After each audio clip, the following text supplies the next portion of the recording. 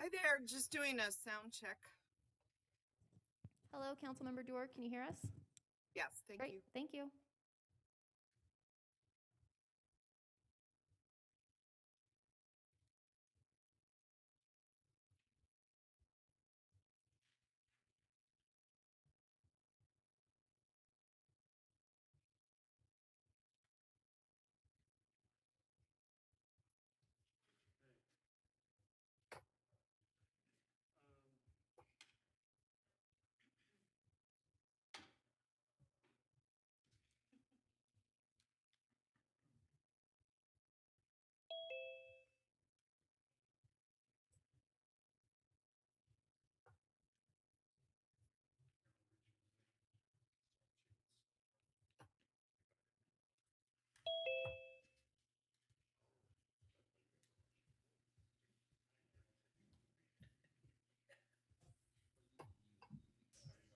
Hi, good morning. Good morning, Mayor Sheevy, doing a sound check. Can you hear us? I can. Great, thank you. Sounds like you can hear me. We can. Good morning, Devin. Good morning, Bonnie. Good morning. Hi, Naomi. Good morning, Oscar. Good morning. Do we need a minute for Naomi? We do need just a moment, if you would. And Councilmember Weber, can you do a sound check?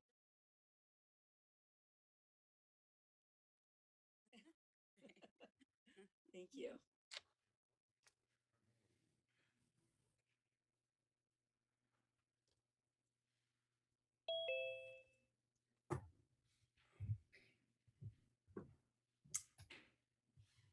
Loving the red, Devin. Is that red or pink? I like it.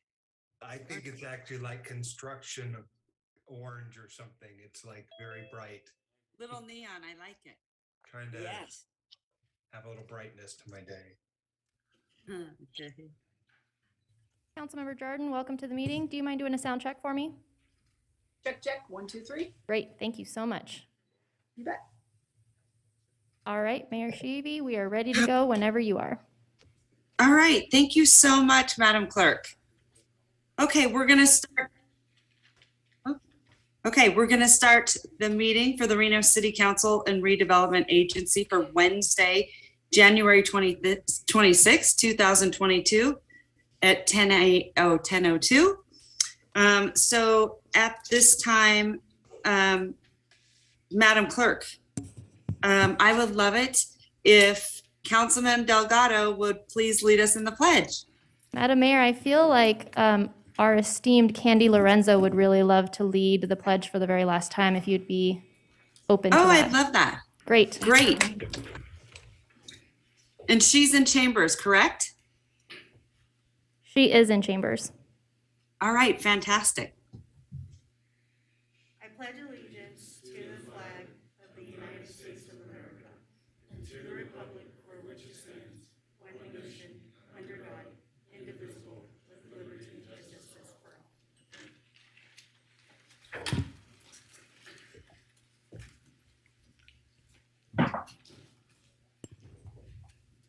All right. All right, Madam Clerk, please call the roll. Thank you. Councilmember Breckus. Present. Dorr. Here. Delgado. Here. Weber. Here. Jordan. Here. Reese. Here. Sheevy. Here. Madam Mayor, you do have a quorum of the Reno City Council. Okay, thank you very much.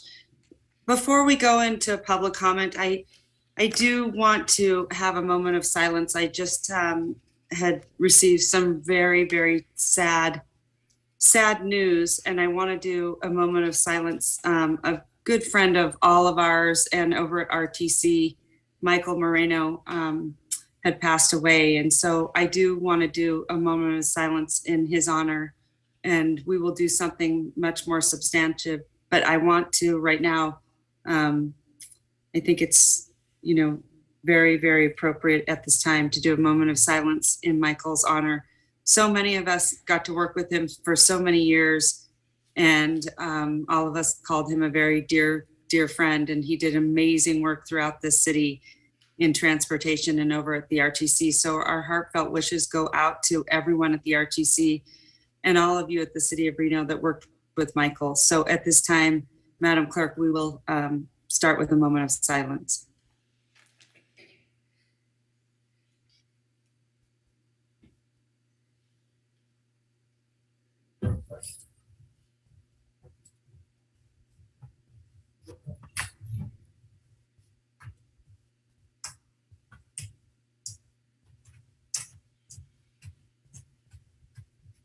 All right, thank you, everyone. Okay, Madam Clerk, I know that we have some special recognition. How would you like this done? Do you want this in public comment or right before? What's best for your agenda? We will go ahead and open with that item today, just because we have quite a few members of the city here present, so we should just go ahead and transition into that. I believe Laura Conklin and Deputy Chief Tommy Robinson are going to come up and make a statement. Am I reading or making a statement? All right. You're reading. I'm reading, okay. All right, good morning, everybody. Long time no see. I have a proclamation here to read on behalf of the mayor. Candy, come please join me. And you know what? Bring your family up too. Just stand over here, if you don't mind. We're here today to recognize Candy Lorenzo, who was a tremendous asset to the city in her time here. Most of us that are here had interactions with her in civil service, and she did a tremendous job holding down the fort, stabilizing civil service as it transitioned between a couple different directors there. And it's bittersweet for us. We're happy that she's moving on and being recognized for her ability to do the job, but we're also very sad that she's leaving us. And with that, I'll read the proclamation.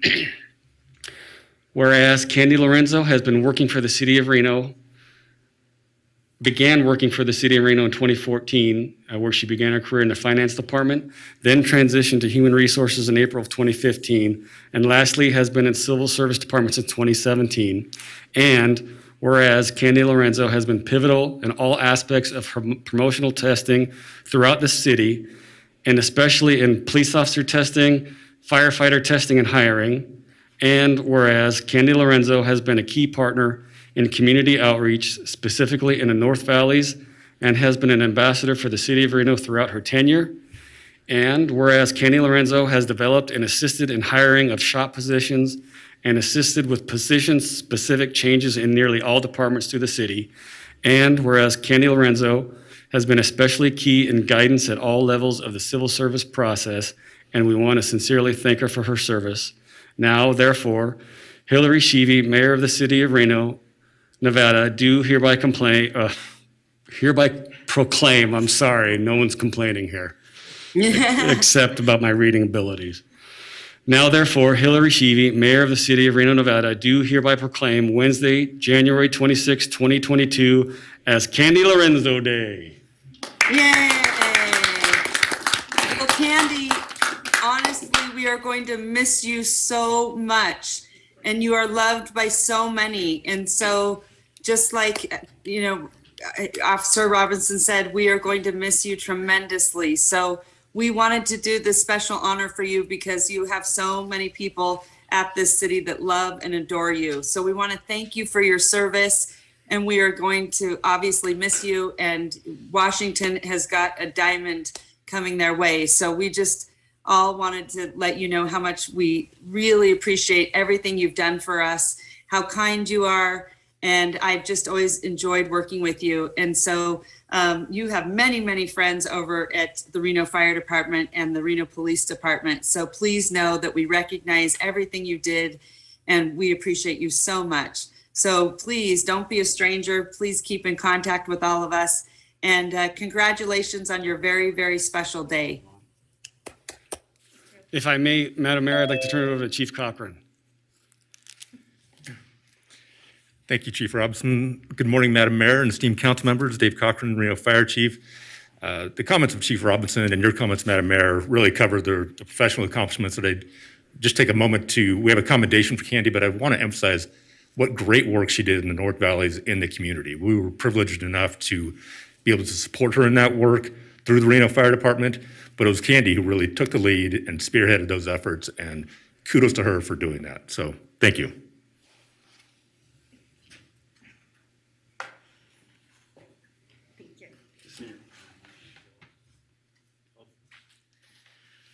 Good morning, Deputy Chief Zach Thu with Reno Police Department. I want to go ahead and reiterate Candy's contributions to the police department in hiring and promotions.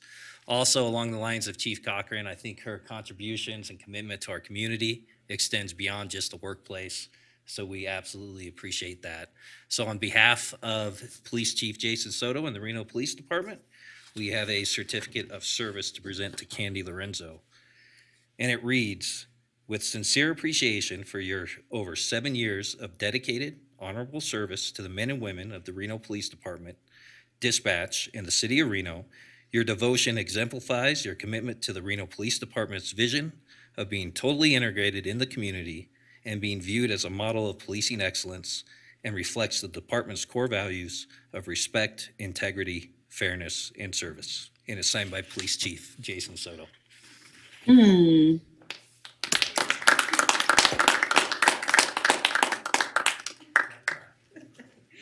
I think it's your turn now, Candy.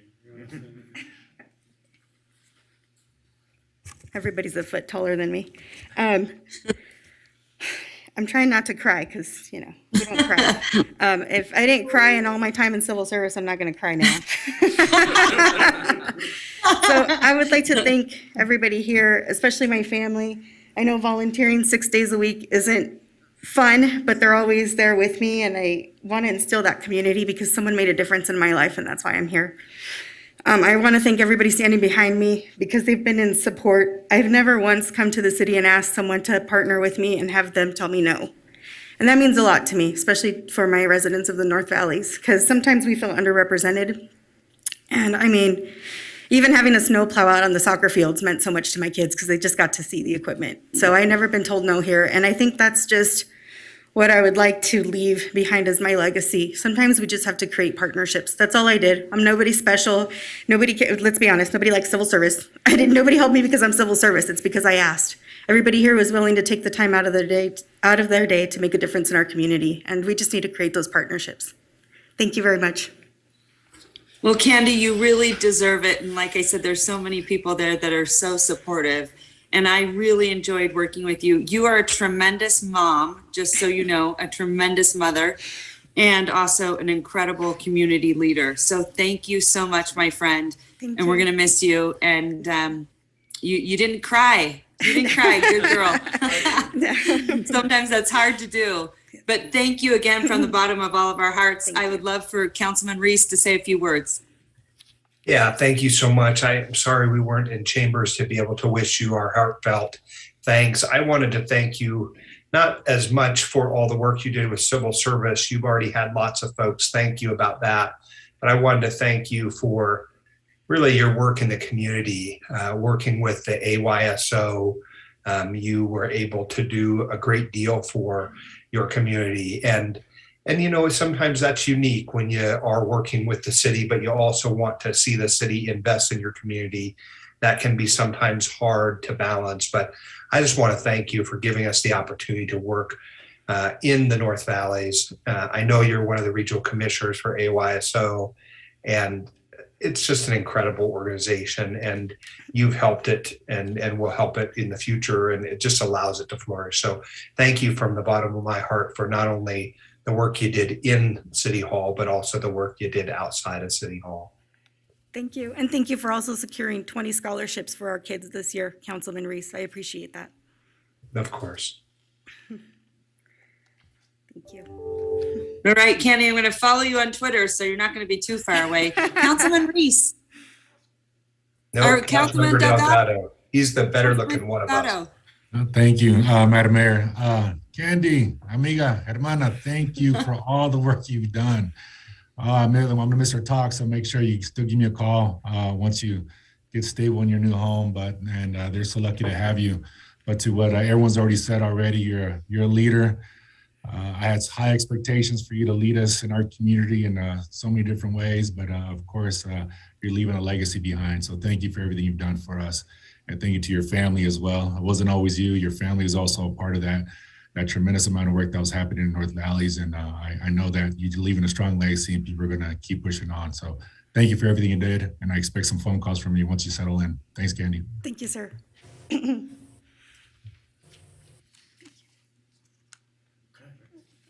All right. And Sergeant Conklin, are you in the room? Yes, ma'am. I know I'm going to embarrass you. I just wanted to know if you wanted to say a few words, because I know, Candy just thinks the world of you and was so grateful to have your support and your leadership. So I just wanted to know if you wanted to say a few words. I'm sorry, I can't see everyone there right now. For some reason. I'll absolutely say a few words. Candy Lorenzo was my phone-a-friend at the civil service, so anytime I needed any questions answered, she would answer my questions, and then over the years, we developed a friendship, and I can honestly say that Candy is one of my friends, and she'll be a lifelong friend to me. She'll be definitely missed. She's going to be an addition to her new job and her new city, and we're missing out on all of the important work that she does here, but I'm sure she's trained whomever is going to be her replacement, and I'll miss her. But yes, she did a great job. Oh, love that. All right, you guys. Well, thank you so much, Candy. And like I said, I'm going to be following you on Twitter, so you're not going to be too far away. And if you ever need anything, please reach out. And I think, what city is it that you're going to? I know it's in Washington. She can't hear you. To the city of Issaquah. Okay. Well, they're very, very lucky to have you. So thank you, my friend, Thank you. and enjoy your special day. Thank you very much. Doesn't it mean she has to buy lunch? Okay. All right, Madam Clerk, I'm going to send it back to you. Thank you, Madam Mayor. At this point, we're going to transition into our first item of the day, which is public comment.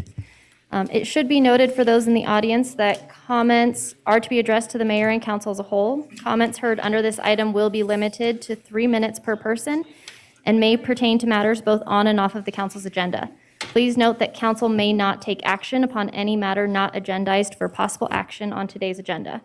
When you're called on for public comment, please state your name for the record and begin speaking. The timer will begin when you say your name, and you will be afforded 3 minutes. Lastly, while in this room, please be respectful.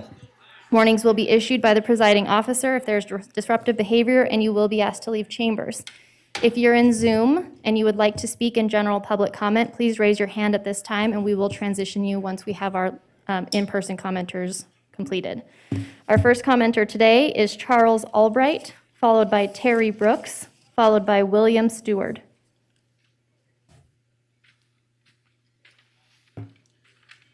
Hello out there in Webland. So I'm Charles Albright. I'm here to speak to you about a couple things. First off, thank you very much for everything you've done about the homeless issue along the river and removing them from the river and cleaning up the river. And the river community greatly appreciates that. It was a pleasure to work with you folks to get that achieved. I also want to thank Grant Denton and Mr. Cashel for what they've done, and your relationship with them is really appreciated. You've done phenomenal work, both of them have. And that's about it for that. So next thing up is toilets. I highly support the opportunity to have toilets along the river. As a kayaker gets in and out of the river all the time, I see remains, shall we say, of people not using toilets. And I'd like to see that become something in the past. So, and then now on to what I'm here about, Ambrose Dam. So as you all know, it exists in the west part of town. It's actually in a Washoe County park. Sir, would you please cover your face with a mask? We got staff in chambers. I'm sorry. Thank you. Sure, glad to. I just wanted to make sure my voice wasn't muffled. And also I didn't hear the area. Ambrose Dam is on the west side of Reno. Okay. In Thank Washoe you. County's park, Ambrose Park. It's a dilapidated dam that has been abandoned in the river for over 100 years. And your Truckee River project or plan back in 2001 said, "Gee, we should get rid of this dam." And here it is 21 years later, and it's still in our river. So I'm working with a number of agencies and paddling groups and environmental groups to try and get it removed at least get the project started again this year. There's kind of a little bit of a quandary here because City of Reno has control of the Truckee waters and shoreline through the town of Reno. And it's granted to you by state lands, who actually owns it, but deeds it to you. This is in Washoe County. So I'm not sure how this works, but all I'm here to do is plead for you folks to put me on the agenda in the future to consider having the city support the effort to remove the dam in the future. Army Corps of Engineers says, yes, we'd like to see it go. And they would file a 401 permit for us to do so. We need to gather up money. Possible opportunity for that would be your American Rescue plan that's coming before you today, and have that happen. Partners include Tumor and Truckee River Fund, One Truckee River, Carson Truckee Water Conservancy District, the Army Corps. Like I said, there's lots of public support for this. And like I said, you have the American Rescue Plan for opportunities to get money. So I hope that you'll take consideration. And I spoke with the county yesterday, and they will hopefully put it on a future agenda as well to do something about the park and the dam that involves there. It's a hazard. Chief Cochran was just here, and he's one of the people that has to go respond to people that are in trouble out there. It's an ugly dam that should have been gone a long time ago. Thank you very much for your time. 2 seconds to spare. Goodbye. All right, Charles, thank you so much. And for those of you that don't know Charles, he is probably our biggest river advocate. So thank you for all the work you do, Charles. You're amazing. Thank you for coming. Thank you. Nice to meet you all in person. Take care. Harry Brooks, followed by William Stewart.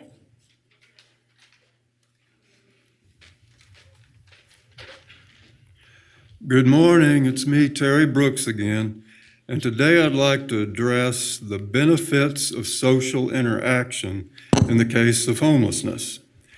When people are living in their home a life of satisfaction, they not only communicate with others there, they get a lot of reaction. They learn from talking and listening to others. It's quite a chain reaction. Everyone involved benefits from such social interaction. You spend a lot of time with family, you spend a lot of time with friends, and in doing so, the chain reaction never ends. When you interact with neighbors, that is also good. Everyone involved gets to know their neighborhood. And when you have a television at home and watch a lot of news, then you learn a lot about different points of views.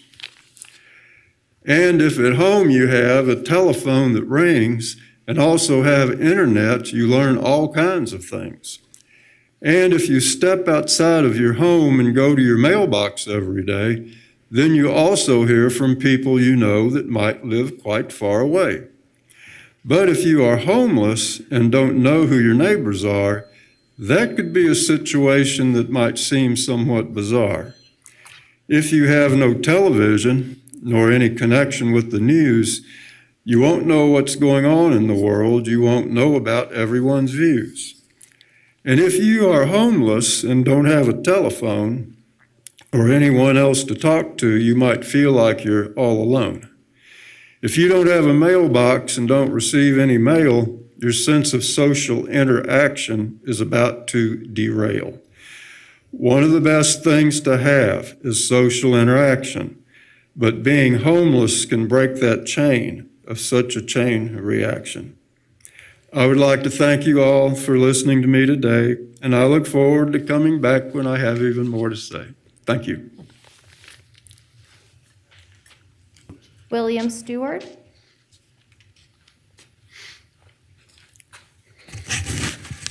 Good morning, for the record. William T. Stewart, Madam Manager, elected officials. Just a couple of points I wanted to make. Last time I was here, I brought in some Firewise brochures, but those, I don't think I had enough. So we'll put those on the overhead. So as the city continues to encroach into the forest as well as the wildland urban interface, I just wanted to make sure that going forward, we have a plan, because as Ben Franklin said, no one plans to fail, we only fail to plan. I don't know how well that's gonna look in there. Anyway, I'm gonna leave these with the clerk.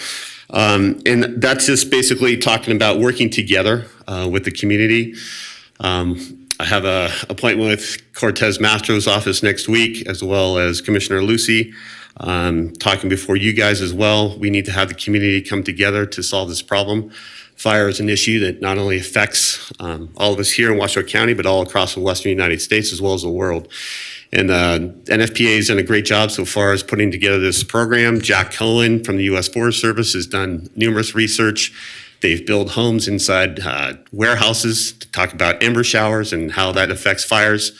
That's something that I think we've seen firsthand, whether it's a Collin fire, Verdi fires of Peavine, all the different fires we've had throughout the area. So how do we address that? We get out and be proactive. We are able to hopefully put people on the streets, working with the city, hiring defensible space contractors, working with people with the Forest Service, with NV Energy. They've already established a huge program so far as doing a lot of fuels mitigation underneath their power lines. A lot of the fire departments already have those in place. And those are things that we need to do to be proactive, because the winds will come. As you saw last week, we had a huge windstorm come through here. And if we didn't have a bunch of snow on the ground, there could have been another big fire like they just had in Colorado.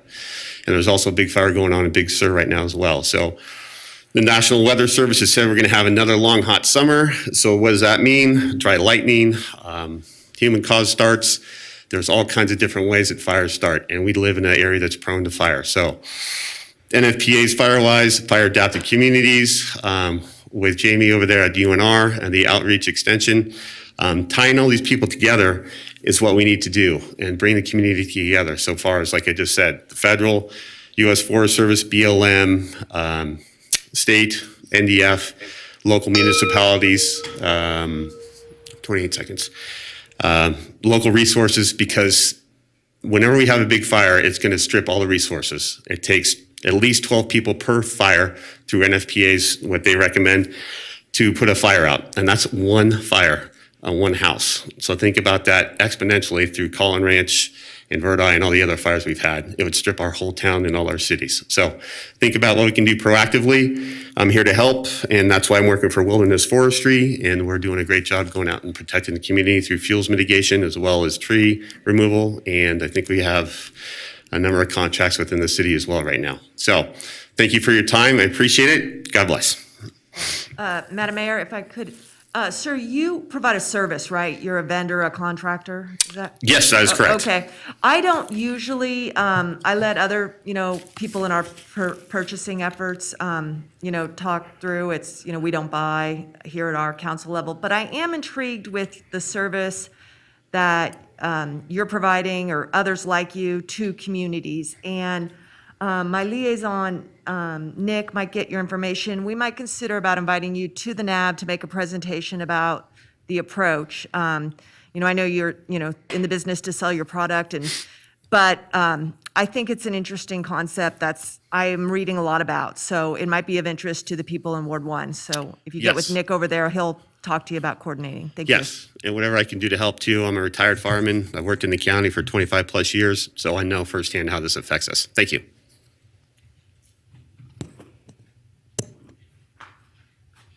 All right, we have no live public comment in chambers. We're going to transition into our Zoom public comment today. Our first public commenter is Murray Kane.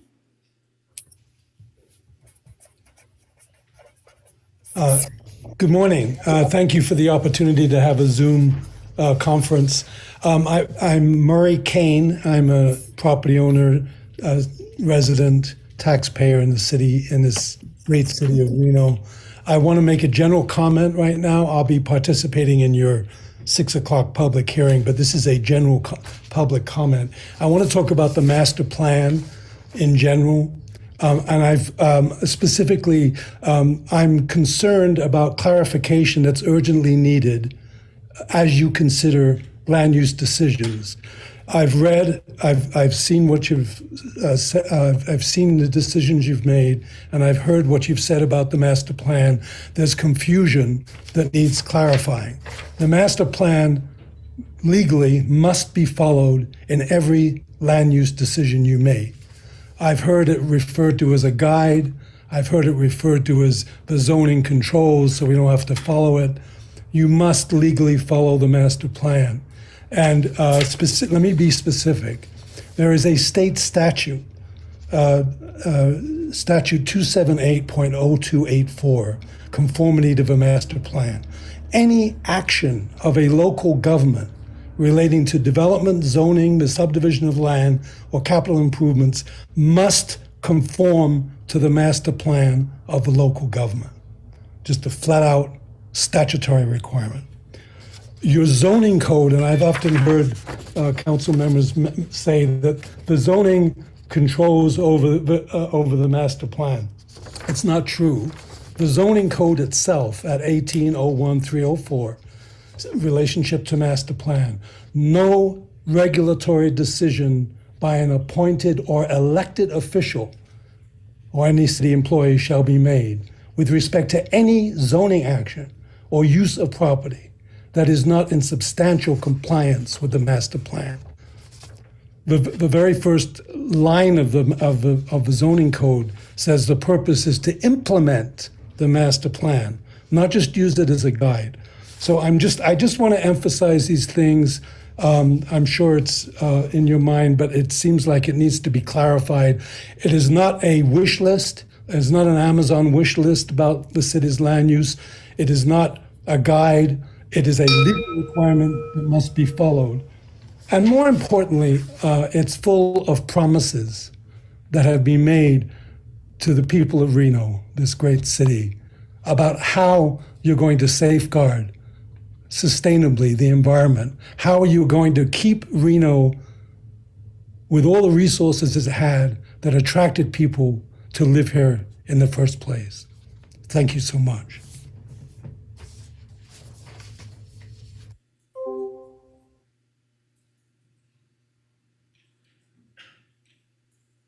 Our next public commenter is Yale Spina.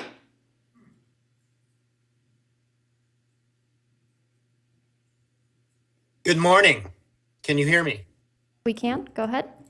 Wonderful. Thank you, Madam Mayor and members of the council. My name is Yale Spina. I'm the board chair for the Sky Tavern Board of Directors. I'm here to talk about two things today. The first thing is I'm requesting your support for something that just has come up. As you well know, David Wise qualified for the Olympics and is on his way. And Sky Tavern is organizing a Wise Watch event to be announced on February 18th. Well, the location to be announced shortly.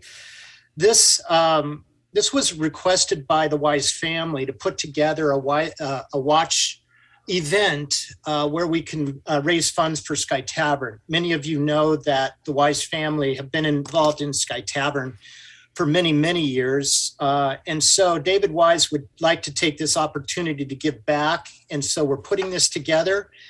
So watch for the details coming out for February 18th for a watch event so we can watch him in the Olympics. And there'll be a small fee at the door that all goes to Sky Tavern.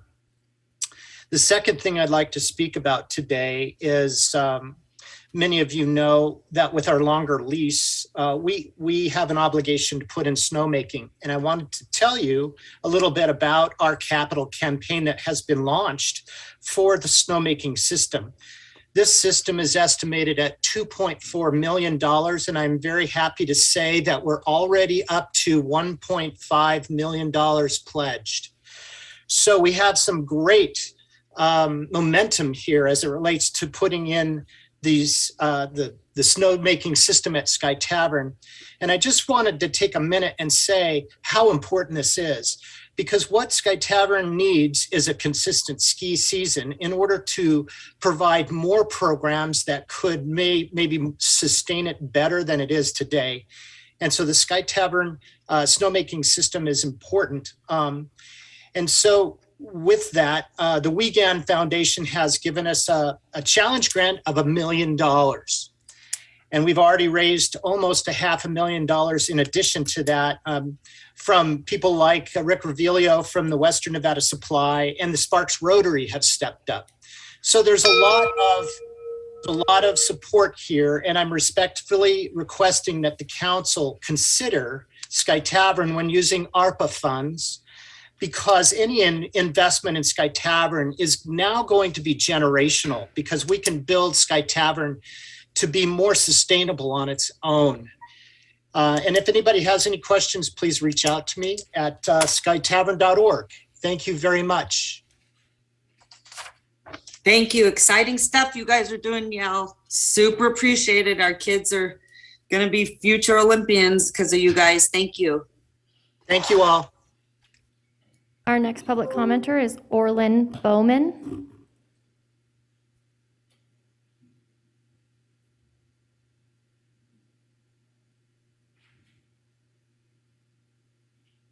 Orlin, if you'd like to unmute.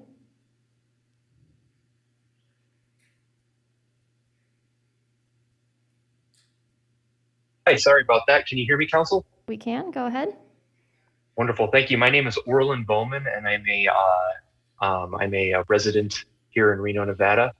I am just, I'll keep it pretty brief. I'm just here concerned about the Rancho 4 development just some of the environmental impacts considerations therein. Specifically, the cuts and the grading to the slopes there. I'm a trail runner and a mountain biker, and I'm very concerned about that area, as well as some of the emergency fire access and the roadways therein, so I'm just concerned and expressing my opposition to the Rancho 4 project. Thank you. Thank you.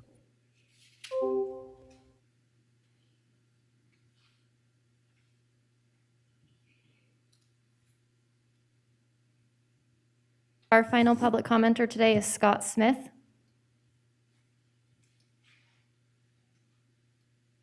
Hello, good morning. Thank you guys first and foremost for what you do. I appreciate your public service, and I just want you to know that we are grateful for those of you willing to take time and do what you do to serve our community. As Orlin was raising concerns over Rancho 4, I am as well.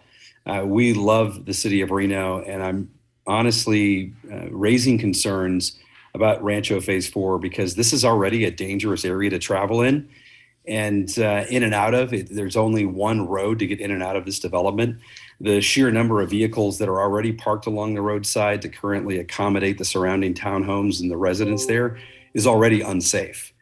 As he mentioned, the concern over emergency vehicles and the access to the residents living there is already a concern. The roadways are severely congested with one-lane traffic along streets in many of the areas, some of which are along blind curves that are coupled with a high volume of traffic. It's a dangerous combination, and the disregard for an adequate infrastructure for existing townhomes is only going to be further complicated by adding additional homes, homeowners, and vendors, not to mention the addition of construction crews and heavy equipment to an area. It's just proving to be an extremely ill-advised plan in its current infrastructure. And as a homeowner, the thought of further complicating an already complicated situation due to inadequate infrastructure that already struggles to support existing residents is a genuine concern. And the thought of adding additional homes, construction for months on end, the increased traffic that'll come as a result of this proposed community makes this a really bad idea, at least at this juncture. The Planning Commission, I believe, has to be careful not to overdevelop Reno. The infrastructure has not kept up with growth in this area of the city. The addition of all the new housing around the university, as well as growth along Virginia Street in this area in particular, is a real concern. And this is certainly, I don't believe, the time to be adding to the problem, not to mention, as Orland touched on, the concerns over digging into a hillside that we have seen proven to be to not be able to withstand the amount of construction that's being suggested. The retaining walls that have been used in developments like this in the past have already proven to fail, and to add more problems to an already struggling area in regards to infrastructure, I think is an ill-advised idea.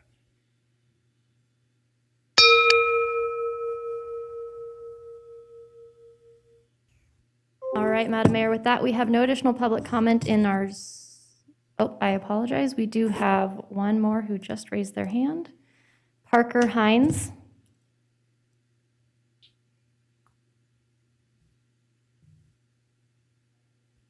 Yeah, hello. My name is Parker Hines. I live in one of the developments off Vista Rafael. So just wanted to echo every community feedback and petition against this Rancho San Rafael Phase 4 project. Like others have said, I'm really concerned about the environmental impact that this development would have on the plant, the tree, the animal life in our area. And then I do find that this is in direct contrast with the Reno Master Plan Section 7, aiming to protect our outdoor recreational opportunities. Just offer a personal anecdote. I use this trail every day. I use the trailhead there for those of you that haven't been able to join us. But yeah, every single day I'm there. So I would love to see it preserved. I've run into friends, neighbors, hikers, mountain bikers, kids sledding, because as others have said, it's a really steep hill. So there's a lot to be fun out there. A lot of fun to be had out there. I would love to see it stay the way it is. Thanks. All right, thank you. All right, Madam Mayor, And we'll then- transition into voicemails, in which we have several. Okay, and just Madam Clerk, just for note, before we leave public comment, please stop me because there will be a final public comment. So Okay. thank you. Thank you.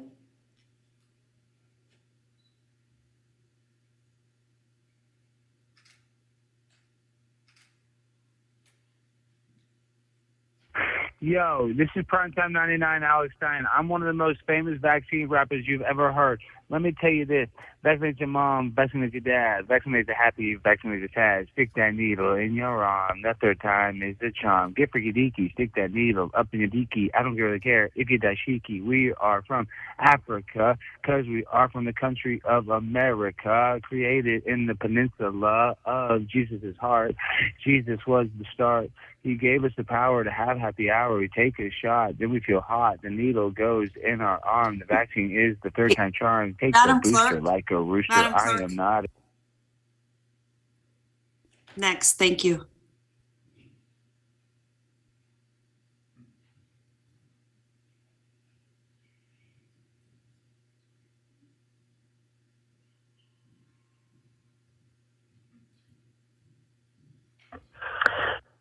Yes, my name is Lorna Moffett, and I'd like to make the City Council aware of the role our wild horses and burros can play in reducing the mega fires throughout our nation's forested areas, so that the city might support the natural wildlife abatement plan proposed by Captain Bill Simpson.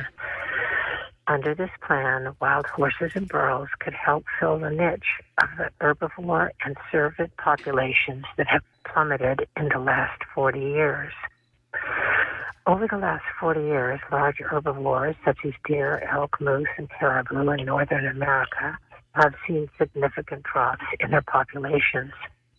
For instance, in California, the deer population has steeply declined from over 2 million deer to just about 350,000 as of 2016, according to deerfriendly.com.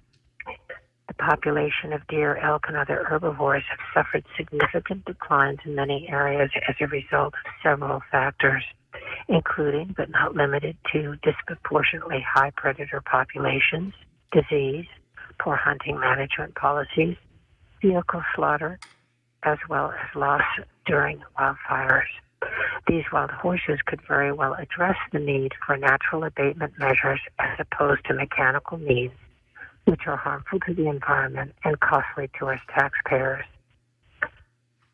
50,000 wild horses and burros are now in BLM's holding areas at taxpayers' cost of $70 million a year, which instead could be utilized to address a natural means of fire fuel abatement at no cost to taxpayers.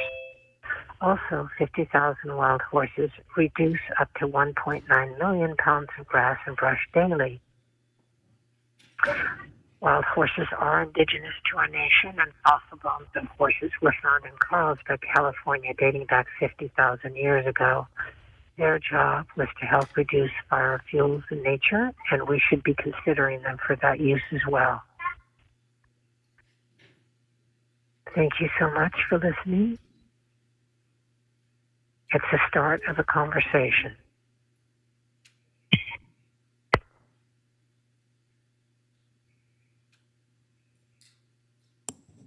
All right, Madam Mayor, with that, we have no additional public comment. Okay, thank you so much. At this time, I was going to hand it actually over to Councilman Delgado. He wanted to say something about our dear friend Michael Moreno, and I accidentally just sort of jumped in over him, and I really apologize. So, Councilman Delgado, please. Oh, no The floor worries, is Madam yours. Mayor. Thank you, and I know we're going to do something and respecting his family a little later, but I know this is just most recent news. Many, I think, know Mr. Moreno for his most recent work at the RTC, but I think many also know him for his tremendous amount of work that he did in the community. And some people don't really know the amount of work that he's done. Mr. Moreno was actually a pioneer for the Latino community for many, many, many years. He actually helped establish the Hawk Clinic, which then merged with St. Mary's to now create CHA.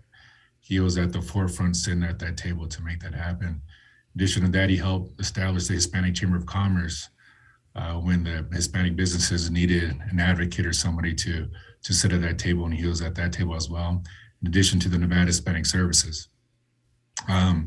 He wasn't just a face at RTC and commentating about the most recent widening of streets and so forth. He's been at the table on several occasions for our community. And but most importantly, I know what meant to him the most was spending time with his family and his grandkids.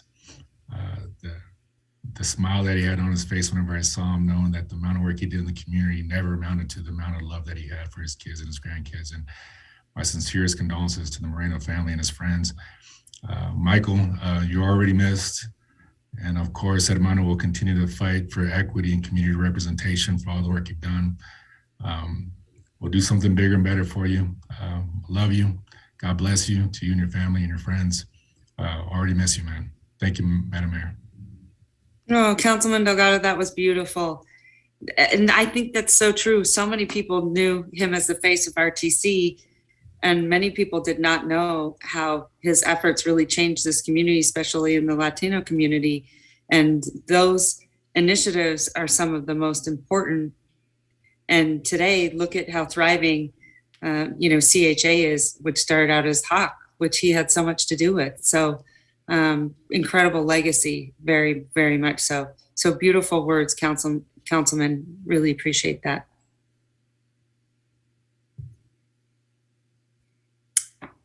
Okay. Gosh, it's always so hard to transition. Your mind is in a different place, because it's just so hard to understand how fast life is and how much we take for granted every single day. So that's why it's so important to, spread message of kindness and compassion for others and empathy. I think we all get so lost in that. If there's any one thing the pandemic has taught us is how important our family and friends are. And, we've been in divide for far too long.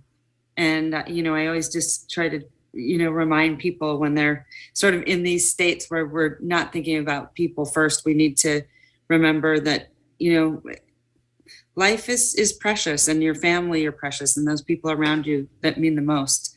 So those words were beautiful, Councilman. Thank you. Really appreciate it. Okay, moving along. Madam Clerk, let's move into approval of the agenda. Might I get a motion? So moved. I have a motion. I have a second. All those in favor say aye. Aye. Aye. All those opposed, motion carries. All right, Madam Clerk, we're moving into item B, consent agenda. Do we have any public comment on this item, Madam Clerk? Madam Mayor, we did receive one public comment in relation to item B16, which has been distributed to the council in favor. We have no live public comment. However, if you are in our Zoom waiting room, if you would like to speak on a consent-specific agenda item, please raise your hand at this time.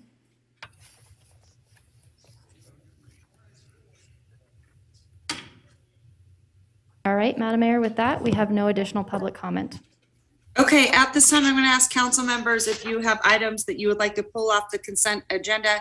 At this time, I'm going to go to Vice Mayor Jordan. Oh, she might be frozen. Nothing, thank you. Okay. Okay, Councilman at Large Devin Reese. Nothing, Madam Mayor. All right, thank you. Councilman Delgado. Nothing, thank you. Okay, Councilwoman Weber. Ward 4. Nothing, thank you. All right, Councilwoman Dewar. Ward 2. B2, B4, and B5. And primarily, I will always want to pull these items that are bigger than $1 million, just so people know what we're spending our money on. So Okay, wait, sorry, Councilwoman Dewar, could you repeat those? B2, Okay, B4, okay, and B5. okay. All right, thank you very much. Ms. Breckus. Thank you, Madam Mayor. I was also going to pull item B2 and B4, but in addition, I'd like to pull item B14. Okay. All right, that being said, may I get a motion to approve all items on the consent agenda besides B2, B4, B5, and B14? So So moved. moved. Second. All right, Second. I have a motion and a second. All those in favor say aye. Aye. All those opposed? Motion carries unanimously. Okay, moving along. This will go to Councilwoman Dewar. Let's start with item B2. You have 3 minutes. Yeah, if we could just get Mr. Flansburgh or someone from the staff to just say what this is, B2, on the effluent reuse pump station. All right, at Great. this time, we're going to transition over Trina Magoon and Matt Smith. Hello, Madam Mayor and City Council. I have a quick presentation, if I could share my Perfect. screen here. You, go ahead.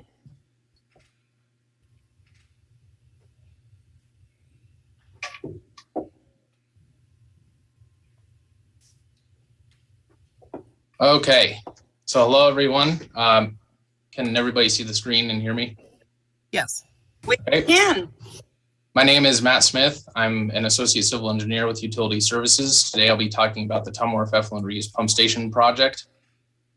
So this project will be taking place at Tumor. On the right, you can see a brief overview of the major items of construction, which is a new pump station building, a new electrical equipment room inside the new building, and a new hydraulic surge tank.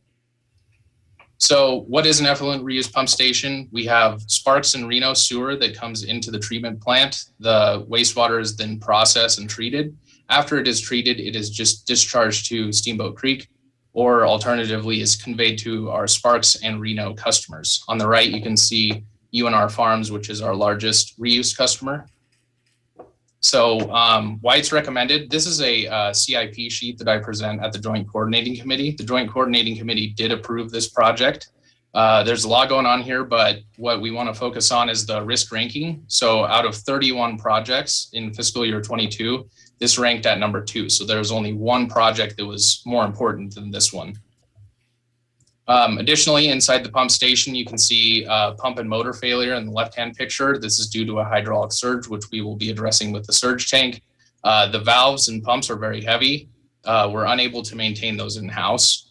On the right, you can see the electrical improvements. The obsolescence of electrical equipment at the plant is a project in its own. Having our maintenance folks be able to work on this equipment with adequate clearance that's up to code is important, and obviously water intrusion is not very good with electrical components. The improvements include the addition of a surge tank, which will increase the reliability of the facility. The electrical equipment improvements will improve the operation, and the new building will increase the safety and allow maintenance accessibility.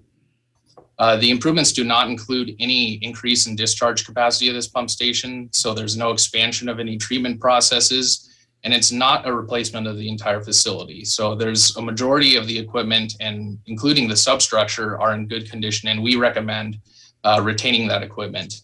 So because of those reasons, this is going to be a user fee funded project. Our recommendation is to approve the construction contract with KG Walters, as well as the construction management agreement with Jacobs Engineering. And if there's any additional questions, be happy to answer those. Okay, Matt? thank you. Great Oh, job. thank you. Go ahead. That's what I would. Councilwoman Dorr. Thank you. I just wanted to compliment you, Matt. That was an amazing presentation. You simplified it, an extremely complex process in just a few slides. And I really appreciate it. And I have a much better understanding, and I'm sure other people do too. This is our critical facility that we are responsible at the City of Reno for building, maintaining. And my understanding is Sparks staff operates it. And it's a good joint project. So I really appreciate you being here today. And just to clarify, user fees are those monthly or quarterly fees that are paid to access the sewage treatment plant by each resident, each homeowner, each apartment dweller, correct? Yes, that is correct. Not connection fees. Okay, well, thank you. I really appreciate it, and I'm ready to move forward, but it sounded like Councilwoman Breckus may have some questions. Okay. Councilwoman Breckus. Thank you, Madam Mayor. So question number one is, I guess there's a new master plan for all of Tumworth. Yes. And is this a part of that? We haven't had a presentation on that new master plan yet, right? So this project was identified as already being on the CIP prior to the facility planning. So this was not included within that document. There were some rehabilitation projects that were identified that were pushed further out, but since this one was an immediate need, it was not identified within that document. Okay, and I saw our CIP, page 45 of our CIP has the Tumworth improvements and about a $13 million budget for this year. How much have we spent on that, and how many on that list on page 45 of the CIP have we knocked out already? For this year's CIP, I believe we had reallocated from 14 million down to 10 million. And I could follow back up with how much we have spent, but we have not certainly gotten close to that. The budget does support this item. I think that if I recall, because I just did this exercise, we would be at about 66% encumbered with the addition of this project. Okay. So 66 out of 10 million, about 6.5 Okay. after this project. Yeah, I did ask that at my briefing on Monday, and, because when I see these items come through, I immediately look at the CIP, and when it's got just a big line item of 10 projects, I want to know where we're at, in terms of our planning efforts. And then the last question is about user fees. Isn't this pump integrated and necessary for the Tri-GID pipeline? So the Tri-GID pipeline is a separate project. This pump station is not associated with that. It's a new pump station that's being built to send treated effluent again out to Tri-GID, but they're not connected in any way. They just pull the same water out of the treatment process. Oh, okay. So because the Tri-GID pump station, I understood, was to accommodate new growth. And so if there's a pump system being built for that, I would think it would come out of connection fees. But this is just to rehabilitate it for existing service levels, correct? Correct. The Okay. existing pump station, yeah. Okay, thank you very much. Well, Madam Mayor, I would make a motion to approve this if there's no other questions. All right. I have a motion. Second. Do I have a second? I have a second. All those in favor say aye. Aye. All those opposed? Motion carries unanimously. Okay, handing it right back to you, Councilwoman Dewar. Yeah, item B4 is a follow-up on some items that we've talked about that are very complicated. It is well over the $1 million kind of that I look at, but I think it's worth it getting it on the record from our public works staff. This complicated, if they can, issue about this groundwater replacement and why we need to lease this. And this is an issue too for Tumwa. So I see we maybe have John Flansburgh. If you could just give a very short summary of why we need to do this, the groundwater surface water issue, it would be helpful. Absolutely. I'll go ahead and share my screen.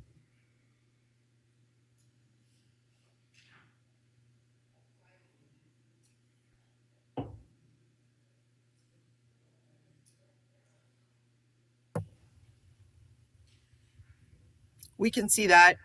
Okay. Very good. So moving forward, beginning with the end in mind, and actually this is a good segue from Matt's presentation on the reuse pump station. There's basically two things we can do at Tom Wharf right now. We can treat the effluent and release it back to the Truckee River, which we do primarily, that's the majority of everything we do. The second thing we can do is we treat and we can divert the effluent for irrigation purposes. And that's UNR Farms, Rosewood Lake Golf Course in the past, Miraloma Park. The thing that we don't have at Tum Wharf is we don't have a storage, we don't have a reservoir.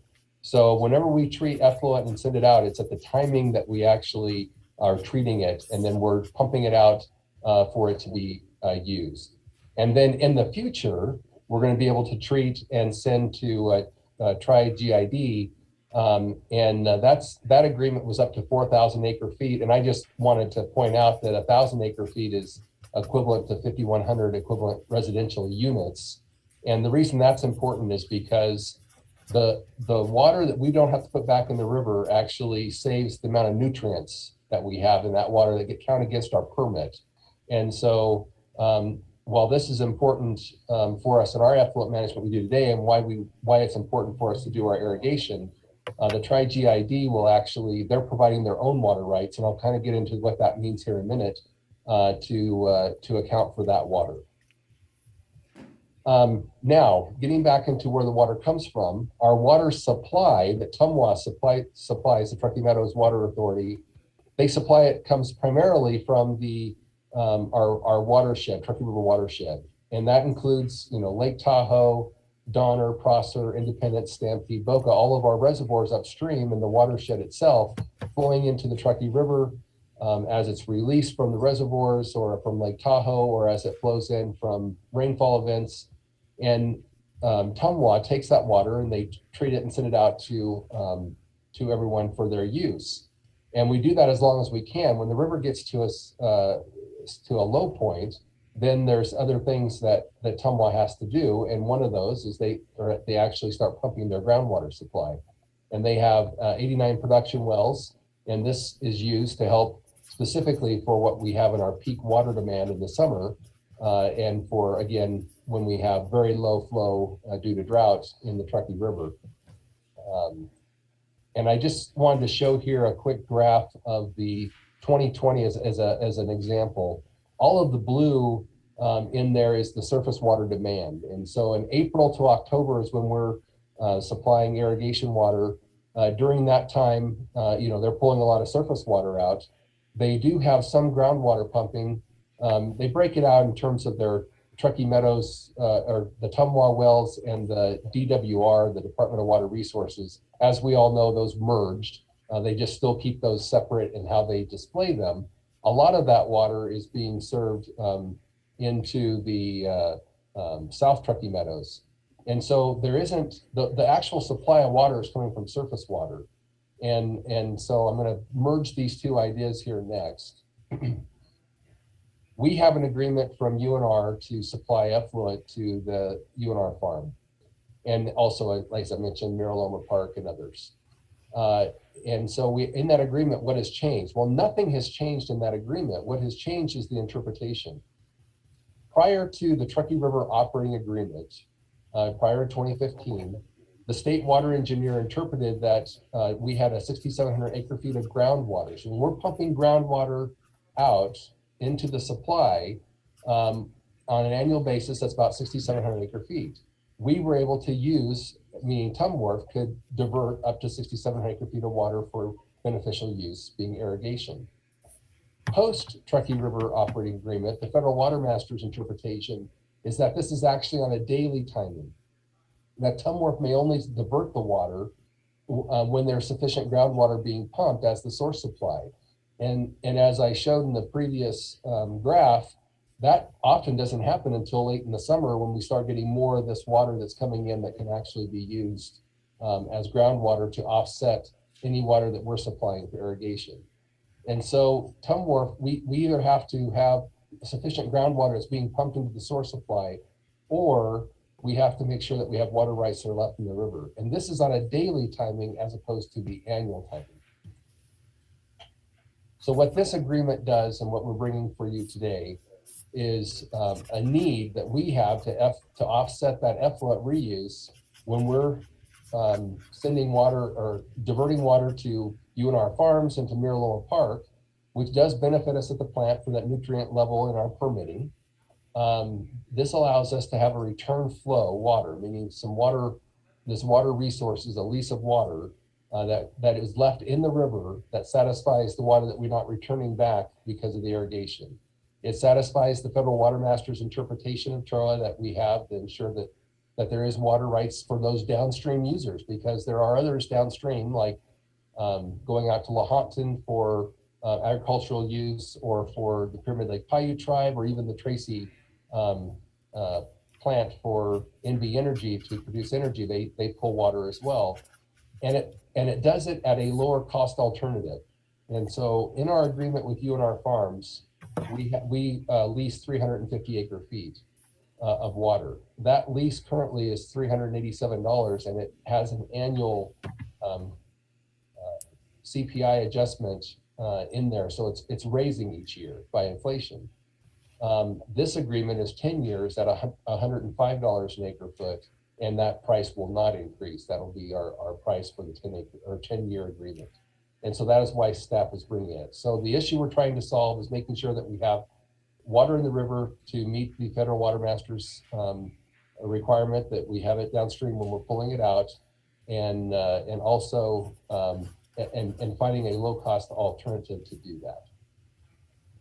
Okay, that was excellent, John. I don't know if you're finished, but I think you have summarized a really complicated thing. And I see here your key points about the 3,000 acre feet and the 10 years is mentioned in the agenda. And I think it's a good move. I mean, we are kind of boxed in by this new interpretation from the federal water master that we have to basically, every time we aren't pumping, probably a different way to say it, we are diverting surface water, or they want to know are replacing that water in the river so the river's kept whole. If I said that right, or maybe you could say it better. Yeah. So what happens here with this agreement, what it does is it allows Truckee Meadows Water Authority to use up to 3,000 acre feet from the Fish Springs water supply that they would not be pumping from the river up to North Valleys, but allows that water to stay in the river and use the water from Fish Springs in their banking agreement to offset the water that they would be pumping. And so this is how we were able to leave the water, and we lease it, and that lease is at this lower rate, which makes it a better, more cost-effective alternative for us. Right. Does it fully, one last question, does it fully replace the UNR Pioneer Ditch water or just supplement it?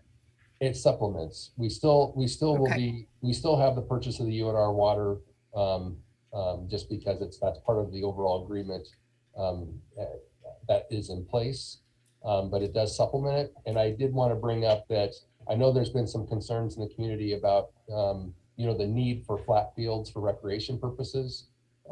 This would allow us to have enough water to also cover additional irrigation if we were to add some flat fields, say on the Mill Street property that was purchased by the Flood Authority. Okay, excellent. Okay, I'm comfortable with it, very comfortable, but it sounds like there may be other questions. All right. Any other council members? Yes, Madam Mayor, that would Go be. ahead, Councilman Breckus. Thank you, Madam Mayor. I want to thank Ms. Stewart for pulling it and summarizing it as a very complex issue, and it really, really is. And it took me a long time to get my head around it, to develop an understanding of it. I want to thank Mr. Flansburgh for that and others. It'll be coming to Tumwa, and we'll look at it from our Tumwa hat. I think it's good to have discussion, so there's some record of why this was and is done from a public policy perspective. Sometimes these agreements can just, live, but they don't live with any narrative that, and on water, sometimes they need to live with a narrative beyond a staff report. I am comfortable with it also. I think the UNR Farms agreement is kind of a sideshow, frankly. It works, it's 50 years. I've had questions about that agreement because the University Farms has changed so much in character with the Southeast Connector and the new 1 million square foot industrial building on that area. But, bringing this up real high level is we have a pretty simple system. Just one stem river, heading down to a tribe where, the water quality standards have been set, it's been adjudicated, and that's a good thing for a region facing the uncertain future. But I think this agreement complicates the system. And when you start to complicate your system, that's when problems arise, particularly when you go into accounting that may or may not be wet water, it's on paper. And I'll just leave it at that. I've been assured this is wet water. Secondly, this interpretation by the federal master, I think, is one that needs probing. And I think it's very appropriate for Tumwa to ask him to come down and explain his interpretation. Many years ago when I got on, someone who's worked in water in Washoe County for years told me to invite the Bureau of Rec people to come down and talk about what they're doing in terms of modeling climate change. And they did, and it was quite newsworthy. And I am going to ask the same for the federal master to let us hear from him directly, because I haven't even seen any materials about his interpretation. And, understand if this is an interpretation that's coming out of stress and the climatic changes that we're experiencing. That's really newsworthy. The third thing is I'm not entirely sure that this agreement doesn't show stress on the system. And it opens up the big importation project that's been sitting there. Those decisions were made a long time ago. They were made by Washoe County Utilities. Tumwa had absorbed it. This is the first big go to the Fish Springs importation project. So to a degree, that really shows, an opening up of a new source to how I understand it. And I think that's newsworthy and should not go without notice and understanding and elaboration. This may really be a response to the climate, the changing climate we're experiencing in the water supply, which is a good one for our population size, and we have other resources to go to. But I think, in a way, this interpretation could be a pivotal moment in certainly turning on the Fish Springs too. And it's hard to wrap your head around it, but I wanted to share how I interpret it at this body, and I will support it also. Thank you, Madam Mayor. All right, thank you, Councilwoman Breckus. All right, I'm going to send it to you, Councilwoman Dewar. Yeah, thank you, Madam Mayor. I'd like to make a motion to approve item B4 and thank the staff for working so hard on this. Second. All right, thank you. Nice job, Mr. Flansburgh. I have a motion from Councilwoman Dewar, a second from Councilman Reese. All those in favor say aye. Aye. All those opposed? Motion carries. Okay, sending it right back to you, Councilwoman Dewar. Go ahead. Sorry for all this. It's just, we had some pretty big important stuff. There's a lot of other stuff on the consent agenda I'm really happy about. The raises, for example, but I commend the staff for moving forward those. This particular item is a permanent patch program, and they do it every year. But I think it's important. I mean, making sure our pavement's in good order has been very important to the city for decades. I mean, people have won and lost elections about it. It's been a constant topic of conversation, patching holes, keeping the streets good. And so I'm just glad we're staying on top of it. And I see Carrie Koski. Do you just want to talk for a moment about how many feet or yards or miles, whatever you want to use, this will cover? Sure. Thank you for that. I'm going to turn it over to Katie Harrison. She's our senior civil engineer, and she's got about, I think, 3 or 4 slides, and she'll go ahead and cover those issues. Great. Good morning. As Carrie mentioned, I'm Katie Harrison, senior civil engineer in the Capital Projects Division of Public Works. I just have a couple slides to share. Is everyone able to see my screen? Yes, we can. Great, thank you. So this item is an award of our annual permanent patch program to Sierra Nevada Construction. And so just a brief overview of this program. It is an annual program, and it's managed under our excavation and encroachment permitting program. And it's been used over the past several decades to ensure that we have consistency in workmanship and pricing for asphalt patching within our city streets. So anytime a contractor performs excavation work within our roadways, they have to pay an asphalt fee, and that allows us to contract with a paving contractor on an annual basis to complete the permanent asphalt paving throughout the city as those permits are completed. So you can see on the left-hand side, just kind of a typical patch location that's marked out for paving. And then on the right-hand side of the screen is just a snapshot of kind of our 2021 patch locations. You can see they're all throughout the city. And we put the contract together to address the whole city. This contract is a pass-through contract, meaning that the contractor is paid directly by the asphalt fees that are collected through our permitting program. And again, it allows us to have consistency both in the asphalt material and also the quality of workmanship. So we bid this project. Oh, sorry. Quick question on that last slide. You have a lot of different colors, if you could go back to it. Are those what do those mean? Sure. So we put together patch lists on kind of a couple month basis so that we get a quantity sufficient to the contractor for them to have enough locations to do for the material that they have. So it's about quantity of material needed? Correct. Yes. So Okay, we try thanks. and get a grouping of locations together for them. And so we bid this project in December. We had 2 contractors bid, with Sierra Nevada Construction being our lowest responsive bidder. And so we are recommending award of the contract to Sierra Nevada Construction. Okay. All right. Thank you so much. Great job. We haven't seen a presentation from you before that I recall, Katie. So nice job. Thank you. Thank you so much. And I don't know if there's any other council questions, but I'm ready to make a motion to approve this item. All right, any other questions? Seeing that there are none? Looks like Madam Mayor. Mr. Reese. Looks like Madam Mr. Mayor. Reese. Go ahead, Councilman Reese. Thank you so much. My question is really for Ms. Koski. And you and I and Mr. Flansburgh have talked about this in the past.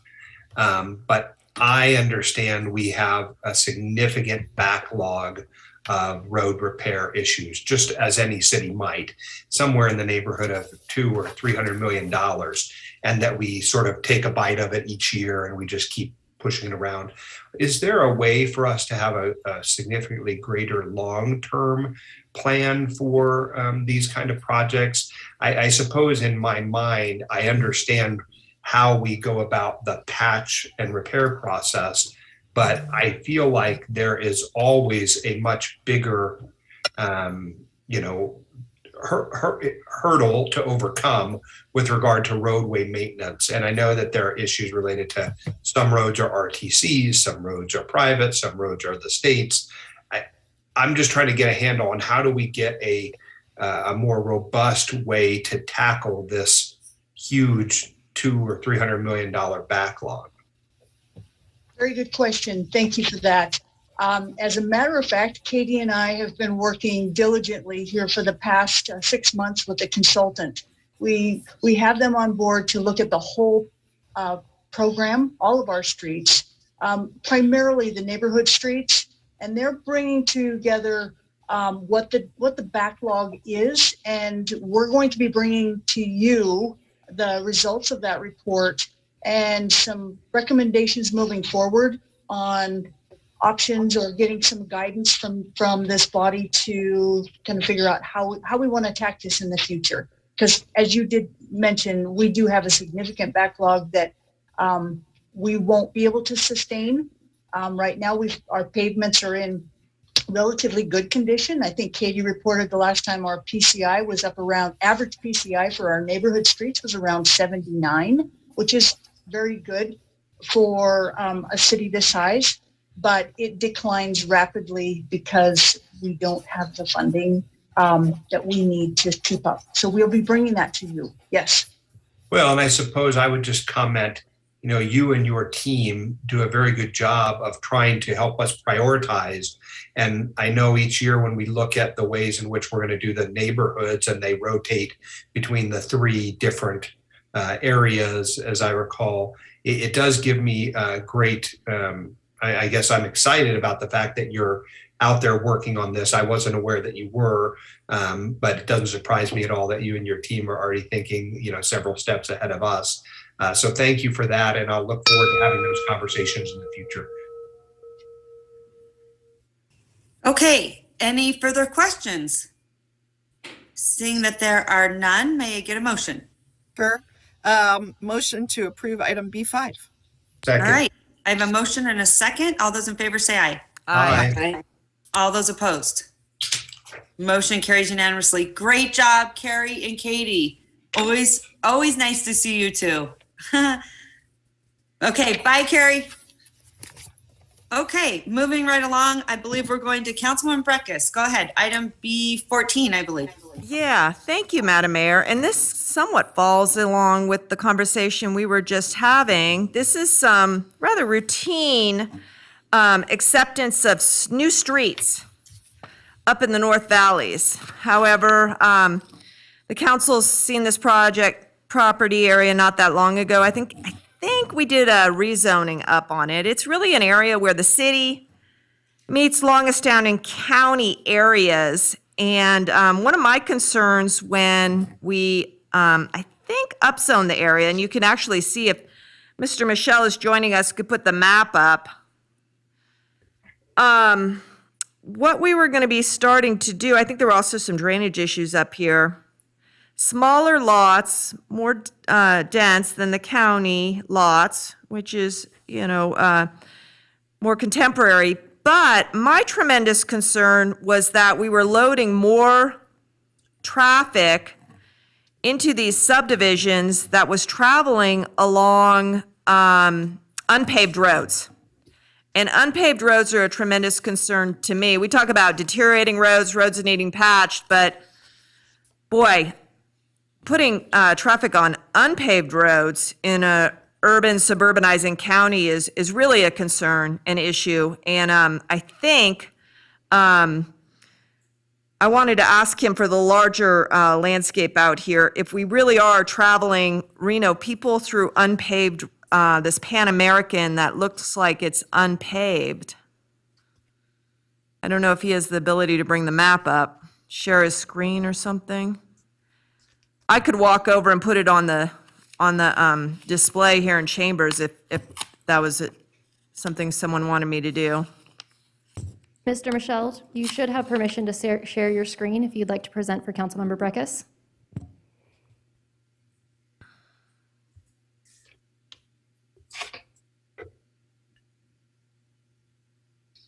And I did ask for this in my briefing, so if it didn't get to you, I apologize. I like to give people a heads up, my questions. And can you see the map? Yeah. Okay. Yeah, this is a map of the larger area. Okay. And what you see here in the blue square is the intersection of Limber and Pan America Way. Okay. And the subdivision we're talking about today, I'm moving my cursor over. Okay, and do we have any dirt in this vicinity? Is Pan America dirt in any locations? Pan America is paved all the way past Budger Way, and from where my cursor is, heading this way, is currently dirt, and this area here is under construction right now. Okay. So Pan America will be continued to be paved heading in that direction.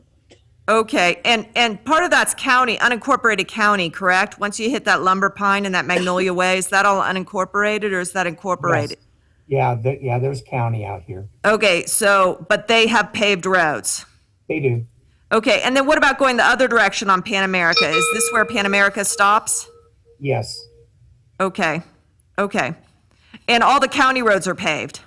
Correct. Okay, great. Thank you. Thank you very much. I was unclear from the other map that I have. I saw a lot of dirt out there. That's great. Thank you. Okay, any further questions from any other council members? I can't see you, so I'm just gonna send it right back to Councilwoman Breckus. Go ahead, give us a motion. Well, it is Miss Weber's ward, but it's fairly routine, so I'll make the motion. Second. I'll second. So I have a motion from Councilwoman Breckus, a second from Councilwoman Weber. All those in favor say aye. Aye. Aye. All those opposed? Motion carries unanimously. Okay, Madam Clerk, sending it to you. I believe we're going into a public hearing. Item C, am I correct? Madam Mayor, we actually don't have any public hearings on this agenda, so we're moving right into department items. Item D1. All right. At this time, Madam Clerk, do you have any public comment for this item? Madam Mayor, we did receive public comment for this item. In addition, I'd just like to say at this time, we don't have anyone here publicly, so if you are in the Zoom and would like to speak on item D1, please raise your hand at this time. It should be noted for the record, Madam Mayor, that we did receive 102 comments, which were directly associated with this agenda item prior to 4 p.m. on January 25th. These comments were written correspondence received on our reno.gov online public comment portal or by email to our office. Copies of these have been distributed to the Reno City Council and are available on the reno.gov meeting portal. 100 of them were in favor of the city filing an appeal, 0 in opposition, and 2 with concerned statements. Give us just a moment to take a look at participants. All right, our first public commenter today is Samuel Limerick. Okay.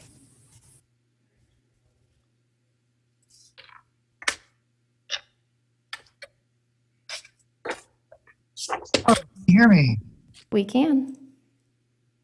I've got some slides to show, and I've been in correspondence with the city with public comment. Yep, Mr. about Limerick, showing you them. should have access to share your screen. If you'd like to go ahead and bring up that presentation, you're more than welcome to do that. Okay.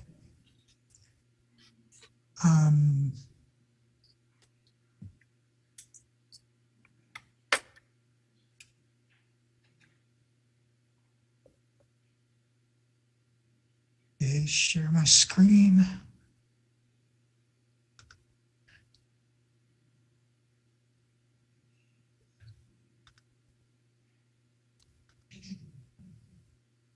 Can you see my screen?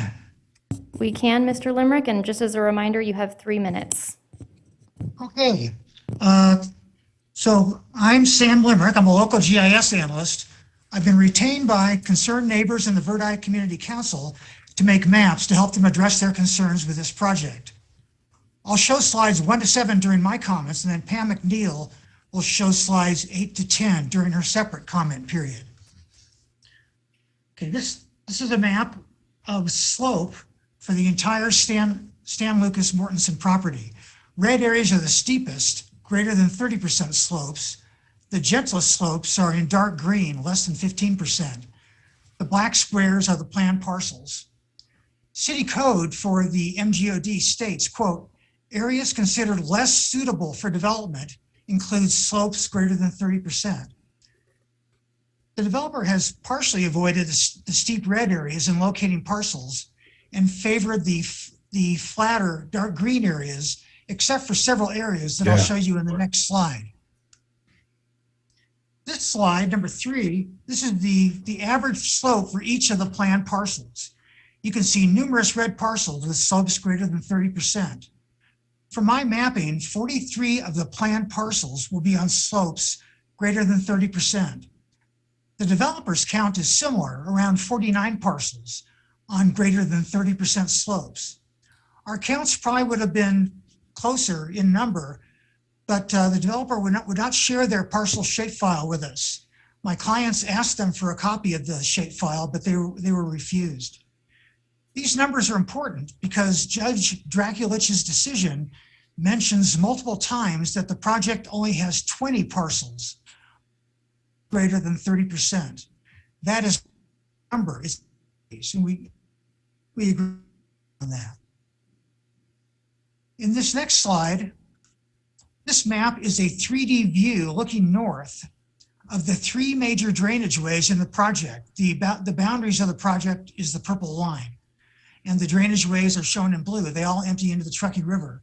You can see how much steeper this area is than in the Sierra Canyon area to the east. In the next slide,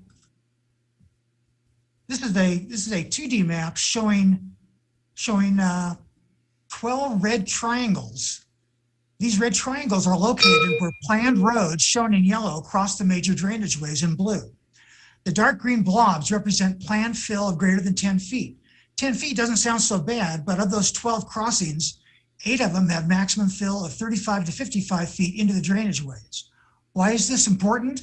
Major drainage ways act as wildlife corridors, and all 3 of these drainage ways are disturbed and blocked by this fill. In the next slide, this is a 3D view of the ridgelines in the project area looking north. The ridgelines shown in red are the ones that the resident group would like to protect, and the black lines are minor ones. The MGOD unfortunately only says that 2 of these ridgelines, this one and this one, can be protected. And the last slide that I have to show you, this map shows where the tops of the ridgelines will be removed to create flat areas for development. The dark red blobs are areas where the ridge tops will be cut by greater than 20 feet. The deepest cut is over here on the west, where 70 feet will be removed. This will look very different after the project is cut. But these are maximum cuts, by the way. And in the previous slide, those were maximum fills. Okay, thank you very much. That's the end of my presentation. All right, thank you. Madam Clerk. All right, our next public commenter is Pam McNeil.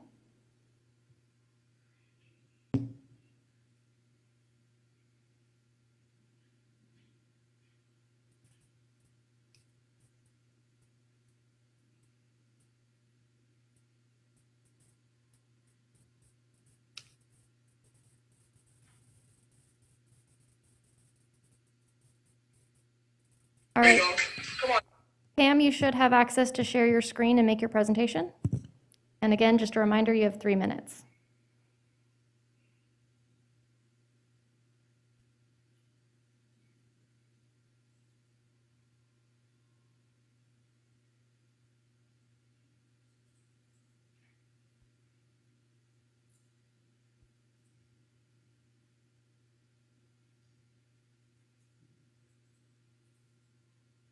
Pam, are you with us?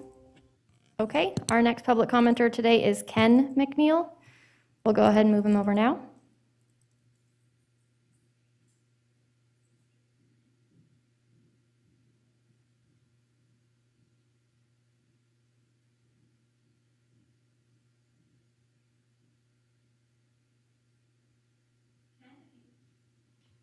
Ken, if you'd like to unmute yourself.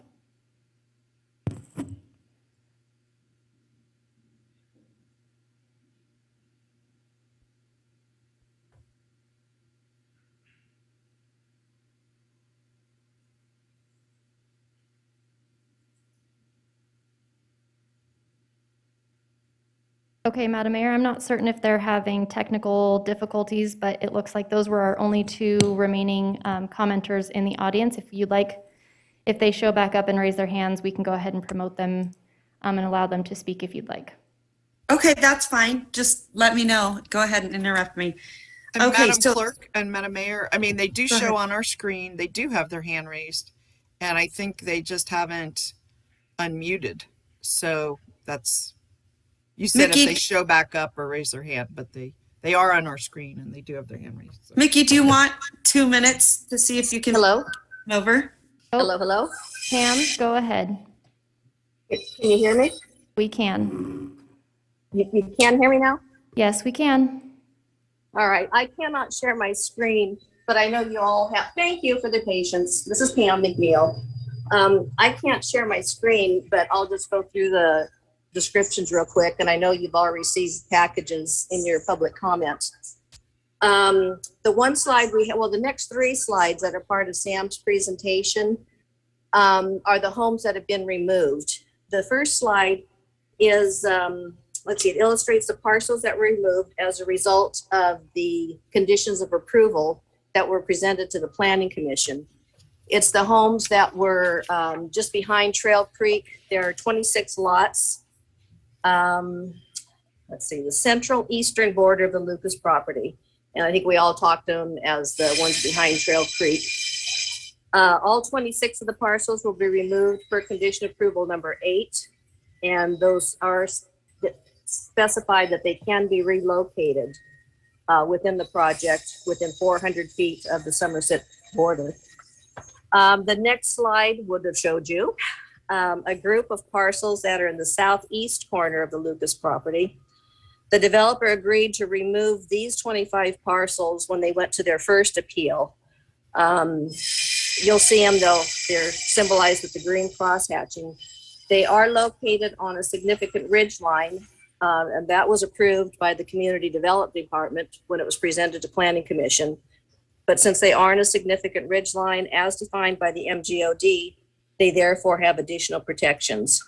There are an additional 23 parcels that will be removed as a result of the negotiations between Neoma and the builder, that they need to be within a 150-foot buffer from the Somerset PUD.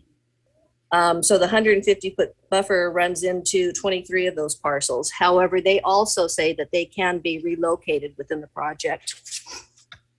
The next slide would have shown you a group of parcels in the northeast corners abutting the cliffs of Somerset. Those 5 parcels also come into that 150-foot buffer. And when you read your packet that you received, you'll see how they come into that 150-foot buffer. Anyway, I hope when you read the maps that you'll see that they were helpful in clarifying a lot of the complicated issues. And we hope that you will agree with the recommendation of the city attorney. Thank you very much. All right, thank you. Okay, at this time, I see the ever so famous Carl Hall. I'm going to give you the floor. I think you're going to maybe give us a presentation, or would you like the council to sort of weigh in discussion and then you weigh in? I don't know if you have a presentation on this. Well, thank you, Madam Mayor. Actually, can I jump in real quick, Mr. Hall? I believe we had Ken McNeil also with his hand raised, and I want to make sure, I want to confirm that we didn't accidentally skip over public comment because of our technical difficulties. If they unmute you. And the other question is, could she not share because she wasn't personally able to, or we hadn't given her permission to share her screen? Yeah, I can confirm on our end that once we promote them into the room, they do have access to share screen. So if there was a technical difficulty, it was on the other end. However, it looks like Pam is back. Pam, did Ken have an additional comment that you'd like to make at this point?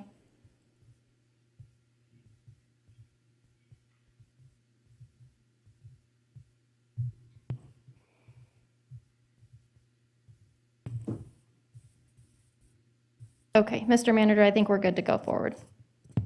Madam Clerk, may I ask a question? Sure. Go right ahead. Thank you. I just want to confirm that those that had public comment or public presentations, did they also have the option, if they wanted to come down to City Hall and give their presentations where maybe some of the technical difficulties might be minimized? Was that an option? That was an option, and every person that has reached out to our office is aware that the city council chambers are still open to the public, and that people are welcome to come down here. However, if they would like to present virtually, that's also an option, just with the rising numbers. So everybody that contacts us or reaches out is aware of all of the options they have in front of them. Okay, I just wanted to confirm that. Thank you. Mm-hmm.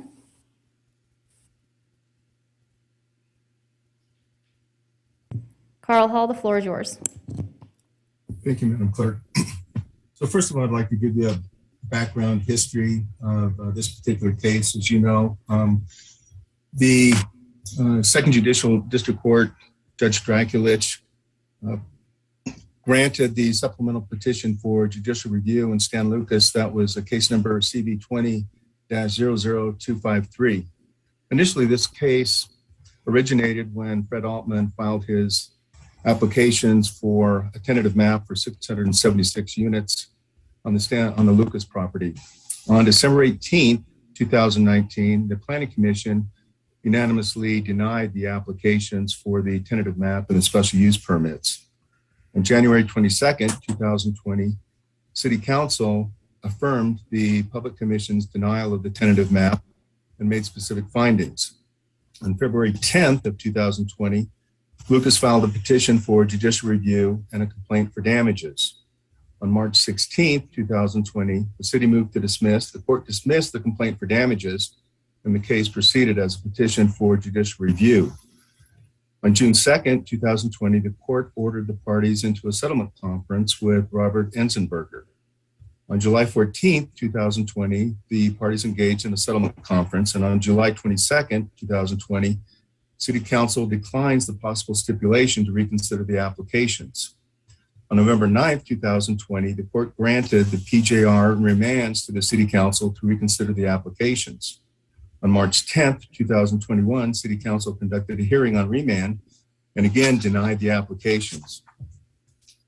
On March 30th, 2021, Lucas filed a supplemental petition for judicial review and the City Council remand hearing. On December 28th, the entry of the court order granting the supplemental petition for judicial review, ordering the City Council to approve the applications.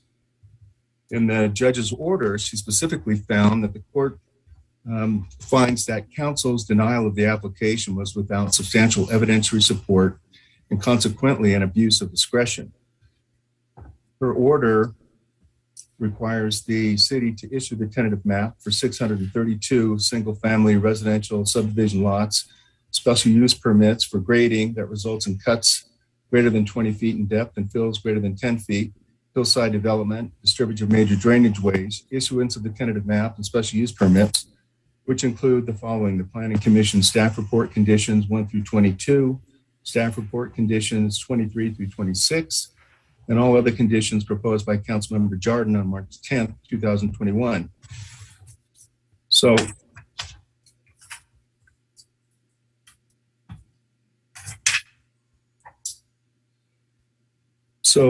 where we are now is the basis for the appeal. We do have a draft motion for a stay in the Second Judicial District Court to preclude the court from issuing the order requiring us to issue the tentative map and special use permits. We believe that procedurally, Judge Draculich erred by processing the judicial review under PJR when the original complaint was filed under damages statute, NRS 278-0233. The statute authorizes an action for damages and costs, where the sole avenue for judicial review is NRS 278-3195. Lucas did not allege or meet the standing requirements under NRS 278-3195. Substantively, we believe that Judge Draculich erred in two more ways.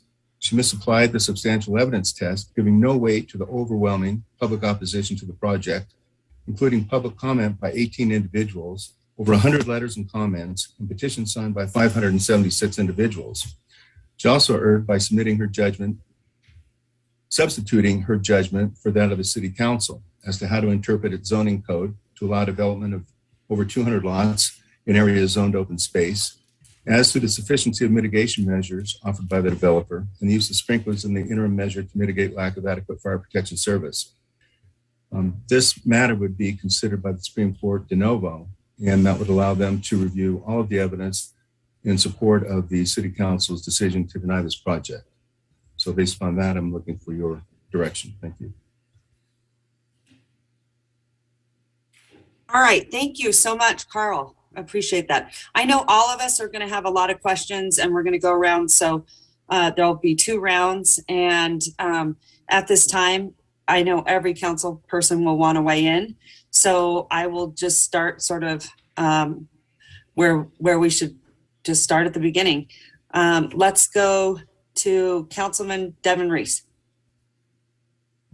Thank you, Madam Mayor. I guess for my part, I want to ask my question of Mr. Hall. It's certainly curious to me when a court substitutes its judgment for an elected body or substitutes its judgment for an executive function. Obviously, in our system of government, where we have three separate and co-equal branches of government, this is something that is particularly concerning to me. So you had mentioned that briefly in your comments and overviews, and I just wonder if you could expand on your thoughts there and how that ultimately plays out when we go up to the Supreme Court and what deference they might give to our body as a political body. Obviously, we sit in planning capacity, very routinely, whereas Judge Draculich does not. And so it is also curious to me that, a number of planning commissioners and city council people have reviewed and rejected this proposal now a number of times. And so maybe you could just address those two concerns for me. Well, I think the separation of powers is a very interesting topic, and I think that the city council should be allowed deference. I did mention that Judge Draculich's order would be reviewed de novo, which means that her decision would not be given any deference. The evidence would be reviewed anew by the Supreme Court. And as I indicated in my presentation, there is substantial evidence on the record as to why City Council's decision to deny the tentative map and special use permits, specifically availability and accessibility of utilities, availability and accessibility of public services, including schools, fire protection, transportation. There was an issue regarding zoning and whether or not we needed to amend the master plan or the zoning map, and that was a major issue for the Planning Commission. And the public process, which was avoided by not having a zone map amendment or master plan amendment. So I believe that the cases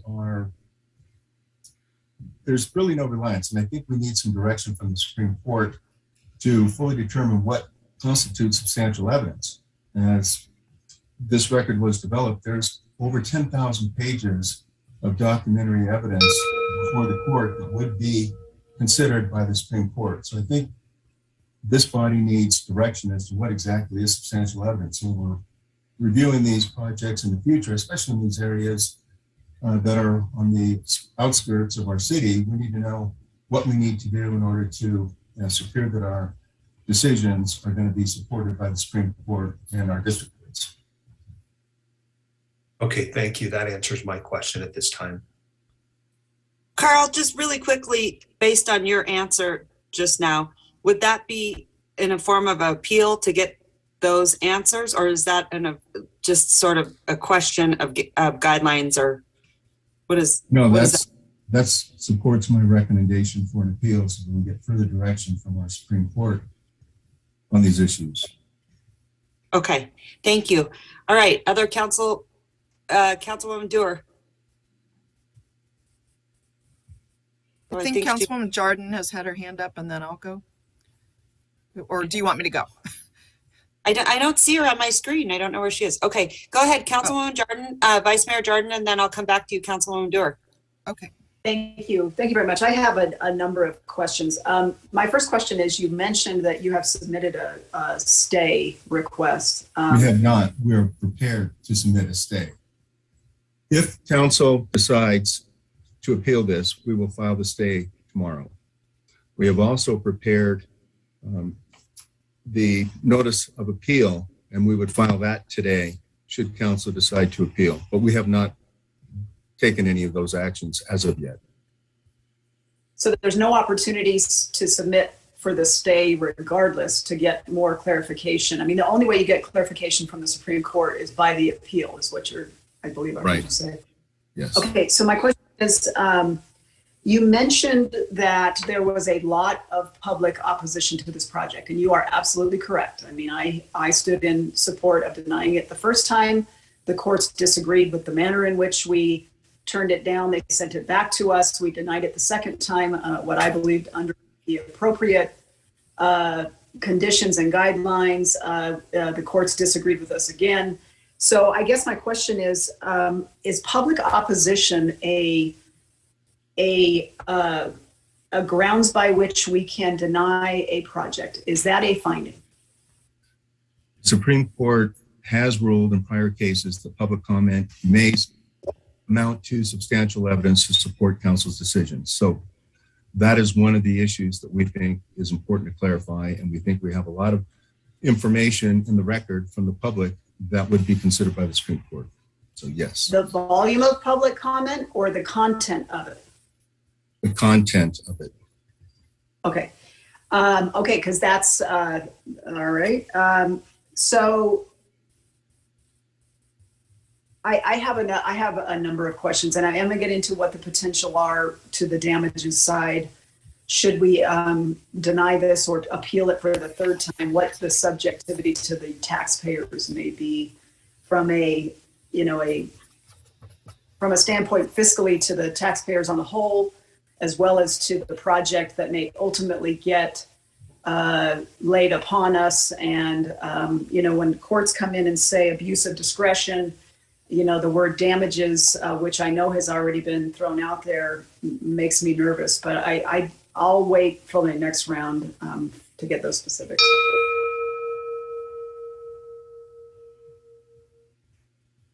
You're muted, Mayor. Handing over to you, Councilwoman Dewar.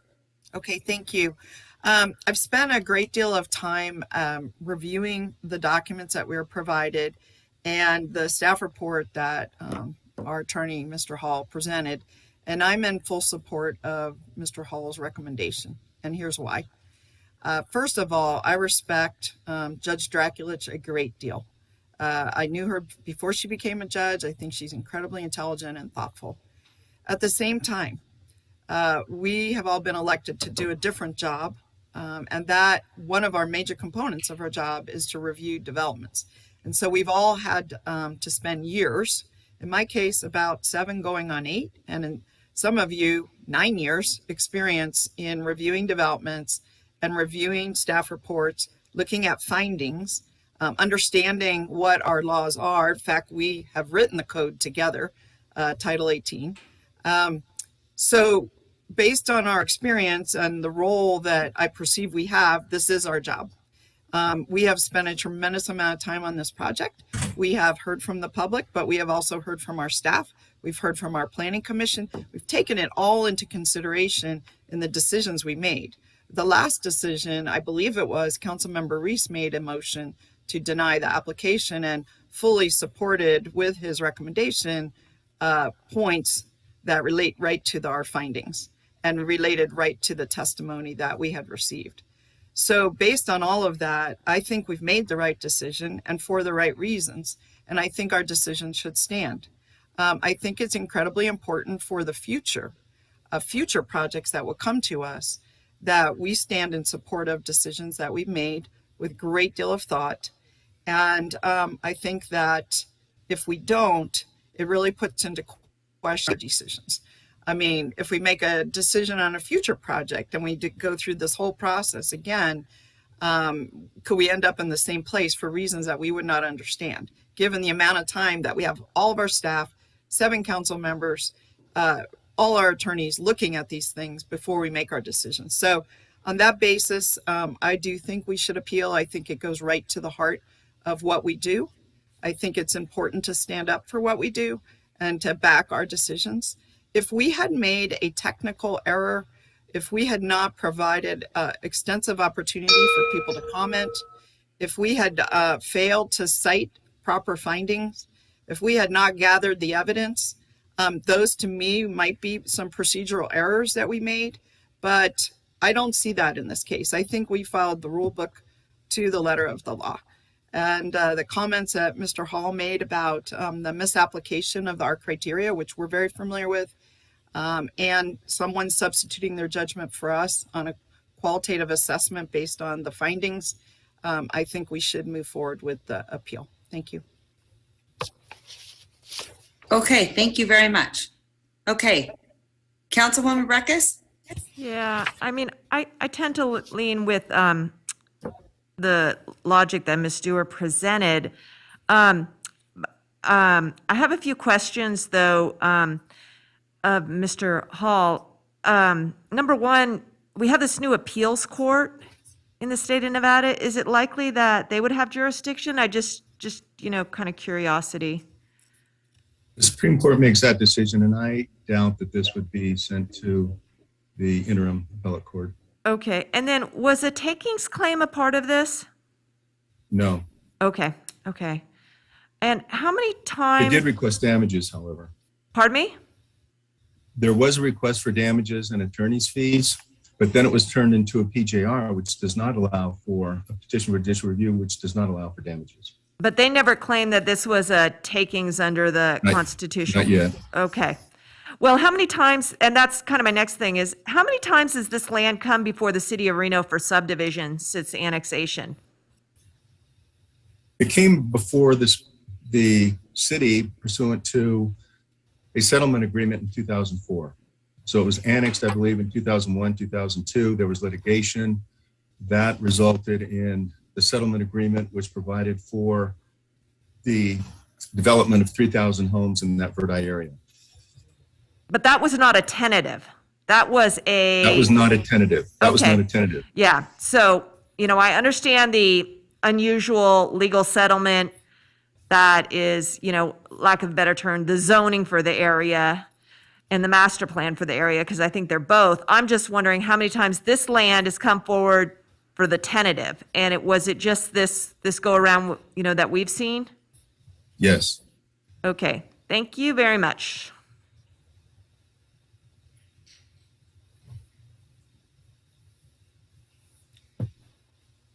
You're on mute, Madam Mayor. Are there any other questions from council? Okay.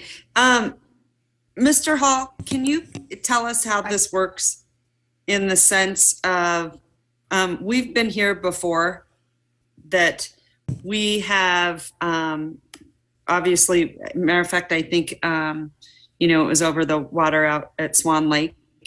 And we wanted to take that to court, and we lost pretty miserably. We didn't appeal that case. Okay, we appealed 2 others. Am I right? Well, I don't know which cases you're talking about. But I thought. we didn't appeal Lemon Valley. Okay. God, I thought we did. Anyway, so what I want to ask you, what does this look like? Because I know Councilwoman Jardin put in some substantive, I guess, conditions. If we appeal this and we lose, do those conditions stay? How does that work? Right. If we were to lose at the Supreme Court, then I would assume that they would reinstate Judge Draculich's order, which included all those conditions that I mentioned earlier, which would include the issuance of the tentative map, the special use permits, subject to the conditions that were negotiated by Councilmember Jardin. The alternative, of course, is to go ahead and approve the tentative map subject to those same conditions. So we could ask that to stay. Well, what will happen if we appeal? I would imagine that the Supreme Court typically orders us into a settlement conference. So we'd be back in a settlement conference, which is standard procedure when we go to the Supreme Court prior to them making a decision. And so you could review this again, as we did, months ago. So that's one option. The other option is if we deny to enter into settlement negotiations, because we don't believe that there's any value in that, we could wait for the Supreme Court's decision and determine whether or not your decision was supported by substantial evidence. And then the tentative map would be denied and the applicant would have to refile a different application or a new application. Okay, so the possibility those conditions may not apply, that's what you're saying? There is a possibility. There's a possibility that if we won, that those conditions would not apply and the applicant would have to reapply, have to file a new application for a tentative map. And I would assume that that application would be modified to a certain extent. Okay. To try and accommodate the concerns of council. Okay. Go ahead. Thank you. I'm just trying to get some clarity here, and I'm trying to understand. So if this were appealed, it appeals up to the Supreme Court. The Supreme Court is going to send us into settlement negotiations. Always their standard practice. Likely, it could be remanded back down to Judge Draculich's department, of which it would be before us again for some sort of settlement. I do know that there was a tremendous amount of conditions that were put on during the hearing the last time we heard this case. Is there a possibility of us, so we denied it first time, in essence, lost, sent back. We denied it the second time under different conditions. The judge, and as much as we want to state that we disagree with the judge, we now have two rulings that were not in our favor. And I'm very fearful of this. I agree that this project, I have many concerns about. I have been vocal about these. I continue to be vocal. But I'll tell you what I'm equally concerned about is us continuing to push, now the third time, something that the words abuse of discretion and the words which you said a possibility, not yet, but a takings claim, immediately my head goes to massive damages, a project that is going to be far worse than the conditions in which the judge has defined, and a wrist slapping of the likes that we have maybe never seen. And I am very concerned about that. I understand you want to and are pushing for us to appeal this to get Supreme Court clarifications. My concern is in the process, we could be facing, the taxpayers could be facing significant fiscal impacts if this doesn't go our direction. Is that a possibility? Well, to date, the plaintiffs have claimed $300,000 in damages, and I would assume that there would be another claim for 50 to 150 in damages. If we won, I don't see that there would be a takings claim. If we won. If we That's won. if we won. Now, you're not. If we lose, they defining- get the tentative map. Exactly. With the tentative map, is there not any damages that could possibly be considered, or some additional reprimand to us as a body for continuing after denials by They're courts? definitely going to ask for additional damages, yes. Okay, thank you. That's what I wanted on the record. I want the public to understand not just the very concerned, and I agree with the public sentiment about their concerns with this project, but it's unfair to not go out and be transparent about the exposure to the taxpayers. So Carl, I guess that would look like attorney's fees and other damages, correct? Yes. Is that what you're saying? Yes. Correct. Okay. If we did prevail, would we also have to pay for their attorney's fees, or how does that work? No, we would not have to pay for their attorney's fees. Okay. So what do you think potentially the damages could look like? I mean, it sounds like they could be pretty large.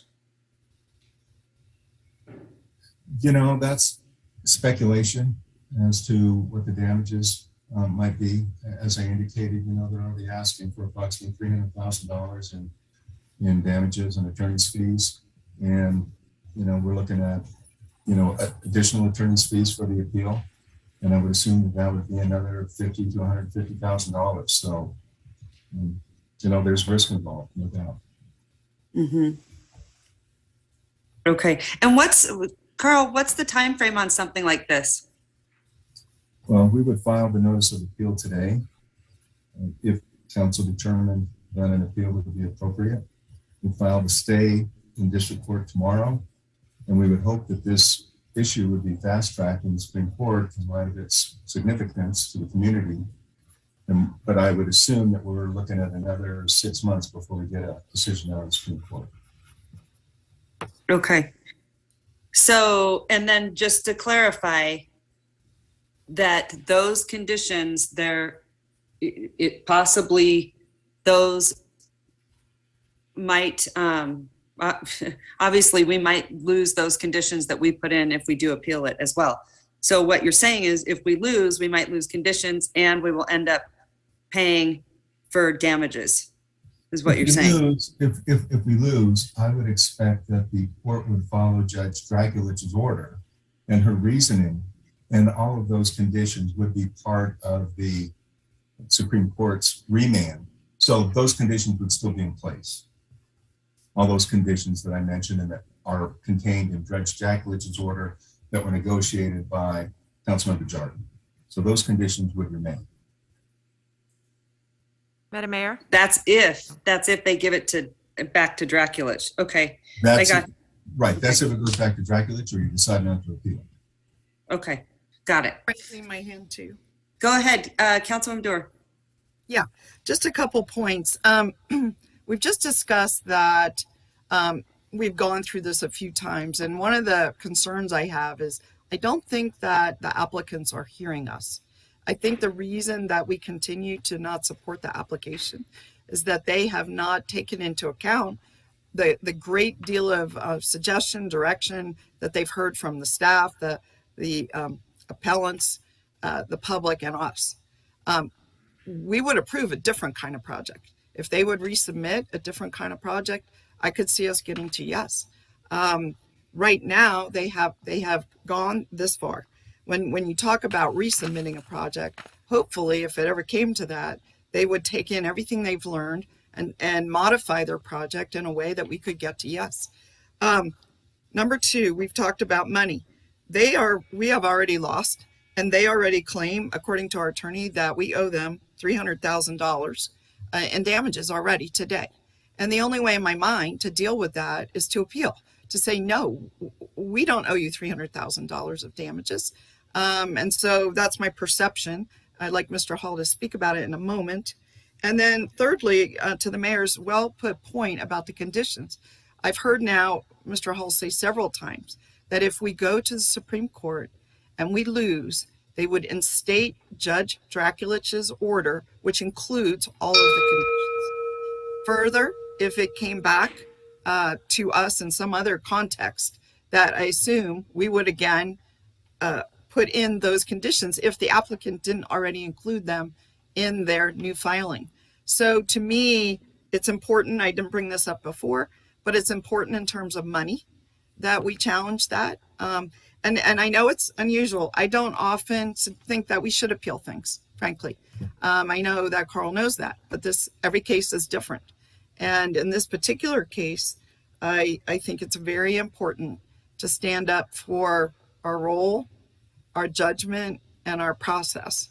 I should have said that in different order. Our role, our process, and our judgment, and all the bases that we've touched. So I think the downside of the order from Judge Draculich being implemented is already there. They're already saying implement that. So if we go to the Supreme Court, we lose, they implement Judge Draculich's order where we already are with all of the conditions. I'm not trying to minimize any other downsides. I'm sure this is complex and there are many other. I just feel that the primary issue at hand is really what is our role? Does our analysis count? Do our decisions matter? What about the next application or the next application? This could happen on any project. And I really think it's important that we find out if the council matters and what we're doing here matters, the rules we're following matter. So I'll leave it at that, even though I have a lot of time left. I understand totally there are downsides and I want to explore them and make sure we make a very knowledgeable decision going forward. This is not to minimize downsides. It's more to advocate for what I think the upside is. Thank you. All right. Thank you, Councilwoman Dorr. Carl Hall, just one of the reasons why I asked the timeline question, is that one of those damages where you can put in there because of the lengthy timeline that their project was not allowed to go forward and they put additional damages in there. Is that something that they can do as well? That is something that I would expect. Yes. Okay. And then I would also say, I'd like to agree with Councilwoman Dewar, but I would imagine there's a process, obviously. I mean, of course, I would agree. We've all been looking at many projects over the last almost decade. Old about that, right? But I imagine, you know, looking at this, there is a process, and we've been here before and we've lost before, quite honestly. And whenever I talked about the flooding, I remember we did appeal that, I'm right. And then we went to, I think we went to a settlement conference. I think that's how that ended up working. So I do want to remind everyone, and that's where I understand, you know, what Councilwoman Jardin is saying. And then not to mention, it's very frustrating when you vehemently oppose a project because, you know, there's so many concerns. So I also worry about those conditions because regardless, those conditions are so critical. So really what you're saying after hearing everyone, we are kind of rolling the dice is kind of really what's happening here.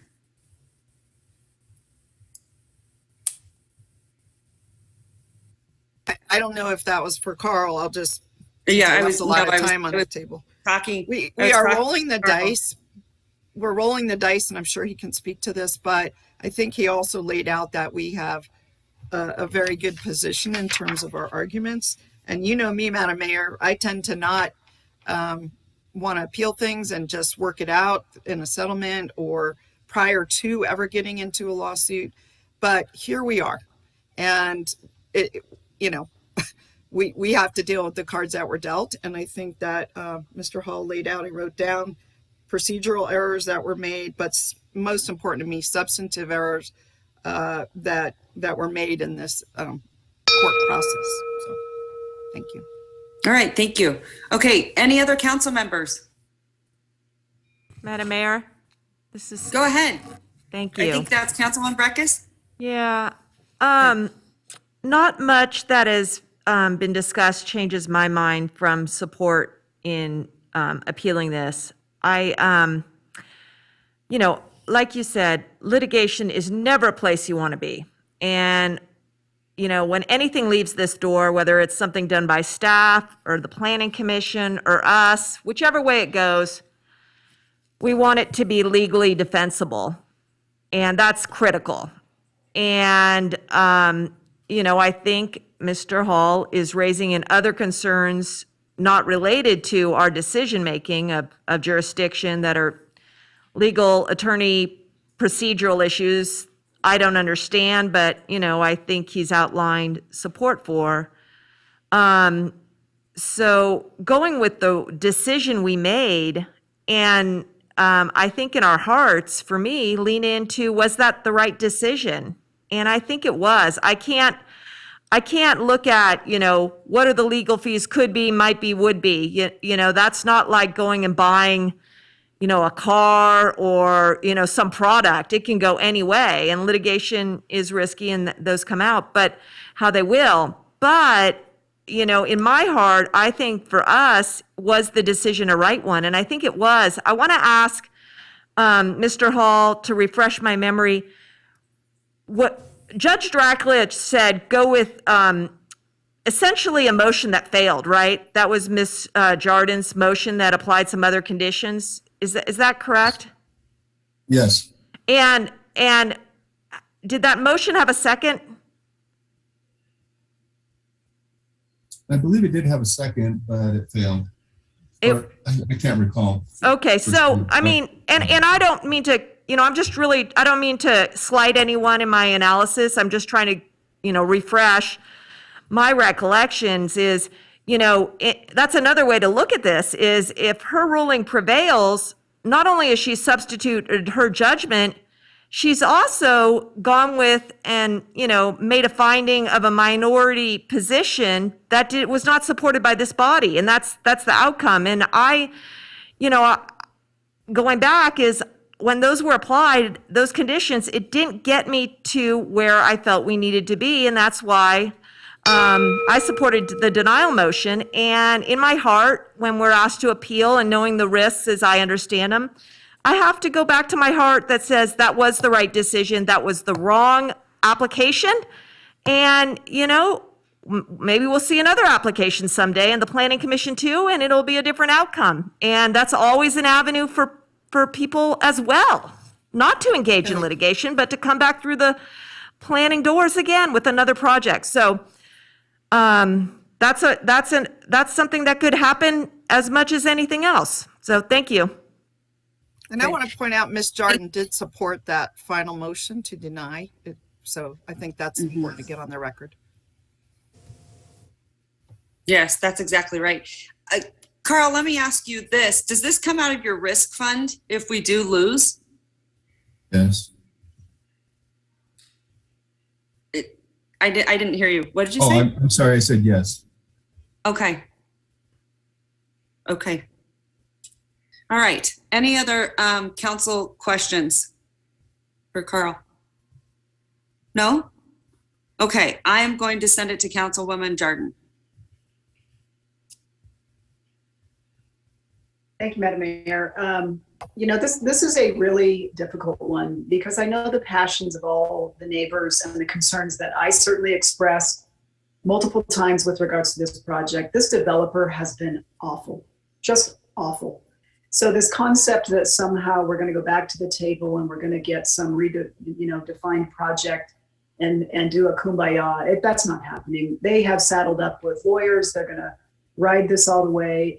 We did not prevail the first two times, and I think it's irresponsible when we have before us a project with a number of conditions that improved it dramatically, in my opinion. And my concern is that at the end of the day, should this not go our way, we could potentially get a project that is far more negatively impactful. It could cost the taxpayers millions.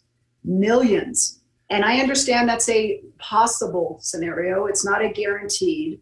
And I am removing emotion from this decision, and I am looking at the court's analysis and history of what has happened with this project, not once, but twice already in the courts.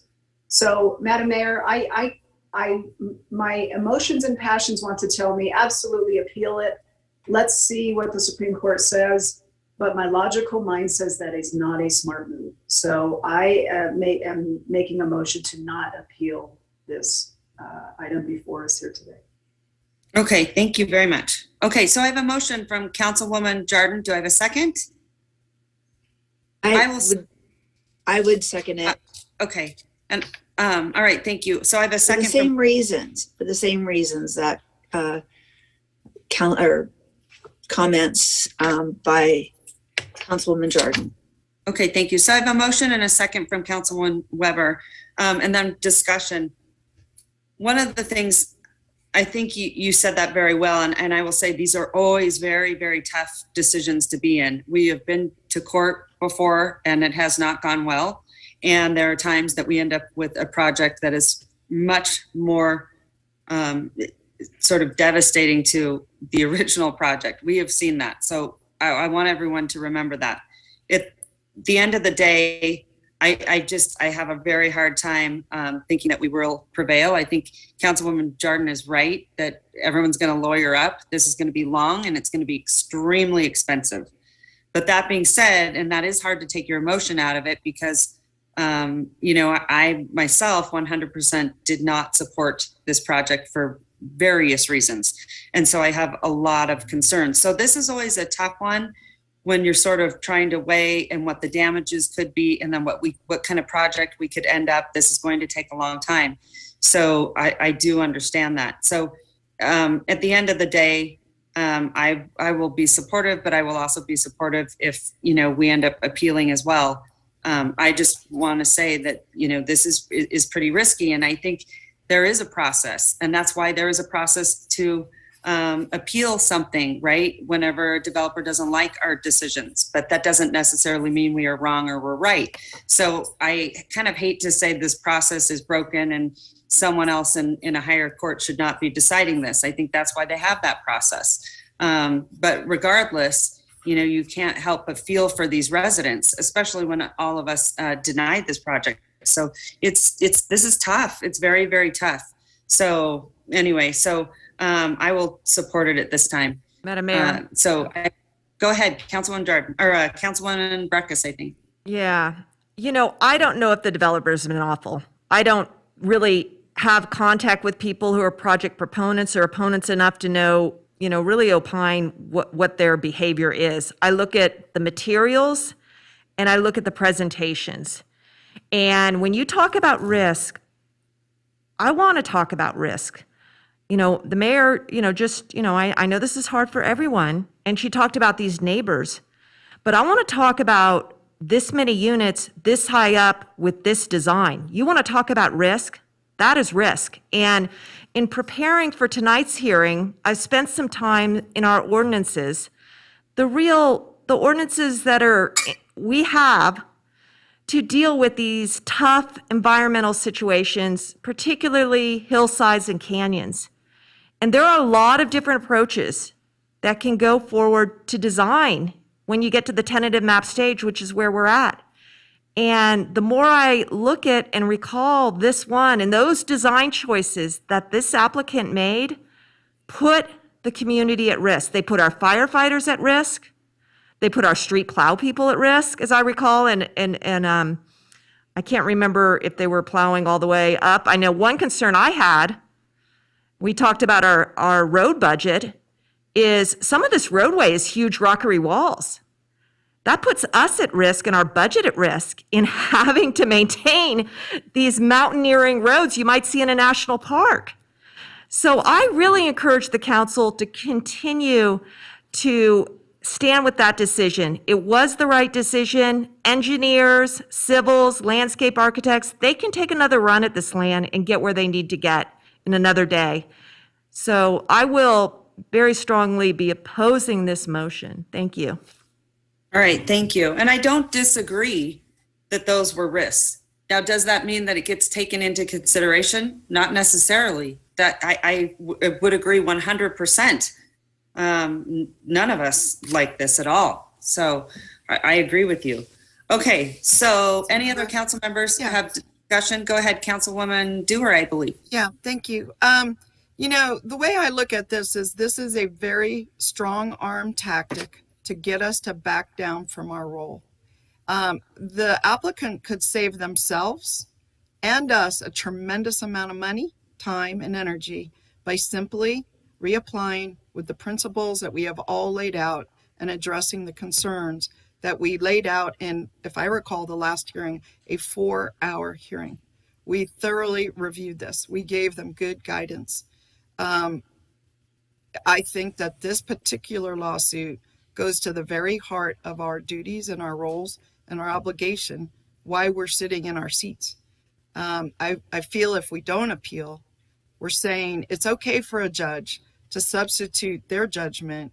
Maybe they look at one of these once every 5 years or even once every 2 years, but they certainly don't look at it, over 20, 30 meetings a year for 7 to 9 years that we've sat here and judged everything. So that's where I really struggle.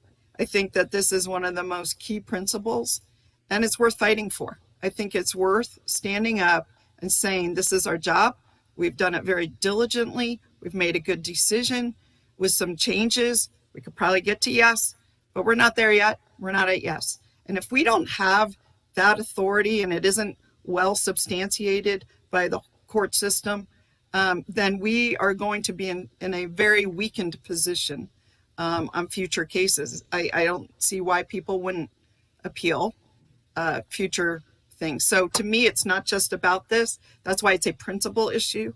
And you know me, I'm always about the negotiation. Let's work together. We don't need to go to court. But this one strikes a nerve, the heart of what we do. And that's why I can't support this motion. But I understand it's a judgment call.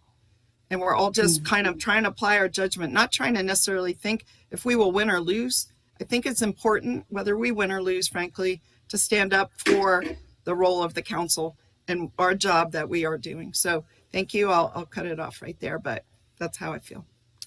All right, good points. Anyone else?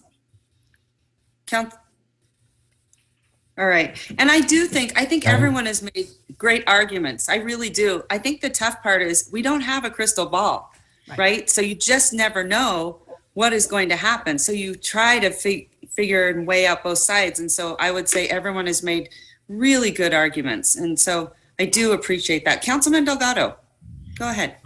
Yeah, Madam Mayor, I've been pretty quiet listening to everyone's comments with respect to the amount of, really, a lot of it is the amount of emotion on this project, from the amount of emotion from the constituents, the amount of hours, and just the overall project and the amount of detail that we spent over the last two various times that we've seen the project, right? And this is one that I believe is not the right project for our community, but the courts have told us otherwise. And as much as I believe in principle and everything else, we don't have a limitless amount of funds to continue fighting when we've lost in the eyes of the courts. And I also look at it from just a financial perspective, in a sense of us just being financially conservative and being stewards of the dollar, of the taxpayers' dollars, of doing what's appropriately right, when we have issues with just funding our RPD up to a certain level, taking care of our parks, taking care of everything else, and then we're going and fighting on principle when I'm trying to get sidewalks built in my community. These are different discussions that we had that can get very emotional. And so I think Councilwoman Jordan said it right, and you as well, of course, that this is not the right project. But when we're chasing just to chase, I don't believe is also necessarily correct either. And so just wanted to get my words across. These are tough positions, but there's also a reason why we have checks and balances, and we gotta kind of also mitigate the risk as much as we can. And so thank you. And I know this isn't a tough one, an easy one by any means. All right, thank you, Councilman Delgado. Okay, anyone else want to weigh in on discussion? All right, so I had a motion and a second. All those in favor, say aye. Aye. Aye. All those opposed? Opposed? No. All right, I believe, Madam Clerk, did you get those votes? I believe, I'm gonna say 4-3. Yep, that's what I got to. Okay, so motion passes. Okay. Thank you, everyone. Like I said, I really appreciate your comments, and all of us agree those are always so tough and so challenging. So again, I really do appreciate you, and it's very unfortunate, but I understand, at times we don't have a crystal ball. Who knows what's going to happen? Those conditions really are concerning if those should go away and we end up with something that is, really substantially not favorable to that neighborhood. So anyway, okay, moving along, Madam Clerk, I'm going to send it to you. All right, Madam Mayor, we're moving on to item D2, David 2, presentation of mid-year budget update. And at this time, we'll move It over is Vicki 20 of 1. Do you think we could take a small break or a big break, whatever you rather? Yeah, let me, hold on. Sorry, Madam Clerk. Mr. Thornley, are we going into a attorney-client? We do have one scheduled, but at this point we can break for break and okay. We can Yeah, break do for you break mind and lunch. if we go into break right now and then everyone jump back on at 1 o'clock for attorney-client, and then we will go back into council? I would imagine 1:45, Carl. Usually about 45 minutes. It should be fine, yes. Okay, so let's do that. So everyone take a lunch break from 12:30 to 1 o'clock, and then at 1 o'clock, let's all jump on to our attorney-client until 1:45, and we will resume. How about at 2:00?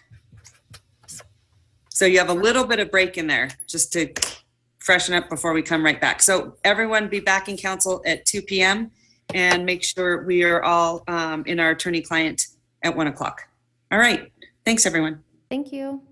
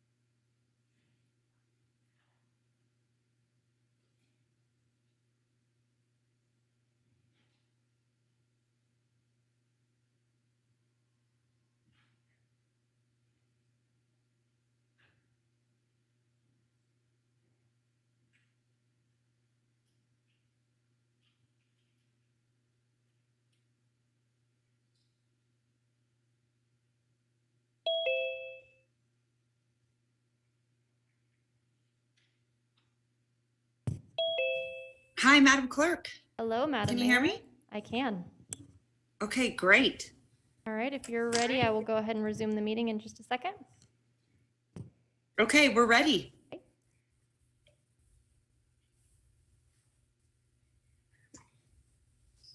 All right, Madam Mayor, welcome back. We will reconvene the meeting today at 2:06. And it appears that all members are present. Okay, fantastic. Okay, so we will be opening agenda item D2, presentation of mid-year budget.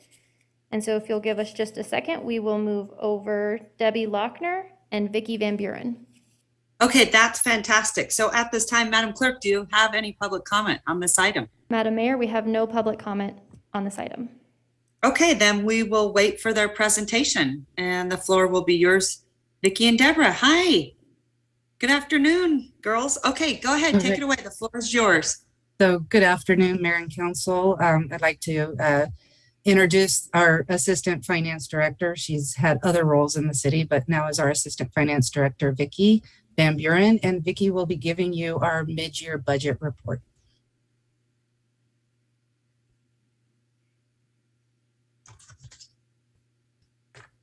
Good afternoon, Madam Mayor and council members. Can you see my screen? Okay, perfect. For the record, Vicki Van Buren, Assistant Finance Director. I'm going to be giving you a mid-year budget update presentation for you this afternoon. There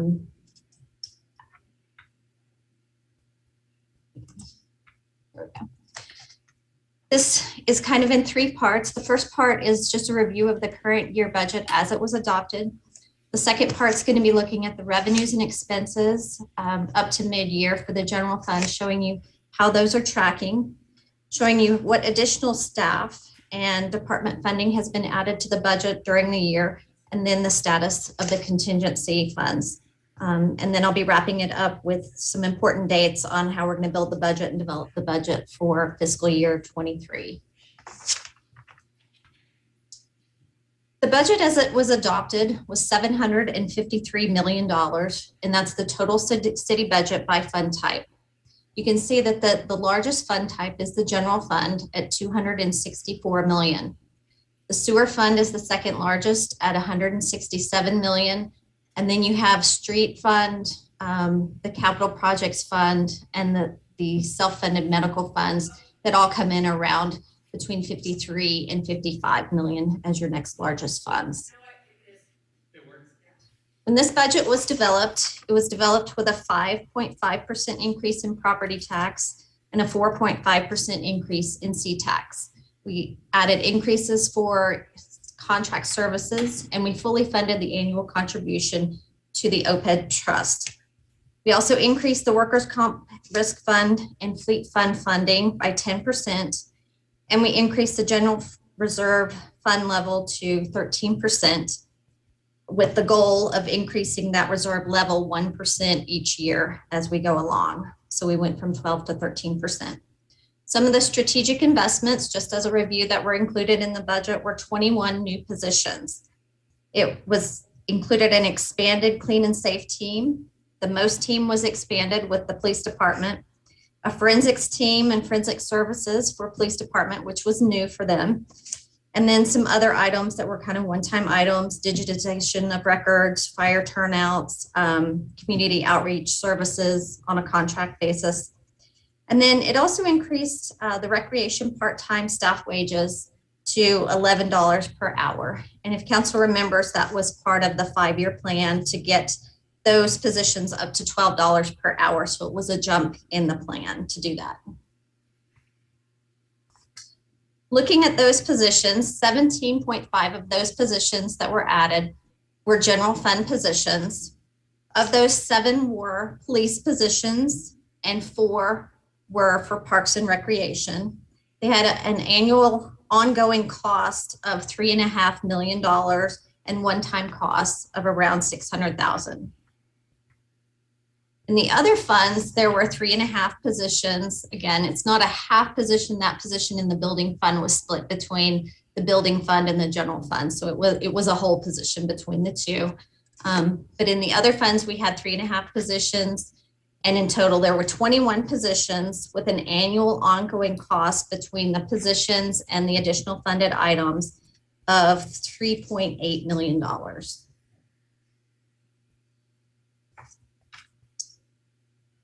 This is a summary of the positions that were added to the budget during the year, those 21 positions. Again, police and fire are at the top. Those are the largest departments within the city.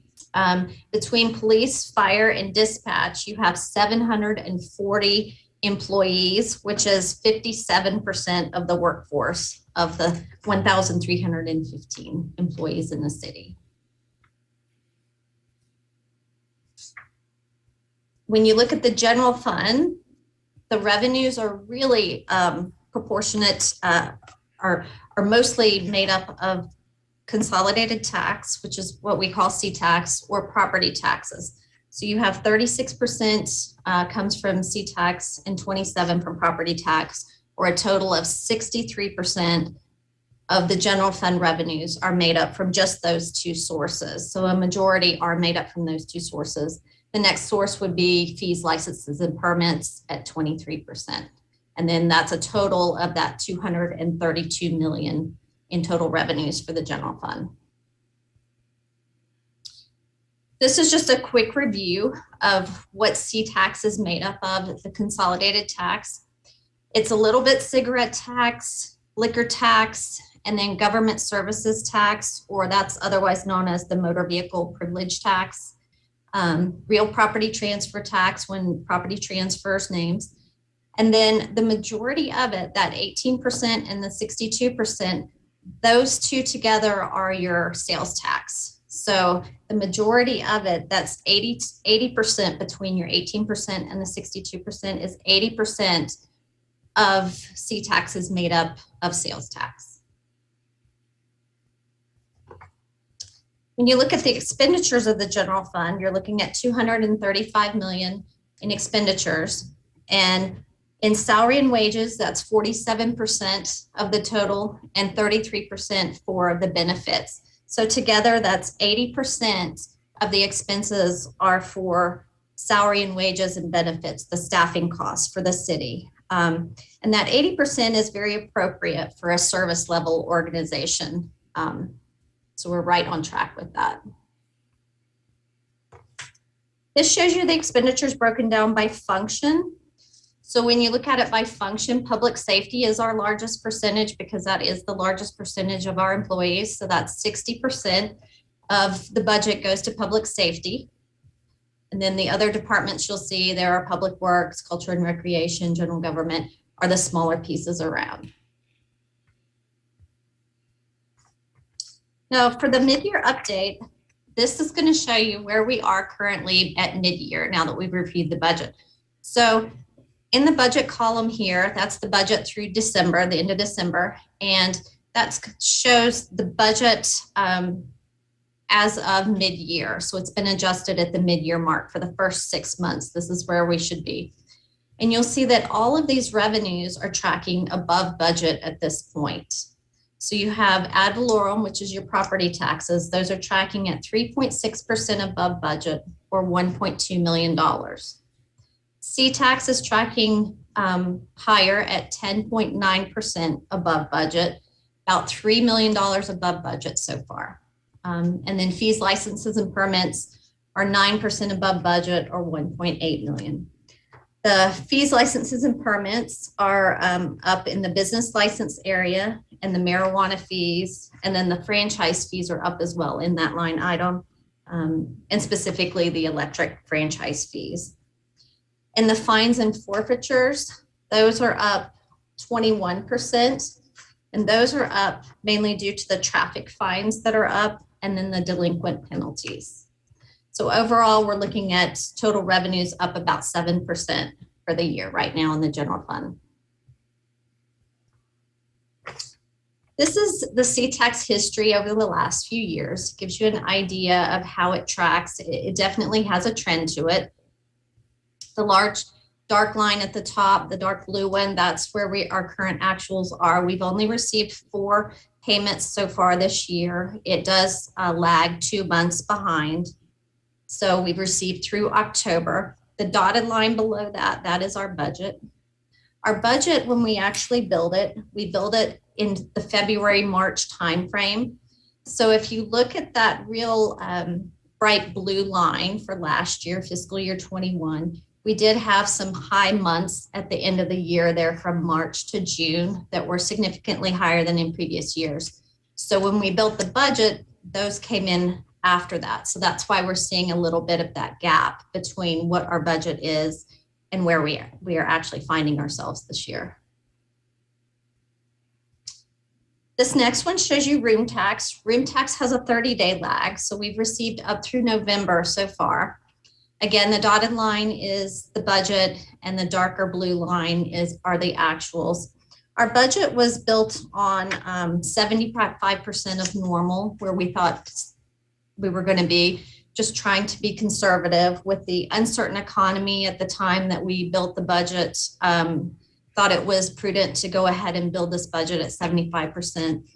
As you can see, this revenue source, the economy has really bounced back, and we're actually trending right in line where we normally would expect to be. On the expenses for the general fund, all the expenditure categories so far are under budget. In total, we're looking at around 3.5% under budget, or around $4 million. Most of that is between salary and wages and employee benefits from vacant positions, and then a little bit from services and supplies. This is going to give you an idea of where each department is within the budget. So the line is at the 50% level, the mid-year level budget. That's where everyone should pretty much be. This is total expenditures by each department. So the fire department's just a little bit above budget. And then IT is showing above budget. They have a lot of expenses in the year that come in early. So they have software and maintenance agreements that are front loaded. So they pay for the entire year at the beginning of the year. So their service and supplies will look a little higher in the beginning, but it will catch up during the year.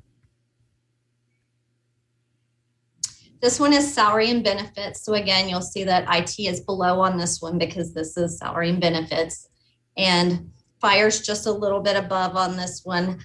Mainly in the fire department, they have a lot of long-term employees that are retiring, and we don't really expect that to decline. So there are severance payouts and such that are being done there, and those have been not funded at a level where we can get them. So we have been incrementally increasing the severance funding as we can each year, but that's what's causing this in the fire.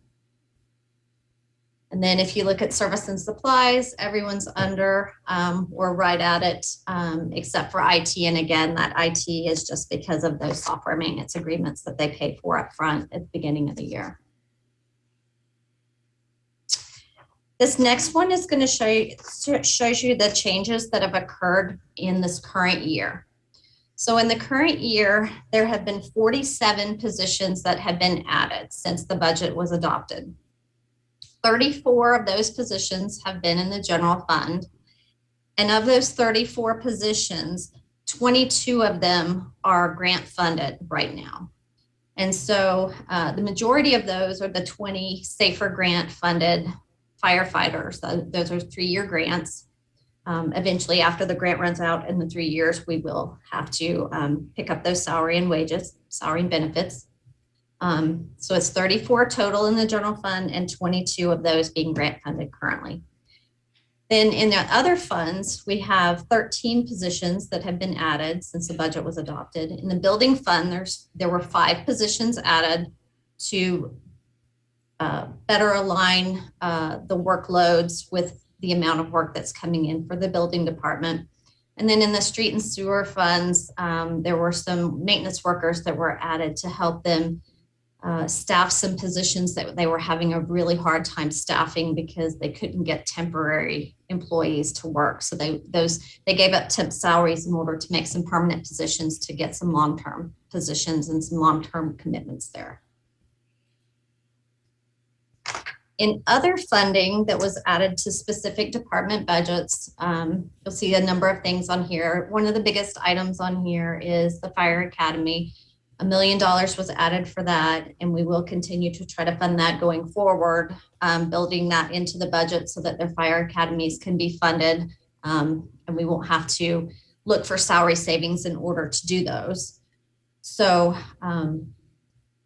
some of the other items we have are the contract services for the forensics team, and then room tax. Since room tax has rebounded, the council had previously rescinded the Affordable Housing Fund transfer of $443,000 back in 2020 when the revenues really went down. So that was reinstituted to put that money back toward affordable housing since that is coming in higher.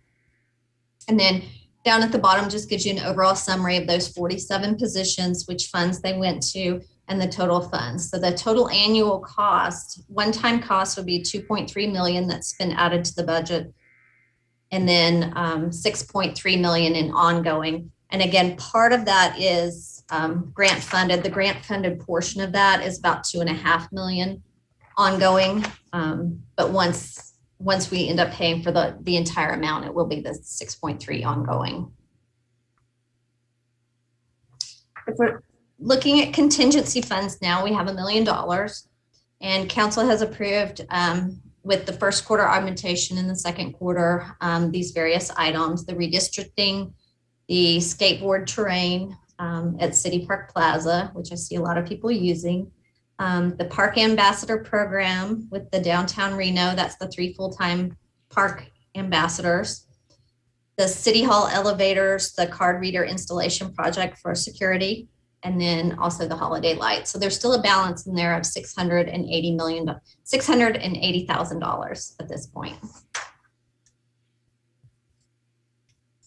And then just to wrap it up, we have the quarterly financial report that will be coming out to council by the end of the month. So they'll be out to council by Monday. And that will have a review of all the funds like we normally do each quarter. So all the funding sources will be on there and reviewed. The budget development, the important dates that we're looking at coming up are in February. We'll have some estimated property tax numbers that will be pretty close to where we think they'll be.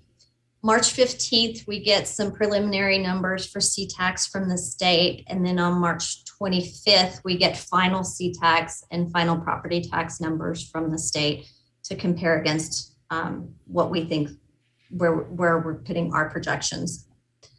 Budget workshops with council are going to be March 29th, the 30th, and the 31st. And then again on May 3rd, 4th, and 5th. They will be a similar format to what we did last year, where finance department will be providing some overview of the finances, and then each department will be giving a review of their department and their programs. April 15th is a tentative budget deadline. That budget is due to taxation on April 15th. The final budget adoption is scheduled for council on May 18th. And then we have to submit the final document to taxation by June 1st. And that concludes my presentation. I'd be happy to answer any questions. Okay, great job, Vicki. Really Thank great you. job. Okay, council members with questions, I'm going to send it over to Councilwoman Breckus. Thank you, Madam Mayor, and thank you, Ms. Van Buren. That was a really great presentation, great snapshot. Really appreciate it. I guess here's some thoughts. You know, it's good news because we're over budgeted, and you're having revenues come in above budget. You budgeted conservatively. It was very cloudy. It's still cloudy, but I think it's helpful. The one concern I have is that in years when we've been growing above estimations, it seems like it gets to mid-year and we hear from the finance department, oh, just roll it into next year's cash and balance. We'll just roll it into next year's cash and balance. We'll talk about it in budget. And I feel that doesn't give the council the opportunity to make the decisions that they want to. You know, sometimes there's things when we come out of budget in May, we left on the table, and we'd like the mid-year opportunity, we always say we do, to look at those again.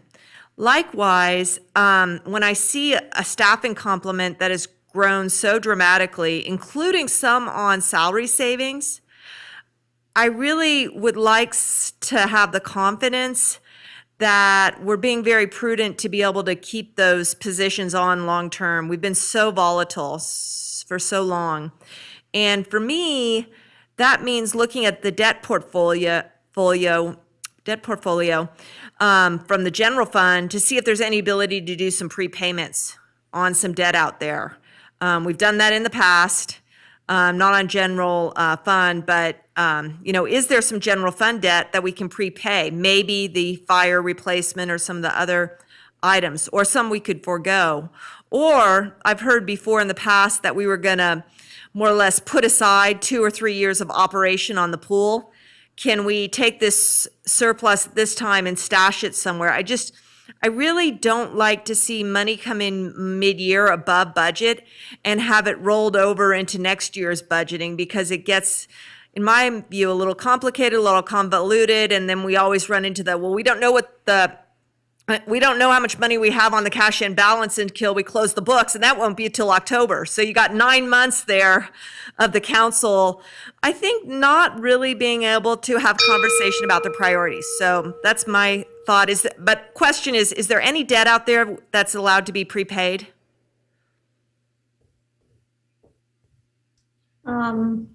That's probably a good question for debt for Ms. I'll go Lochner. ahead and answer that. We are always looking at where our opportunities are related to our debt portfolio. I don't believe that there's enough funding to pay something off. We could prepay something, but I'm not sure that is a useful way to spend this type of money. Now, if there were some one-time projects that the council wanted to resurface, of course, we can talk about that at a future meeting and certainly allocate some of our excess C-tax revenue to some of those one-time things. And I can tell you that we did not add any positions based on salary savings. What we have done in the past have used salary savings to fund our academies in our safety services, and we're trying to get away from that practice. Yeah.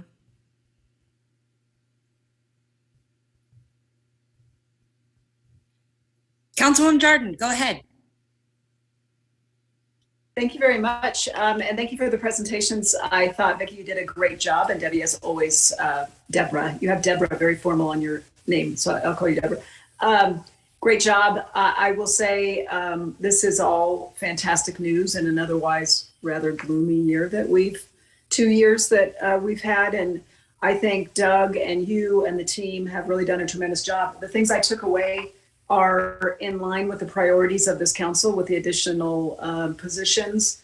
Police, parks, we're funding OPEB, which for years there was always concerns about us not funding that. And I'm so excited that we are doing that. And then some public works positions that are for ongoing maintenance. So I think Doug has done a tremendous job of filling the needs, is his role to make those decisions. And I'm proud of the work that he's done, as well as the entire team. And this is good. The numbers, I think we're all fearful we're going to be a different direction. And I'm very happy to see the direction they are going and maintaining. And frankly, the direction that our leader has taken us and the decisions he's made in hiring. So kudos to the team. All right, any other questions or comments? Go ahead, Councilman Reese. Thank you, Madam Mayor. Ms. Lochner, I guess I want to address sort of the elephant in the room, and by way of doing so, address my colleague from Ward 1. I think the continued mantra that I hear out of Ward 1 is that a preference for some kind of pay-go financing. And it really winnows its way into how we prepay debt, as the example was given, or how we pay operational costs for the pool over some time. And really, there are a number of disadvantages to that kind of proposal. And so I want to talk about a couple of those. One is that current revenues are always unlikely to be sufficient to pay for capital improvement projects when they're large and when we've accumulated as we have as a region. Second, the higher cost of construction when inflation raises costs at a rate higher than the interest costs that we're borrowing. And I think that's something that is certainly happening now.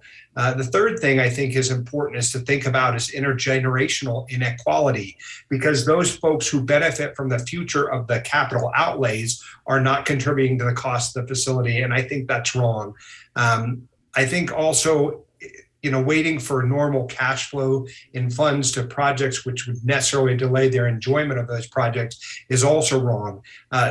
Demonizing debt for the sake of demonizing debt, I think, is wrong too. Certainly, there are economists and folks who are far wiser and smarter than I am, but under many circumstances, it's really infeasible and impracticable, I think, and fiscally unwise to fund all capital needs and all the needs of a city on a pay-as-you-go basis. Debt financing is appropriate. It's appropriate in a number of different circumstances, and certainly, I think your office has proven that it is appropriate. I appreciate that sometimes debt financing is a last resort, but I don't think it always has to be that way, because sometimes it's the best alternative.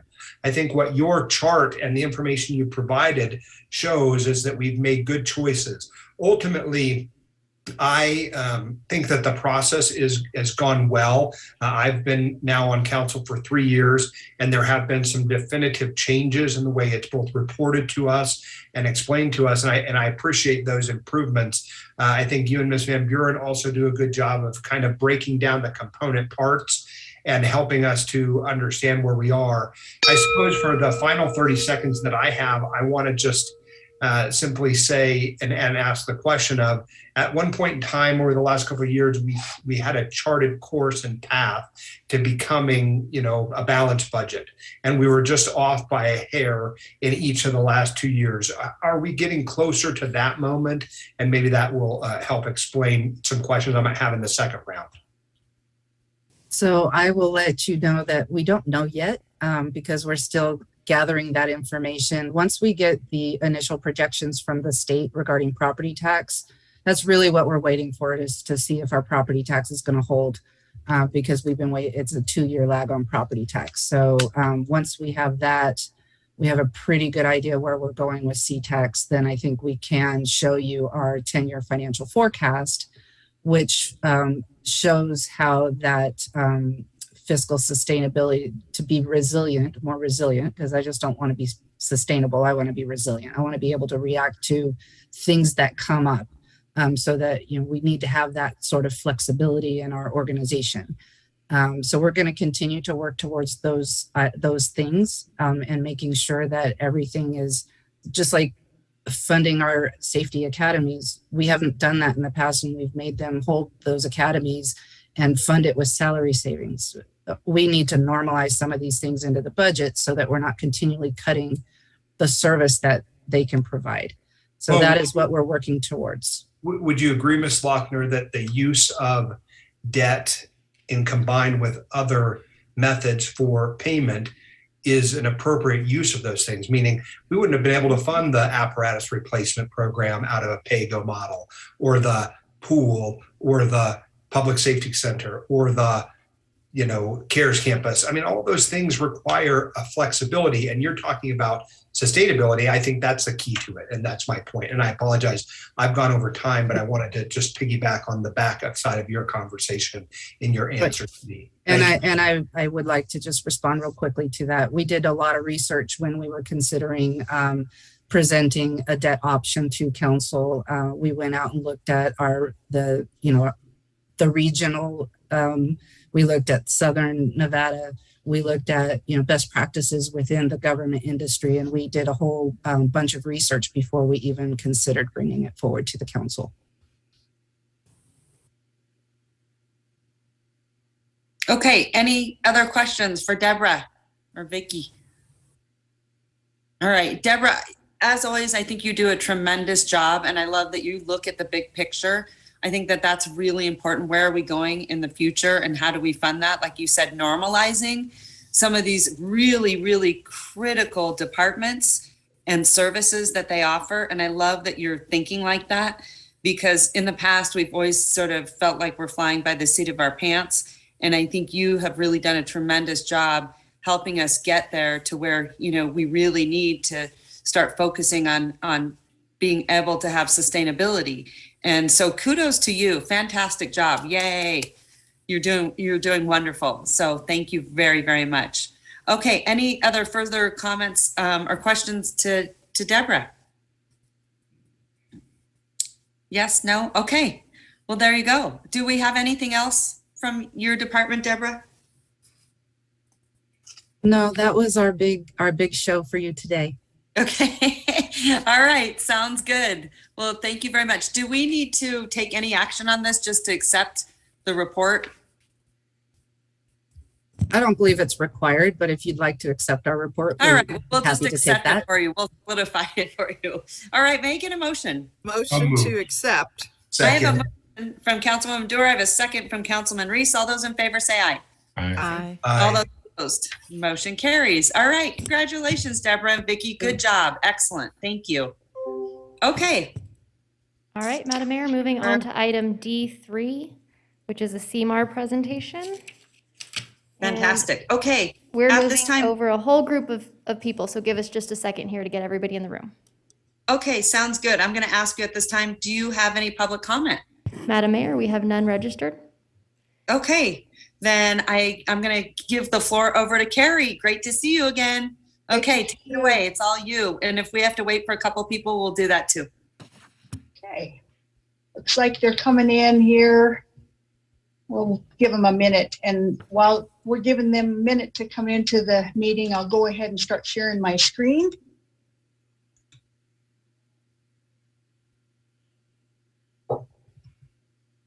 Okay. Give me a thumbs up if you can see my screen.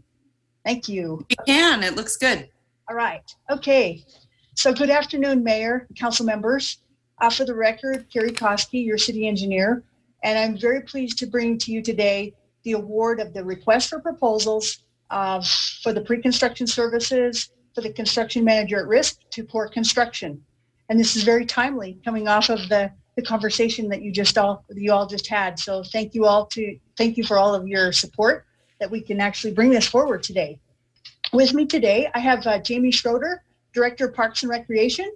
I have Justin George, our Associate Civil Engineer and Project Manager for the City of Reno.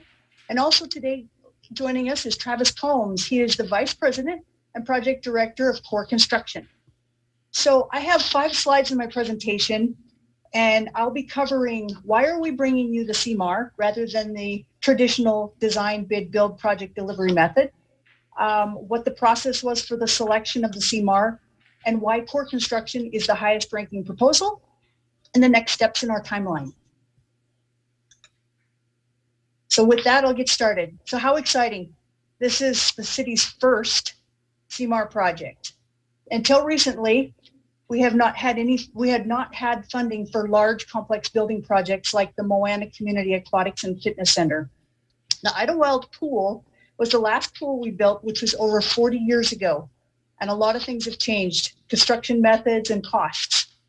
So the purpose of this slide is just to highlight the differences between the design, bid, build, and the CMAR delivery methods. As you all know, we'll start with the design, bid, build side. As you all know, we typically use the design, bid, build project delivery method. This is where the design team does not collaborate with the contractor. Instead, the designers prepare a set of construction documents.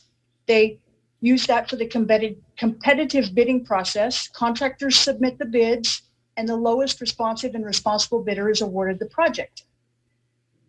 With the Moana Community Aquatics and Fitness Center facility, it incorporates multiple complex systems such as swimming pool construction, advanced mechanical systems for heating, cooling, dehumidification, geothermal, and solar. So as a result, the project has a higher risk of change orders. because of the specialty methods, materials, cost escalations, and even potential labor shortages.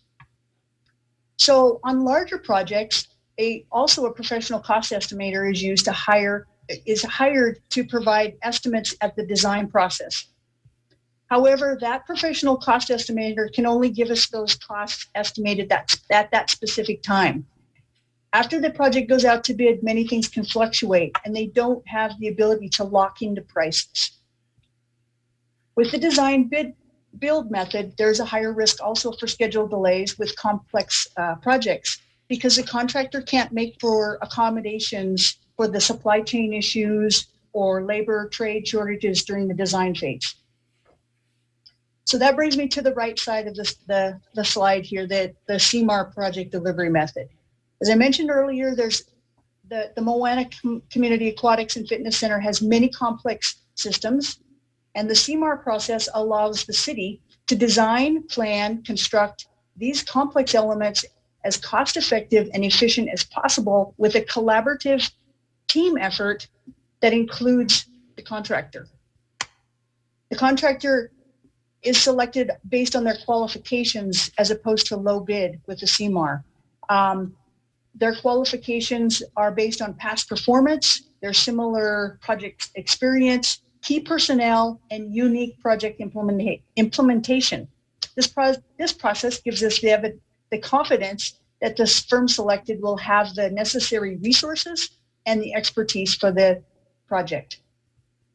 Also during the with the CMAR, we have a pre-construction period for the CMAR operational staff. They can engage in logistical planning.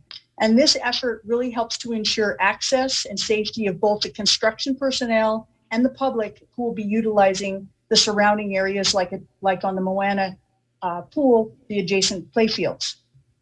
At the end of that pre-construction services phase, the CMAR provides us with a guaranteed maximum price. This means the city will know the cost of the construction before the construction activities begin, and there will be no change orders. Finally, with the CMAR delivery method, you need additional time and selection. So since we had that additional time up front when we were securing our funding, this hasn't been an issue. The CMAR selection actually takes us about 6 months from proposal preparation to the selection of the highest ranking proposal. I'd also like to add that agencies such as the State Public Works Board, RTC, Washoe County Schools, Washoe County, they all have successfully been using the CMAR method on these large complex building projects for over 10 years. And when I spoke to a lot of my counterparts, they highly recommended that we look at this seriously. So we did. So I'm going to go to the next slide, which is the CMAR selection. So the intent of this slide is basically to highlight the 4 general elements that are required by law in the CMAR selection process. First, we are required to advertise the request for proposals, and this was done in September of 2021, and we received 6 proposals. Next, a panel of 5 members was established, and these members ranked the proposals, they conducted the interviews, they provided final rankings of the applicants, and they did this in October and November of 2021. The panel consisted of 3 staff members and 2 external evaluators. Core Construction was the highest ranking applicant by this panel. That takes us to the pre-construction agreement. So the Nevada law provides that the city may now enter into a contract for the pre-construction services with the highest ranking applicant for the fee that is listed in the applicant's proposal. Under this agreement, Core will perform, manage, and supervise the pre-construction services for the future construction of the project. Lastly, the last element is the rankings of the applicants and the final scores must be made available to the public. Therefore, these items are being disclosed as an attachment to the staff report. Next slide. Now the fun part. So now I want to tell you why, not that that wasn't fun, but now I want to tell you a little bit about why Core is the highest ranking proposer. Corps has completed 16 public sector swimming pool projects in the state of Nevada and numerous fitness and recreation center projects. These complex facilities shown on this slide require an experienced builder who understands the unique features and nuances of an indoor-outdoor aquatics project. The Corps team demonstrated in their proposal and in their interviews that they have past and current similar project experience and the resources necessary to deliver successful results on our project.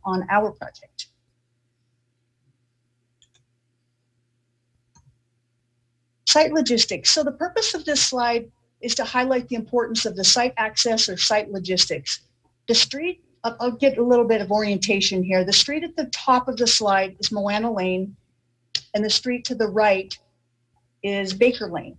The proposed new facility is shown in a brownish color, and the multiple soccer fields are shown to the left of the new proposed facility. Corps provided a site logistic plan and emphasized their commitment to maintaining public access and the use of the adjacent play fields while minimizing impact to the surrounding properties within their proposal and in their interviews.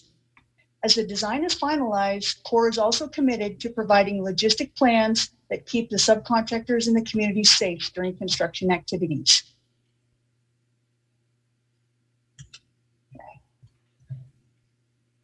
Subcontractor selection and the guaranteed maximum price proposal development is required by law, and it has very prescriptive requirements. I'm not going to go through all steps, but on this slide, on this slide, Corps employs a 12-step process, which is starting with research of the viable subcontractors and ends with the delivery of a guaranteed maximum price agreement. This is vital to the city because that this process implemented to the letter of the law to maintain transparency and integrity of the project. Corps has over 125 successfully executed guaranteed maximum price projects, and they have displayed a consistent track record of gathering strong subcontractor participation.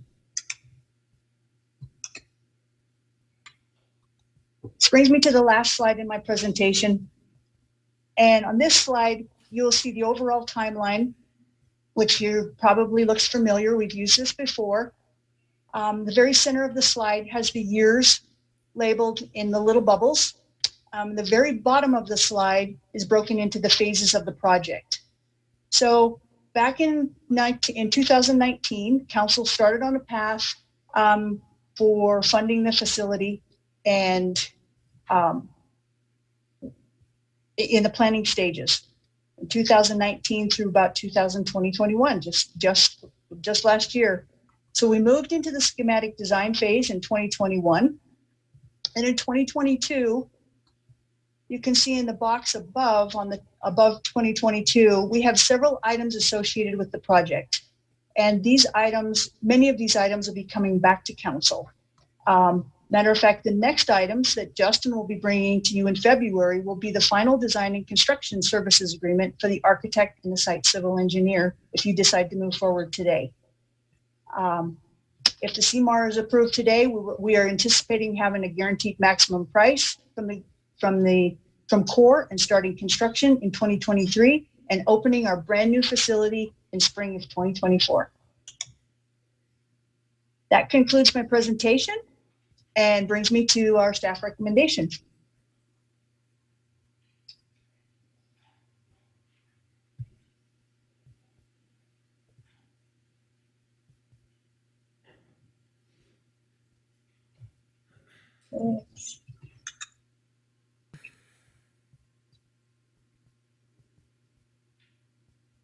Can you hear me? Are you there? Okay. Here. It looks like Councilmember Doer has her hand up. Yeah. Let's start there. Okay, thank you. First, Carrie, you and Jamie and the whole team have just been phenomenal. I've had the benefit of having several briefings with you. I believe in this CMAR process. I think it's a very good way to go on this project. I am surprised that it's the first time we're using it. You know, we had the Virginia Street Bridge back in 2016, and it seems like we could have used it on that. That was about an $18.5 million project. You know, similar scale, maybe smaller, but years ago than today. So kudos for that. It looks like CORE is a good group. If you wouldn't mind putting up the site design, there was something that was a little bit confusing to me, and I want to make sure I know. I thought you had said in a previous briefing that we were at 30% design. And once we went into this process, they would continue to work on the design. Is that correct? And I'm looking for the one that had the pink on the plan. That's showing it all. It's, yeah, your presentation's showing, just not the right slide. Okay, let me bring it back here.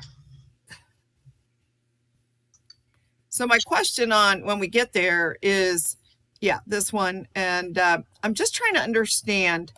I looked up the layout of the site while you were presenting, and I'm unclear about what is to the left in this picture or south.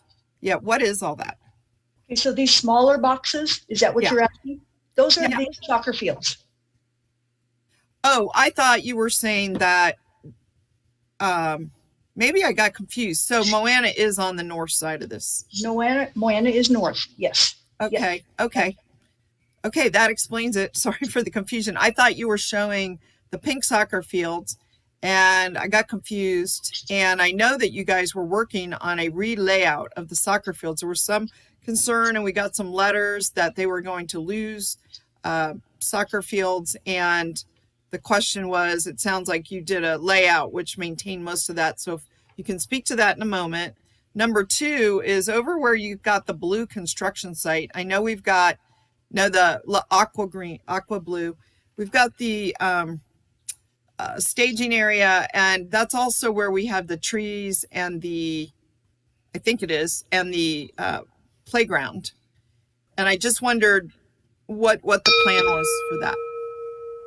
Sure, I can answer that question. I'll answer the trees and the playground question, and then I'll let Jamie help me with the soccer question. The trees, so right now the center of where you see my cursor is right here. Yeah. This is where we're planning. We are proposing to put the new playground area.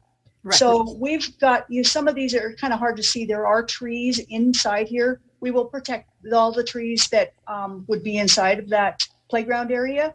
And where we would definitely work with Matt, and we have, to save as many trees as we possibly can. This kind of aqua color area is like a staging laydown area that the contractor would use so it doesn't interfere with parking and the use of the playfields. And then I'll let Jamie talk about the soccer. Thank you, Carrie. For the record, Jamie Schroeder, Director of Parks and Recreation. So what you see on this slide on the left-hand side is a proposed layout of the existing soccer fields. The addition of the pool facility will mean that the soccer fields will decrease in size by approximately 120 feet. The good news is that, it's unfortunate that they lose 120 feet. However, our Public Works team has taken a look at the layout that GBYSL provided and went ahead and did an overlay to scale.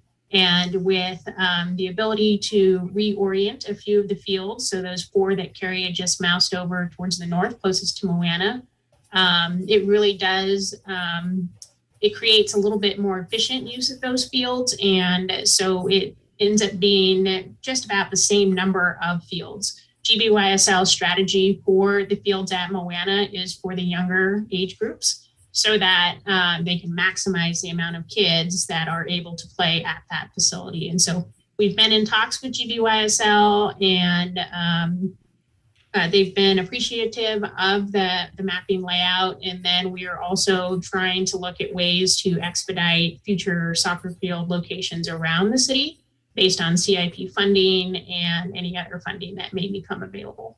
Okay. And then you don't think you answered about the 30% design. I will kick that back to Ms. Koski. Sure.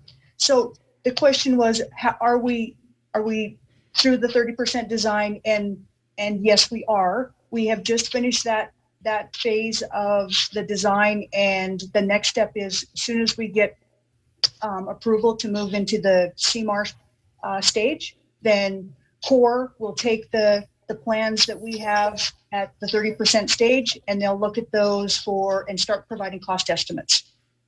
Okay. I have more, but I'm Thank you going very to much, let it go Carrie. round. And Yes. Yeah, we're going to go around. I think I saw Councilwoman Breckus's hand was up. I can't see on the screen. Yes, Councilwoman Breckus. Okay, thank you. Okay. Yeah, that's good on the space allocation. 120 square feet is about, a large bedroom size, more or less, so, or a small one, actually, so great. My questions are, number one, not that we would need to go there, I just always want to know how it works. What are the protest stages for this, for the other bidders? Is it closed out after 10 days, or do they have to file something and we would have seen that already? This is an agreement, Councilwoman Breckus, so it's not a bid. Okay. So there is no protest stage. It's an agreement.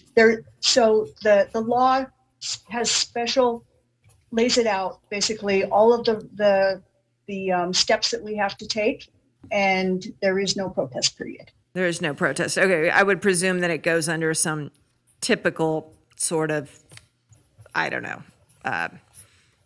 I don't want to misspeak, tort claim or contract claim. I don't know. I know when we bid, there's a protest period. I didn't know if this one did, and you're saying the law doesn't identify for that, but maybe other laws do. Okay, great.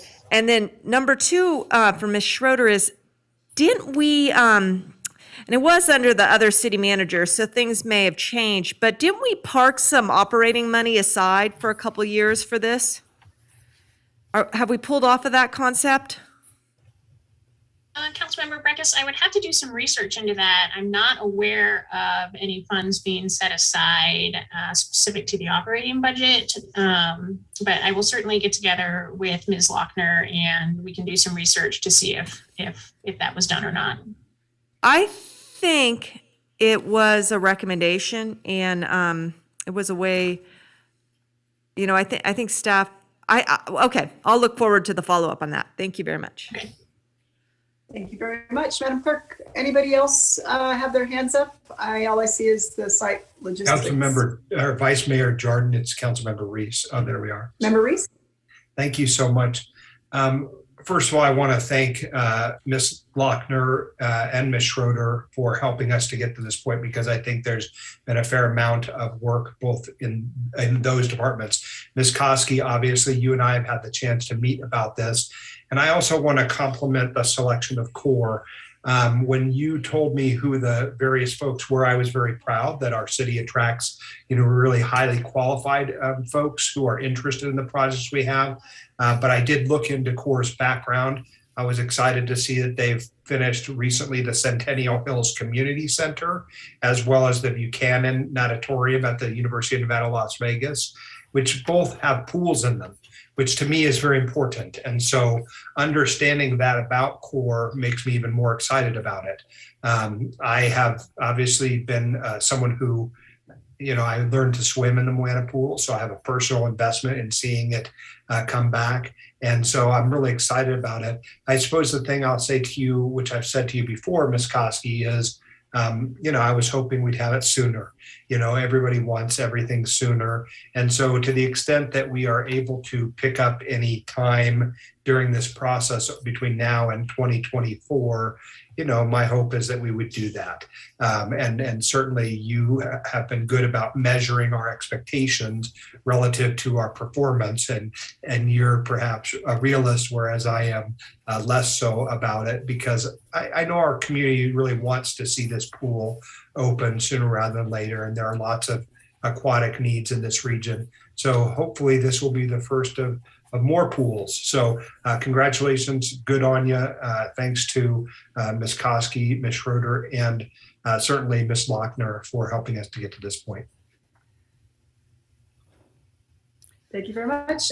Councilwoman Dewar, I think you have your hand raised. Yeah, thank you. Just a few more questions. And I too, I already said my kudos, but I'm getting down into the details since you're asking us to hire a contractor. One of my questions is, during the construction, the area that you showed in parking, Do you think that will be still open for the soccer, or will all of that be closed off? So that's one question. Two, I just wanted to say I too recall a couple years ago that a comment was, or it may not have been a commitment, but there was a full discussion about setting aside funds in advance for operating costs for the pool. And if I recall, they said the pool would cost about $300,000 a year to run. And there was concern, and they said maybe we should start saving. So that'd be a good thing to research.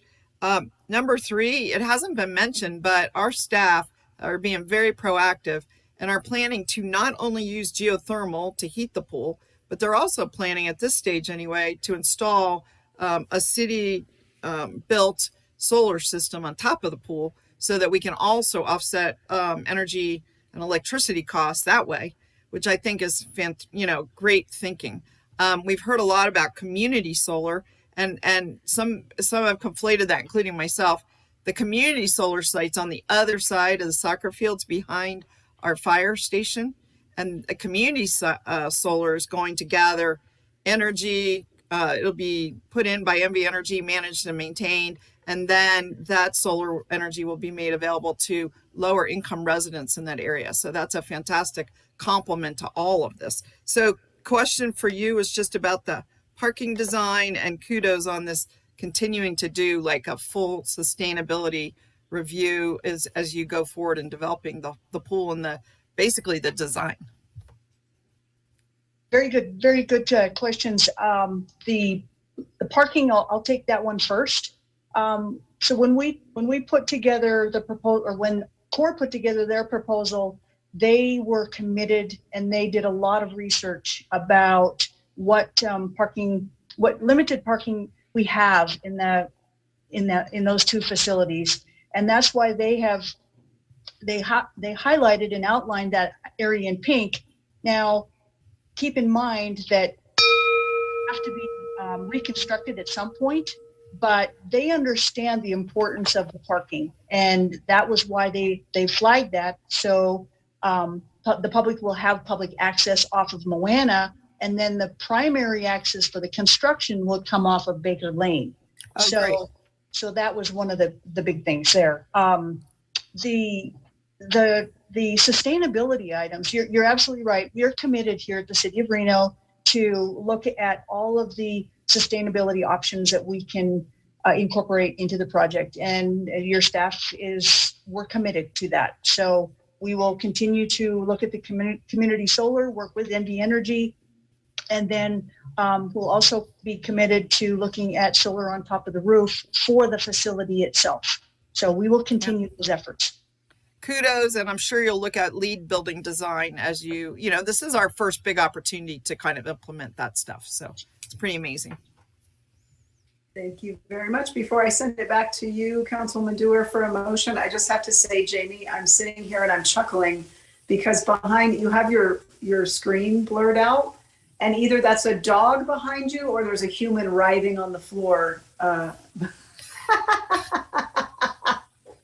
It was Director funny of to Parks see and the image. Recreation. That was fantastic. Okay, back to you, Councilwoman Dewar, for a motion. Yeah, well, it's great with great pleasure that I would like to move forward and recommend item D3 be approved. Second. All right, motion and a second. All those in favor say aye. Aye. Aye. Any opposed? Hearing none, motion carries unanimously. Item D4, Madam Clerk, any public comment on this item? Madam Vice Mayor, we have no public comment associated with this item. All right, thank you very much. Madam Mayor, back to you and to staff for this presentation. Okay, great. We'll head over to the city manager's office.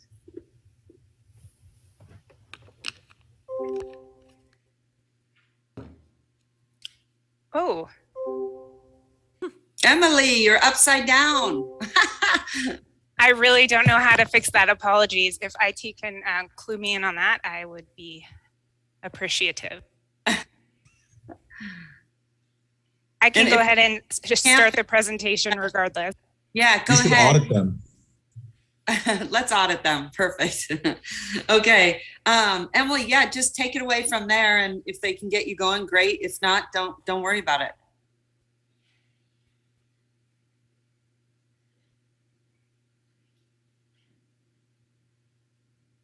And Emily, while we see your screen, I don't think we see the whole screen.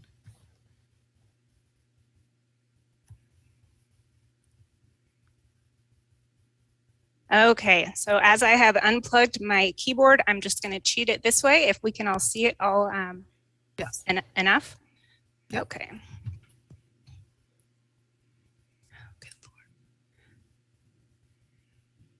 Okay, so we're here to talk about the first follow-up for the workers' compensation process audit, which came to about 6 months ago.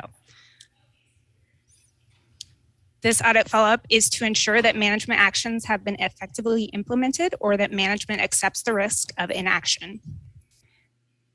There was a lot of work done behind the scenes between the first audit report and this first audit follow-up. We have consolidated the program itself. The workers' compensation program is now situated within the city's risk management division, and that's under the finance department. This occurred and was completed in November of 2021. Some of the process enhancements within that program, we've added a few FTEs to help with this shared service for the city. Our subject matter experts are now within that risk management division to maintain consistent and efficient processing of the claims. With that, I'm here to remind you that this internal audit function is here to establish accountability, transparency, and a culture of continuous improvements in city operations. We do have the programs manager here to answer any specific questions you may have about the program, and I'm here to answer any questions you may have regarding the audit.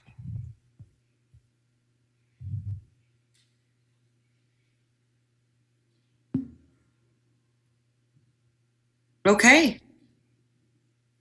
Go ahead, any council members? Madam Mayor. Go ahead. I just want to do a shout out. I have been so pleased since Emily was hired as our internal auditor. I mean, it really brought consistency and follow through to this function. And we rely heavily on this. I mean, this is, to her point, this is how we improve. And I know a few years ago in talking with our finance manager, Debbie Lochner, that she had a lot of concerns about our workers' comp.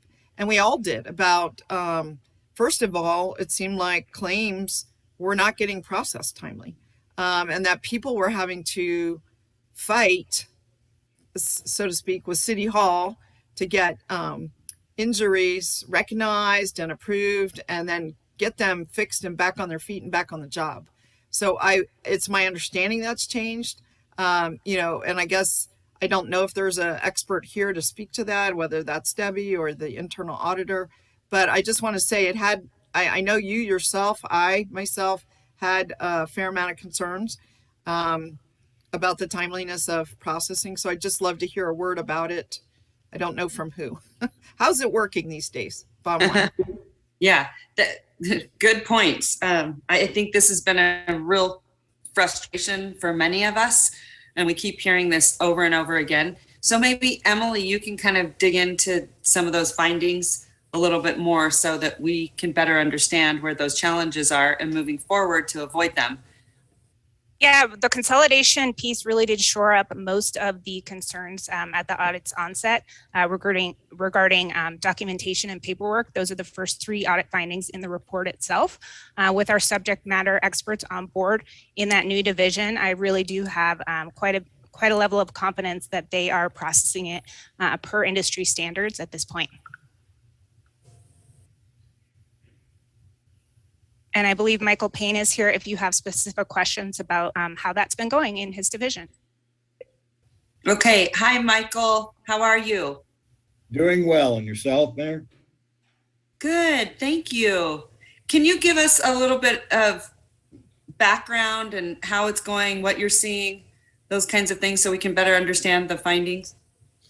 Sure. One of the things that we've done is we've hired Adria White. She's the management analyst. She's got a vast experience in workers' compensation. So she's the management analyst that will be, is overseeing this program under my direction. We also, as when I spoke with the council, probably 6 to 10 months ago on this issue, when the first audit came out not shortly after I'd been hired, I mentioned then that we'd be going out for an RFQ. That RFQ is on the streets right now for third-party administrator services. Those RFQs are due back in, I believe it is the 14th is going to be our interviews, and the responses are due from the prospective vendors on February 25th. We got moved back a little bit. We added some cyber insurance requirements in an addendum and worked with Kanaya, our IT director, and got some technical specs added to those. So we've given them a couple more weeks to respond, and as a result of that. But we will be looking at all prospective vendors. It had been a while since the city had gone out for an RFQ on this, and it was the appropriate thing to do just to make sure we're getting the best service to our customers, our employees, for the best price. And we also, as part of that, I mean, it's always been in my history, I've been doing this for about 30 years across the country before I came here, is to get somebody treated as quickly as possible, back to work as quickly as possible, and get the claim to closure and not drag it out. So that's one of the goals and one of the implementation items that we have is a strong focus as we look for the new providers, potential providers, or renewing with our current provider going forward as a result of this RFQ. Okay. And have we put in any different process in place with some of these delays that we're seeing? I mean, some of these are really, really concerning because we really need to get them services and treatment and into doctors and those kinds of things. So can you kind of talk a little bit about that? Because I think there is some frustration on that end. Yeah, we've actually sped the process of getting into our managed care organization that we currently have in place. Plus, with the addition of Adria White to our staff, we really have the expertise to stay on top of every individual claim as they come in. We also are having monthly meetings with the current provider to go over all claims, any claims on delay status, any claims that are dragging out, any claims at any of the departments. We have them involved in those claims meetings as well. So police, fire, and the other department representatives attend those claims meetings, and we discuss anything that they are concerned about with any of their employees or anything they've heard. So hopefully we can move those things quickly if there are any issues they're developing before they become large scale. Okay. Are you seeing anything? I guess I've heard that it's very hard to find a provider in this space. Is that seem to be true, do you think, for this RFQ? I don't believe so. I don't know. Again, we haven't gotten responses, but I'm anticipating at least 3 to 4 responses to the RFQ from very qualified TPAs in this area.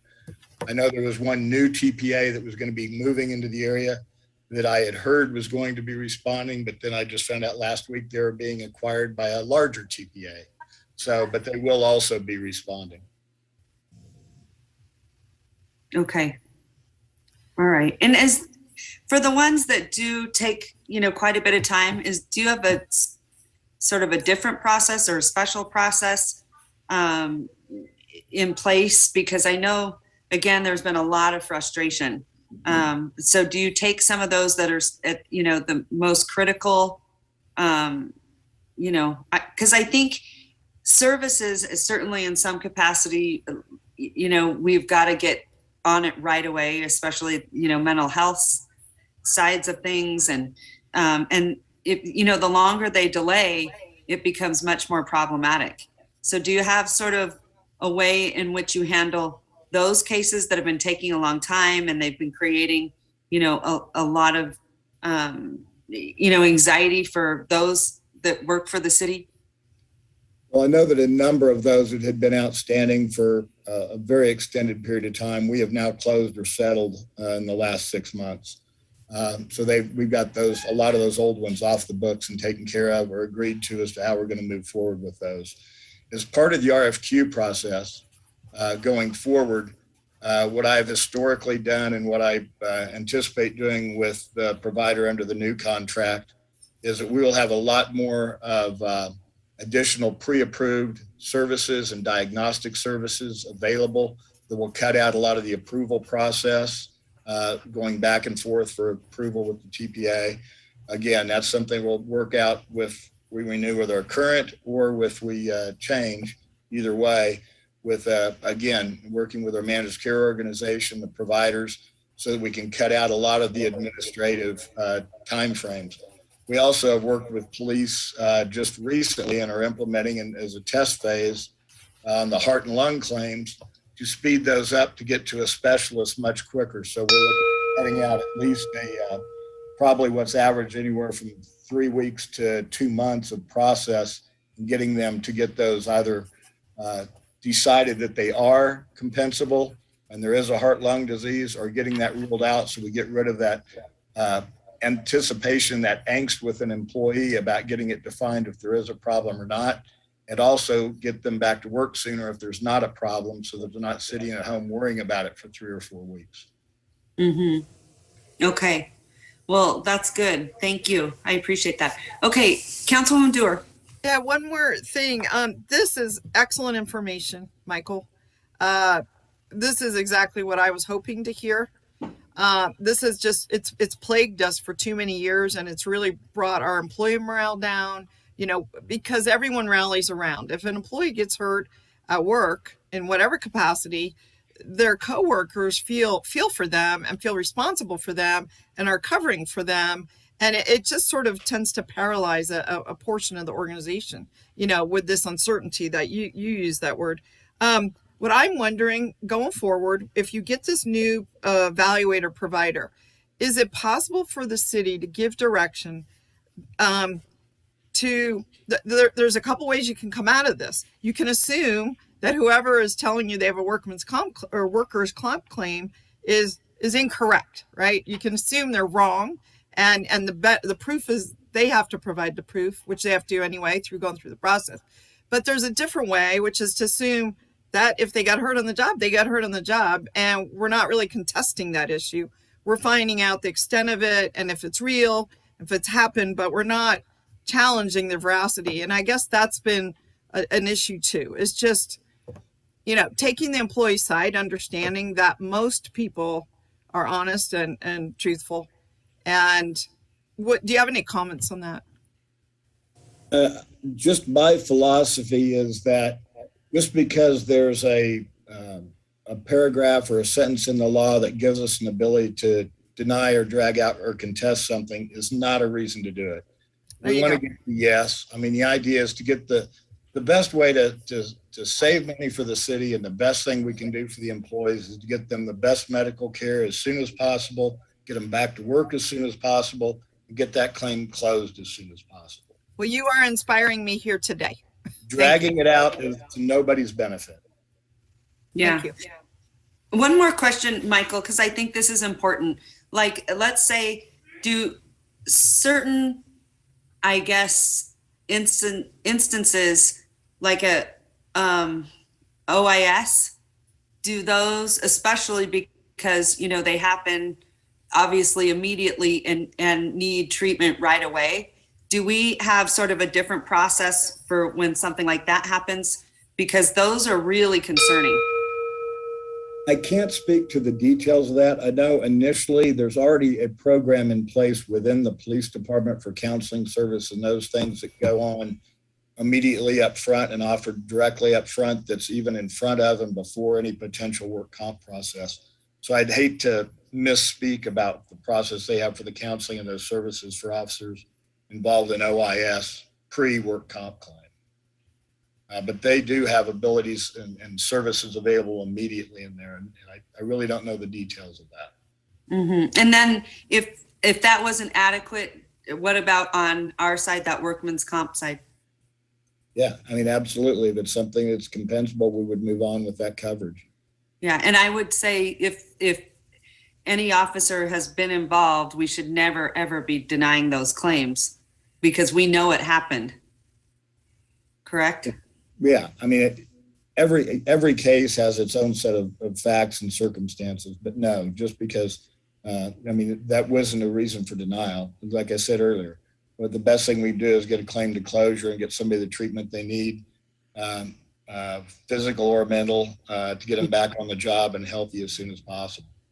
Okay, that's great. And I would just ask our city manager, I do think it's good to maybe even survey some of our employees that have dealt with the workman's comp issues so that they're being heard.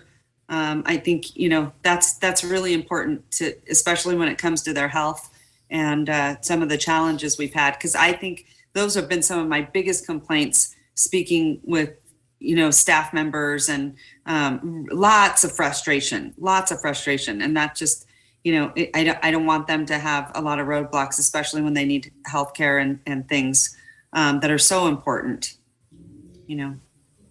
Yes, Mayor, as part of the RFQ, what I've done in prior lives and expect and anticipate to do here as well is that we will implement surveys as part of that to the customers of our TPA and us in the work comp system as to how it's any issues they've had and anything they've had. And we actually look at those, we'll be looking at those on a regular basis with whomever is selected as the provider going forward.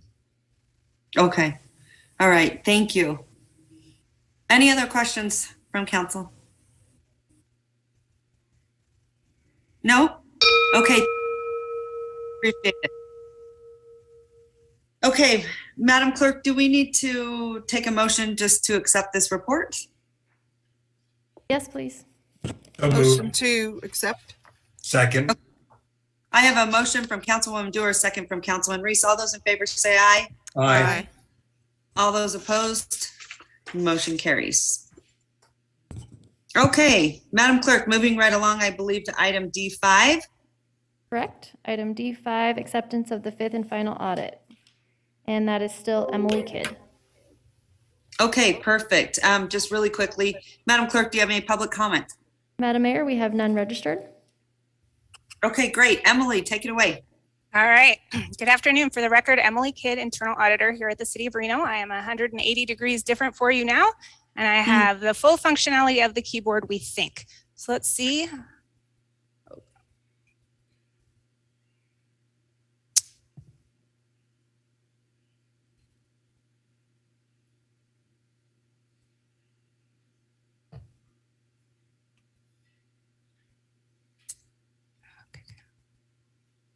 Okay.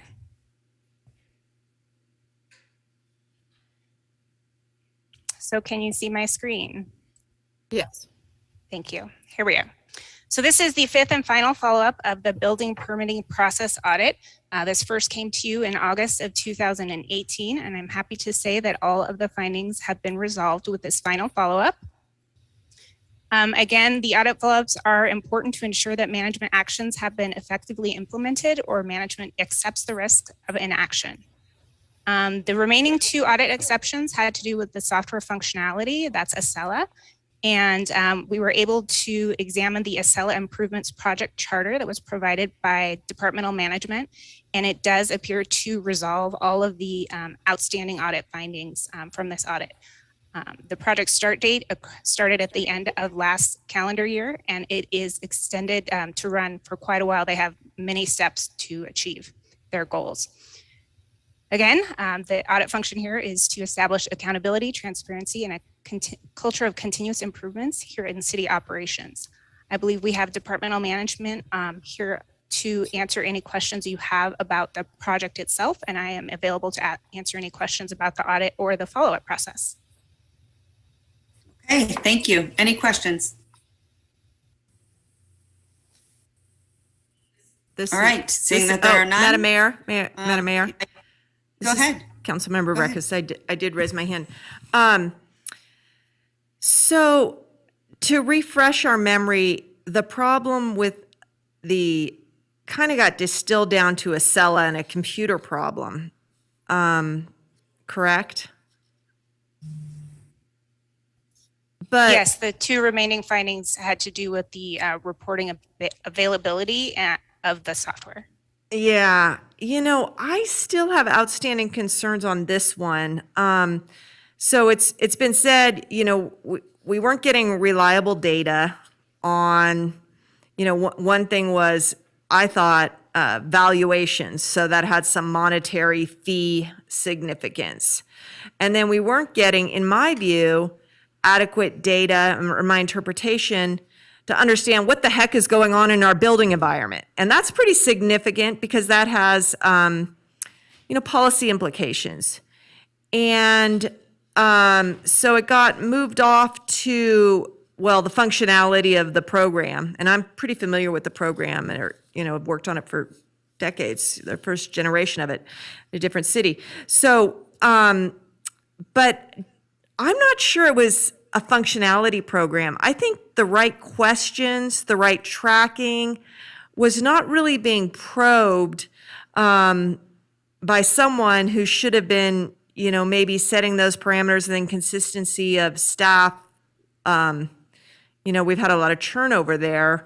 And it seems like data analysis has always been, given off to the side as an effort to processing development applications in a time of high growth, and that's understandable.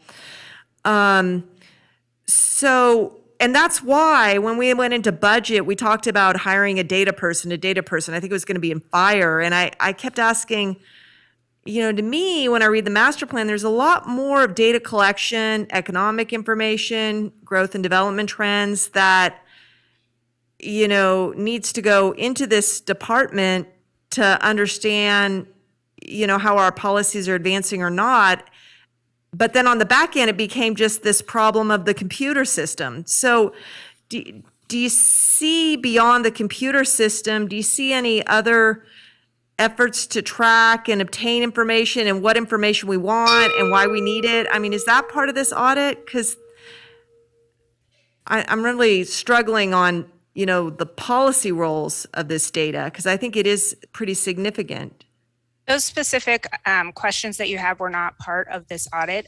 This remainder item was data quality concerns and verification of reporting data.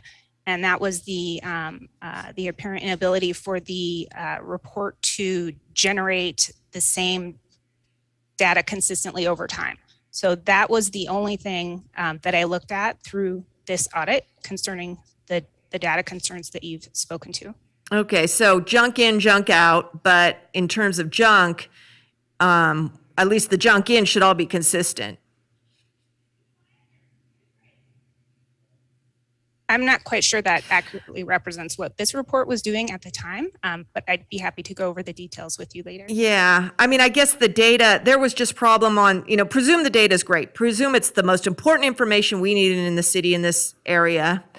And there were inconsistencies within that data. It didn't rise to the level of the question, should we even be collecting this data? How useful is this data? Or is there other data we should be collecting from all these development projects that cross, through the door here? Yes, that might be better answered by the department themselves. I don't see Mr. Pingree here. I know we spoke earlier. Yeah, I thought you said he was here. Ms. Huntsman, can you see Pingree in the gallery? Got his hand raised.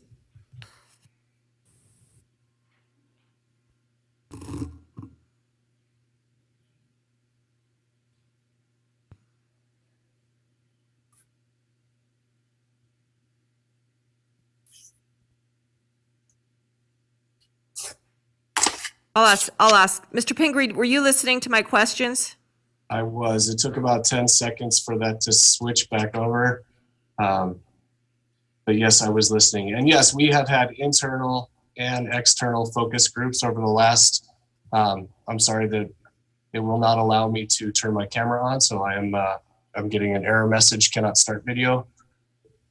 Oh, the host has asked me. That's okay.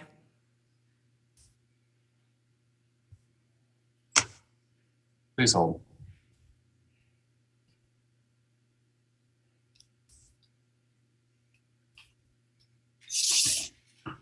Oh, anyway, I'll answer the question. We have gone over the last couple of years. This has obviously been an ongoing issue since 2018 when some of these initial findings were brought to our attention. Over the last 2 years, we've worked internally and externally with focus groups to address all of the data in, data out, as you spoke of. And we have in the project charter that we have developed and we have approved and implemented in place with a third-party consultant. All of these all of these questions and answers, we had, I think, 67 issues and 67 items we're addressing in the first two phases of this project that we're working forward to addressing everything from data, from reporting to project valuation, to all the way down to narrowing down single family dwelling units to apartment units to every bit of data we could ever imagine. These were all things that, as you know, back in 2005, when the city took on the role with Excella, it was kind of just put together, implemented originally for business license, and and the building department took off with their own kind of portion of this. And so since we have more users now with Public Works, we have users throughout the city using Excella. We've realized over the years, we never did the upgrades that were provided by Excella. We did internal updates to make it work. And with this, you guys approved a $500,000 last spring for the project implementation for the upgrades of this. And we are currently working with 2 different third-party consultants to make sure that this gets implemented in a timely manner. Okay, well, thank you for that. I mean, I have expressed considerable concerns, desires to see the master plan implemented in tracking the land supply and other characteristics of our development trends. And, a building, valuation component of a computer system is real downstream from that. But I guess if you're engaged with people from the community, whomever those would be, you are thinking broadly and encompassing about what sort of data we want to understand what trends we're experiencing. So I look forward to your report template as your project unfolds. Thank you very much. Okay, any other questions? I have a question. Thank you. Okay, go ahead. Yeah, thank you so much. And I have 2 questions, one for Mr. Pingree and one for Ms. Kidd. For you, Mr. Pingree, I just wanted to compliment you. I think I heard, but it's more I heard through the grapevine and not from you, that you were looking at ways to make the building permit process more transparent. So I think I heard you say one of our, maybe the last BFAC that I was the liaison, something about either posting the applications and or posting your decisions. Could you just speak to that? And then I'm going to circle it back to this audit. And that's kind of 2-part. I mean, building permits through the Excella One portal are visible to anyone that wants to look. It is public. The applications. The applications, but not so much, but the permit itself that is issued. Once it's reviewed, then to see the application, that would be a public records request. But for the decision letters, we are in the process right now of working with our communications department in order to get those provided on a sublet of our development services website. And that is in the process as we speak now. Those would be the decision letters of the building permit application. So people would have a place to find them, I guess. Correct. And easier. For planning cases alone, the building permit process, since we have such a high volume, we couldn't really put those on a website, but these would be planning decision cases would go on the website in a separate subfolder. Oh, I see. Okay. All right. I thought it was about building permits, so I misunderstood. No, and we've talked about that, but last year alone we did 13,400 building permits. So just trying to find a place for those to live is a tough. Right. Totally understand. But I really appreciate the process improvements that you're doing. And I just wanted to put that out there on the record.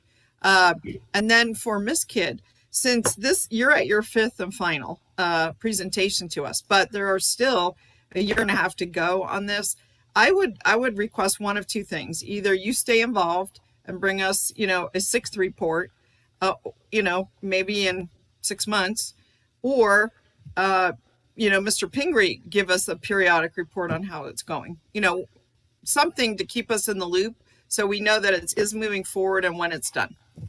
Okay, I will speak with the city manager and see which fits the best. Yeah, that'd be great. Thank you. Madam Mayor, can I speak again on this? Go ahead. 3 minutes. Yeah, I mean, I would agree with that too on the follow-up. And I just want to elaborate, the data that I'm questioning is we can churn out a lot of aggregate information, this many subdivision maps and so on. But years ago, the city used to have a whole data section or publication on approved but not built. So we knew how many subdivisions would come through the planning commission and city council, but how many of those were expiring, how many had finalized, how many lots, how many were coming in for administrative extensions. That's really part of monitoring the land supply. How many PUDs are out there at what percentage build out? That's the kind of data that I was at one time very familiar with the Acela. I think it's in there. It's maybe more in the planning module, but it does lead and drill down till the building. Obviously everything leads down to the building. So that's the data that I'm wondering if that's going to be through the Acela module or where else it'll be. And that's why I've been following this closely. So I would support Ms. Dewar's concept of, tracking this, or take it on another path and have Mr. Pingree let us know in this multi-year effort, periodic updates. Thank you. Okay, any other questions?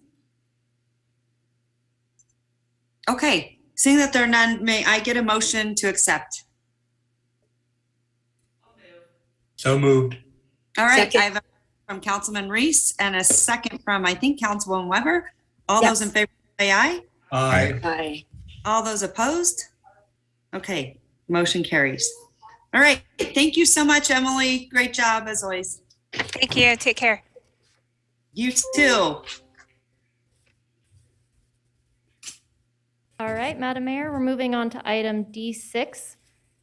Okay, let's do that. And I know we're probably moving some folks over. And at this time, Madam Clerk, do we have any public comment? Madam Mayor, we have no public comment registered at the moment. However, it should be noted that we did receive 29 comments directly associated with this agenda item. 20 in favor and 9 concerned. These have been distributed to the Reno City Council and are available on the meeting portal. Okay, that's fantastic. Thank you so much. Okay, so I'm going to give it to, I believe JW is in the house. Great to see you. And the floor is all yours, Mr. Hodge. Take it away. Madam Mayor, Go right ahead.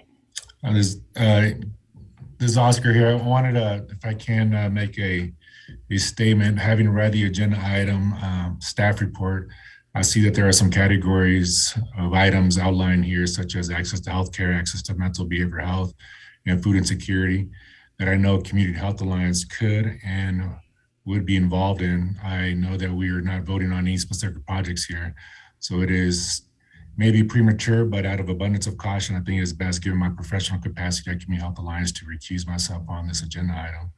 So excuse me as I log off the room during your guys' consideration of the item. Okay. All right. Thank you so much, Councilman Delgado. Go ahead, log off.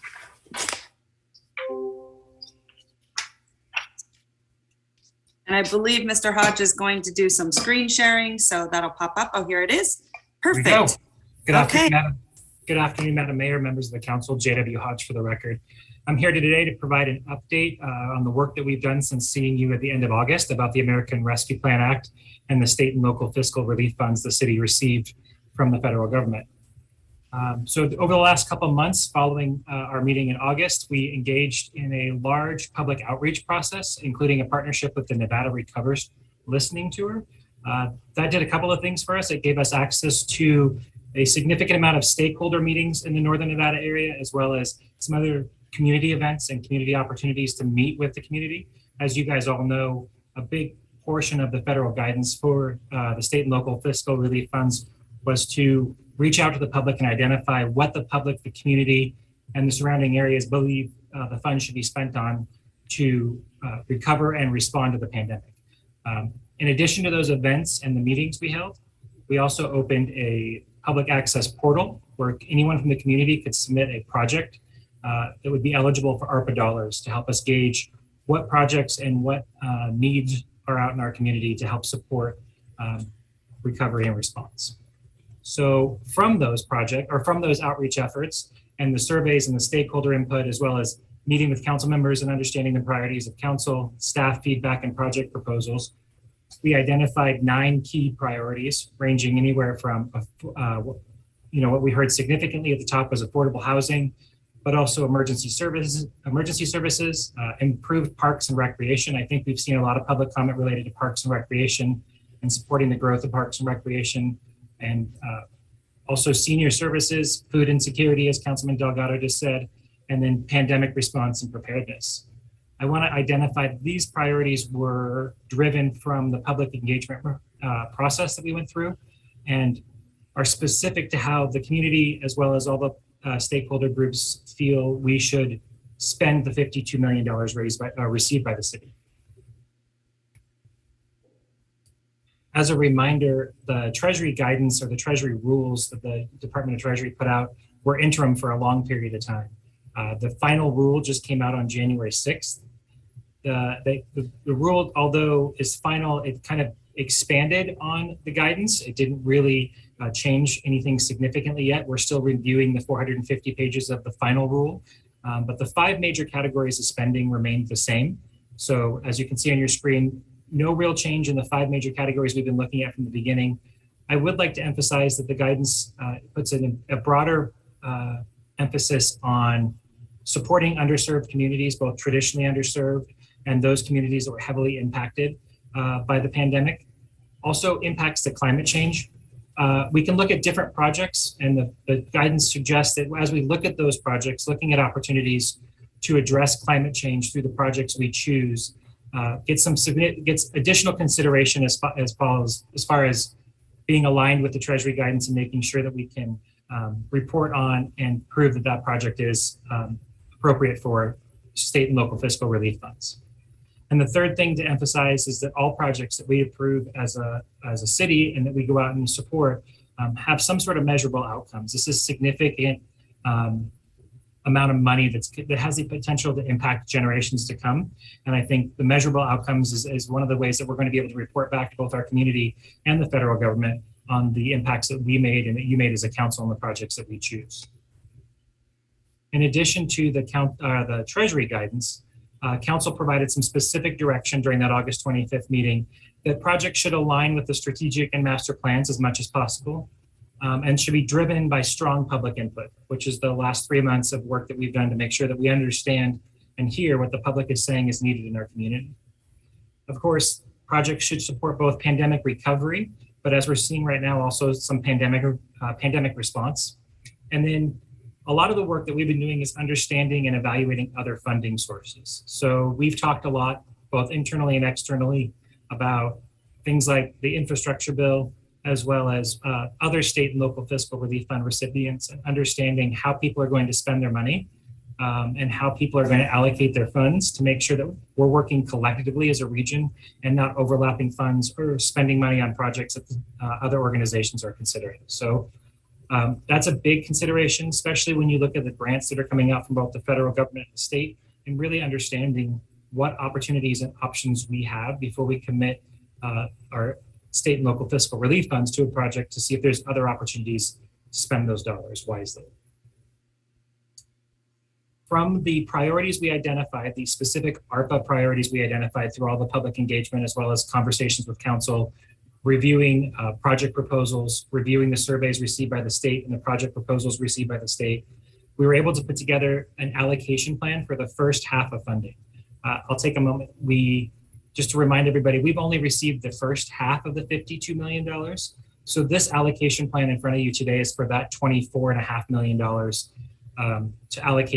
to set aside allocations for those projects. Using the priorities we've identified and using the feedback we received and evaluating the proposals, this is a reasonable breakdown of what we think for the first $24 million the city has received should be allocated to projects that would go forward, or projects or programs that would go forward to become eligible for using ARPA dollars. So I'll use affordable housing as an example. The recommendation is to set aside 53% of that $24 million for affordable housing projects. And council and everyone knows that in a couple of weeks, there's an important affordable housing workshop you'll all be participating in. From that project and that workshop, we'll be able to help identify what direction and what focus staff should have on affordable housing. And the idea is that we will be able to take that direction from you and understand what things we should be looking at and what programs we should be addressing these funding dollars towards. And then being able to come back to council with an allocation plan that says these are the programs identified using that 53% of the $24 million to fund for affordable housing. We'll use that same process going forward with Parks and Rec, healthcare projects, public safety, senior projects, and then community programs and pandemic response. Pandemic response is a good example. We have 2 defined projects or defined programs to share with you today. Both of these programs meet the Treasury rules. They align with the direction provided by council back in August, and they're ready to execute under our standard purchasing policy. The first one, which I think everyone is extremely familiar with and has actually been glued to the numbers over the last few weeks to understand when we're going to peak and when things are going to recover, hopefully, is wastewater monitoring. And that's a partnership with the University of Nevada, Reno, paid for by Washoe County, the City of Sparks, and the City of Reno. That $489,000 is the City of Reno's share of that expense, and that will fund that wastewater monitoring program through December 31st of 2022. The second pandemic response project that is ready to execute now is the remote work technology program. IT and staff have been working diligently to make sure that all of our teams can work remotely so that we limit any disruption to service to our city and our constituents, making sure that our staff can work in safe environments. As you're seeing today, we're all participating by Zoom, and making sure we have the technology to do that. So today's ask would be to identify and allocate up to $200,000 of the ARPA funds towards a pandemic response in the form of a remote work technology expense. So for round 1, or the $24 million that we have to spend today, we're seeking approval of the allocation plan that we are presenting right now. Our goal is then to go back and identify defined programs that we can fit into each of those allocations to bring back to council for review and approval based on the categories of the programs identified, and seek approval for those from this body. And then we'll continue to monitor and report on all these programs based on the quarterly and annual requirements of the federal government. Round 2, or future funding. So when the second half of the allocation plan comes in, that's when we will be able to come back to council and ask for an update to the allocation plan. And it's our next opportunity to say, how are we going to allocate the additional $24 million? The allocations today do not reflect moving into the future. We may want to keep it the same. We may want to adjust based on what's going on in the community or other identified needs between now and then. But that round 2 between May and July, when we receive the second round of funding, will be our next opportunity to allocate those dollars. And then we'll do the same process where we can identify qualified programs under those allocation plans and then bring those back to council for approval. So we have 3 recommendations today. One is to approve wastewater management monitoring. The second is to approve the spending $200,000 from the state and local fiscal relief funds on remote work equipment. And the third would be to get feedback and approval of the general allocation plan that was presented this afternoon. With that, I'm available to answer any questions you may have. All right. First of all, thank you so much. Madam Clerk, can we come back? Oh, there we are. We're back to the screen. Mr. Hodge, great job. That was fantastic. Love the graphs, the background, everything. Top notch. Okay, I'm going to open it up to questions from council members.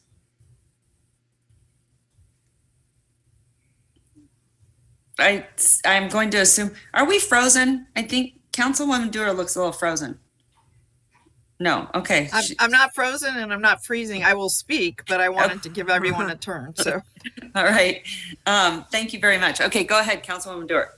Oh, okay. Well, I too wanted to thank the staff, JW, for doing a great job. This is a hard job to try to sort through such a bunch of money, all the rules. And I really appreciated him. I took a few screenshots of his PowerPoint, and I really appreciated him telling us generally what these rules are, because it's been a little bit tough to know what's eligible, what's not eligible, how are we supposed to make these allocations. One of the questions that I asked him was, is the federal government going to come back and audit us? You know, like how we spent the money and make sure we supported underserved communities looked at impacts to climate change or sustainability had measurable outcomes. And right now he doesn't think so. He thinks that it's on the, well, I mean, I don't mean, what I understood you to say is they will audit us, but it's not that they're going to approve each of our allocations one by one. I'm sorry if I misspoke there. Is that correct, JW? You're absolutely correct. Okay, so we'll make our allocations, we'll do the best jobs we can. And then at some point that, 5 years from now, 1 year from now, whenever they set up periodic audits, they will look at how we're doing, I assume. I was glad to see the impacts to climate change were threaded through, because whenever, let's say we pick, and I completely support affordable housing as one of our top efforts, I want to make sure, just like the pool, that we are looking at all the sustainability things. So people that are lower income that might qualify for this affordable housing deserve to have lower operating bills as well. So let's say we do an affordable project. We want to make sure that the refrigerator is efficient, the water heater is efficient, so that the power bills can be lower. Maybe we want to put solar in those projects, or set up our own community solar around those affordable housing so that they can benefit not just from moving in, but lowering daily operating costs. The other thing, just on a global perspective, is I know that we have big projects to approve. You just showed us at least, a couple, and they're in the $500,000 range or whatever, for 498. But as we go through, one of the recommendations I would have is, as we approve large projects, let's say in parks, a lot of money, that we also put aside some smaller dollars for smaller projects, so that it isn't all sucked up, let's say, in 2 or 3 big projects, but that there's some cash to deal with, either things that come up that we didn't anticipate that maybe aren't a capital construction type project. And I can think of a couple, and I don't want to take up the time here, so I'll cede the floor, but I think you understand where I'm going, is just to leave some dollars unallocated, either for, a project costing more than expected, for example, or new things that come up during the process. So I'll leave it there for now. All right. Any other questions from council members? Madam Mayor? Go ahead, Councilwoman Breckus. Thank you. I have a very specific question, a couple. Number one is, in the Parks and Rec, could that money, or some in our next tranche coming through, go to pay for the pool, even though we've committed, we've expressed interest in taking debt, but can it go to pay for the capital project of the pool? Did you look into that? I did, based on your feedback, Councilmember. Yes, we did look into that. When I talked to Ms. Lochner and the finance team, looking at the rules as we all kind of interpret them based on receiving the new set of rules recently, yes, if you identify the pool as an option, the way it is funded now, it could be an option for spending money out of the ARPA dollars. It gets a little bit more complicated when we look at some of the other projects that we talked about, but for the pool specifically, as you're asking today, that is an option that council has to, instead of bonding for the pool, utilize this investment in covering that cost. I would certainly support that. I am very nervous about absorbing debt onto the general fund. We're still paying out of the general fund debt for the revenue bonds for the event center, the bowling stadium, the ballroom. I went over that with Mr. Manager the other day. I think it was $2 million this FY. And when the economy tips a little bit and we've got this staffing complement, we're gonna, and it will, it'll go somewhere. We're really gonna need to be lean on the debt, the general fund, and that exposure. And I would love to pay this back to priorities we already have, and the pool is one. So I would really hope that the council think about that, and maybe we use this Parks and Rec $3 million for that. I just think it's the most prudent approach, and I'd even say for the police station. My next question is, obviously you brought it up in your presentation, looking at what others are doing, and we know the county got the lion's share. What are they doing? Because they are more in the social services area. There are the more or less the custodian of the Board of Health and the Social Services Agency. Are they bringing in money for this healthcare access? So in the first round of funding that we've witnessed from the county, they've spent a significant amount of money supporting the CARES campus. I think well over $25 million was spent in the first round of their first half of money. They've also invested some dollars in staff. I know the court system as well as the sheriff's department have added staff members using the ARPA dollars at this point. So from the healthcare perspective, limited right now, although I know some of the CARES projects are specifically addressing providing healthcare at the CARES campus in different forms. Okay. And then the last one is this nonprofit support. And I want to say, you know, we're all looking at this from our own perspective. One perspective is capacity of local governments, even a local government our size, you know, not to mention a lot of others, but to get this money out, even in the liberal timeframes. And the housing, I think, is where we need to go, but it's going to be a big internal lift to spend that money out. And when I see the $1 million for nonprofit support, for me, in my mind, that nonprofit support is going to be, you know, housing production. So it would come out of that bucket. So this nonprofit support idea of 1 million, what sort of nonprofits are being thought about in that area? Thank you for the question. I think if we look through the proposals we've received to date, there's a lot of opportunity for things that run the gamut of possibilities. I think there's proposals in there related to supporting seniors, but from the nonprofit side, there's also proposals in there specific to food insecurity and other items that were directly aligned with the priorities that have been identified through the process. So I think nonprofit could probably be a broader topic, is more community support or community programs that have been addressed to council that would help the community recover and respond to the pandemic and possibly hit some of those traditionally hardest hit communities and the underserved communities. So like a granting program. Let me pass on the floor. Okay. I'm going to ask to come back and talk about another group that's really been hit hard by the pandemic, and that doesn't seem to be getting a piece here. Thank you. Okay. Okay, thank you so much. Any other questions from council? Madam Mayor. Go right ahead, Councilwoman Jordan. Thank you very much. I just want to give a shout out to staff. Excuse me. I know this is, you know, it seems like on the surface a simple thing to kind of start thinking about how you can allocate money, but it's far more complex than that. And I just want to give some kudos to you, JW, and everybody involved with regards to the outreach that you did. That goes well beyond just the discussions you had with us. Can you, I know it's in the materials, but can you say on the record here kind of what that public outreach process was? Absolutely. Thank you for the question. So I think we partnered with the Nevada Recovers Listening Tour, which allowed us access to multiple stakeholder groups, and that included the Latino community, the Black community, the workforce community, the education community, also stuff with the Chamber of Commerce, other development community members. So we had specific roundtables throughout the last 3 months with that partnership with the Recovers Tour, and we're able to sit with those groups and understand what they think ARPA dollars should be spent on. So in addition to those like focused stakeholder groups, we also had general community meetings to understand anyone from the community could come and provide input through either a survey or through in-person feedback to the team that was there.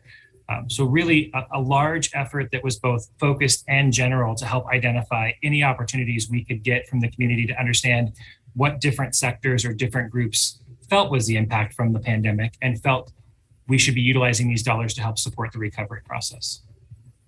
I think that's great. And the fact that you coordinated and collaborated with our regional partners, you know, to emphasize the importance of working with individuals in the community, regional partners is so incredibly important, because I think the last thing you want to do is, being fiscally responsible, is start doubling up and tripling up because someone went to all 3 jurisdictions and asked for money. So smart for you for doing that. And a great listening tour, I know that was done. So thank you for all your work on that.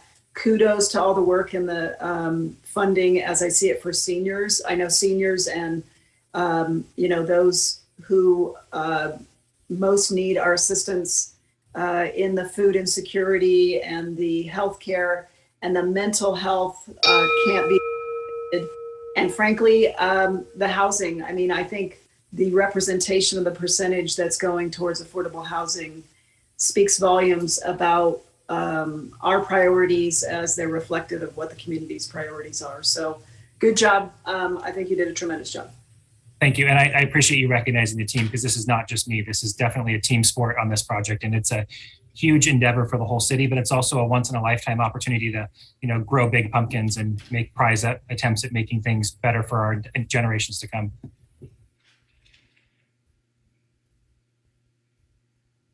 All right. Any other questions from council? Madam Mayor, Councilmember Reese. Go right ahead. Thank you so much, Madam Mayor. I guess ultimately, Mr. Hodge, I want to say a few things. First, of course, certainly thank you for the work that you've put in. It is a difficult and arduous task with the regulations and the advice from the federal government changing with some frequency. So just keeping up on all the things, I think, is it's its own task. I think for my part, I would like to see us focus on housing. Certainly, we have already made commitments to pay for the pool, the public safety center, the new fire department. That ship has already left. And so I would not support allocating any of these dollars, which are, the once in a lifetime dollars to have go into this community for purposes other than that which we decide in this process to allocate them. Second is certainly the focus on affordable or housing support is, I think, laudable. It'll be interesting to see, while you've identified broad and percentage-based ways to allocate the funds, I'm more interested in the specific things that we would do with it. And so as we move forward here, I'll be interested, I note with some interest that we have I think some shovel-ready projects in the community. NYEP continues to build their intergenerational facility, and that's something we've been supportive in the past. I see RHA just recently, I think, and Madam Mayor might fill us in on this, but I understood from social media today, reports were that they had placed some interest in the Bonanza, the old casino. And, at the end of the day, we are not going to be able to make some of the historic investments that maybe our neighbors to the west have made in housing. I think they've spent somewhere in the range of $1 billion on acquiring motels for use as housing. It's very different framework. People sometimes say to me, well, Councilman Reese, you should put it all towards buying a motel. And ultimately, that's not necessarily what I think is the good use of these dollars, but it might be a partnership with someone like RHA, where we would be committing funds to help them make those purchases. So I'm excited to know about that.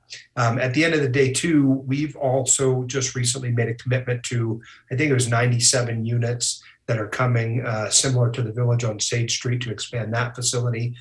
These dollars might go towards that, I would think.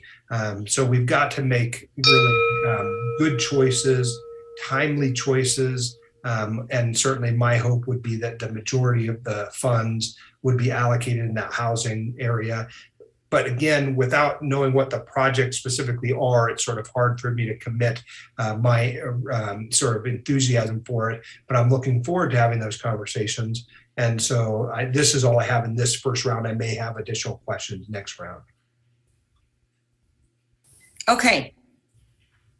So Councilman Reese, and I can kind of fill everyone in sort of what's happening on the Housing Authority side. And we've talked about this, having a joint meeting with Housing Authority, City Council, the county, and even Sparks to become sort of the one entity that we're all putting in resources, obviously over at Housing Authority, and becoming really the one-stop shop for housing in the community. And that would also free up resources at the City of Reno side. And not to mention, that's not what we do at the City of Reno. So that's one thing that I'm going to be asking the council for support, is that everything, all those funds and resources get directed to the Reno Housing Authority. Yesterday, we did have a meeting, and we've been having weekly meetings now, special meetings every Friday. We have identified the Bonanza as one project and have submitted an offer, or will be submitting an LOI on the Bonanza, and also specific interest into the Sundowner. I am also asking to bond for around $200 million for affordable and workforce housing.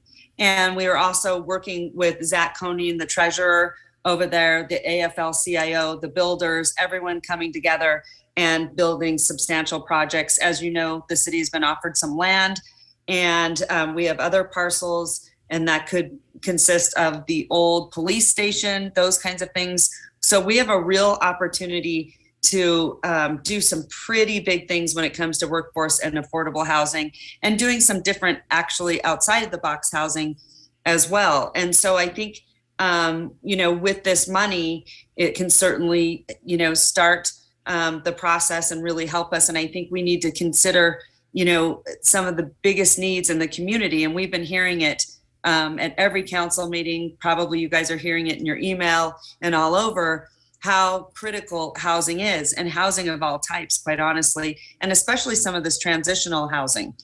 We've got to start being proactive in this transitional approach from certainly the people that live in our shelters or that are coming out of mental health situations and things like that. So the Housing Authority is doing a lot of work in this capacity. And I do think that the Housing Authority is the appropriate place to allocate all these monies. We've also have asked the county and Sparks for some matching funds. We think that's another way that this also can add to the viability of these projects. So we're starting to identify them. Both of those projects are very large projects. And then also working with the AFL-CIO, we think that can be a tremendous partnership with doing apprenticeships and workforce, especially we will need that if we're going to build this magnitude of housing. But I think it's something that you guys all know, this I'm preaching to the choir, that housing has been such a critical need. But when we talk about that,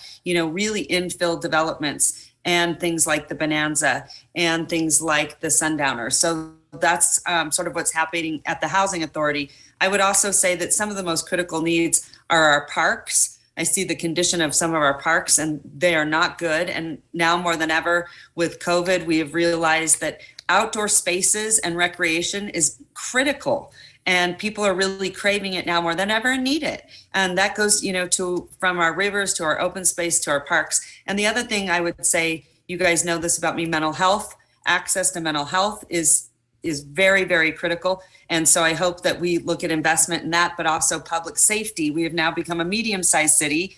With that being said, with medium-sized cities, we have more challenges. And so I would like to even allocate around $5 million to public safety in some of those in departments, especially for like a cold case officer or most teams, so that they can better handle some of the crisis that we're seeing throughout our city. So anyway, that's just sort of my thoughts and kind of where I was going. So thank you, J.W. Hodge. And I don't know if that answered any of your questions, Mr. Reese. Madam Mayor, I do think it is. And if I may just piggyback on your comment, I'm excited to hear about the work that is going on in this area. Part of the issue is there are so many ways in which levels and layers are added to the mix. So you think about the federal government, the state government, the county, us, and each of us, I think, can play a role. Our role is actually probably one of the smaller ones. And then you layer on, Housing Authority. And I look at the historic investment that could happen here very soon. You mentioned, $200 million investment. My guess is by the time we talk about what the federal government can add to it, what Mr. Conine's office at the state level and the infrastructure bank might add to it. Obviously, having a partner like the AFL-CIO, it interests me very much because I know we can both help people be working and also building, back a better community through the assistance of labor. So those are the kind of historic investments that I am looking for. And I, like you, would like to see our funds go into the Housing Authority and be a part of the overall picture. And if that means land that's donated to us, I know there has been a recent suggestion that land would be donated to us. If that's other land we own, we have very few tools to encourage that. But at the end of the day, those are the kind of historic investments that we can make. I sort of mentioned that, our neighbor to the west has a greater largesse than us to invest in its communities. But when you scale it at our level, I still think we can make a $200 or $300 or $400 million investment in this region in housing, and that will be, I think, critical to dealing with some of the issues that people face. And I'm here for it. I can't wait to help you carry out that vision. All right, any other questions? Madam Mayor? Go ahead, Councilman Breckus. Yeah, we have a great housing authority. They really have been so exceptional for so many decades, and they really did a good job during the last time of federal involvement and investment. My preference, and maybe it's a separate conversation, it will be, we're having this housing workshop, is to work with them probably on project by project consideration. I'm not comfortable sending a whole lot of money, of Reno money, over there for that board, which is 5 members that I don't sit on, I don't have any involvement in, to have them decide how to spend that money. I don't think that's the accountability that is expected of me from the people who send me to this seat. And I feel very strongly about that. I'll bring back, when they were making a decision and had informed some property owners of I forget something Arms down on Commercial Row area, and they were going to sell it to Jacobs. They were reaching out to me, and I just think that if we're going to put money over there, it's going to be very hands off when it goes over there, and I think we need to be a little more tight and responsible with the housing money that's coming to us. But that's not to say anything against the Housing Authority. I think they're a great entity. I want to go back to a group that I think has been very harmed by the pandemic, and that is the traveling public. Road safety has just been really a problem and escalated in the pandemic. And I don't see anything in here. Maybe J.W. Hodge will say, well, that's in the infrastructure bill, and you'll see that investment roll down, through different areas. And I'd like to see that. But my concern is if there is investment for transportation somewhere out there, and it goes through the state to the RTC, which is another hands-off agency, it's not going to come down into my neighborhoods that I represent, where constituents reach out to me all the time about the safety concerns they have. And, or maybe it's going to be a longer time frame. So, I'm very curious to know if there's money coming in for transportation safety and how we can do that for spot improvements. I'm very concerned that the public needs spot improvements, retrofits in neighborhoods which are not RTC roads, because they decide which roads they want to go on, and they're the big capacity carrying ones. And it's also very hard down here at the City of Reno, between our little patch fixing, to get any money into roads and improve road safety. So I would really encourage the council on this tranche to redesign some money, however, for maybe 5 demonstration projects of spot retrofits for traffic safety, pedestrian, bikes, kids. And then if they can prove well and good, they can be the demo project for if there's big infrastructure movement coming, because that is the gap in our community that I see, is everyone wants to be able to enjoy their neighborhoods, walk safely, but we're not being able to do it, and it's actually gotten worse during the pandemic. So, Mr. Hodge, where is the traffic safety money? So I think you alluded to it correctly, that we are still evaluating the opportunities under the infrastructure bill. And I think it can be contemplated in the second round of funding as well. It's not identified in the allocation plan presented today, based on the 5 categories outlined by the Department of Treasury. But it's not to say that if the council directed us to do spot projects related to traffic safety, we couldn't investigate what that would look like. But I do think our role right now is to make sure that we're not going to spend state and local fiscal relief funds in the place of where infrastructure bill funds coming down the road could support projects like you speak about right now. Is that coming down the road? I mean, where is it? Road. Oh, sorry, Madam Mayor. That was my, sorry. That was my question, JW, that would fall under the infrastructure portion of that piece. And then just curious, let me ask you, under the infrastructure bill, but curious did RTC receive any money? Or is that falling under the infrastructure bill as well? No, I believe, I don't know the exact amount, but I believe RTC received funding as well. Okay. So I hope that would be some consideration. And I think actually Councilwoman Jordan and I had long conversations about this, and she's getting ready to champion some more safety and bicycle initiatives over there. So we'll look forward to her update on that, which seems really exciting and promising over there. So that's really good. Let's see. What else? Okay. All right. Anyone else have some questions for Mr. Hodge? Madam Mayor. Sure, I'll jump in. Or you go right ahead. Go ahead, Councilwoman Jordan. Thank you very much.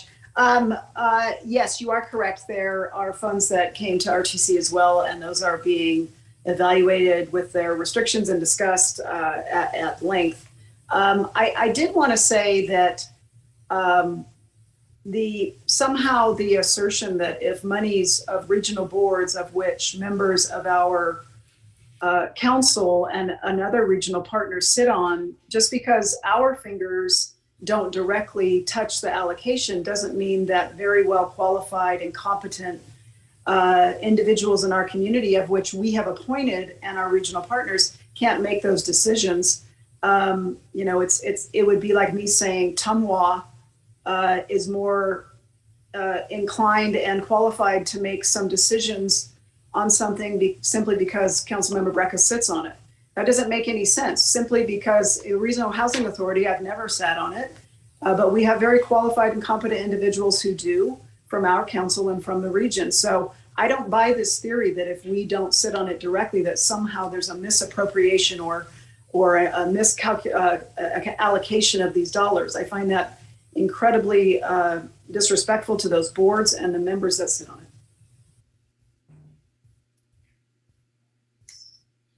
Okay.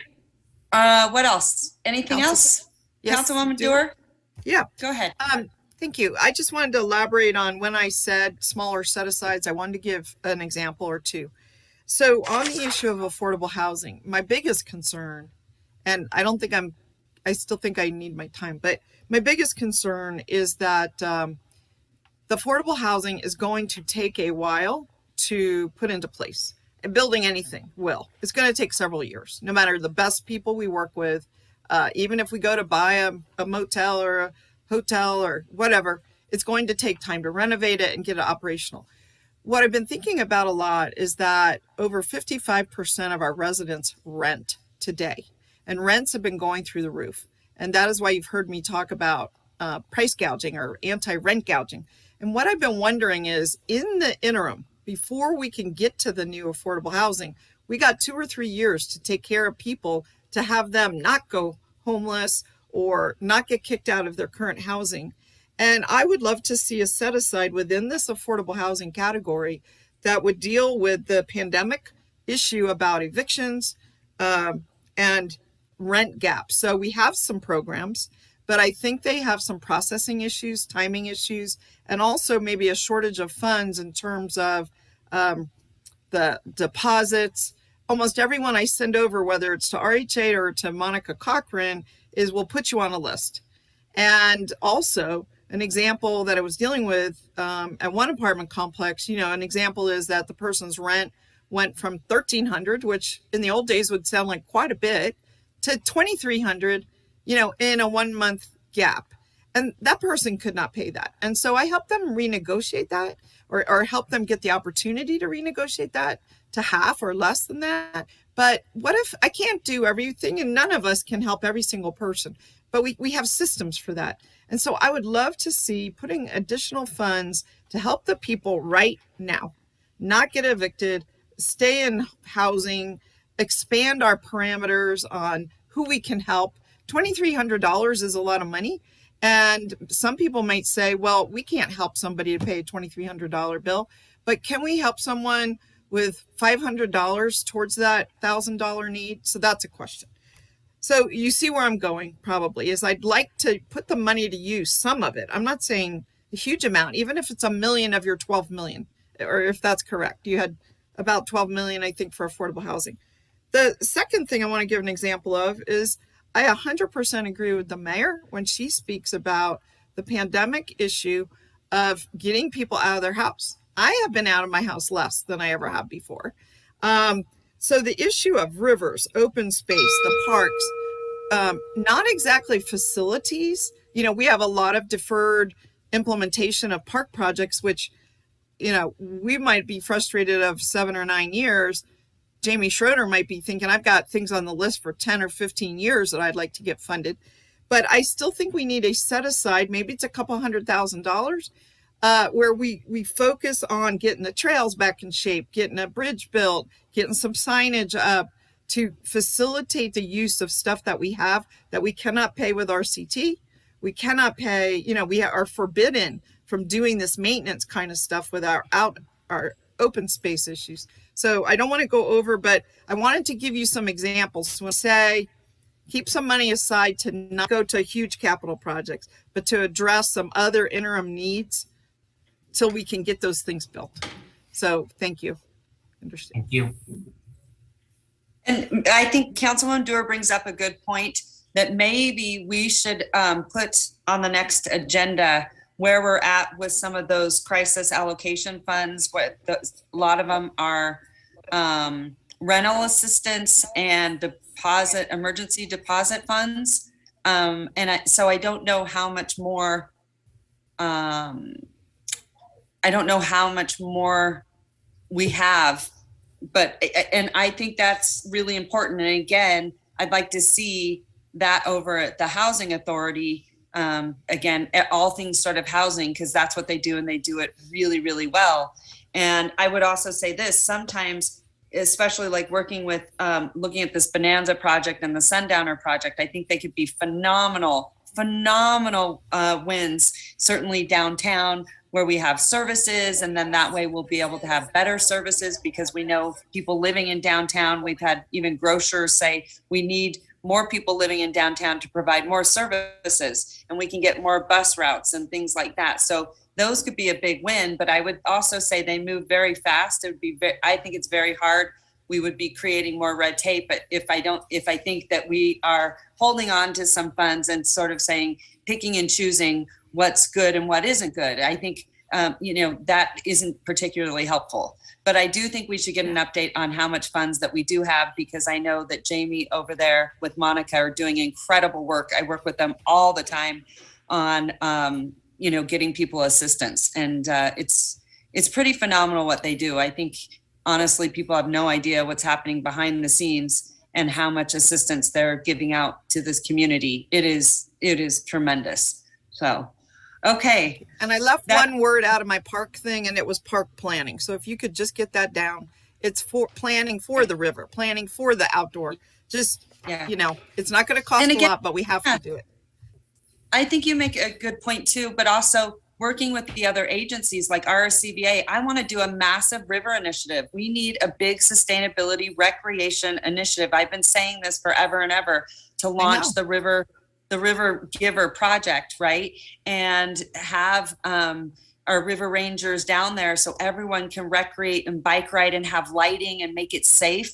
I mean, it's one of our biggest assets, and I cannot believe how overlooked it is. We have a tremendous opportunity to take care of something that cities and mayors and council members would kill for. And so I really hope, and again, being outside and understanding how important it is to recreate and, just everything that encompasses our open spaces and our assets are going to be critical. So I would just say that too. It's really hard. I mean, obviously we all have our own sort of ideas and projects that we'd like to see, but I don't think we're far off. I think we all understand that there's some real needs in the community, certainly with housing and open space and parks, public safety, and mental health. And so I know that that's probably a county function, but I also think the problem is so large that we cannot afford to turn a blind eye. So anyway, that being said, I think we are done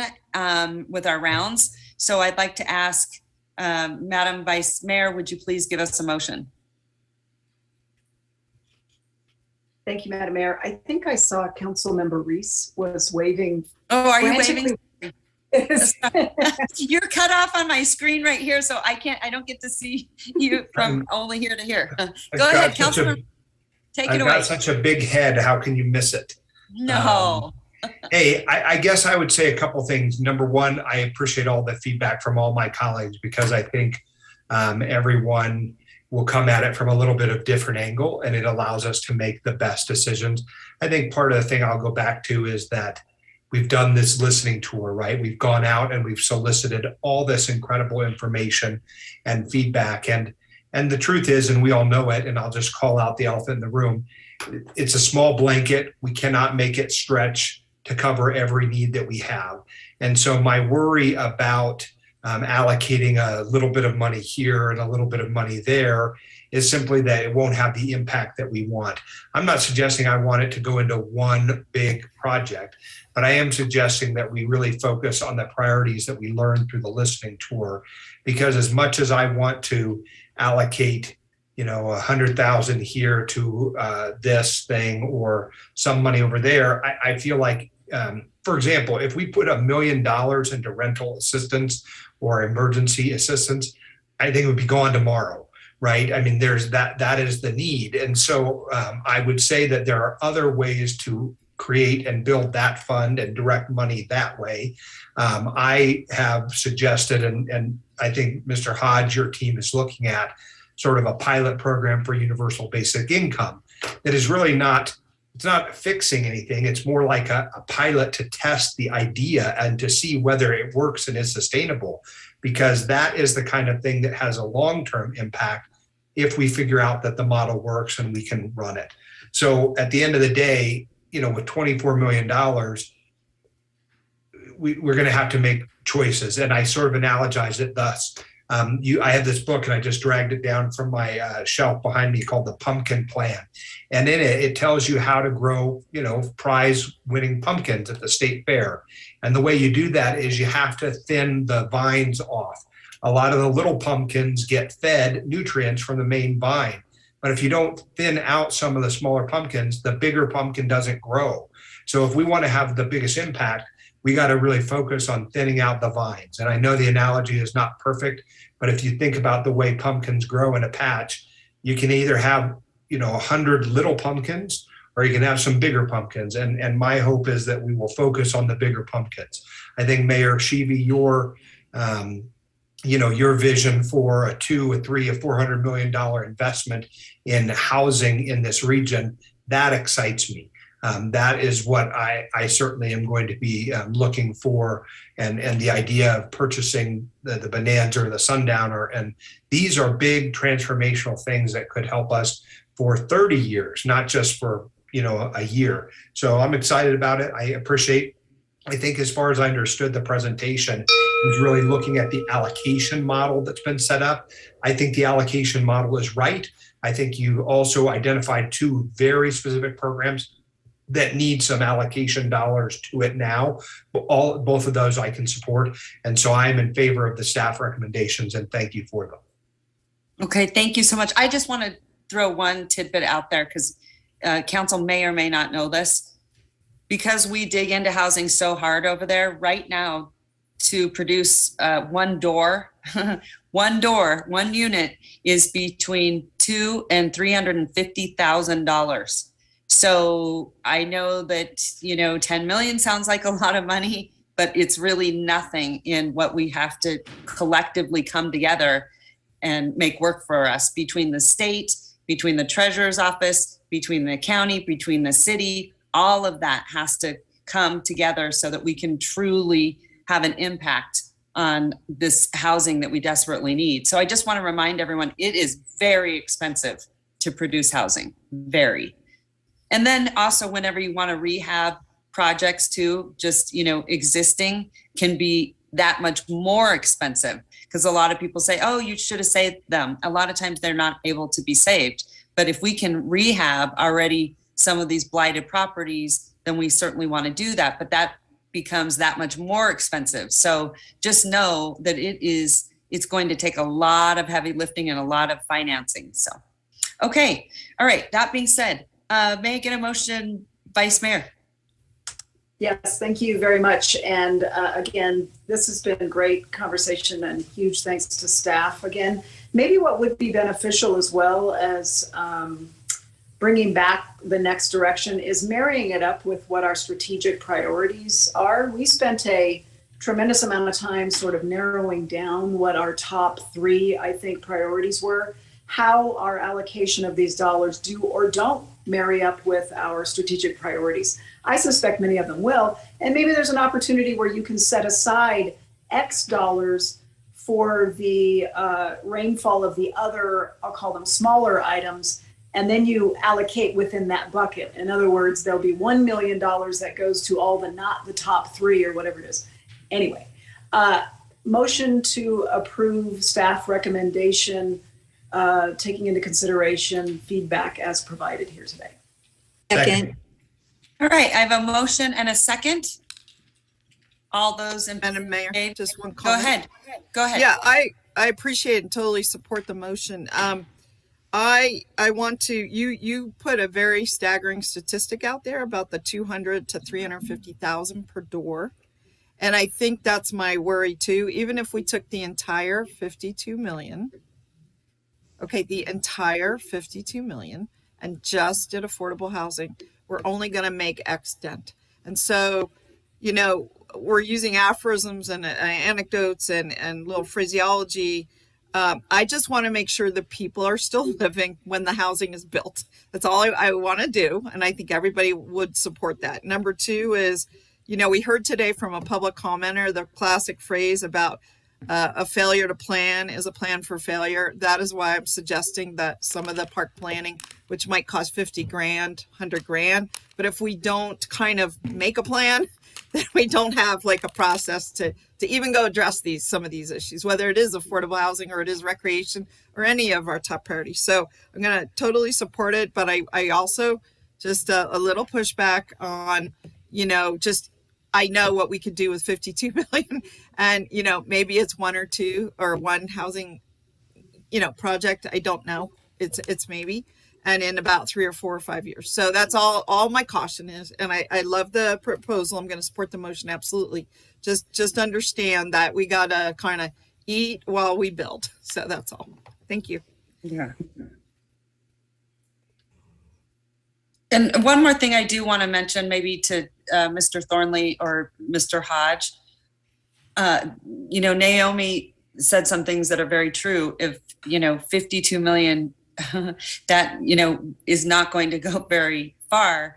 But in some of these projects, I would like to ask that you ask other entities, you know, for partnerships so that we can all, I think the more that we put this pot together and, you know, build bigger pots from other entities that should be helping with some of these things that I think can really make a difference. And I'm talking about like our CVA, going and asking for making that ask.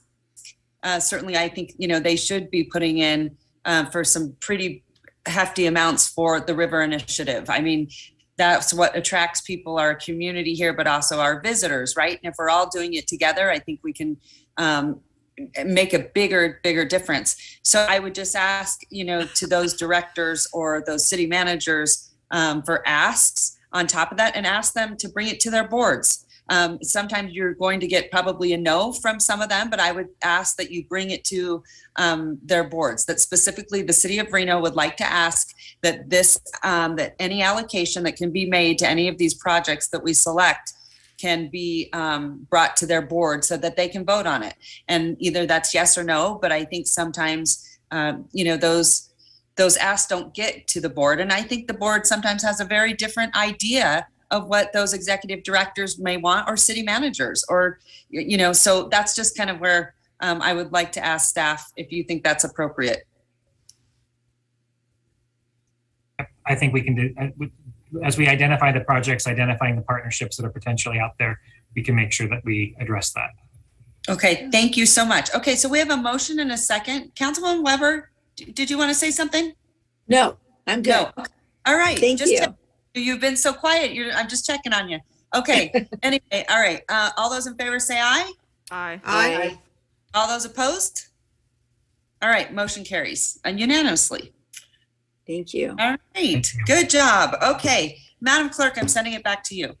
Thank you, Madam Mayor. We're moving on to item F1, which is an ordinance adoption to be read by the city attorney. Good afternoon, City Council, Madam Mayor. This is ordinance adoption, ordinance number 6619. Case number LDC 22-00015, Reno Lear Industrial Rezoning. Request for a zoning map amendment from mixed use suburban to industrial. The 81.53 acre site is located on the northwest corner of the intersection of Lear Boulevard and Stead Boulevard. The site has an industrial master plan land use designation, and it's in Ward 4. Thank you. All right, thank you so much. I'm gonna just really quickly, Madam Clerk, any public comment? You probably told us already, I'm sorry. That's okay, Madam Mayor. We have no public comment registered for this item. Okay, thank you. Sending it over to Ward 4. Take it away, Councilwoman. Yes, I move to adopt the ordinance number 6619. Is that correct? Yes. Okay, Second. I have a motion from Councilwoman Weber. I believe I have a second from Councilman Reese. Yes. All those in favor say aye. Aye. All those opposed? Opposed? Carries unanimously. No, Madam Mayor, I oppose this. Oh, okay. Councilmember Breckus. Moving right along. Okay. Madam Clerk. All right, Madam Mayor. With that, we can move into opening the Redevelopment Agency Board. Since we do have a 6 p.m., we can get this one taken care of and maybe take a short break. Okay. At this time, I'm going to send it to you for roll call for the Redevelopment Agency. Thank you, Madam Mayor. So we're going to move to open the Redevelopment Agency Board for Wednesday, January 26th. Roll call for Councilmember Breckus. I'm here. Dewar. Here. Delgado. Here. Weber. Here. Jordan. Here. Reese. Here. Stevie. Here. Madam Mayor, you do have a quorum of the Redevelopment Agency Board. At this time, Okay, we have no public comment for item L2, so we're moving on to L3, approval of the agenda. So moved. Okay, can I get a motion? I have a motion from Second. Councilman Otto, a second from Councilman Reese. All those in favor say aye. Aye. Aye. Those opposed? Motion carries unanimously. Moving on to item L4, approval of the minutes. May I get a So motion? moved. Second. Second. From Councilman Reese, a second from Councilman Delgado. All those in favor say aye. Aye. All those opposed? Motion carries unanimously. All right, moving along to item L5, Redevelopment Agency Board comments, including announcements and city boards, commissions, anything. Madam Mayor? Go ahead. Yeah, first of all, I think prior to Mr. Thornley joining us, there was some discussion that perhaps we wouldn't have redevelopment agency meetings if we didn't have business. You know, minutes that are a month old really don't constitute business, or, you know, that we're not under an imperative to meet as the agency on any timelines. So, you know, really, I think the thinking was that we could wait to adopt minutes when we have business to do, and we don't. So just FYI to all involved on that, because, you know, it takes 10, 15 minutes. But, you know, as long as we are looking at the agency and the plan's been updated recently, I noticed in the counts disbursements a $50,000 payment out of Redevelopment 2 for some work the other day. And I was wondering if we could get a mid-year budget report on the redevelopment agency budget next time we have the board convene. I was surprised to see that money was being expended in that way, and I didn't really realize that it was going to be. So money in, money out on the redevelopment agency, both agencies 1 and 2. Thank you. Okay, thank you. All right, any public comment at this time, Madam Clerk? Madam Mayor, we have none. Okay, thank you very much. Item L7, adjournment. Move to adjourn. Second. I have a motion and a second. All those in favor say aye. Aye. All those opposed? Motion carries unanimously. Okay, so Madam Clerk, I believe, are we going into our 6 o'clock? Obviously it's 6 o'clock, but I believe that's what's next.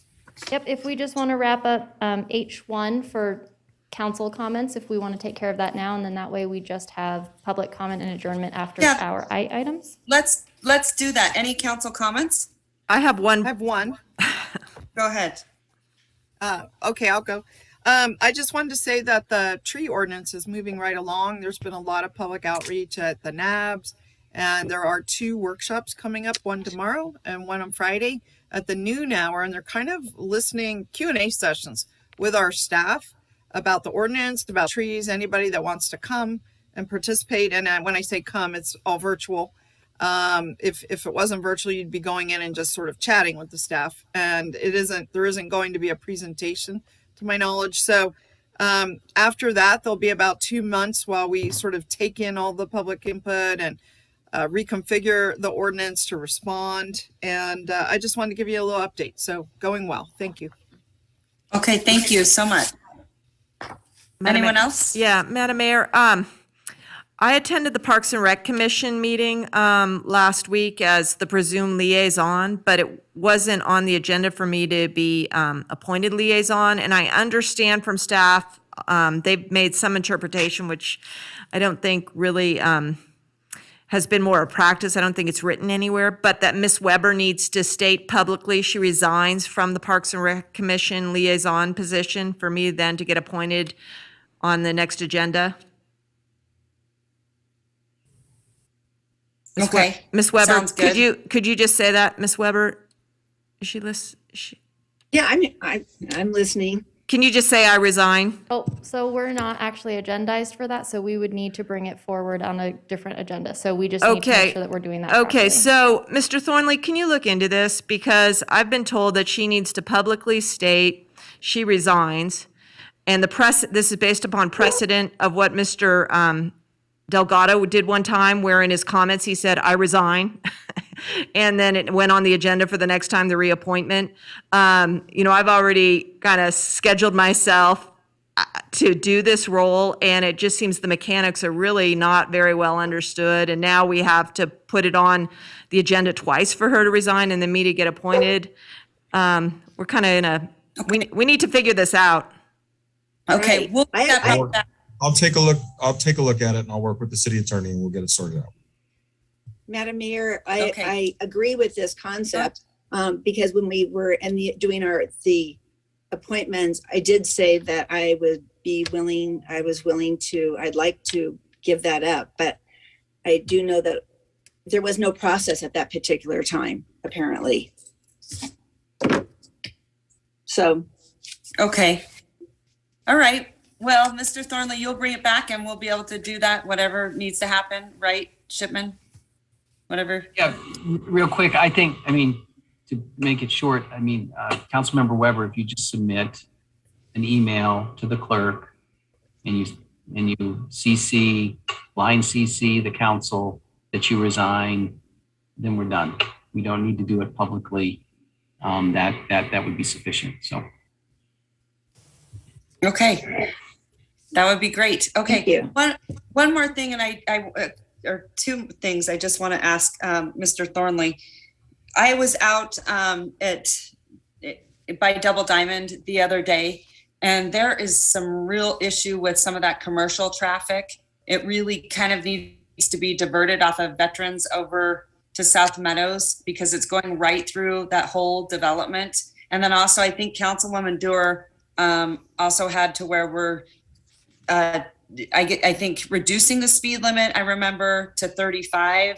And I know that, I'm getting really concerned about these horses, these children out there. I think we've got some real traffic issues, but especially with some of that commercial traffic that's happening and diverting that. We did have a pretty big tragedy a couple years ago, and that commercial traffic just seems to blow through there, and it just does not belong in residential areas. So putting that on an agenda to figure out where we're at. I know you guys have been working on it, but a good update would be great so we can get moving there. Like I said, I know you're working on it, but I want to hear, everything that's happening. And then the other thing is a special meeting or on there, or, it doesn't even have to be a special meeting, but regards to the cycle track and the placemaking, where we're at with that. So that's all I'd ask.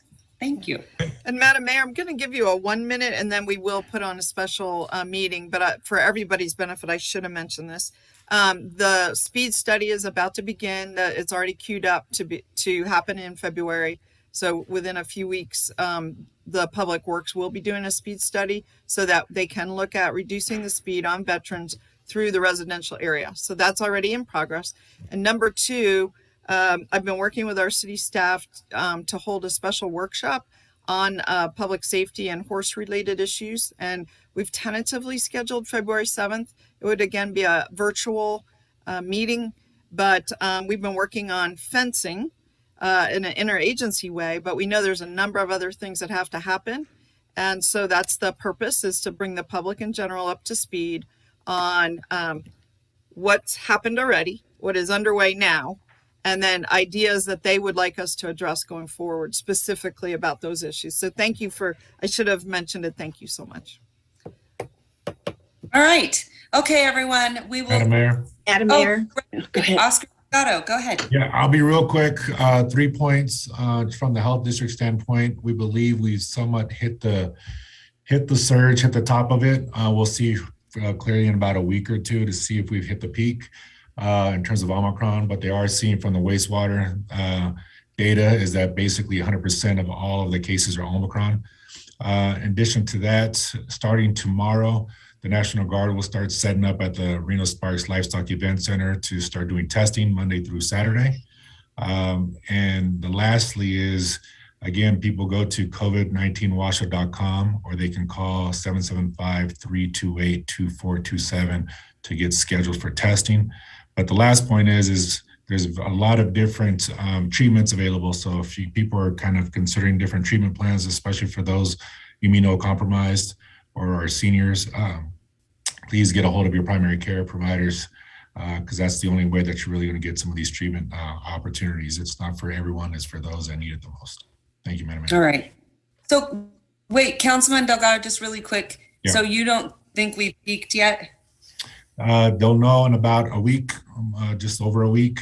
A lot of the data that's coming in also is just that a lot of people aren't necessarily calling the health district and letting them know that they were positive because they're taking the home test.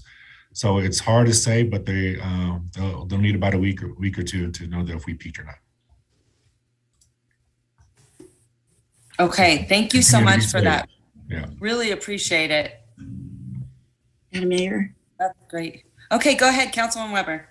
Thank you so much. You know what? I think it's just so important that I share just in a quick minute. I did have a little note here to myself that I needed to do something about the Parks Commission, but we have the best rec and Parks Commission ever.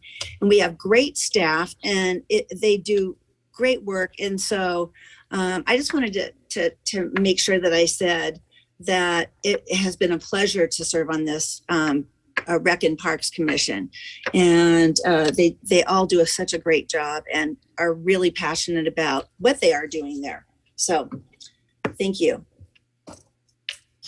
Okay, awesome. Okay, at this time, Mr. Carl Hall, do you have any parting thoughts? And we'll see you at 6 o'clock, I believe.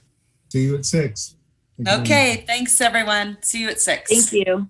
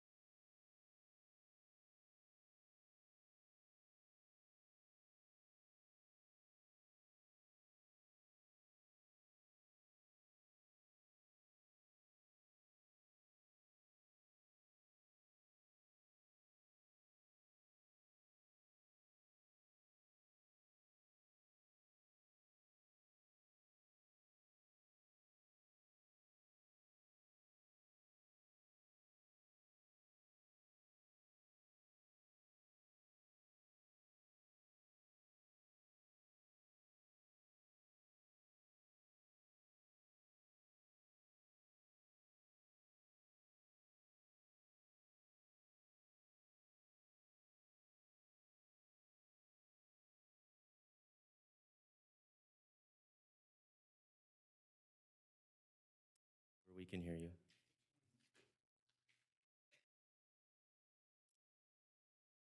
That was a couple minute delay.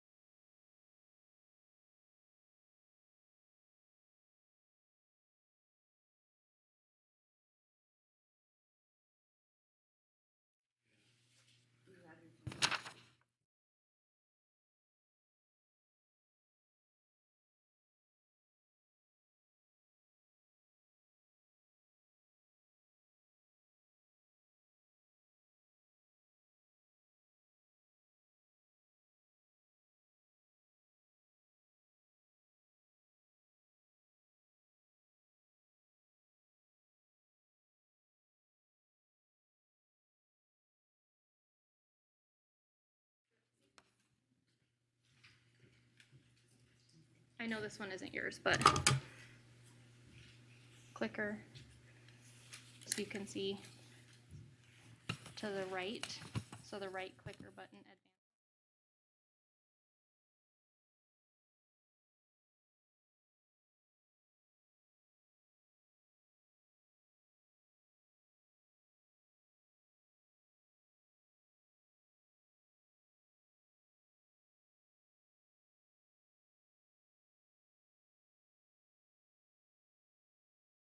Okay, so again,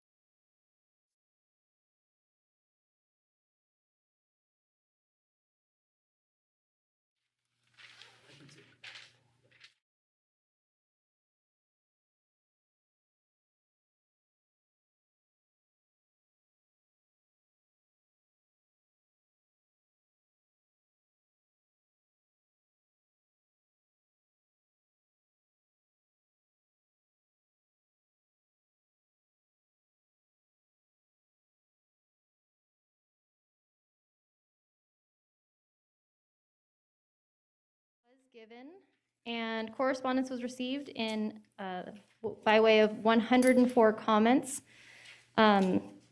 which were received again prior to 4 p.m. yesterday afternoon. 38 comments in favor of Rancho 4, 65 in opposition of Rancho 4, and 1 concerned.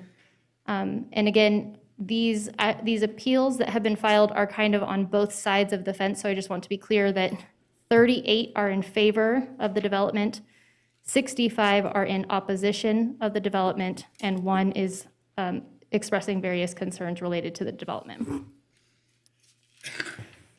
Okay, thank you very much. Do we take public comment now, or should we get the presentations first and then move into public comment? With your permission, we should move into presentation from staff, just to give background and history to the body.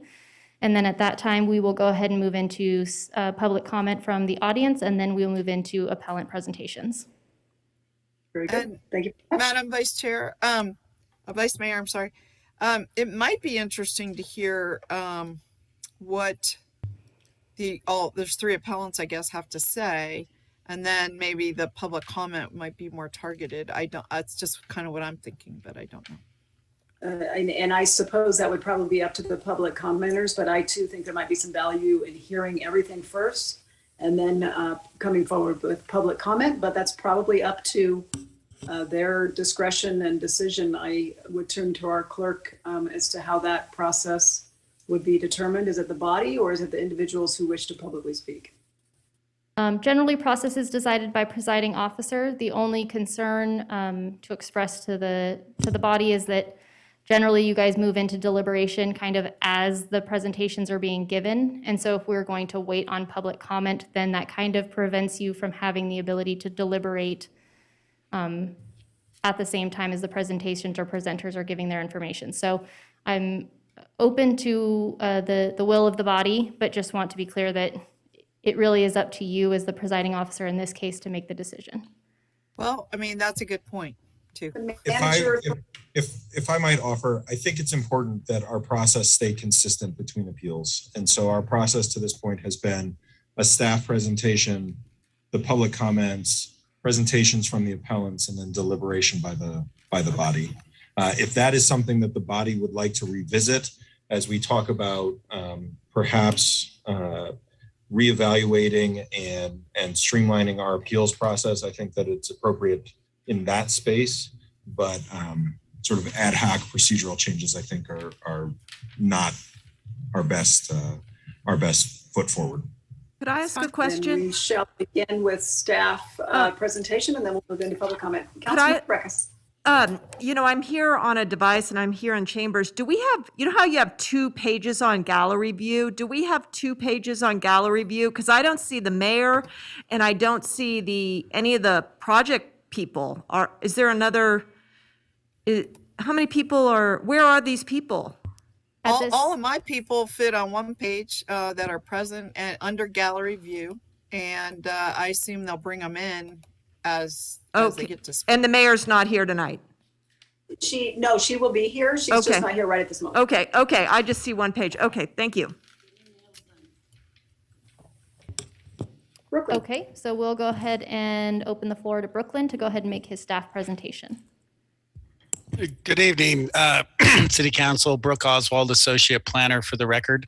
I've prepared a short presentation tonight to give a brief background and some context to where we are to now, and hopefully that will provide a little bit of clarity to both the City Council and to the public. So I'll proceed on that.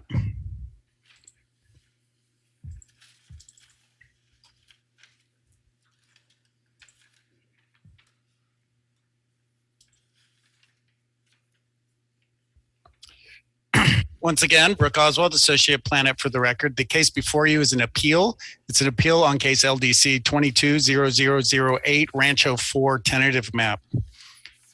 Looking at a quick project background, the applicant's request is to develop 142 single-family attached units on approximately 28 acres. That requires a tentative map. And because of the site conditions and where this is, there are additional conditional use permits that are are associated with that. That's for a subdivision with over 100 units in the multifamily 14 units per acre zoning, hillside development, cuts and fills, and disturbance of a major drainage way. Staff did analyze this report using Reno Municipal Code, our Public Works Design Standards, applicable Nevada revised statutes, and reviewed it for conformance with the master plan. In that review period, several conditions were applied and were recommended for approval of that project. These conditions are similar to conditions that we've seen on previous approvals on foothill areas along the Peavine area. Staff could make all the findings and recommended approval to our Planning Commission. Planning Commission was on November 3rd of last year. There were 5 members present. Deliberations were traffic, environmental, visual impacts, fire support, our emergency services, and then also provision of those recreational and public access. Additionally, there were comments and discussions related to master plan policies. A motion was made to approve the project. That motion, there were 3 in approval and 2 opposed.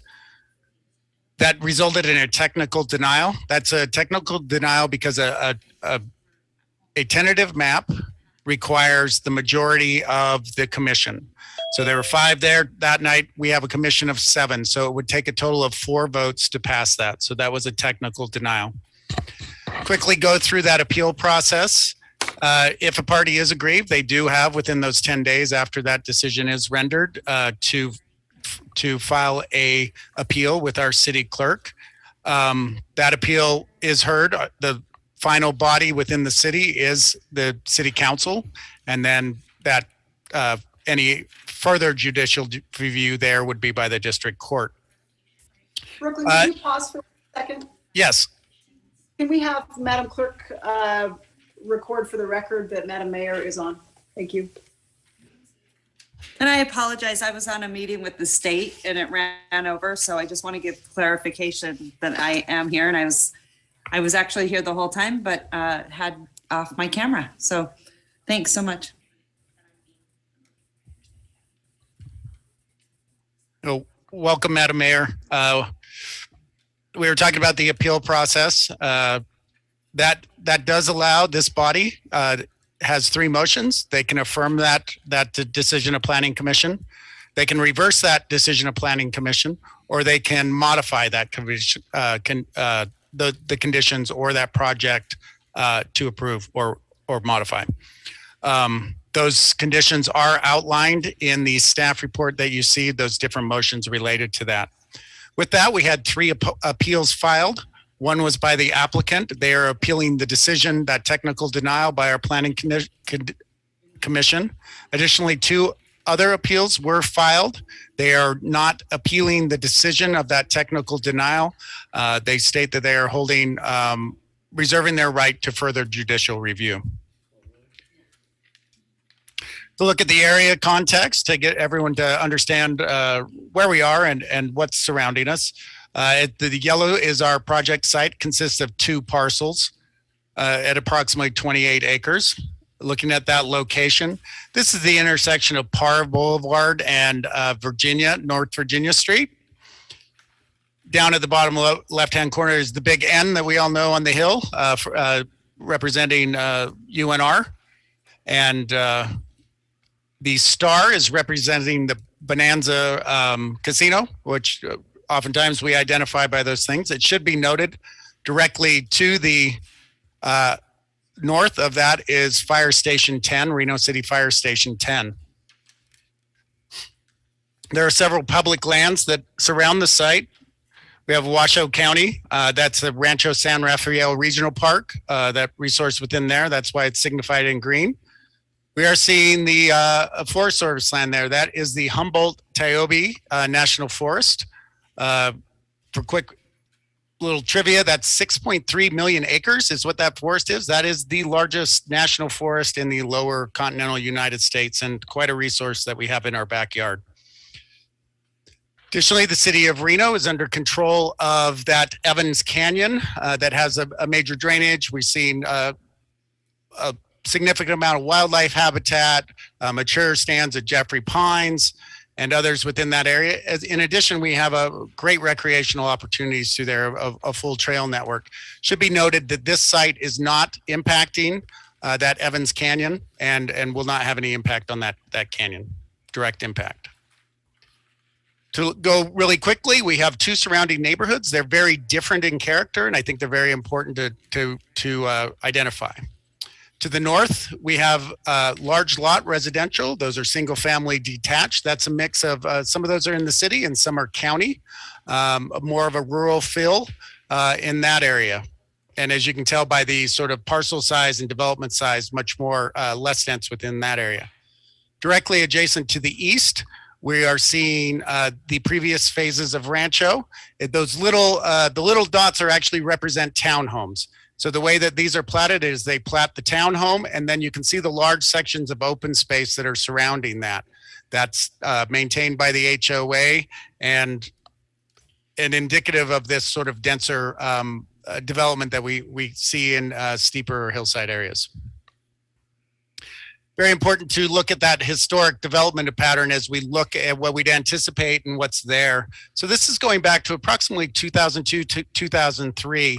To the far right, you can see the intersection of Parr Boulevard and North Virginia Street and the beginning of the roadway coming in there.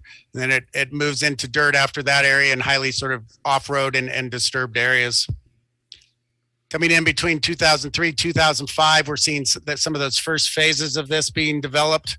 You know, in this, you can see that backbone roadway coming in, providing that secondary access off of Stoltz Street. Continuing that, you can see that there's a fair amount of grading that is happening. You're seeing walls to reduce those overall grading impacts, and then the higher density housing coming in those areas.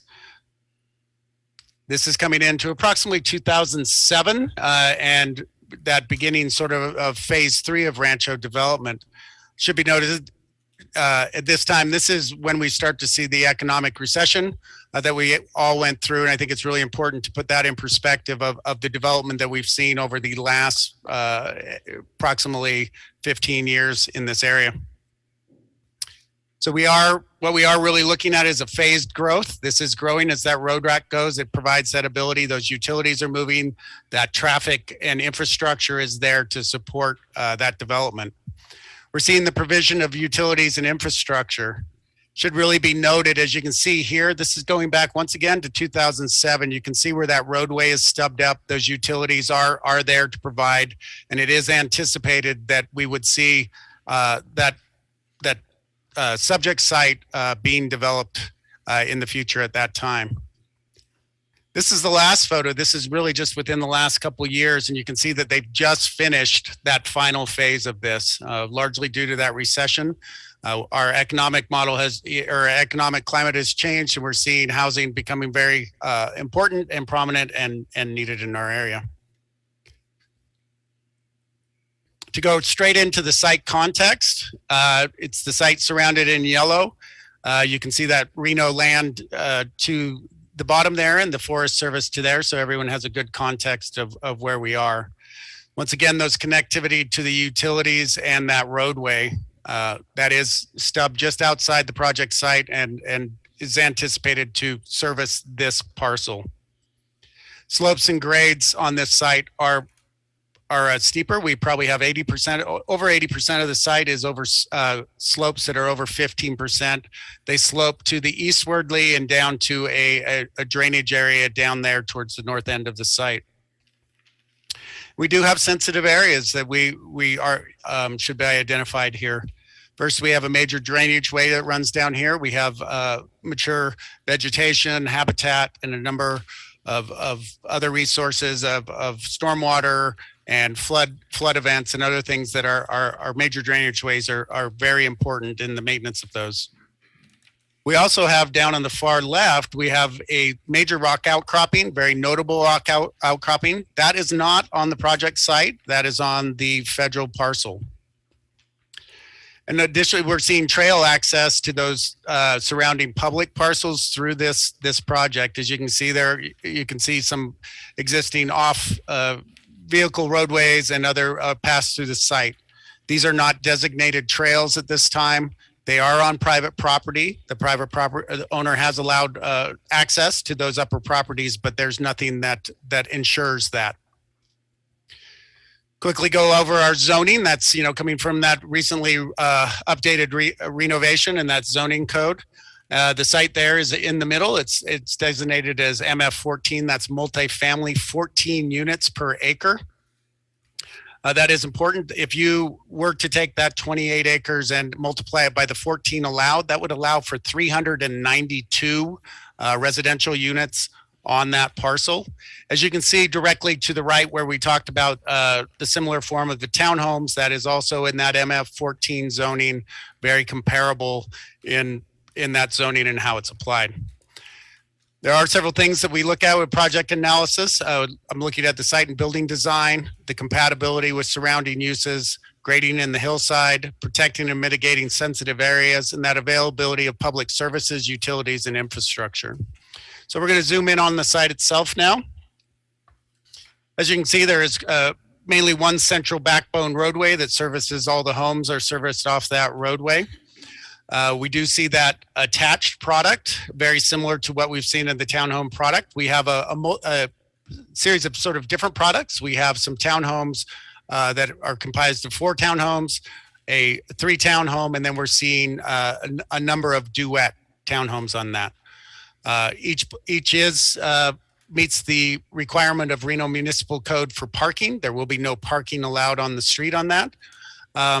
To the north is where I identified the more larger lots and area. You can see that there's a large natural open buffer space providing buffering between those uses, and then that compatibility, the project compatibility and architectural will all be similar. Additionally, will be using hillside adaptable architecture. That would be sort of your walkout basements and things. And what's really important about that is that helps to take out grades and reduces overall impacts of grading on the site. Moving into that grading and hillside development, because of those slopes I mentioned before, existing on the site, we have a section within our Reno Municipal Code that specifically deals with hillside development. There are calculations that are made by the grades, the impacts of those grades, and there's resultants that come out of that. There's 2 resultants. One is the density. So the overall density is reduced. So because of the impacts they have, that hillside development ordinance accounts for that impact that we'll have, and it reduces the units. So we've gone from approximately 392 units to 142. So we're seeing about 150 units, and that's to accommodate that hillside and make sure that we're respecting those slopes and those more sensitive areas. Additionally, they have requirements for open space. So that calculation is by what they disturb, they have to provide open space. They are required to provide 14 acres of open space. In this case, they've provided 21 acres of open space. So another 50% over their requirement, they're providing open space on this project. We're looking at that protecting and mitigating those sensitive areas. This is your major drainage way that's running with the blue arrow there. They have stayed out of that. They have impacted that in one location. That is up above here. That is to provide emergency access, a secondary emergency access to the development. That will be gated and traffic limited on that. So we're not impacting that surrounding neighborhood with the traffic. That is the only place they are impacting the major drainage way with a roadway, emergency roadway, and utilities, really trying to minimize that overall impact. Additionally, we are seeing that impact into some of those tree areas on those that lower portion of the site and some of the habitat down in that area. There are several conditions applied to that. We have conditions for mitigation for those trees. Additionally, we have several conditions that provide additional agency oversight. We really like to rely on those area specialists or specific specialists in that. So there are conditions that require them to reach out to state and federal agencies that monitor and guide on natural resources, so wildlife, any 404 potential wetlands or impacts that we have on our waterways. They have to provide all that information and assurance from those agencies before they can proceed with development. And then finally, that availability of public services, utility, and infrastructures. As I mentioned, the Reno Fire Station is in close proximity. This site had been anticipated for future development, so we are seeing those sewer, water, other utilities being in close proximity and easily extended to the site. Additionally, as I mentioned, that trail that we're seeing through that, they have provided a trail network. And trailhead and parking areas for that. That there is a condition that will require that there is a public access easement. So there will be public access through that in perpetuity, and that access is protected. Additionally, one of the things we're seeing is a pocket park within this development. We do have the larger San Rafael Park and some of those larger naturalized parks. This would provide an opportunity for a little different amenity within the development. Once again, that's also available to the public, so those surrounding neighborhoods can use that. That will be maintained by the HOA, and so it will not impact our park budgets per se. Quickly go into that Reimagine Reno, as that is, really the big picture, the big policies, who we want to be as a city, what we are as a city. City staff did analyze the project under the Reimagine Reno master plan, did find it was in substantial conformance. As staff does that, it's each project is unique, and there's certain policies that will stand out and really come forward. So what we're seeing on this is that public recreation, which is incredibly important to our community. We've provided that access to those public lands and ensured that access is there in perpetuity. We're providing the park areas in that, and then seeing that open space that will be restored and preserved within that. Other things that we're seeing, we do see impacts to some more of those sensitive areas. What staff has done, and you'll see in many of those conditions, that those conditions help to support those policies that we are seeing impacted a little bit. With those support that we can help to support those policies and findings. Quickly go through some of the big ones that we looked at on this. Looking at that site building design and that grading and hillside, we have drought intolerant landscaping, housing options, flexibility in that design. We're seeing that cluster development really limiting that to the footprint of the building and really pushing to have an open space be the predominant sort of land pattern there. Water conservation and resiliency, we're seeing that open space and that cluster development. As we move into protecting and mitigating sensitive areas, we've moved to the development in the constrained areas. We're seeing that through the enforcement of RNC and the hillside development standards. We're seeing that in the protection of some of those the areas of the drainage way. Those environmental sensitive areas, if they are impacted, they try to preserve them where they can. Where they are impacted, we have conditions that mitigate for that. That major drainage way really is limited, the impact on that for just emergency access and to provide infrastructure and utilities. No net loss, that is really not losing any of those vital environmental resources we have. That's why we really go to the state, federal authorities on that to ensure that we are meeting the policies and supporting their goals. Last, that tree retention and replacement, specifically with those Jeffrey pines located on the site. We have a condition. This is a condition we've applied to at least two other projects that I'm aware of. What it does is it's a replacement value of 2 to 1, and we're really approaching that replacement of those natural areas in a similar way that a forest service would reforest area after loss or that, and we find that that's the most supportive way to go forward with that. Then we have that availability of public service utility, concurrency management. We have seen that natural growth and growth in this area. It has been slated for development with that zoning being in place for several decades. The cost of growth, the developer will be subject and paying for any extension, the roadway and all that will be for them to do. The public safety and services, we have that secondary access. We've also this is in a wildland urban interface, and we have several conditions that help to support making sure that we're very aware of that we're providing public education, and we're designing and appropriately designing to support those the WUI standards. Parks and recreation facilities, we're seeing that maintained access and parkway connectivity and access. This is providing another vital access to those public lands. Additionally, those sidewalks and connectivity to those other neighborhoods.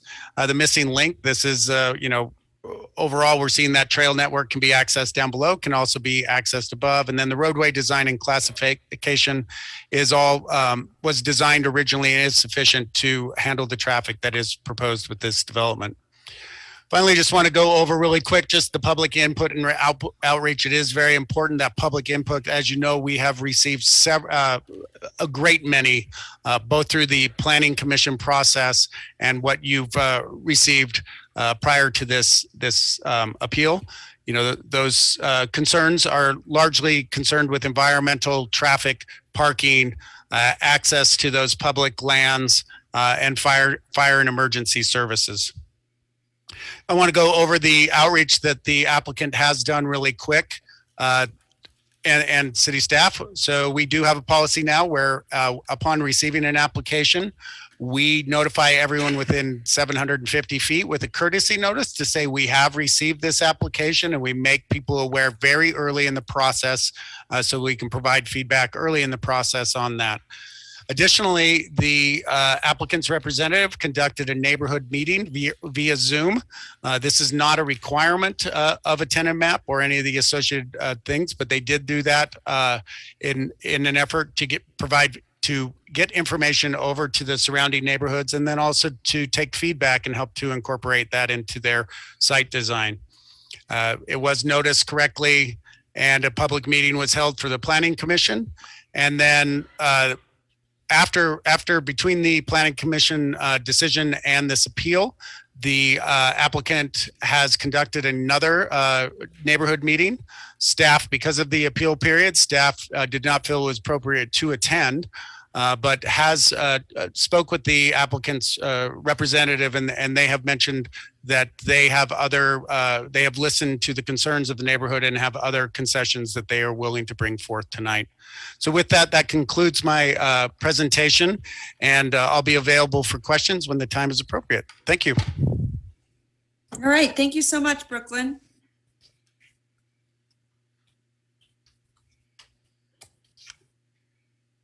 All right, there you are. All right, handing it back to you, Madam Vice Mayor. Thank you very much, Madam Mayor. At this time, we'll move to public comment. Madam Clerk? Madam Vice Mayor, did you want to do a round of questions for staff based on the presentation, or would you like to move directly into public comment? No, my understanding, and Manager Thornley, correct me if I'm wrong, was that we did public comment and then a round of comments from council. Historically, I want to stay consistent. That's my recollection as well, because it gives you an opportunity to inquire about the issues raised in public comment.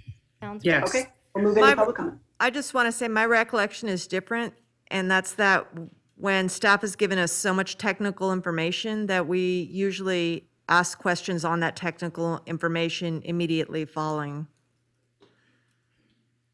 We'll still have that opportunity after public comment, so just jot your questions down and we'll wait till after public comment.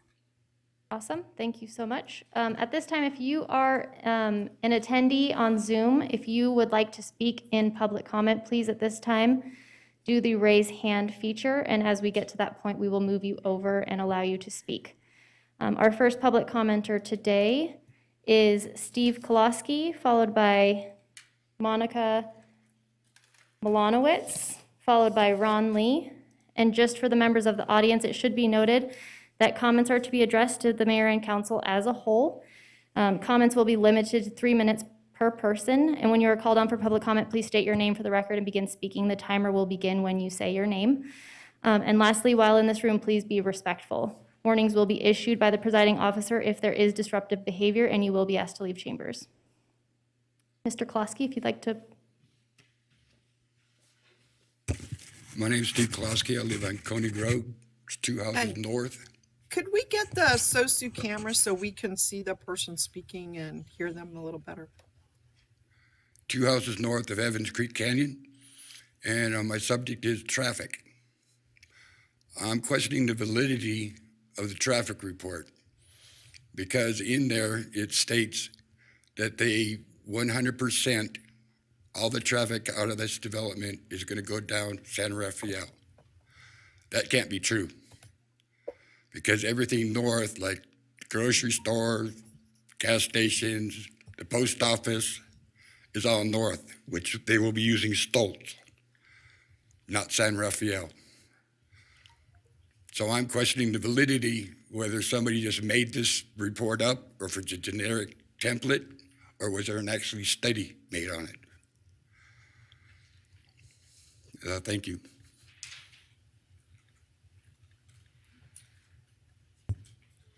Our next commenter is Monica Monwowski. Good evening. My name is Monica Malnovich, and I have a comment. I'm going to focus on the aesthetics of the project. So City of Reno Master Plan states in Appendix D in Aesthetics section that wetlands and riparian corridors in or near development areas provide needed definition to communities by providing a sense of space and boundary. Natural open space can be used to accentuate communities' unique features such as ridgelines, prominent peaks, and water bodies. Natural terrain and habitat offer visual relief from urbanization. This description fits the proposed for development site like a glove. And it's also reflected in 1,700 signatures we collected in our change.org petition. It's a beloved area for recreation. Conservation plan portion of your master plan states that the standards generally, it's for the slope management, that the standards generally encourage grading practices which do not result in abrupt, visually jarring landforms and reduce the number of retaining walls and riprapping proposed in the new development. If approved as proposed, Rancho 4 will result in abrupt, visually jarring landforms and with a large number of retaining walls and riprapping. Please consider reducing number of units or changing the townhomes to single-family homes, which will help address those issues and the issues that will be addressed by Brooks and many afterwards. I am not opposing the development. I am opposing the development as proposed. I think it's aggressive. It's not going to be visually pleasant. It's going to look very urban, and I just hope you consider changing the design. Thank you.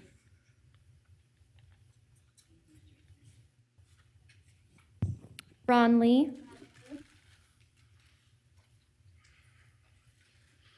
Hello, thank you for letting me speak tonight. My name's Ron Lee. I'm a adjacent resident to the proposed development.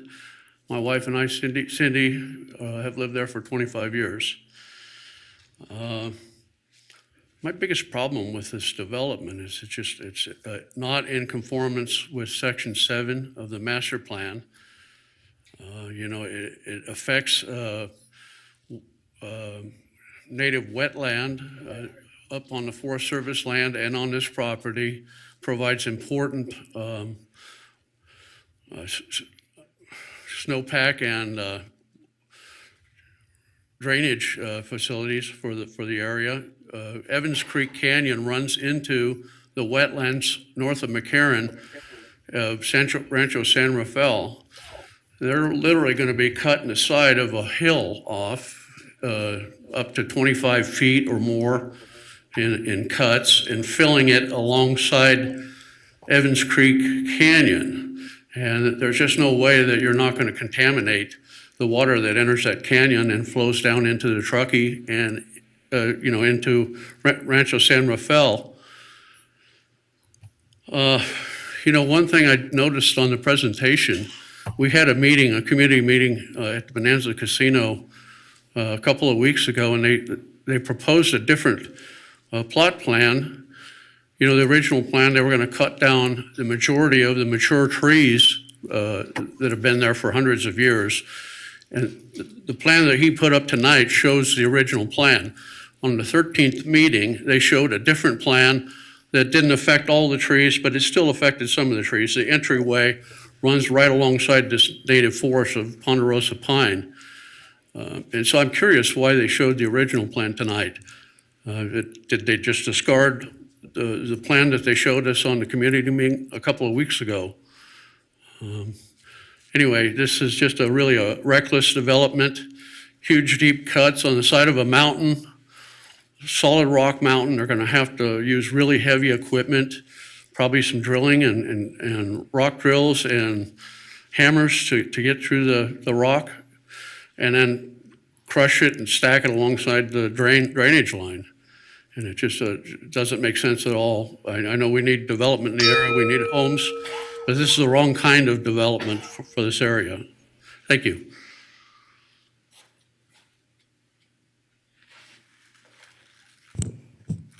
All right, our first Zoom participant will be Murray Kane.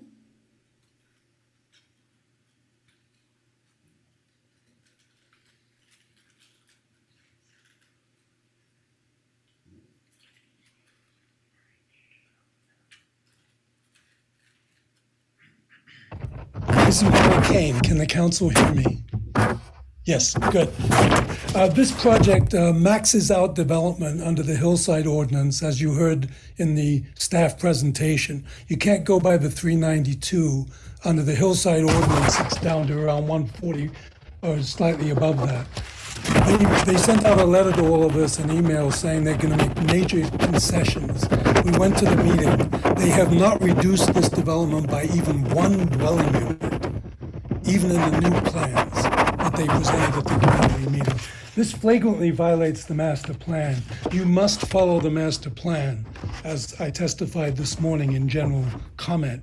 The master plan requirement is master plan must be complied with under state statute, under specific zoning provisions. It's not just a guide. It's not just a picture of what you want one day. It's a list of requirements. This project flagrantly violates promises that have been made to the people of Reno in the master plan. You know, it talks about at 7.1C, it talks about ensuring that the project does not degrade the scenic and environmental values. We've got on page 73 of the master plan a requirement to maintain and improve wildlife habitats, natural vegetation, natural terrain. Page 77, protect sensitive natural features, protect drainage ways, prohibit taking vegetation out, protect natural preserves. Nothing of the kind in this project. They have maxed this project out even after their so-called concessions. They want the right to destroy centuries-old trees. They don't know how many trees. They didn't know at the meeting how many trees that they were going to tear down, other than the technical definition of old trees. They didn't know how many trees. They don't know where the rare buckwheat is on the project that they're going to take out. The staff said in their presentation, in their report, they don't know whether there's wetlands, and the master plan requires special, careful insurance of not degrading the wetland situation. Instead, it says, oh, if we find wetlands, we'll take care of it in the future. No, the time to deal with wetlands is now. They should know now whether there's wetlands there, and there are. And they cannot degrade the scenic and environmental values of wetlands under the master plan. Continuing on the master plan, the replacement, it cannot be relied upon, the replacement of trees, because the master plan requires replacement only when it is shown and proven not to be feasible to retain the trees. Here they could retain the trees if they downsize the project, and so you can't rely on the replacement of trees. There is a multitude of master plan violations. You cannot make the findings of compliance with the master plan, and therefore approval would be illegal. Thank you.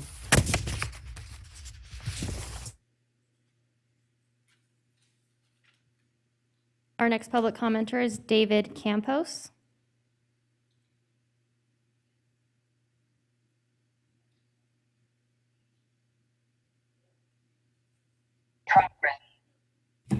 Hello, I want to be, can everyone hear me okay?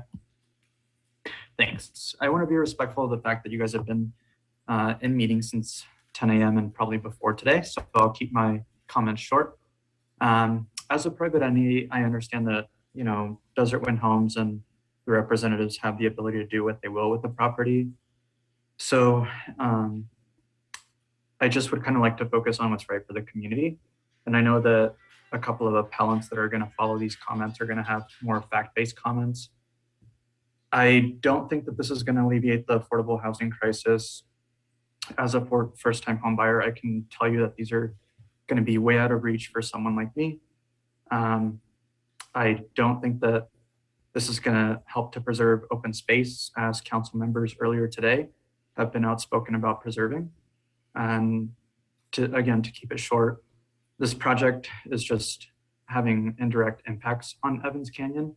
Mr. Oswald mentioned that it doesn't necessarily have direct impacts, but I love this area so much that I'll walk around every now and then with a trash bag and it'll fill up in 10 minutes. Impacts are going to go beyond litter. So thank you for your time.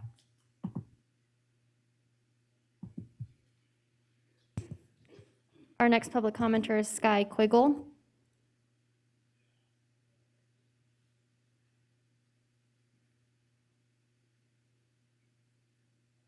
Hi there. Can everyone hear me all right? Yeah, cool. Hi, my name is Sky Quiggle and I've lived here in the Rancho development for the last 4 years. So I feel like I can kind of experience any issues that would go wrong kind of firsthand. My main concerns, well, there's a lot, but as David had mentioned just now, trash is a big concern of mine. Up in Upper Evans Canyon, there's a lot of illegal dumping that goes on and I've reported it on multiple occasions. 3 years ago, there's still the same washing machine, the same barbed wire, the same pounds of carpet up there. There's a random safe. There's just a lot of random trash up there. And one of my concerns is, you know, with this new development, we're just gonna make it that area more accessible to vehicles where people can continue to illegally dump. And at the same time, just trash around here. Trash didn't get picked up a few weeks ago. Everyone left their trash out. It gets really windy up here. It is windy almost every single day. It's great when it's not windy. It's very rare. And trash just blew everywhere. And so I can't imagine the houses, you know, Rancho 4 being up there and where that trash would end up in areas that nobody even thinks to pick up. It would go into the waterways. There is that little creek there that happens in the springtime and wintertime. Thousands of tadpoles, all the ducks, so much wildlife in there that could be harshly impacted by the trash that will blow down from the Rancho 4 project. So trash, as I said, is a big concern of mine. Who's responsible to pick it up? Are we going to make sure that the developers have a group of people that go up and pick up the trash as it gets windy while they're developing? You know, another issue I have is speeding. My dog and I walk 4 times a day. Nobody ever stops for me at the one crosswalk that we have up here. There is another one up the street, the corner of Vista, Raphael, and Stoltz, I believe.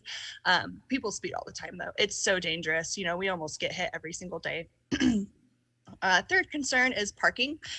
And as someone previously had mentioned, we met with the developers earlier this month to kind of see their updated plan. I don't know if that got submitted to the city because we're still seeing the original plan. This original plan shows no extra parking whatsoever. I have a parking lot right in front of my house here every single night. It's completely full and you have to go walk a good 5 minutes down the busy road to find parking. The updated plan that we saw a couple of weeks ago did have an extra parking space, just a few though. So parking is a big concern of mine as well. I love that people love Reno and want to be here, and I'm all for housing, giving people a safe space to be and exist and enjoy this area. But what good does it do if we're getting rid of some of the, you know, spots that are so special to us that make people want to be here? So please try to reconsider this. I don't know if I could be for it, you know, even with some changes. So that is my take on that. Thank you.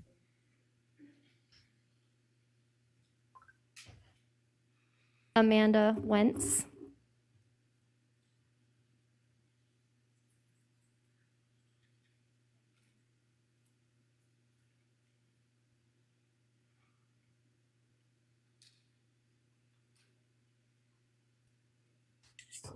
Can the council hear me? Yes, we can. We can. Oh, perfect. Great. Okay. My name is Amanda Wentz, and I am currently living in the Rancho 3 development. And my two big concerns, just like the person who spoke just before me, parking is a very big concern.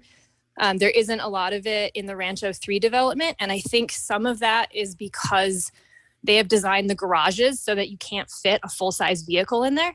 And even the driveways are pretty tight for a full-size pickup or SUV.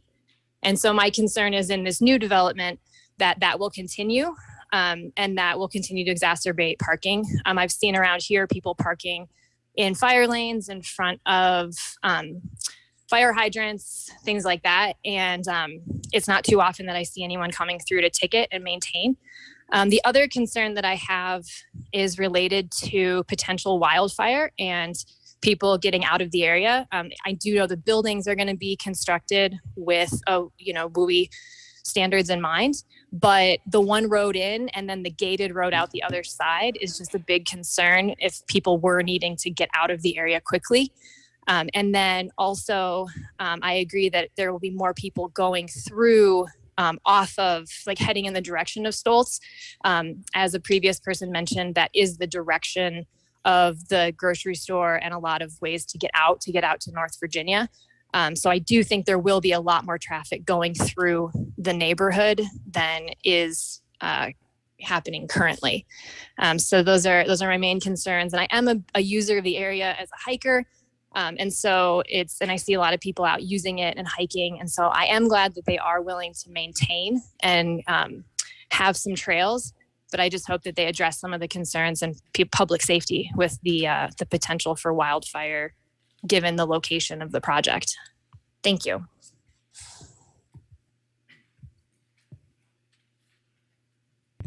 Jay Quiggle.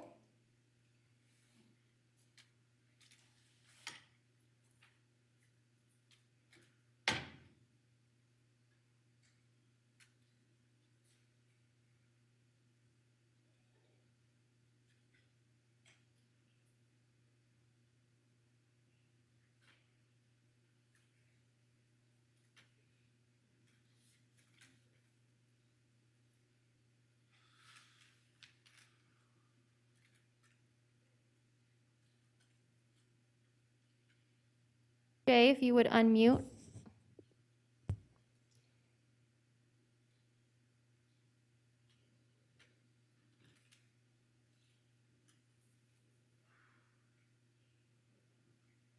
Okay, our next commenter is Gabriel Castellanos.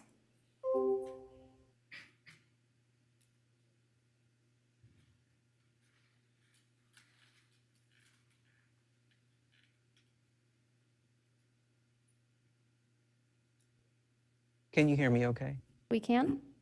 Hi, my name is Gabriel Castellanos, and I don't have much facts to say, but I want to speak on my experience here. I've been living inside of the San Rafael area for just about 2 years, and this is actually my first time seeing this plan, and I am shaking. I am disgusted by the amount of people that think this is the correct way to go about supporting the community and supporting housing in general. A few things just to go off of what my neighbors have already said is parking is a huge concern. There is dangerous driving. I can't even walk the dog without almost getting hit just crossing the street. The fire evacuation is ridiculous. There's one roadway just to get out, and then you're saying an additional gated way to get out. My first day moving into this property, I was almost able to see the fire line that was happening in Peavine, and I was actually evacuated my first day coming here, and that is exactly where that property is going to be built. So just wanted to say that there. And then if you look at the housing costs, affordability is a joke. This location, I started paying about $1,500, and I'm currently almost at $1,800, and I am in the older properties here at San Rafael. The new townhomes, I believe you called it the San Rafael Project 3, the newer ones, those are running 400 plus, and I can only imagine how much these are going to be. You are all pushing out this community, and I no longer will be able to afford to live here, and I don't know where else to go if I can't afford more than $1,700, $1,800 in rent. Now, what my last thing is your waterways inside of Evans Canyon. You are going to pollute this entire area with all of your building materials, with all of the trash. I don't remember the gentleman's name, but he had said that he goes outside with just a trash bag and can fill it up. I challenge each and every one of you to go out there for a sunrise one morning, take about 3 garbage bags and see how much you can take home. Thank you.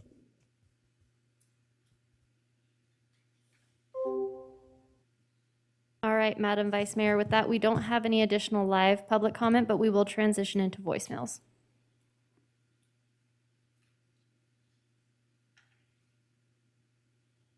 In regard to the Rancho San Rafael Phase 5, LDC 22-0008, I would like to display my disapproval for the construction housing project that is set to commence, and what this public hearing is for today.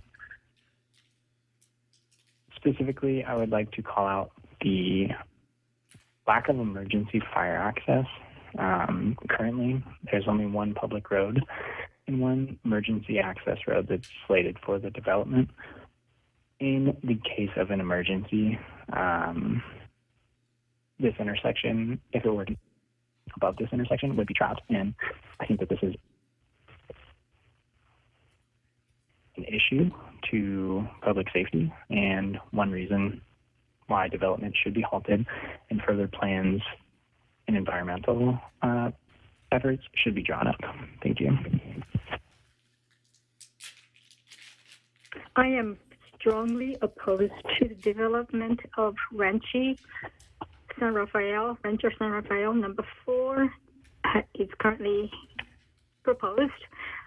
This development will definitely against preserving trees, mature pine trees, which are growing over hundreds of years around here, and also preserving a rare buckwheat species, which are considered to be an endangered species right now. And also, by developing this area with highly graded slopes, will risk extreme cuts and grading, will cause severe risk for landslides and other problems may occur later on. And right now, we do not have enough emergency fire access road if this development is allowed, and it put all of us in danger of in case of fire or natural disaster. Please consider these areas and submit my opposition strongly to the council. Thank you.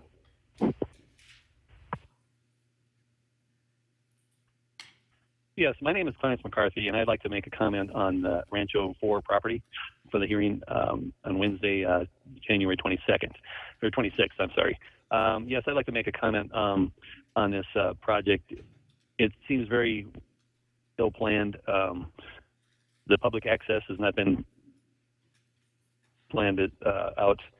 There could be, in emergency situations, the access road would be blocked from above the intersection. And also, as far as the grading of the area slopes are greater than 30%, these slopes would possibly fail in an event of a weather catastrophe in Reno if we had a lot of rain. They would also, similar walls in the area have failed. And this project is just not very well planned out. I would like to also comment on the buckwheat. There's a buckwheat species on the property, and there's probably been no environmental impact on statement done on this. So I would ask that the council reject this permit for development. Thank you. Hello, my name is Carol Reimer, and I am calling about the Rancho San Rafael Phase 4 LDC 22-0008. I feel it is too early to approve this project due to the lack of information that was supposed to be introduced at the July 11th meeting. The developers were going to submit new plans to the City Council for review. However, they did not produce the plans. One of my main concerns is the extreme cuts into the mountain to make the home safe. This seems risky and excessive, and the necessary retaining walls have failed in other projects in our area. Another concern is the lack of emergency access to this development. In case of fire, flooding, or other emergencies, there is only one public road and one emergency access road. Mature pine trees that are subject to removal. Our city is trying to revitalize of a tree city. To bulldoze these trees is unacceptable. This parcel lies within the Washoe County Source Water Protection Area and conflicts with the Reno Master Plan 7.1E. There are specific measures that need to be taken to adhere to the necessary requirements. These need to be addressed before the approval of this development. Affordable housing was mentioned as a justification for building this project by several council members. Are you kidding me? These townhouses will be way out of reach for the people who qualify for affordable housing. If this project cannot be stopped completely, maybe a compromise could be reached. How about single-family homes? Decreasing density would allow more open space. No grading or cutting would be needed. The fire and emergency access is easier, and we can protect the trees, buckwheat, and the impact on wildlife. The more I read about this project and that our city council members are even considering it under the present circumstances frustrates me. And I hope to hear some explanations and see action to stop this project until all questions have been addressed. Thank you for considering these options. I am Carol Reimer, and I can be reached at 775-323-8738. Thank you for your consideration. Bye. Hello, my name is Tracy Candela. My husband Robert and I have lived on, this is in regards to the Phase 4 project. My husband and I have lived on Hope Road for about 15 years now, and we loved it. We moved up here because we love the beauty of the North Hills. We do oppose the Phase 4 project. We hate to see this, Little Canyon, little slice of Nevada heaven destroyed. We love our state anthem, and it talks about the winds blowing and the desert meeting the hills and the sage and the pines. All of these precious treasures are very important to us. And once they're gone from this little canyon, they're gone forever. Another thing that concerns us is the displacement of the wildlife. We have predators up here that are very crucial for the balance of this environmental situation.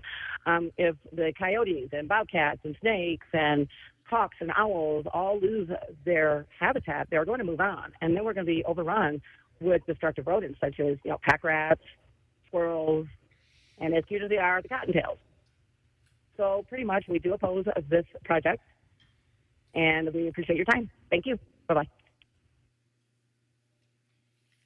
Good morning. This message is with regards to the hearing for the Rancho 4 phase, the 142 unit off of Rancho Vista Raphael Parkway.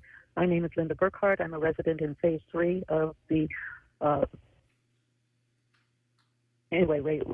phase 3.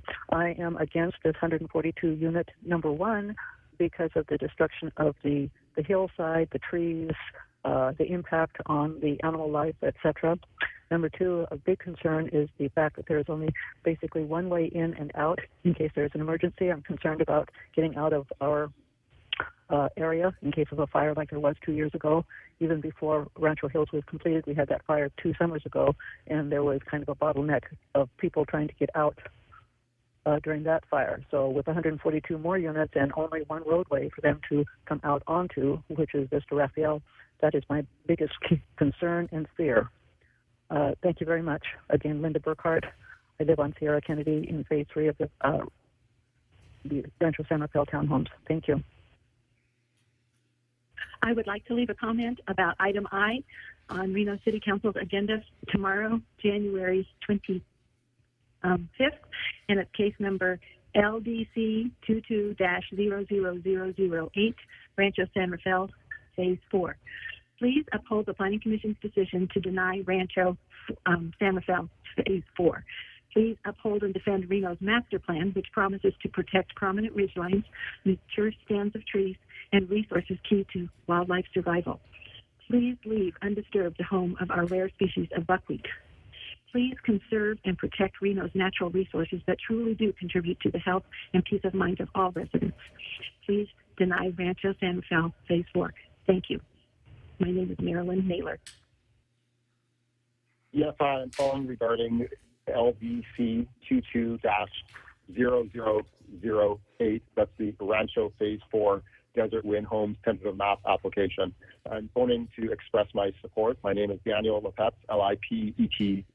And again, I'm going to express my support for the application by Desert Wind Homes. This was a known zone piece of property, existing zoning and compliant with the master plan. And I'd like to see, please, council consider the rights that exist for a property owner to develop their property in accordance with those plans, and have acknowledgement that Desert Winds has made significant concessions to neighbors as a result of various issues raised by the neighbors since the initial tentative map application was done with the Planning Commission. At this point, it appears to me as a landowner in Reno that there are a number of neighbors who just aren't willing to accept existing zoning and master plans and think that this is an opportunity to deal with a rewriting of those rules rather than deal with the specific issues on this site. Second of all, and lastly, I think it's important to note that many of the homeowners who are opposed to this project are in fact new homeowners in the previous phase of Rancho Hill built by Desert Wind, and that is just the ultimate in the drawbridge mentality, not allowing other people to gain access to the entry-level housing that will be built, as I understand it, by Desert Wind Homes in the next phase that's at issue here in this tentative map application. Thank you very much for your consideration.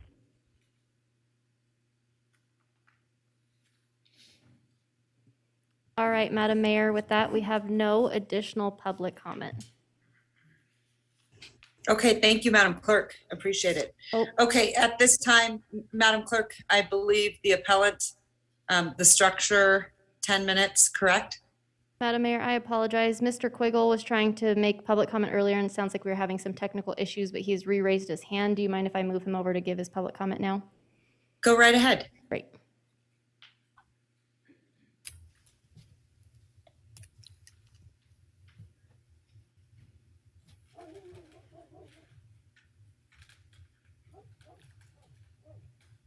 Jay Quiggle, you've been moved over if you'd like to unmute and make your public comment.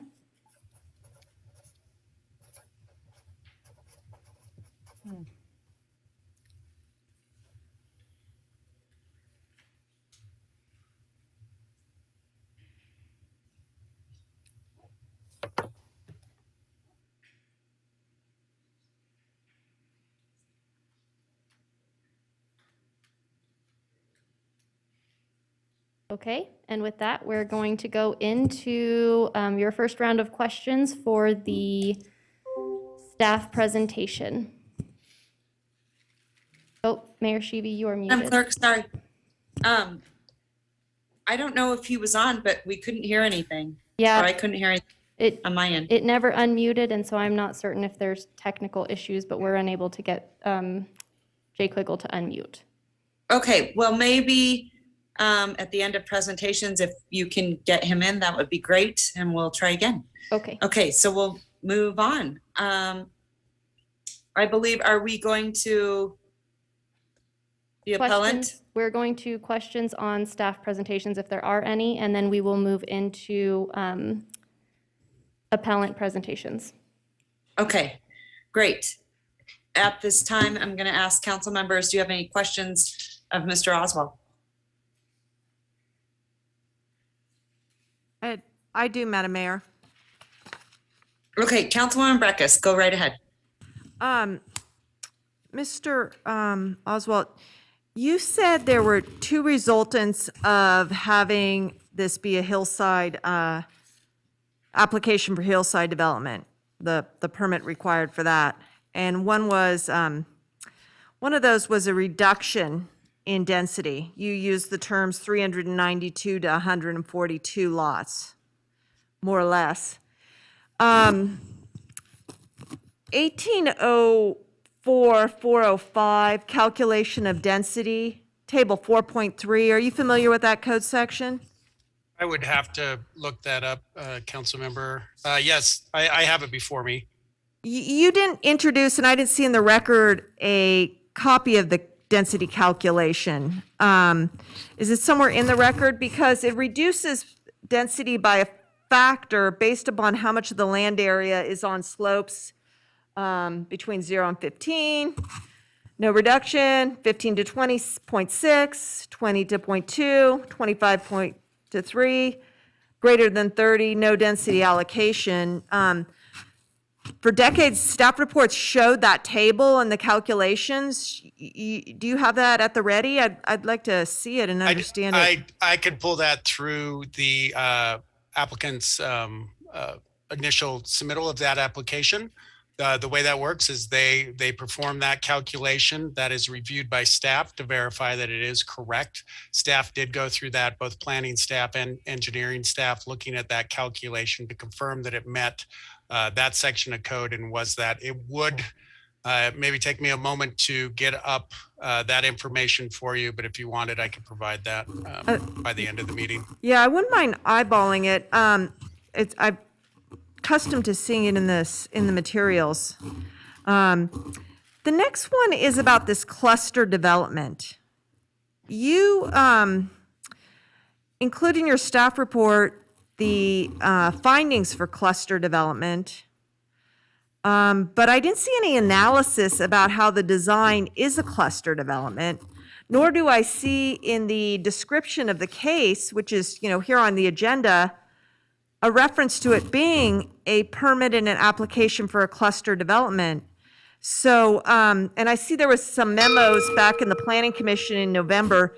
Is this an application for a cluster development, and where's that analysis? I can speak to that.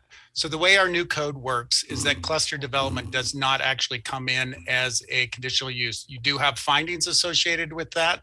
When we start to look at that, those findings are incorporated into the overall analysis of that staff report. The way we are looking at that clustering is that those homes have gone along that main roadway. We're looking at that open space provision. As I said, there's 21 acres that are going to be provided in open space where 14 are required from that hillside. So we're seeing that additional 7 acres that is sort of comes into that. So they are moving those homes closer together and creating more density in a smaller spot. So if we look at a 28 acre site and we have 21 acres of open space, that means that we're seeing 7 to 8 acres are really coming in on the overall site that are being developed. Well, okay. I guess it's my turn. I'll pick up after others ask. I have some additional questions. It's just for the body and anyone who might review this record. Our rules of council prevent us from having more than 6 minutes of Q&A with a staff member as part of our deliberation to weigh in this substantial evidence we're being provided to make a decision. Councilwoman Breckus, it's not preventative, it's rules by which this body has adopted, including yourself. Councilwoman Dewar. Okay, sure. For Brooke, I got a couple of questions. I'll just ask them really quick. In my ward, I have a number of areas that are built on hills, and where they are, the roads are very steep and the people tend to speed, and I get a lot of complaints, from the residents, and the city has spent a lot of money. And one in particular I'm thinking of is Ridgeview. We've had to put in radar speed. We've had to do all kinds of things. It looks like this is going to be a pretty steep road. Are speed bumps, could they be, or some method to slow down speed? It's just natural to drive faster going down a hill. It's not, fault finding. It's just a human nature.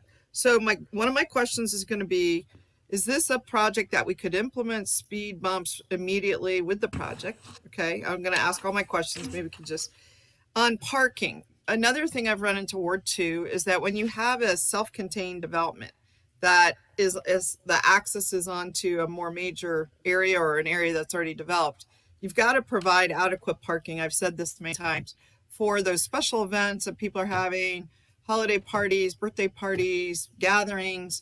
And if all you have no parking on the street and you only have parking on the driveways, and we heard a comment that the driveways, and I don't know in this case if the driveways are sufficient to support a bigger vehicle, but I know you guys count the parking in the garages. I don't have that at my house. The parking in the driveway. I just want to make sure that we've addressed how people live. You have a steep area, and if you have the parking all the way down at the bottom of this development, where are they exactly parking? I know you have some parking for trail access up above. Maybe that's the parking. So those are 2 big questions. And then I have 2 others are going to be about blasting. There was mention of Hard Rock, and I went up there myself, and saw the hard rock you were pointing out that's just off site, which is jasperoid, but there's other hard rock on the site. As a geologist, I think there's going to be blasting. I just don't know if there's special rules about that, with where you already have a lot of development around a place, is it allowed? Is it prohibited? And then these rock walls. So I know we've had a lot of rock wall failures around town. I don't know. So just really quick, speeding, speed bumps, parking, blasting, rock walls, if you could address some of that. Certainly. Brooke Oswald, Associate Planner for the record. So we'll start with speeding. I know that is a concern. So the main roadway in there is posted 35. This would be posted accordingly. I would anticipate be 25 miles an hour. Because of that development, how that has to be built is per our Public Works Design Manual. That determines all radius, grades, slopes, horizontal and vertical alignments of that. Those are built to provide safety and ensure safety for people driving. I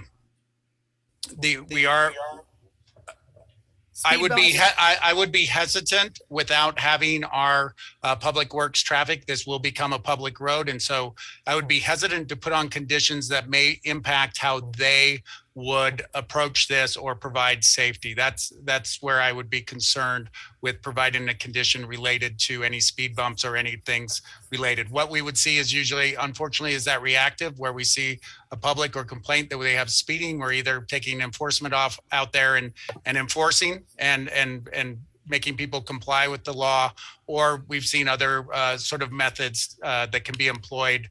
But certainly want our traffic team to look at that before we implement any standards that may impact overall traffic flows.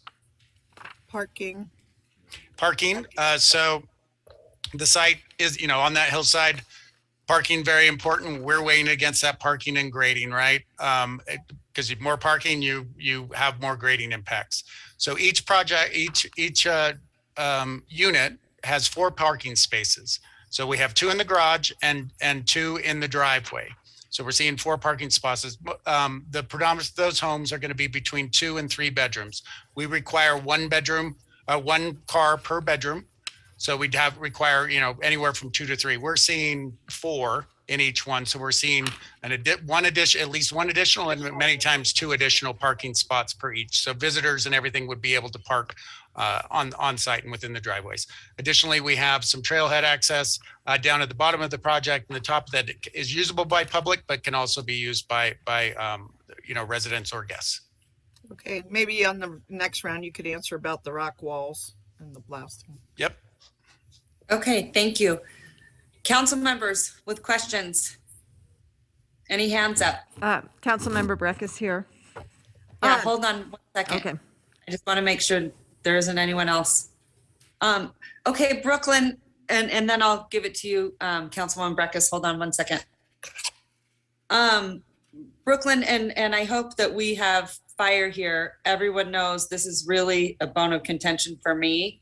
And this fire access sort of in and out. Explain to me, Brooklyn, what that looks like. And then I want to, hopefully Trey Palmer is here to talk a little bit about that. Yeah, Trey Palmer is here tonight. If Mickey can bring him in, he can speak. I can speak on very general terms, and working with Trey on this project, several other projects that are along that wild land urban interface, several of the conditions that we're applying, and that analysis of that secondary access. So let's wait till Trey comes in, because he will speak much more eloquently about how our fire service looked at this project. And I think you have a map, Brooklyn. Am I right? Correct. I'm sorry, Madam Mayor. I think you had a map, Brooklyn. Did you? Of showing those where that in is and out. Yeah, ingress. and maybe Yeah. I actually have one in the staff report. I think might show that even a little bit better than the presentation. I tried to keep the presentation brief, so I'll start to bring that in while we get Fire Marshal Trey Palmer up. Okay, great. All right, Great. Trey. I don't know if you're here. Hi. I am. Yes. Good evening, Madam Mayor and City Council. For the record, Trey Palmer, Fire Marshal, Reno Fire Department. I can tell you that this development does have two emergency access points, which is required, especially with hillside development. They are remote from each other, which is actually another requirement. And these buildings are actually proposed to be sprinklered, which is a bonus, really, for us. So everything that is presented does meet fire code, including the wildland urban interface requirements for a vegetation management plan. I just want to make a note, just because it was brought up earlier about speed bumps.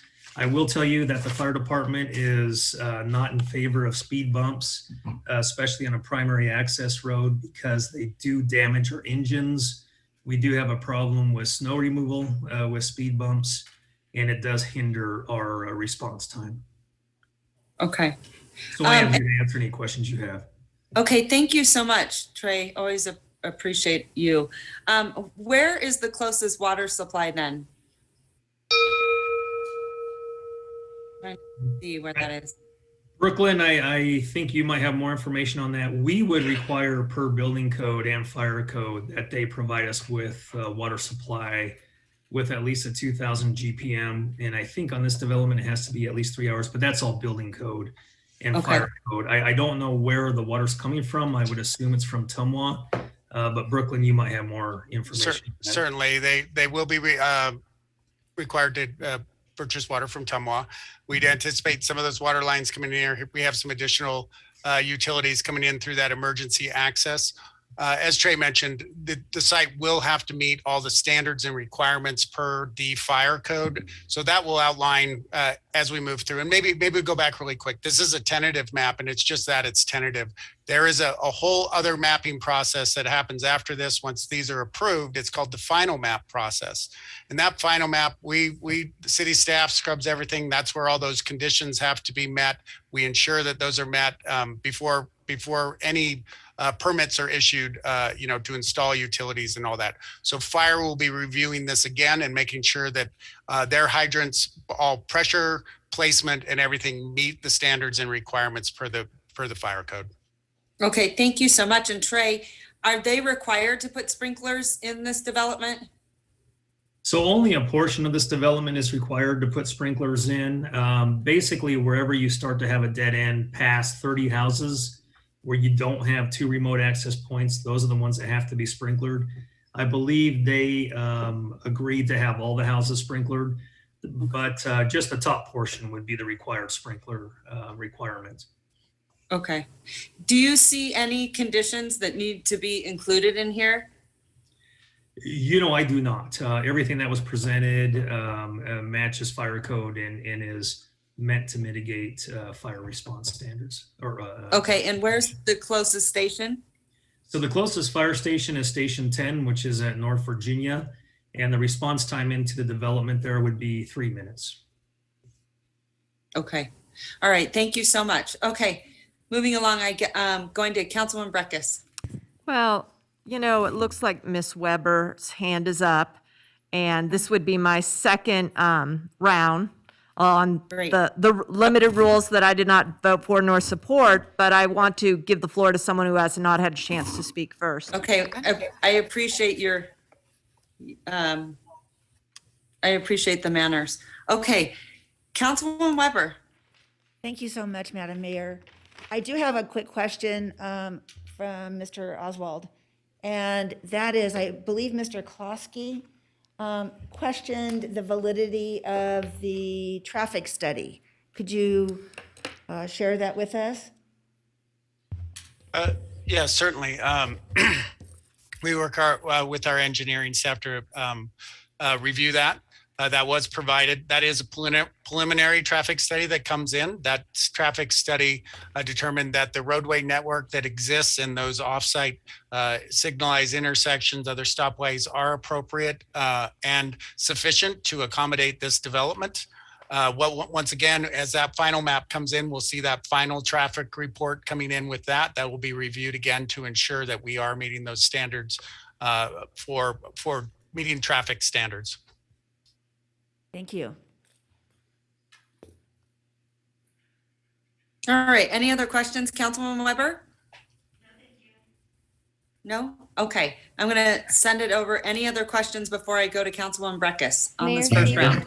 Madam Mayor, oh, sorry, Councilmember Delgado, I'll defer to you. Thank you, council member. I know some of these questions have already been answered, but just to go back, hearing from public comment, I know there was a lot of questions and emails that I received regarding tree mitigation. And I know that was established as part of Mr. Oswald's presentation. Can you please speak to us about the tree mitigation efforts that were presented by the developer? In addition to that, were there any established AMI in terms of affordable housing? I know there was a lot of questions with reference to affordable housing. And then lastly, I know this is Rancho number 4, which in many different ways signals to the community that this has been a project that's been kind of in wait, so to say. So it wasn't public land, but private land that was potentially planned out as many years ago. And if you could speak briefly to the history as to why this is labeled as number 4, with respect that presumably there's been 1, 2, and 3. Thank you, Madam Mayor.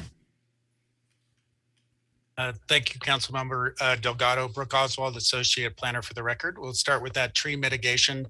In the plan that I reviewed, they did propose to remove a number of trees right at the general entrance, mature trees. The way that we look at that is any tree that's at breast height, that's over 6 inches in diameter, we determined to be a mature tree. So they did an inventory through an arborist to determine what trees were there. With that mitigation process, we did work with the applicant, but staff did propose that mitigation. And we're doing that because that's a mitigation process on Jeffrey Pines that we've used on 2 other residential projects. We also did Jeffrey Pine mitigation on the Ormat geothermal facility at one point. That one we did a cash in lieu. Because it just made more sense and then trying to replant, and they preferred to go that way. This way, what we're looking at is a mitigation that is really in line. They'll have to propose a plan, but we're using science. So we're going to use Forest Service science of how a Forest Service would establish a forest, because you're not going to find a mature Jeffrey tree in a nursery. You're not going to find those. And so the goal is to establish larger stands of these Jeffrey Pines that are in preserved open space, and so that following generations can continue to enjoy that resource. As far as the AMI, there are no affordable housing units proposed in this. Staff does not work with a price of what one is, and I can't speak to a price, but this is a housing type. This attached housing type, denser housing type, is usually a housing that comes in more affordable than your larger lot residential or some of those, just because of the construction and the shared walls and a number of those other shared utilities that happen within that. So we'd anticipate a lower cost than some other development projects. And then finally, talking about that Rancho 4, I think that history of showing really going from 2003 to up to where we are now, that stub out of that road, and that obviously Rancho 4 is signifying after Rancho 3, it's Rancho 4. This land, that zoning probably happened well over 2 decades ago to establish that council at that time determined that was an appropriate place to build and develop as we expand and grow our city. And what we've seen is as that development has come in, it's progressively moved. So you've got the roadway network in, you've got these things. Now that it's come the time to really do that last portion, and this would be the last sort of residential part of that we'd see in this area.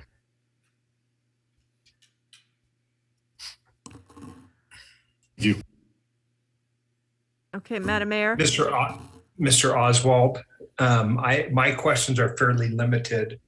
I guess I want to first address this question about housing. I understood Mr. Delgado's comment and concern related to AMI, but of course you heard several of the public commenters talking about how expensive they might be. And I suppose for me, I want to make sure the public is clear. I'm not suggesting that what is going to be built here will be affordable housing in the low-income housing arena. I don't think that that's what the nomenclature is being used, I think, wrong or improperly. I don't know if the right word is entry-level housing or housing, which is, below or at the lower end of the price point in our area. But I don't think it's going to be any kind of subsidized housing. Is that correct? Yes, that is correct. There is, that traditional affordable, and how that is through, as Councilmember Oscar Delgado, is that average medium income. This is not a project that's proposing affordability, but it is. We've heard the term missing middle. It's that attached product. It's a smaller product. It's a footprinted product. And so all of that helps to reduce overall price. And then we're seeing that density within these, and that density helps that developer, be competitive and consistent in sort of how they deliver that product. Well, let me ask this question. A number of the commentators talked about a meeting that was held and they saw a different plan. And it's different than the plan that was in your presentation.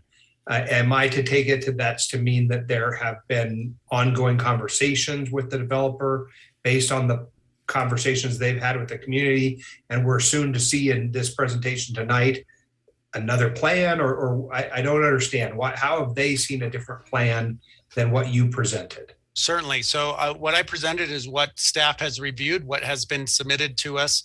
Now this went into an appeal. At an appeal portion, I'm not reviewing future plans or making anything with that. It is within an appeal, and I reserve myself out of that, do that. But the developer or the applicant can work with those community members. They held another meeting. As was said, they presented another plan. That is not an official plan that staff would review, but we'd anticipate that they will present that tonight with the concessions that they've come up with, trying to listen to the public that they feel meets the requirements of their project, but also helps to address some of those concerns that the neighbors have. Well, I think that's consistent with what we've done, except I need to see that plan before I can say whether I'm going to agree or disagree with it. I mean, ultimately, we get a lot of changes that happen in this appeal process. That's probably why you also referenced, and I think it's important to point out the difference between the tentative map and the final. Between now and then, some things will potentially change, but they'll be held to whatever's in the final map. Is that correct? Correct. Well, they'll be held by the decision tonight. That's ultimately what they'll be held with. But as we go through and what is, if it does move to either, affirm and deny, then there will be no, or to affirm the decision, there would be a denial. If you reverse that, then they would go forward with what they proposed and what staff reviewed. You also have the opportunity to modify that. And that's where if the applicant comes forward and they propose some other solutions and some things that this council deems appropriate and help to mitigate some of those concerns, you have the ability to do that. So that map would then move forward, and we would use that to determine the final map. Madam Mayor? All right. Good questions, Councilman Reese. Okay. Anyone else want to weigh in before I head to Councilwoman Breckus? Thank you. I'm still stuck on this cluster development. Now, the code sections talk about it as a site plan review. It's in 2 sections. And it seems to be that we're not doing that. We're doing a tentative. So is there a conditional use permit or a permit associated with this cluster development request? Yeah, as I mentioned before, we have an overall conditional use permit that we were analyzing how I originally described. So the major drainage way, those cuts and fills, that hillside development. Now, the way our new code is written, our old code had that being a special use permit or moving in through that process. Our new code does not require that for cluster development. It does not require a conditional use permit, but does have findings that need to be made that to move forward with that. So we don't have prescriptive SUP or conditional use permit anymore. It is something that we allow and we encourage because of preservation of open space and a number of other things.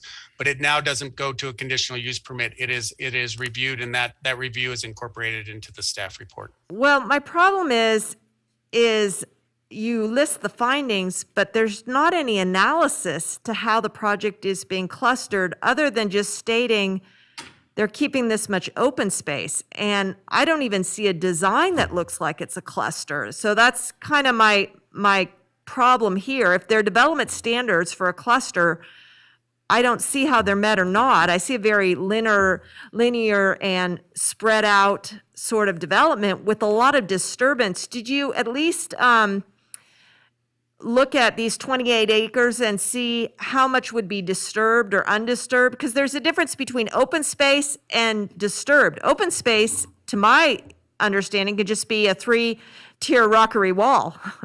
It's not, undisturbed land. So how much is disturbed to cluster this development? I can pull up the site. I would probably say you're seeing approximately 70 to 80% of the site disturbed. As I said, you are seeing that, and that is, we can look at it two ways. So that is open space, right?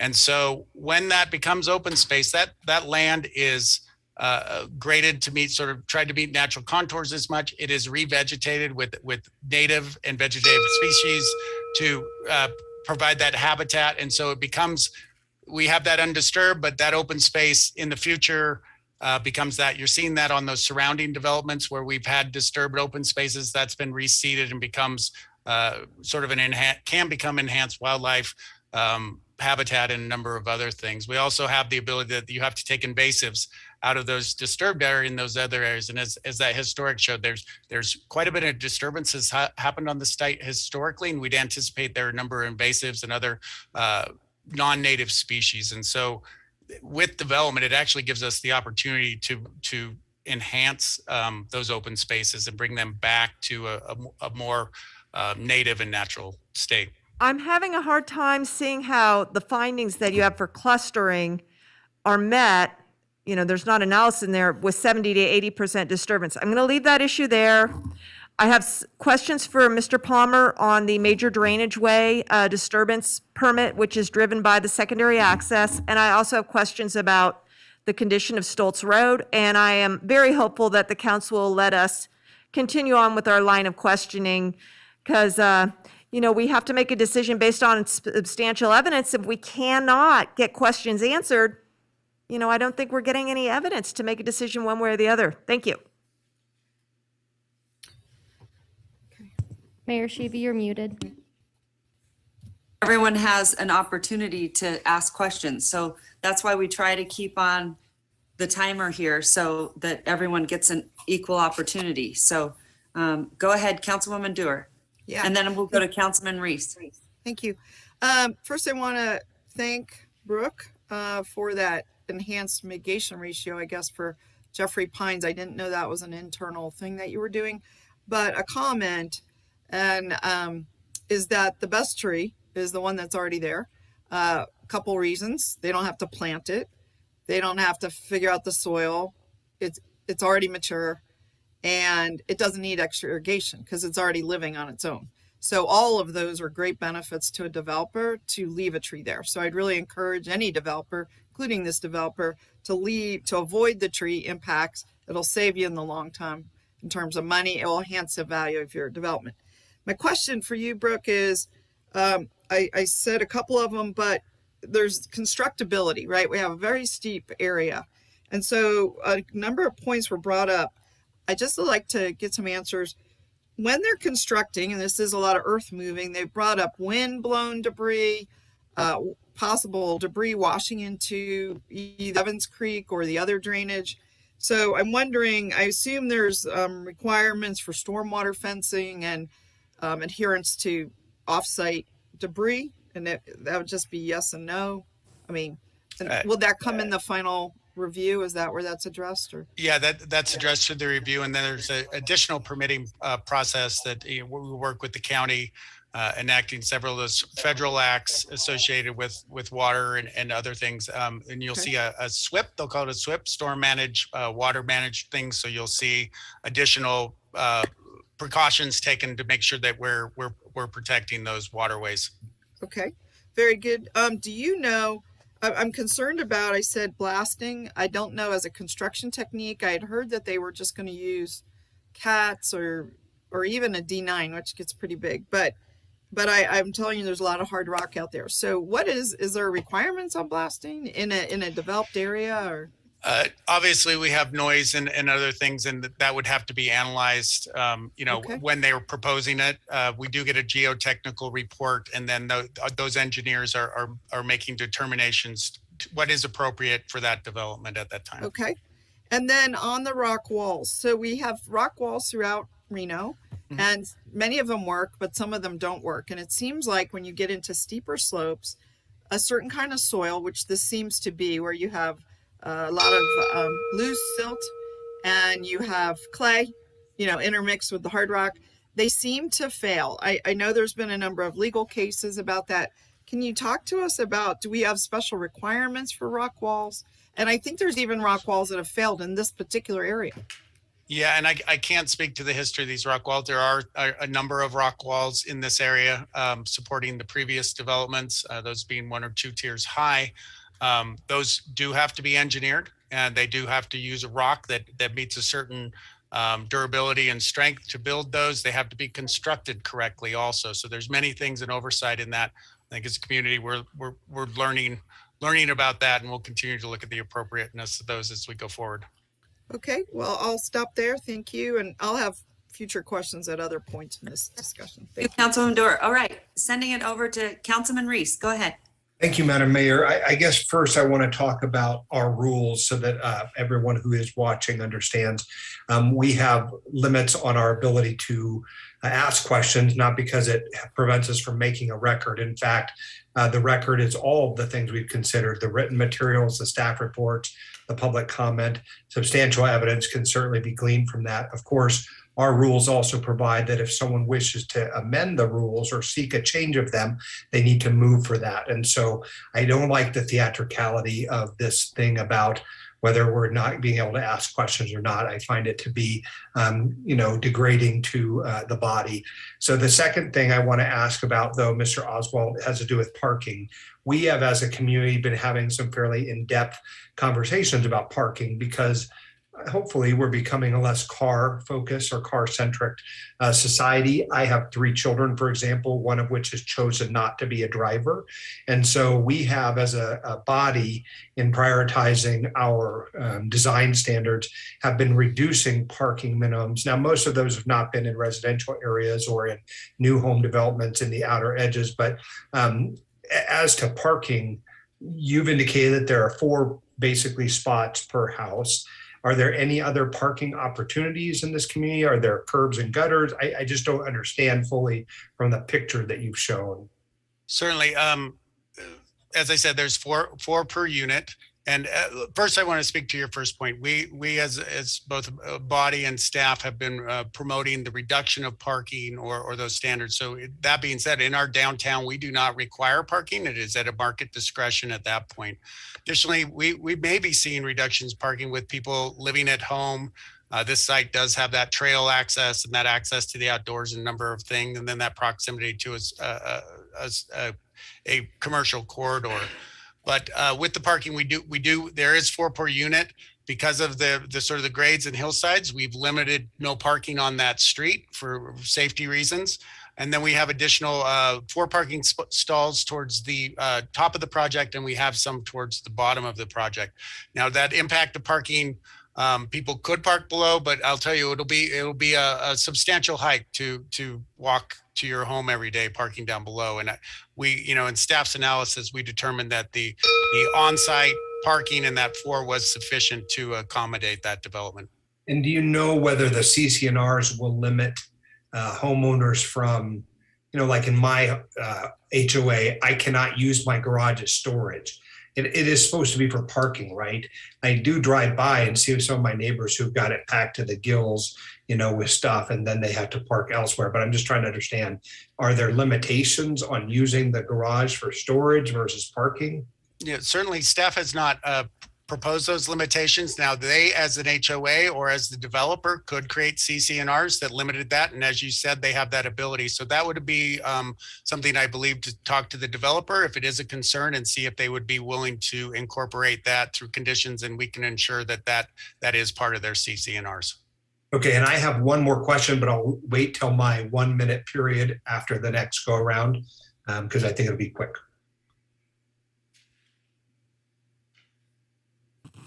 Madam Mayor. Okay. Go ahead, Councilwoman, Vice Mayor Jordan, go ahead. Thank you. Can the clerk remind me where we are in the rounds? Who's been? I believe we're on round 2. Yep. So we'll be wrapping this up after this. For the record, Councilmember Breckus has gone twice. Councilmember Dorr has gone twice. Councilmember Reese has gone twice. Councilmember Delgado and Weber have gone 1 time. Thank you very much. So we're actually past. We're done with the first 2 rounds. We're on to the 1 minute round. Mm-hmm. Yep. Thank you. Next will be 1 minute. So anyone that has not spoken the 2 and wants to speak, go ahead. Madam Mayor, this is Delgado. I believe a lot of my questions are going to be for the appellant, so looking forward for that presentation. Thank you. Okay, great.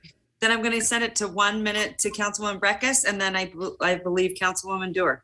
Yeah, I would ask the body to relax the rules to allow considerable questions. I am still stuck on the cluster development question about the density reduction. I also have questions about the one special use permit related to disturbance of a major drainage way. It's driven by this fire access, and I want to understand from our fire marshal the relationship of why this access is needed. At what trigger, what circumstance, anything built on these 28 acres requires the second circumstance? Because it looks like from 1, 2, and 3, Stoltz Road's satisfied as that. And disturbing a major drainage way, which is kind of a big deal, for a secondary road, is a big deal. And I haven't seen any profiles of that road. I think it's outside of the boundary property, so it's probably an offsite improvement. And I would just like to understand the profile of that and the maintenance responsibilities of that. And then I also want to follow up on that Stoltz Road thought, because as I looked over the aerial about Stoltz Road, it looks like it's an unpaved road. And I heard from some of the testimony that people do use Stoltz Road. If they live in the neighborhood and it's the secondary from their development, they would know. I think the testimony is worthwhile that they use it. And what's the plan for Stoltz Road? Is it going to be paved at some point? So cluster development, the code says that when you're in a hillside situation, you don't get to add bonus density if you cluster. And I just want to confirm that that happened, how that was worked out in this design, Mr. Oswald. Okay. Councilwoman Breck, you are over by a minute. So I'm going to allow you to have another minute. That will be 3 minutes that you get additional to everyone else. And then we're going to move on because we have another side of the presentation that everyone wants to get to. If any other council members want additional time, please let me know. Otherwise, we will need to vote on it. So go ahead, Councilwoman Breckus. Well, Mr. Oswald, I don't know, maybe you can find that table when the other presentations are going, but did the clustering allow the density to go back up after it was reduced on the hillside? No, council member, it did not. We did not allow any additional density that was not, we were restricted to what the hillside restricted. We allowed no more density through the clustering. The clustering is just another tactic that we look to make sure that we're meeting those things. And as I mentioned before, that is not a conditional use permit. We have taken that out in the new code, and so it's not under that. The conditional use permit for a major drainage way, those are very important, and we analyze those very critically. We do see them very often. We're in a place that has several drainages, and we see them through industrial to residential. And what we try to do is limit those really to utilities and roadways that provide safe access. What's the profile look like that is in the materials, and how much fill is going to be filled to cross that drainage way? And then is it just a large culvert then that's going to be put underneath that? Yeah, it will be a large culvert that will go under that, that is sized appropriately to accommodate the flows that are calculated through that. We do have a large fill there because it is challenging to get that roadway across there. Those fills are probably around 30 feet in fill that runs down that side area there. That roadway goes down to what is needed per our Public Works design manual and our fire safety to meet those standards to provide safe and appropriate access out onto the public right of way. And the city will be maintaining that fill area, the culvert and that road that, because it's No, public dedicated as- outside of the project area? No, that is per the agreement in the HOA. The HOA will be responsible for all maintenance of that, making sure that that's clean and clear. Also making sure any debris or anything else that may impede the flow there is removed. And Mr. Palmer, would any development on this site require this secondary access with this disturbance and this major fill? Yeah, for the record, Trey Palmer, Fire Marshal. There's two parameters that kind of kick in that secondary remote access point. The first one is any development over 30. So once you hit that magic number of 30, that kicks in the requirement for a remote secondary access. There is an exception to the code that if all the houses are sprinklered within the development, you can go higher than that. But the latest master plan that was just approved does promote that any hillside development has two access points regardless. And Stoltz doesn't count. All right, Councilwoman Breckus, you're Okay. over by 4 minutes and 30 seconds. So I'm going to now go over to Councilwoman Dewar. Go ahead, Councilwoman Dewar. Oh, well, I didn't have my hand up, but I will just make one comment and I'm going to hold, I'm not going to ask.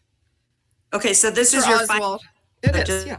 Just letting you know. And if you need additional time, I'm I happy to don't. give that to you. I just want to put this on Breckus. record. Just given when time. we- Okay, go ahead. Thank you. When we have the future presentations or the appeals, I'm going to be looking to hear about the trails. And the reason why is because I've read all the letters, and a lot of the letters speak to a perceived loss of open space. And I'm going to want to hear from the appellants how they would address that or what the issue is. But it seemed to be a general theme, both on this site and off the site. So how do they access from this site to the existing trail system, whether on Washoe County, Reno, or Forest Service? And the second one is about this rare buckwheat. I'm going to be looking for some information in this next set of presentations about where is it, what is it, was there a biological survey of the site, and how do they plan to mitigate that? So those are just putting that out there, and you don't need to answer, Mr. Oswald. Okay, thank you, Brooklyn. Just my last 1 minute. So just, I want to kind of piggyback off of Councilman Reese. He sort of alluded to that there was a different map that was shown to the residents in a community meeting. Is that correct? So that was a different map than what we're seeing tonight. Can you clarify that for me? Certainly. So I have analyzed the map that you saw tonight. That's what my staff report is based on. That was my recommendation. That's what those conditions are based on. In that appeal process and being appealed, that applicant reached out to the community again, had another meeting and proposed a alternative or modifications trying to be sensitive to concerns that the neighbors were having. I would anticipate that that would be presented by the appellant this evening and then could be reviewed by this body. Okay, thank you so much. Appreciated. Okay, we're going to move on and we're going to stick to the council rules so that we can make sure everyone gets a fair amount of time. I've gone over considerably for Councilwoman Breckus, so I do want everyone to, let's try to stay on track. Okay, so moving on, we are going to Madam Clerk, I believe, to the appellant, correct? That is correct. So Mayor Sheevy, our first appellant presentation tonight is from Manuel Souza. Okay, Manuel. And just a reminder to members of the audience, masks up over nose and mouth, please.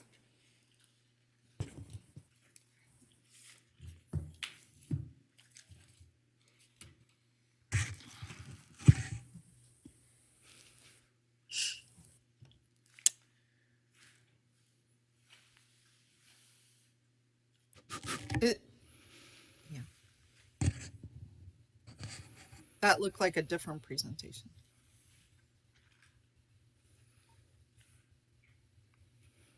I want to thank you all for taking the time to hear our concerns as citizens. Thank you so much.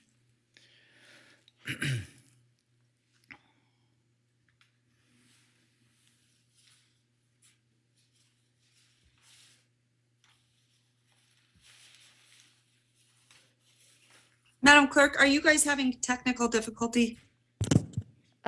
If you can give us just a second, we had two of the same presentations. We need to make sure we get the right one uploaded. Okay, no problem. Just let us know, and then when you're ready, we'll start the clock.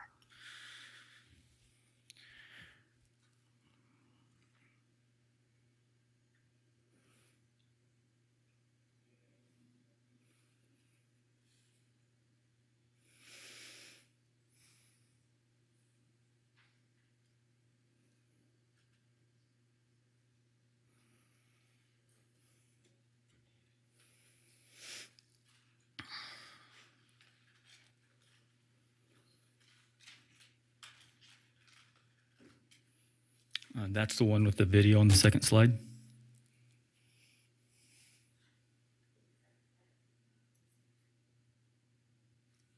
Great, thank you. We begin our site visit. Nope, back up. Oh, sorry.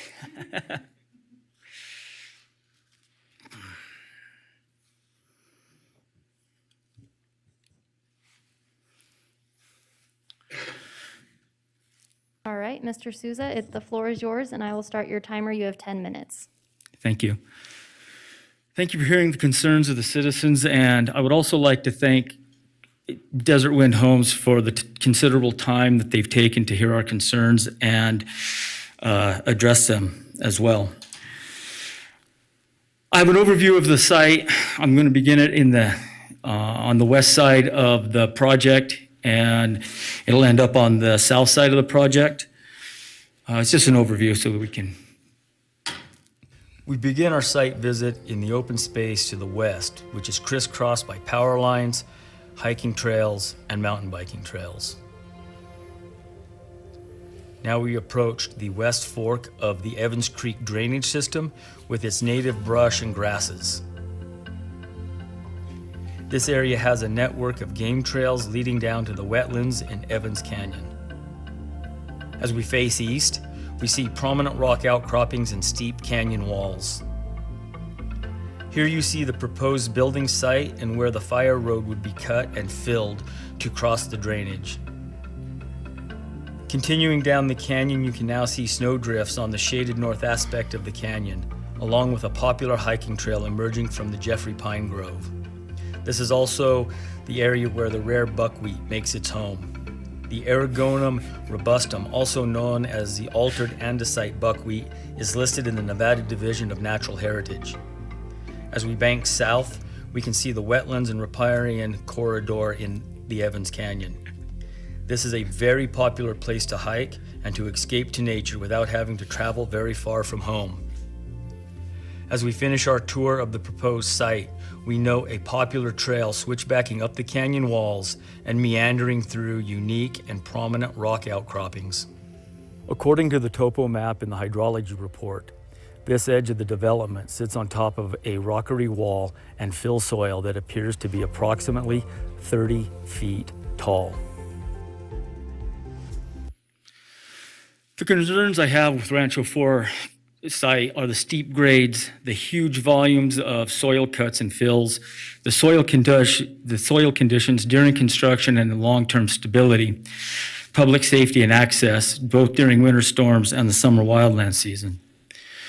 The steep grades indicated on this map shows the steep grades as indicated as the dark burgundy red, which is slopes over 30%. The site itself forests certain design criteria such as egress and ingress at the bottom of the canyon. It forests a sloped hairpin curve road design, and also for the majority of the product and the length of the road, it's one way in and one way out. The geotechnical report makes it clear that this is going to be very difficult excavation and includes possible construction delays. Grading adjusted around conflict areas. Now this is a pretty interesting concern that I have. If you note on paragraph 3, page 4 of the geotechnical report, I'm going to put it under here and I'll read it aloud. It says, quote, "The P wave velocity around 7,000 feet per second is where the need for blasting becomes more critical. Deeper utility cuts can experience difficulty with lower velocities due to limitations offered by trenching equipment." As we look at the P wave, the geophysical P wave profile, this axis is the depth beneath the soil, and this is the velocities that they were talking about. The 7,000 feet per second velocity is less than 10 feet deep at this point. Some of the velocity at 20 feet is 9,000, and at 25 feet can be 10,000 feet per second. Some of the cuts on this site are going to be up to 40 feet. And it seems to me that the difficulty of this site makes blasting a real possibility. Oh, I'd like to go back to the slide, please.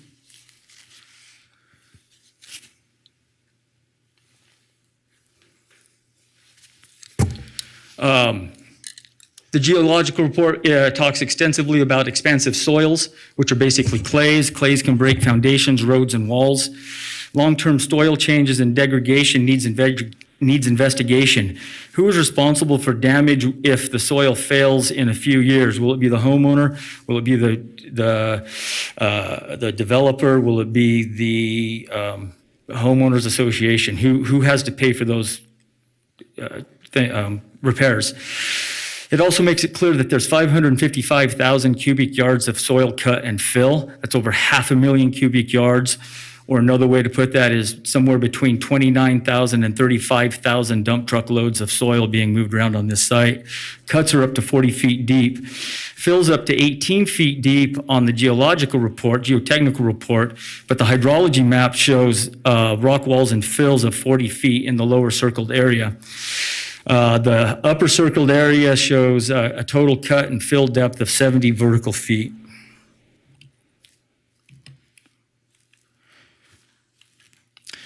The public safety and access issues in the wintertime, there's one road in, one road out, north aspect shade. The slope of the road is 6 to 8%, which for comparison, we all recognize 6 to 8% grade.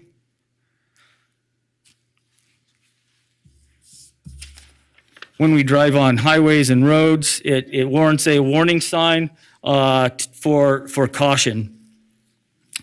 The sloped 180-degree curve at the bottom of the hill presents problems. Vehicles will get stuck in the wintertime, and that could very well limit access for fire safety vehicles, ambulances, and other residents trying to get in and out of their site, out of their home. I live across the canyon. The last snowstorm in December, I have less wind on my site than they do across the canyon, and I had 6-foot deep snow drifts. The only reason they weren't deeper is I only have a 6-foot tall fence. This is going to make it tough for residents, tough for police and EMT and firefighters to get residents out of their front door, even if we can make access to it in the vehicle. It still can provide significant problems and challenges. Rancho 4 will get plenty of wind and snow. Building shade will keep the road icy for a long time, longer than other aspects that you would expect. The majority of the road is on that side. It's built in the Wooey. There's some recent fires that were on Peavine. Of particular note is the midwinter February 1st fire of 2020. This is a photo from that fire.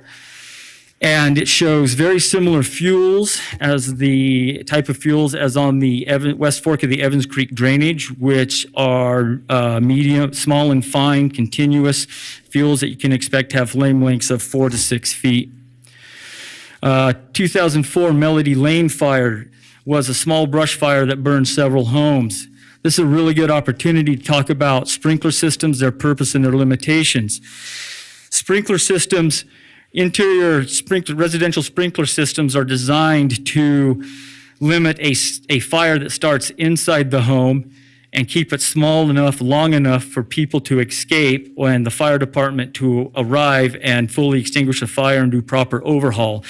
These are not designed to provide exterior protection, exterior exposure protection from either a nearby fully involved structure fire or the head of a fast-moving, wind-driven brush fire.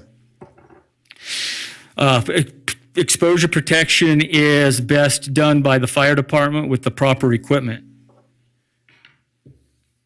Which are nozzles like this. For comparison. Again, we're in the WUI, there's one road in, one road out. You have significant fuels, you have adequate fuels, definitely amazing wind up there. The topography for steep slopes, ridgelines, and canyons are a trifecta of wildland firefighting concern. It's these concerns that make this site significantly different than Rancho 3. These are significant differences in site location and should be considered in building design. Public Safety Fire Station 10 is near the top of the Reno Fire Department brownout matrix. In the third quarter, to the best of my knowledge, it was browned out 11 times in 90 days. Meanwhile, the Reno Fire Department is running a record number of calls with 1999 level staffings. Please consider denying this as submitted. I believe it is a poor fit for this location. Thank you.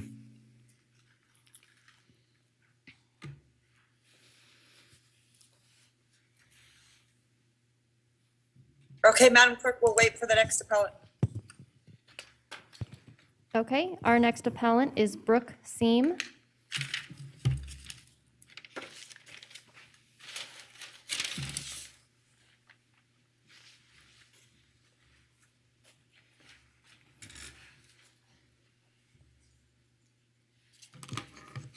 Hello.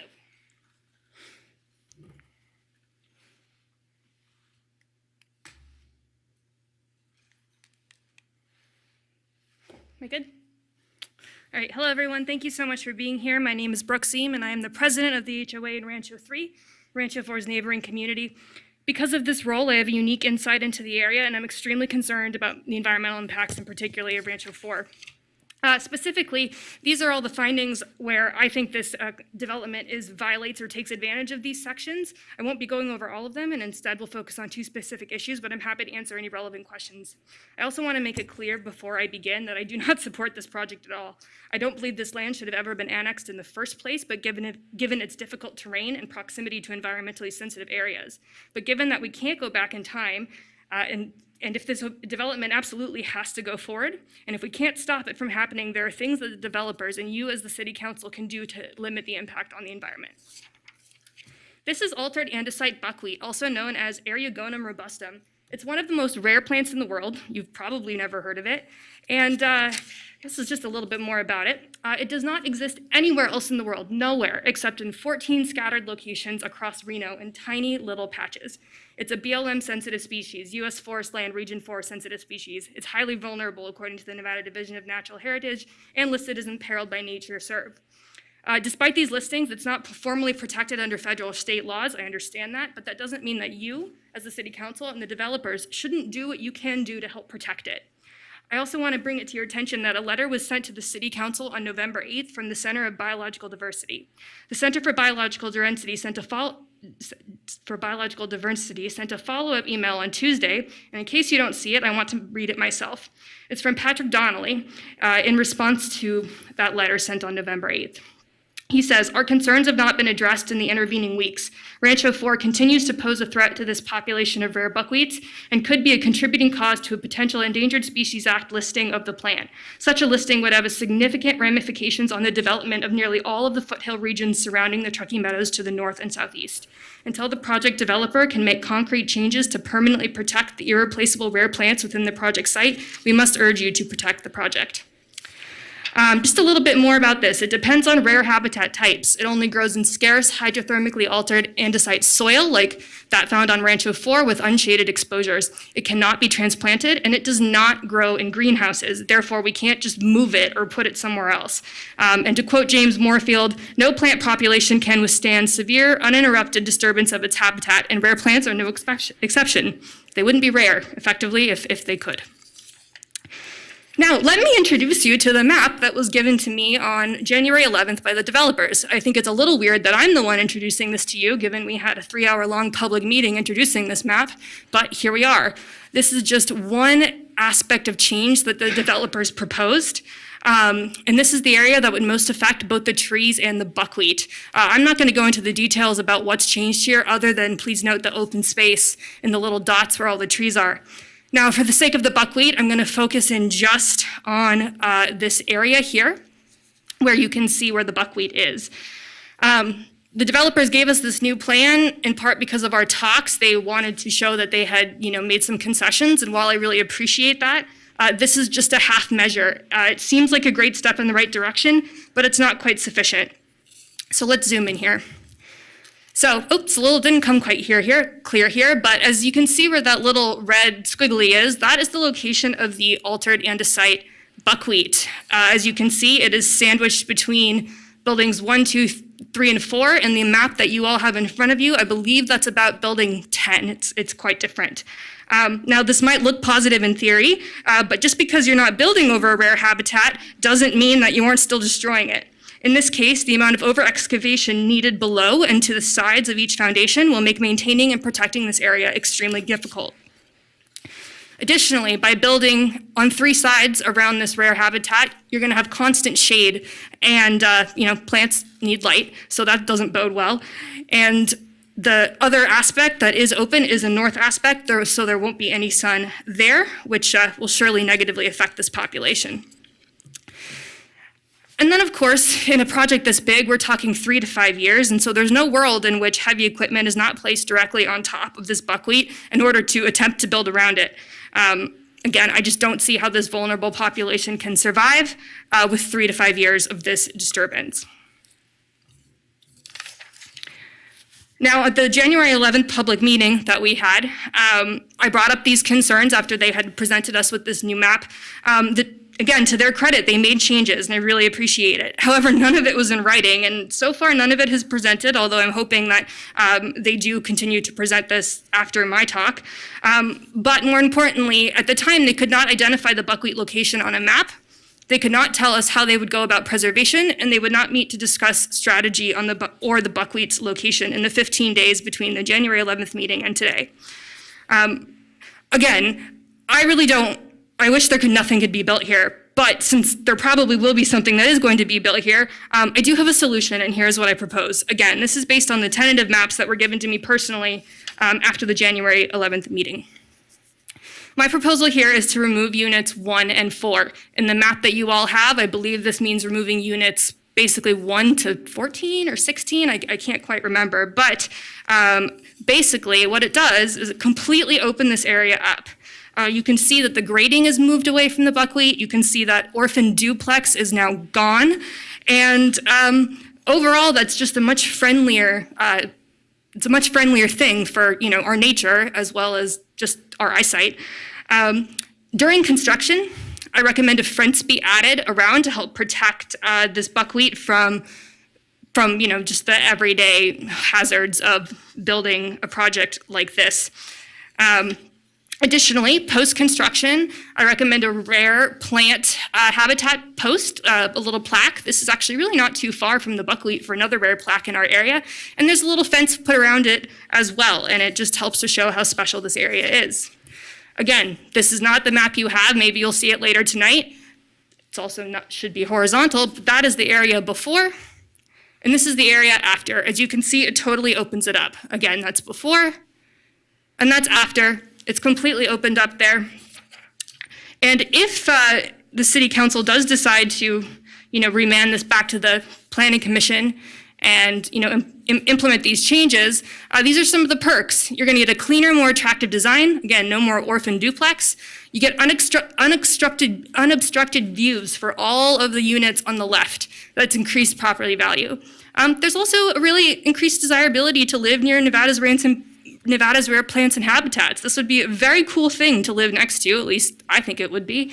And it also would really show the City Council's commitment to environmental protection in Section 7 of the master plan, which I know that I would really like to see. These changes also help protect the trees as they are in the same area, which has been a huge source of contention that we really haven't talked too much about at all tonight, despite the fact that it's been a huge issue.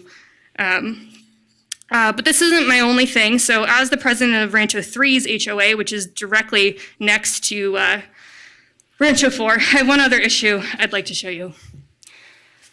These are failed retaining walls in our community. They are less than 2 years old and are currently being rebuilt for the third time. To be clear, it has already fallen over twice in the last 2 years. Now, I'm assuming everything in Rancho 3 was built to code. That makes sense if it got that far, right? But if something that is built to code is failing, the message is your code is failing. The soil, the slope, and the terrain of Rancho 4 is extremely difficult. I don't know how many of you have not only made it over there, but gone up to the top. It is incredibly steep. It is a very different landscape than Rancho 1, 2, and 3.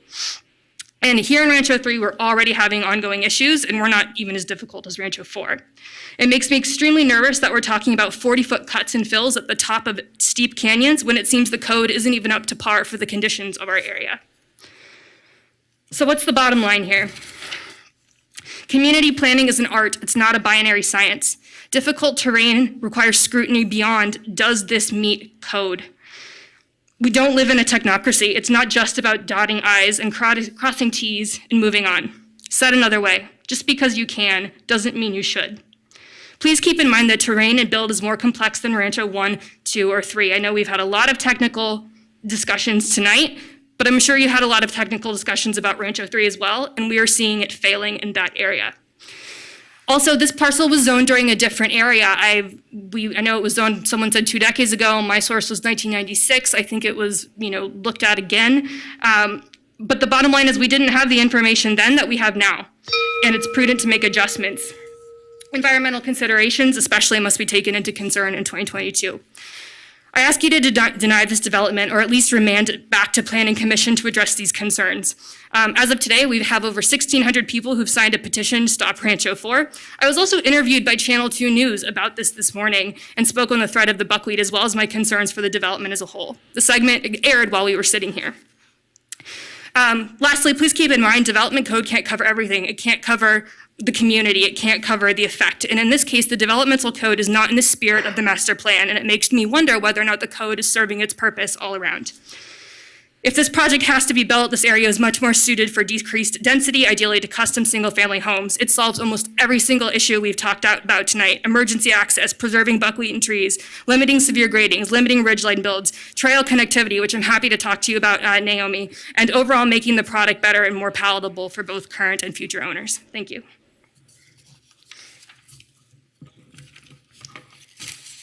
All right, thank you. Nice job. Okay, at this time, I believe it was just those two, correct, Madam Clerk? Madam Mayor, we do have the applicant is also an appellant on this. And Correct. so we have moved them into the room. We have Joshua Hicks here is our final appellant who will be moving into presentation mode now.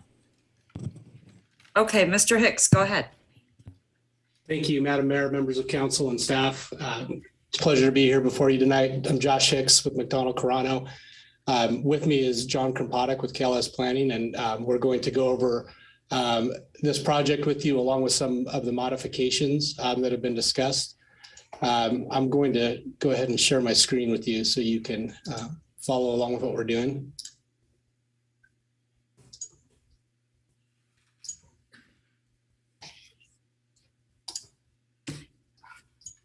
Okay, this is a little bit of the history. You've heard a lot about this project, but I wanted to just give you a little bit of background on it as well. Some of it's repetitive, but I think some of it's important.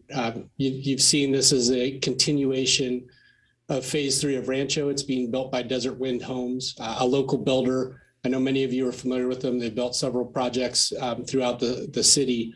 The site has been zoned MF14 for quite some time. And this is the continuation, the last phase of the Rancho townhome projects. I wanted to highlight a little bit of the community outreach because I think it has been extensive. In this case, there was an initial meeting back in October. You can see over 200 different properties invited. There have been numerous informal meetings and calls with neighbors and appellants. There's been another meeting after the Planning Commission that occurred in January, two, in fact, a smaller meeting that included the appellants, and then a larger meeting on January 11th that was held at the Bonanza that was both virtual and in person. And at that meeting, some concessions were discussed and presented, and that's the same exact plan and concessions that you'll be hearing here tonight as we go through that. So before I get to those, I'm going to just give you another overview. I know you got a really good one from staff. I think this one just helps provide it as well. You can see the site here. You can see Vista Rafael Parkway. That is going to be the ingress and egress from the site. You can see that there's that stubbed road that was discussed earlier. So that's been there for quite some time. There's really no surprise that Rancho 4 was going to be developed. You can see the Rancho 3 product here, which was also a Desert Wind product. The single family homes up here, a mobile home park here. Here's Reno Fire Department Station 10. So you can see that. You heard that that's a short response time. I think it's about a mile away. And I think the fire marshal said it was about 3 minutes. You've got Bonanza Casino here. You've got a intersection with crosswalks and lights here at Virginia Street and Vista Rafael and Parr. And off Parr, you've got access, obviously, to the freeway. And then you've got RTC access, and then a short trip down to the University in North Reno. And then you've got, along these sides, you've got Public Lands City and also Forest Service. So just before getting into this Rancho 4 site, the product will be very similar to the Rancho 3 townhomes. There'll be approximately 1,500 to 1,900 square feet. These are really what we are calling, as I think Councilman Reese used the terminology, entry-level homes. That will be the preferred market, first-time home buyers, entry-level homes who will be moving into these. That's really the appropriate terminology, similar to the same type of individuals who purchased in Rancho 3. The fire access point, I won't spend a lot of time on that, but just so you have it's here where the pointer is. That's around where that fire access road is going to be. This is the slide that staff presented, and this is the slide that was presented to the Planning Commission. This is what the Planning Commission reviewed and issued a technical denial on. At that Planning Commission, I would characterize the primary opposition from the public. The concerns raised were the removal of 19 Jeffrey Pines. Those are all right down in this area where my pointer is. That's where those 19 Jeffrey Pines were. View shed and hillside grading significantly from what was called C Street. You can see this here, 8 units. You'll see a photo sim in a minute that'll give you a good visual, but this kind of comes out onto a hillside, and there's some pretty significant grading and fill that was going in to that section of it. So those were really some of the primary concerns. Now, with respect to some of the changes that are being proposed, I do want to highlight that we're being responsive to neighbor concerns. These aren't concessions being made because there's any question about code compliance. They're purely concessions that are being made in the spirit of being a good neighbor, listening to what neighbors had to concern, and accepting that many of their comments were good comments that make this a better project. And so that's what you see here. This is the proposed modification that we're presenting to you tonight. Really a big concern right here. You can see with the removal of that whole line of units that was right here, you can see that these trees are undisturbed. So what will happen, and I'll give you a slide in a minute to show it, but instead of removing 19 trees, only 4 trees will need to be removed. And that's because they're in the roadway and there's just nothing that can be done for them. But these trees will be preserved here as well. I'll also note that this is the area that one of the appellants had identified as the buckwheat area. So an added benefit of this plan is that it preserves the buckwheat area. That's not a protected species on private property under federal, state, or local law, so there is no protection for it. Nonetheless, it is a nice benefit to be able to preserve that as well. And I will note that is also something I think that one of the appellants talked about. Could that be protected during construction with some fencing? And that absolutely could happen. And Desert Wind's happy to fence that off to make a protection there. The other major concession that you might notice on this is the absence of C Street. It was removed. So those 8 units were removed and moved to other locations. Significantly less grading and less fill in that space from that. And then you can see the trail network works its way up with some nice gradual switchbacks, so it's not too steep going up this hillside. We added in dog stations. That's those blue stars that you can see on there. That was another request of neighbors to do that. So with this public access, it was referenced before, but I think it's important to note, you can see it for the first time, residents and neighbors will all have legal public access across this parcel. They can get across to here. They'll pick up the trail here through this pocket park that was mentioned. And then you can get out here and into the Forest Service lands. There's parking here, public parking for trailhead access. There's parking here for trailhead access, and a few slots were added as those units were removed. So there's additional parking down here as well. I wanted to highlight for you just a closer look at the tree removal. This is the original plan, and you can see in this purple area where the trees were originally going to be removed. That's the 19 that were going to be removed. And you can see the overlay of the units right there. And here's what it's going to look like now under the modified plan. Only 4 trees that need to be removed. As I mentioned, they're in the roadway or too close to the roadway to save, but these others will be saved. And the buckwheat area, again, not a protected species, but it's in here. So we are feeling pretty good about that piece of it. I do want to go back and highlight one additional thing I neglected to mention on this unit. I know there was a comment that not all the units need to be sprinklered, fire sprinklered, but they all will be. So I just wanted to make that clear from a fire protection standpoint that all the units are going to be fire sprinklered. In addition to saving all but 4 of those Jeffrey pines, there'll also be 232 trees planted on the project, which far exceeds the mitigation standards that are in place under code. And I'm going to show you a couple photo sims because I think these make a nice point. This is the before, so you can see those units along the right side of the entryway. If you keep your eye focused where that pointer is, you'll see the after. So you'll see all those trees being in place.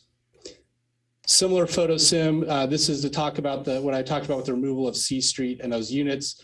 You can see a large wall here, a lot of grading, a lot of fill to get that level. So if you look up here again, I'm going to flip slides and you'll see what it looks like as that's removed. So quite a significant difference, much more natural hillside, much less aggressive of a retaining wall is necessary. And that makes some significant changes. And I'll just note that there was a generalized concern with grading and filling at the Planning Commission. I think it's important to note that it makes a really big addresses that kind of concern, and I think makes it a better project as well. With that, I see my time's almost up, so I'm just going to go ahead and summarize the concessions and mitigations being made, and then we'll be happy to stand for any questions. Relocation of the homes on the entry road, saved all but 4 of the trees, removal of that C Street, which reduces the grading. It also significantly improves view shed, added some parking stalls, expanded trail system, 6 more pet stations. And finally, I would be remiss if I did not say that one of some of the comments that came in late last night had to do with encouraging trail system access into the Peavine network. A lot of that is not on Desert Wind's property, it's on Forest Service or city, but we think that's an absolutely fantastic idea. We think it'd be a benefit to residents. We think it would be a benefit to neighbors. And we definitely would be interested in partnering and working with the city and any stakeholders on some ways to make that happen. I want to thank Councilwoman Dewar for giving me a call on that as well today. It was a great conversation about that. And I think there's some real possibility to link that into the network. And it's something that Desert Wind will be looking into in the coming days. So I see I'm over, so I will go ahead and stop there. And we're happy to answer any questions you may have. Okay, thank you very much. Okay, at this time, I'm going to open it up for a round of questions, 2 rounds to each council member. And I'm going to go to, who has their hands up? You're going to have to do it physically so I can see you. Councilwoman Dewar. I didn't have my hand up, but I'm happy to speak. So my question, I'll go right into the buckwheat question. I want to thank the developer for acknowledging that, as well as the trees. I mean, I said before, a tree that's saved is a tree you don't have to irrigate. It's already large. It's already counted as part of our tree canopy. Taking it away would reduce our tree canopy for some 40 years until new trees might grow. So I really appreciate that proposal. I would go just a step further and for consideration by the developer, which would, looking at this buckwheat, and I thought the appellant made a good point. It sounds like you're still at 142 units. Is that correct? Yes, Councilwoman Dewar, still 142. Yeah. Some of the 2-story units were changed to 3-story units to accommodate the moves, but it's still 142 units. Okay. So what I'd like to ask you to consider, first of all, thanks for considering the trail connectivity, because that would be, at a additional developer expense off-site, but your development is going to bring in at least 140 some people plus families. And so that will be about 500 more people trying to access this already well-used area. We saw all the trails. So I really like that idea a lot in terms of improving what is out there. I understand there's missing a bridge over Evans Creek. Reading from one of the letters, it looks like there's some erosion on the trails. So to the extent that you all could assist with that, I think that would go a long way to addressing a lot of the public's concerns. I really do, because what you would be doing is actually giving legal access and improving the trails, which I think would be a net gain. That is not saying that people that don't want homes or their views blocked would be happy with that. The next thing is about the buckwheat. I really think this is a great idea. Fencing the area permanently, both during construction and afterwards, and doing the signage, I think it'd be very inexpensive.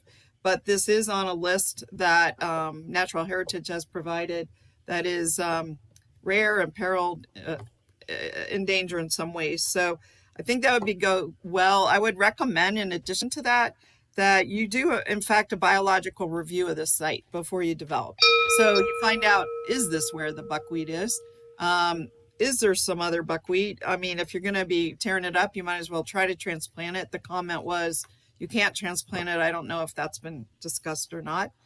And then, so finally on that point, and I'll come back later on some other point, I recommend that you do consider removing units 1 and 2. It would just take you from 142 to 140 units, but it would provide that kind of protection. You're definitely trending in the right direction, and I have to give you great kudos for that. So I'm saying just bat it home, consider doing that. And so then I will come back for a second round. Thank you. And I don't know if you have any responses to any of those points. But. Well, thank you, Councilwoman. I just would briefly comment. As I mentioned in the primary presentation, there's no issue at all with putting up some fencing around that buckwheat during construction. With respect to more permanent fencing, I think that's something that Desert Wind could certainly look at. There'd obviously be some concerns about what the aesthetics would look like about that. But I know I'm sure it's something they can take a look at. Again, it is not a protected species at all. So we want to be, we don't want that to take the driver's seat on this project when there's so many other things that need to be done. But we do want to be sensitive to concerns about that. With respect to the trails, like I mentioned, I know my client feels that a good priority would be networking into the Peavine trail system. That would be a great priority. And then certainly be looking to partner with the city, other stakeholders on ways to do that and make that work. I think that'd just be a fantastic asset for residents and for neighbors. Units 1 and 2, do you have a gut feeling? I mean, I'm sorry. I knew you had one more question. I apologize. Yeah, units 1 and 2. I know we're comfortable with where those are. The reason they were put there is because they could be built there without impacting any of the trees. So our preference would be to leave those where they are rather than create some additional 3-story units. It's nice to have those 2-story units. If they don't disturb any trees or any other species, we think that's an appropriate place for them. Just think about it. You're going to get into final design potentially if this goes through. And so take a hard look at it. It would be a lot easier to construct if you weren't trying to go between the different areas. But okay, thank you. All right, Mr. Hicks, really quickly. So I see on your slide, it said that you were only taking out 4 trees. Is that correct? Yes, Mayor. 4 trees. 4 trees will be taken out. All the other trees will be saved. Okay. All right. That's important. Thank you. The other thing I wanted to ask you is we had the other appellant come up and she showed us some pretty concerning rock walls. What do you plan to do there? Because that did not look good. Thank you, Mayor. From what I understand, that picture that was shown of the rock wall was a rock wall that was actually taken down by Desert Wind to get repaired. So to the extent that left an impression that it was collapsed, I think that was an inaccurate impression. But that is something that will have to be built to code, built to design standards. And if there's any issues with it, the builder is going to be responsible for taking care of it. All right. And Brooklyn, maybe just you could answer, because you see a lot of these projects with those rock walls. Is there any other mitigation you can put in there? I just want to be sure that these are substantial and they're working. Is there Certainly. some? What we rely on is that engineering. So those all will be engineered to meet these standards using that geotech report, those soils.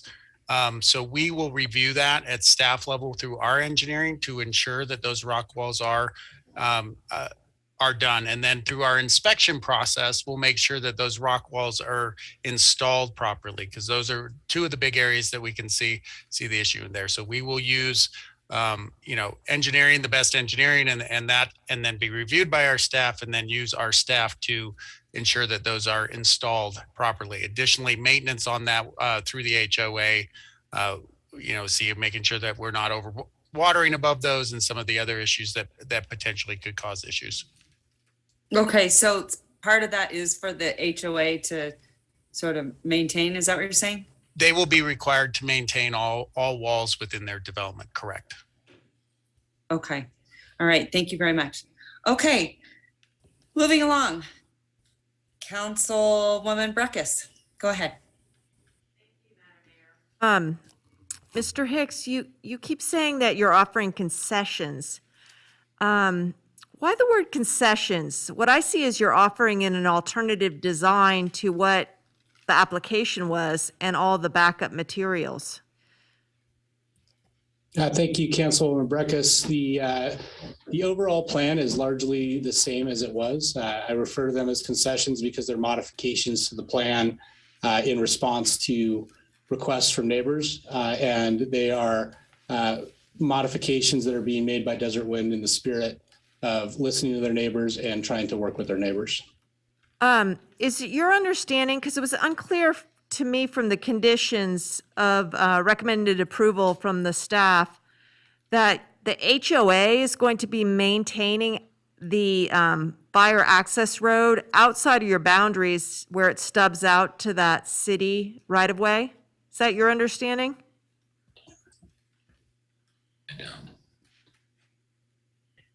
Councilwoman Breckus, I'm going to have to check into that and get back to you in just a moment. Yeah. So I think you're asking beyond the parcel line, right? Is that your question? That's where I thought it starts to cross that drainage. And I'll tell you the condition I was talking about. Have control of that property. So yes, that is it. If I can speak to that, Brooke Oswald, Associate Planner for the record. So those two properties are associated with this overall project. They are under the control of Desert Wind. Through that HOA, as I mentioned, that drainage way and the control of that would have to be maintained by that HOA. Obviously, they can come in and ask for those roadways to be dedicated, and that could be determined at that time with this council and that decision on the dedication of those roadways. Well, that's usually tied up at the tentative map stage, and I'm talking about, I think it was condition number, let me see. Condition number 9. It talks about that, but I don't see that they are to maintain that access. And you're saying it's outside of the project boundary, but it's on two other private properties that they own? Is that how No, you're? council member, those two parcels are included in the staff report. They acquired those and are under their control to provide that access. Are they within the that 20? could be, what's that? Are they within the 28 acres and the project map? Yes, that's included in the overall acreage, correct? Okay, I didn't see it explicit. I guess I want to ask you a question. So this redesign, and I feel a loss. We didn't see the geotech. I didn't see an analysis on the geotech. It seems pretty significant, and I would think it would be guiding to how you're allowing the rockery walls to be built. If you look like you're on not great slopes for rockery walls, per the geotech, you're going to dictate one sort of rockery wall treatment versus a geotech that shows something else. But will the geotech be redone for the analysis of this redesign and resubmitted, and along with all the other civils and cuts and fill maps? Yes, as I stated before, there is still the final map process. What we would see is that these maps coming in, a final hydrology report, a final geotech report, a final traffic study, all of those will be coming in, would be anticipated to come in with the final map, and would be reviewed by staff to ensure that they meet the standards and requirements of RMC, Public Works Design Manual, and any other applicable standards or requirements. Thank you so much, Brooklyn. Councilwoman Breckus, you're over by a minute. Any other council members before we move on to the next round have any questions or comments? Okay, seeing none, we'll go back round. I think, Madam Clerk, confirm with me, was that just one round and we're now on round 2? That is correct. Okay, Councilwoman Dewar, followed by Councilwoman Breckus. Sure. Couple quick questions. I brought it up to our staff, but I want to ask the applicant. These steep roads really do lead to a couple issues. So one of those is just human nature. Your car goes faster. You're rolling down the hill. It sounds like they already have some challenges in Rancho 3. Is there anything the developer can do to help keep speeds underway? For example, what if they were to upfront put in those radar speed signs, just as an example, rather than waiting till we get all the complaints that we know that are going to come in? That's an example. I've struggled with this. It's going to be a problem. The other issue was brought up about the north-facing slopes. These roads are going to be icy, and at the bottom, you are going to slide. It's going to be hard to stop. It's the same issues we have all over Reno. And so just any thoughts on that? And then I want to come back to the rock walls. And I guess I really have to ask our staff. The rock walls that have already failing or being removed because they have structural problems look only like about 6 feet tall or 8 feet tall or something in that range. you have said you're going to build 40-foot rock walls, 40 feet, which is like 5 times taller than the current walls. So I'm just wondering, do we have different design standards for those kind of walls? And what are we going to do to make sure that they're built given the soil structure that we already know about? So question on speeding, and I'll add in parking. Any other thoughts on parking, speeding, and then these rock walls? For you, Mr. Hicks. Yeah, thanks, Councilwoman Dewar. With respect to the speeding, I think we've already heard some of the issues with regard to speed bumps is one idea. I think the speed limit will be in there. Enforcement of speeding rules is not something that is within our purview, but to the extent we'd be happy to talk to the city about what it would look like to put in some kind of sign like that. I don't know what that would take, but we'd be happy to have those discussions. With respect to the snow removal, again, that's another question, probably better for the city. It depends on their plowing schedules. It's not really about the snow removal. It's about that it's going to be icy. And so one of my concerns is, like, look at your hairpin turn. What I envision, because I have this even in my ward in areas that are not steep, where you have very sharp turns, sometimes people miss the turn and they go straight and there's a house right there.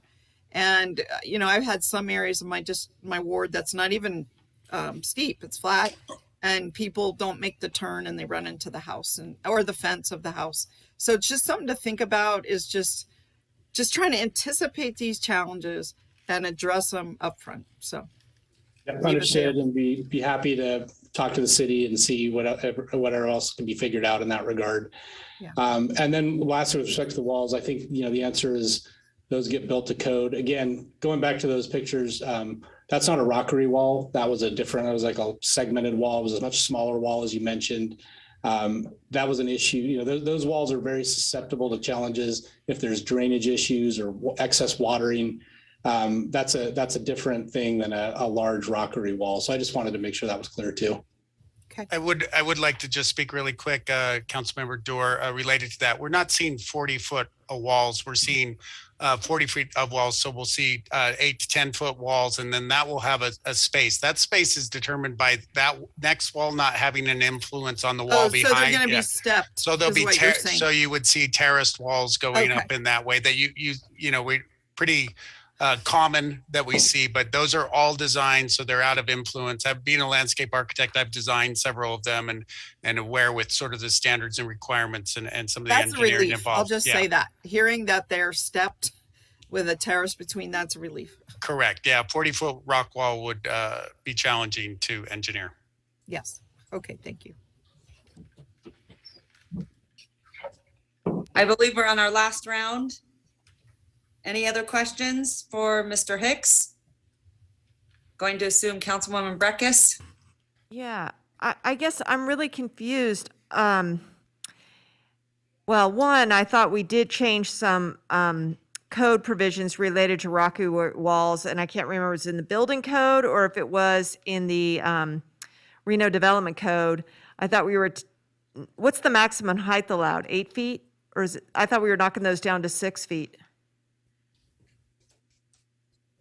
I would have to refer back to code. I'm not specifically sure of the section you're quoting. That would, they would have to meet those when they came in with their final map. They would have to meet that section of code to determine, as determined if we are restricting that height. And so, Mr. Hicks, you've made these concessions, which I call a redesign. Do you feel that this body under this redesign could give you an approved tentative map based upon that when it's these redesigns?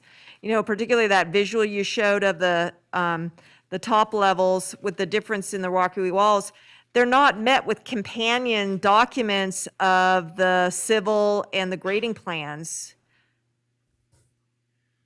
Thank you, Councilwoman Breckus. We absolutely believe it's appropriate to approve those. If those modifications are approved, all those additional plans will be put together and staff will be reviewing them. And that's a common practice before it goes to a final map, which is the most important phase. Okay. I don't know if it's a best practice. I'm uncomfortable with it, frankly. But I have other concerns that I'll bring up forward when we come into discussion about other matters. Thanks. Any other council members? I have a question, Madam Mayor. Go right ahead, Councilwoman Jordan. Thank you Vice very Mayor. much. When Councilwoman Dura was talking about the speeding issues, and I do know we've heard on a couple of different projects about the difficulties in putting speed humps in and some of the other mitigations. I do know in a problem area up off of 7th, we just recently put in, I think we reduced the speed limit. Someone from staff may need to confirm that, but I do know we put in I believe a speed radar sign. We actually put them, I think, in 2 different locations. Those seem to have a positive impact, particularly when they're initially installed and they are coupled with some enforcement. The realities are enforcement can't be omnipresent everywhere on every corner, but I do know that absent those speed humps and some of the other things, we are seeing that does seem to be helping in some of those hairpin areas when people are kind of going a little too fast, as some of those radar signs do seem to be slowing some folks down. And aside from that, I do appreciate, I want to give some kudos to the applicant here for a second for the outreach that they've done. I think I heard 4 or 5 separate meetings. I mean, we had an item earlier today where that wasn't the case, and there wasn't a whole lot of community outreach, and there was, I even with the appellants here tonight appreciated, while they still had concerns and they were still vocal in those concerns, they also threw out some praise for the outreach. So I just want to say to Desert Wind, thank you for doing that, and the representatives and Mr. Krumpadic for your outreach, because that doesn't happen with everybody. So thank you for that. And while this is an entry level, I know we talked about affordable housing and this, that has a multi-definition to it. And this is not affordable housing per se. This is entry level. There's still, clearly, we're still in a significant affordable housing issue in our community. Is there any other, I don't know if there was any discussions during the community meetings of any further thoughts from Desert Winds on this project as it relates to that? Thank you, Councilman Jordan. I very much appreciate your comments about the outreach. I think that's a big credit on my client and their team members of having those kind of meetings. And with respect to the comment about housing costs, housing supply, I know that's always been one of our major points is supply is important. Supply is a big component in housing prices. That was noted in an RGJ article. It was just earlier this week. So that's been brought up. These homes, they're entry level. They're not affordable homes, but they're entry level homes. They're well below median home prices is where they're going to end up being. So it's, it all helps with the issue. I don't think a lot of the neighbors, that was really a compelling issue to them, but it is important to note that this is some significant supply going in. On one other note, Councilwoman, I did want to confirm, I conferred with my client during the discussions there, and there's no issue at all putting in those radar traffic signs. They'd be happy to do that. Thank you. Thank you very much. Okay. Any final questions from council members? Madam Mayor. Oh, go ahead, Councilman Reese. Go right ahead. Oddly enough, my question is for our clerk. Madam Clerk, earlier in the week, I received a letter from Sierra Trail Works regarding this project, and I want to make sure that it has been included in the record, because I do think it pointed out some things that I needed to think about regarding the trail access. Can you tell me if that's been included in the record? Was it from a specific person? I want to say Sierra Trail Works is Kevin Joel. Kevin Joel, it's in there. Yes, it is in there. Thank you. Okay, I guess for my part though, and I'll direct this then to Mr. Hicks, have you seen Mr. Joel's letter, Mr. Hicks? Yes, Councilman Reese, I have, and that is something that got us thinking about ways to expand the trail network outside of this project's footprint. and to tie into that P-Vine network, which we think would be really a great thing. And I guess for my understanding, because I have not hiked in this area, this land is obviously private land, and just historically people have been able to access it, but technically that's trespassing, right? I mean, they're just crossing land owned privately by another to get to some other place. So you're making it accessible for them into perpetuity, that they can access those trails. Yes, Councilman Reese, thank you for that question. That's absolutely correct. There will be a permanent public easement on those trails. The public will have access. They won't be trespassing. They won't be in fear of being in violation of the law. They will have public access.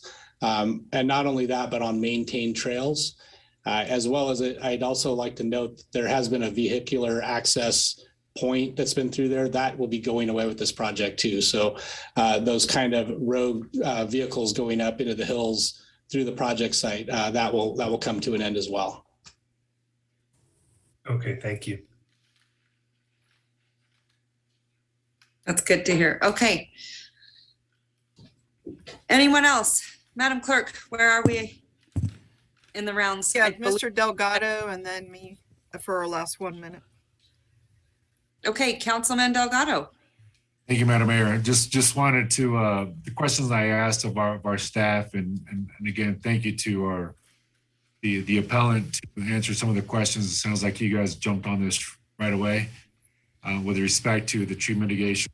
And thank you to my council members also for reiterating the questions with respect to, private land versus the opportunity to continue the opportunity for our public to have access to some of the trails and the opportunities that they've had on some of the private land to the perpetuity.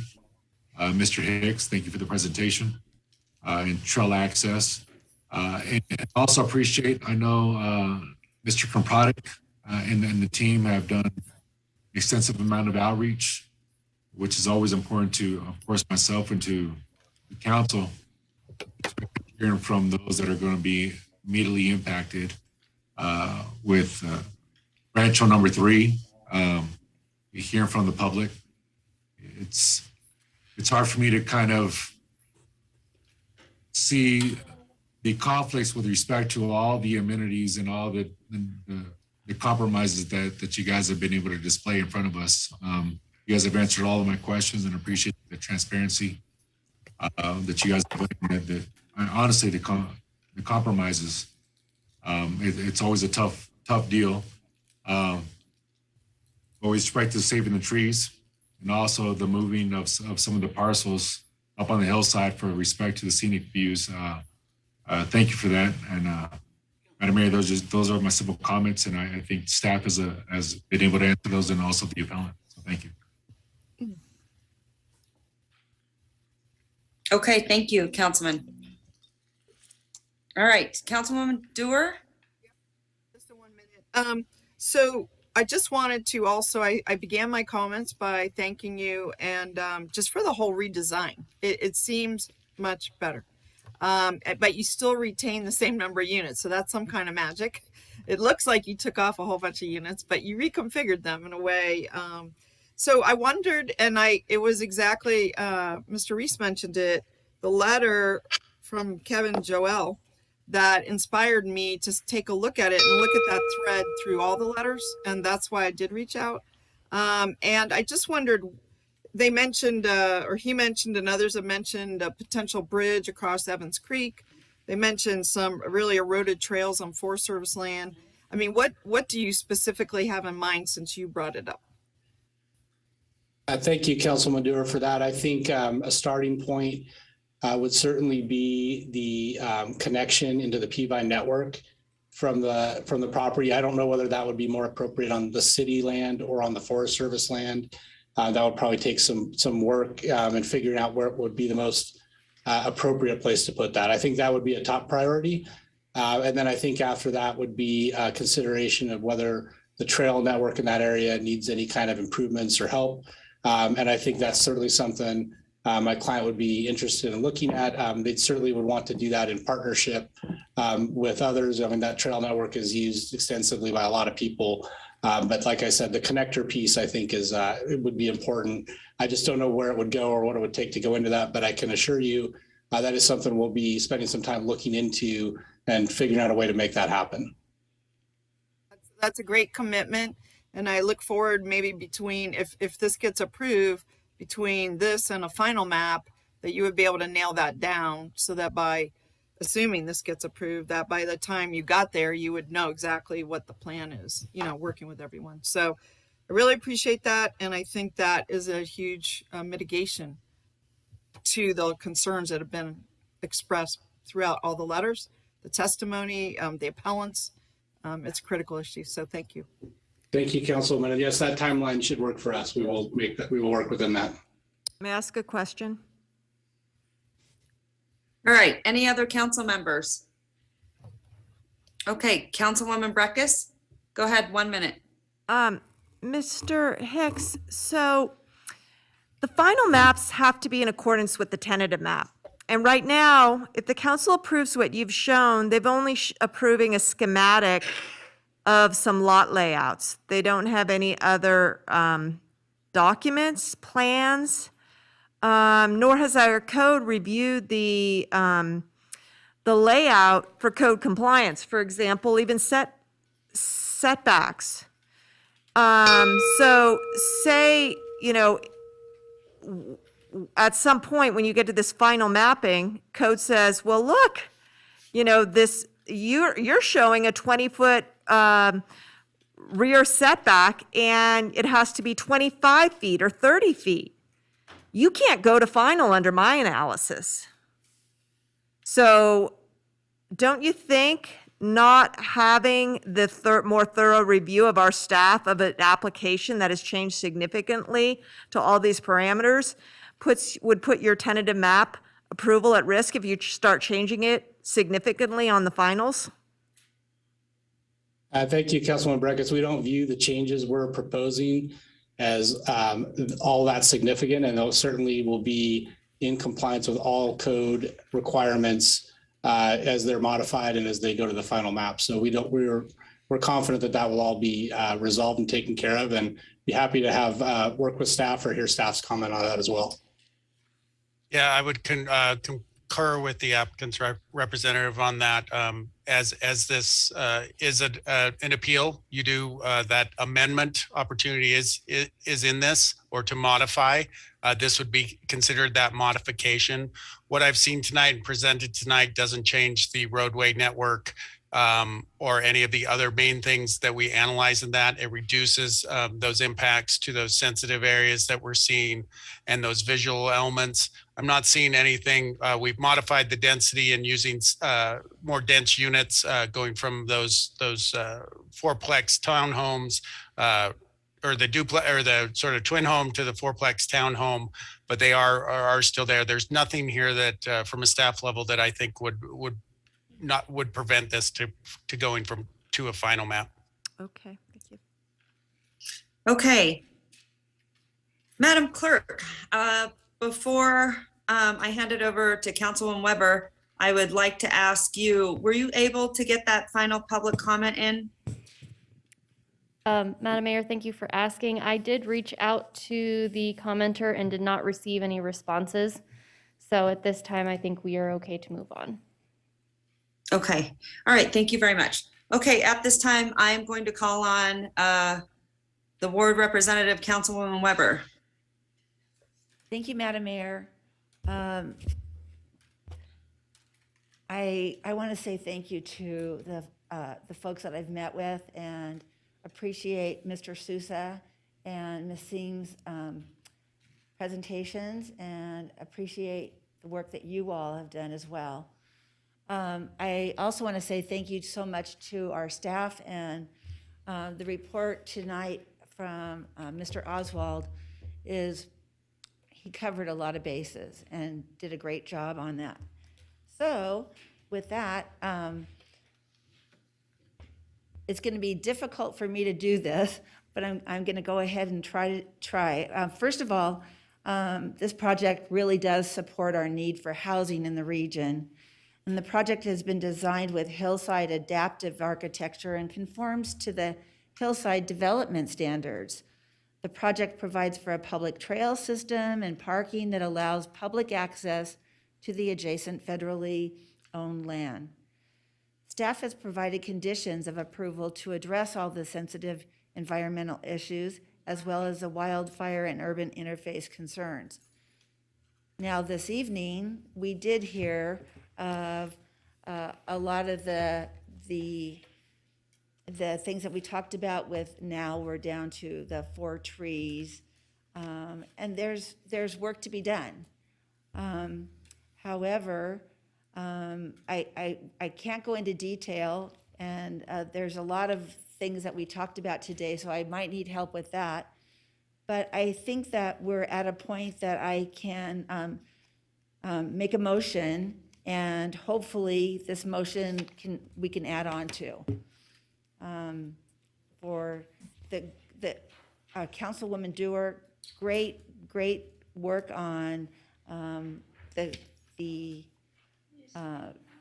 parts of that you worked with the community. So I appreciate that, and I believe that the developer and those folks, they're all working together. It's not perfect. I know it's impacting the neighbors. It's impacting all of you, but we do need the housing. We do need to move forward. And hopefully with the conditions that we'll get there. So I can support the project and would like to make the motion. In regards to the appeal of LDC 22-00008 Rancho 4 tentative map, based on the council's review of the staff report, the record on appeal, and information presented this evening at this hearing, and based on my ability to make all the findings, I move to affirm the appeal, reverse the denial of the tentative map and conditional use permits by the Planning Commission, and directly approve the tentative map and conditional use permits subject to conditions stated in the staff report. And here tonight, the city clerk is instructed to prepare and file an order. However, I would hope that the rest of the council members could weigh in and help me with what we've heard tonight. All right, thank you, Councilwoman Weber. So I have a motion from Councilwoman Weber, and then I would ask, I think Councilwoman Dewar had some conditions. I just want to make sure that you get those to the motion. Sure. I think first she needs a second, and then maybe I could help her with reiterating, I think, what I heard the applicant commit to. That's what I was asking you for a second. Oh, okay. Before we get to a second, I just wanted to clarify that your motion modified the tentative map as presented by Mr. Hicks and Mr. Krompatek, the removal of those homes where he specified and so on. Your motion includes those modifications, is that correct? I don't believe that the 2 homes were. No, the removal of those homes that preserves the trees and the entryway. So he modified the tentative map, removing those homes. Yes. And your motion includes those modifications to the tentative map, is that correct? Yes. Mr. Hall, Brooke Oswald, Associate Planner for the record. Those are not removal, those are relocation. And I think it's important to say that it's a relocation and not removal. Thank you for that clarification. Yes. Okay. Yes. Can I ask a question? Okay. So I have a motion. Do I have a second, Councilwoman?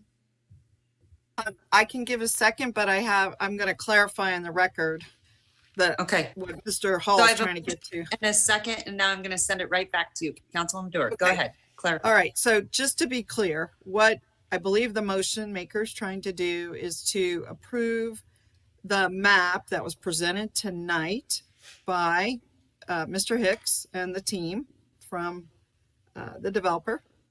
And that includes retaining all of the trees except for 4. And as a side note, they actually told me they might try to only take out 3, just as a side note. Number 2, I want to point out the area on the hill. They said that they were going to relocate those units as well, so that there would be no C Street Right. and no additional. Okay.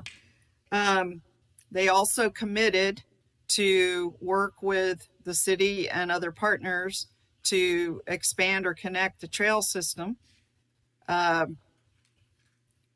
didn't specify amount of money or what that looks like, but it sounds like they are sincere in their effort to do that off-site. Yes. And for me, it means taking a close look at the bridge, the connectivity, and the trail improvements.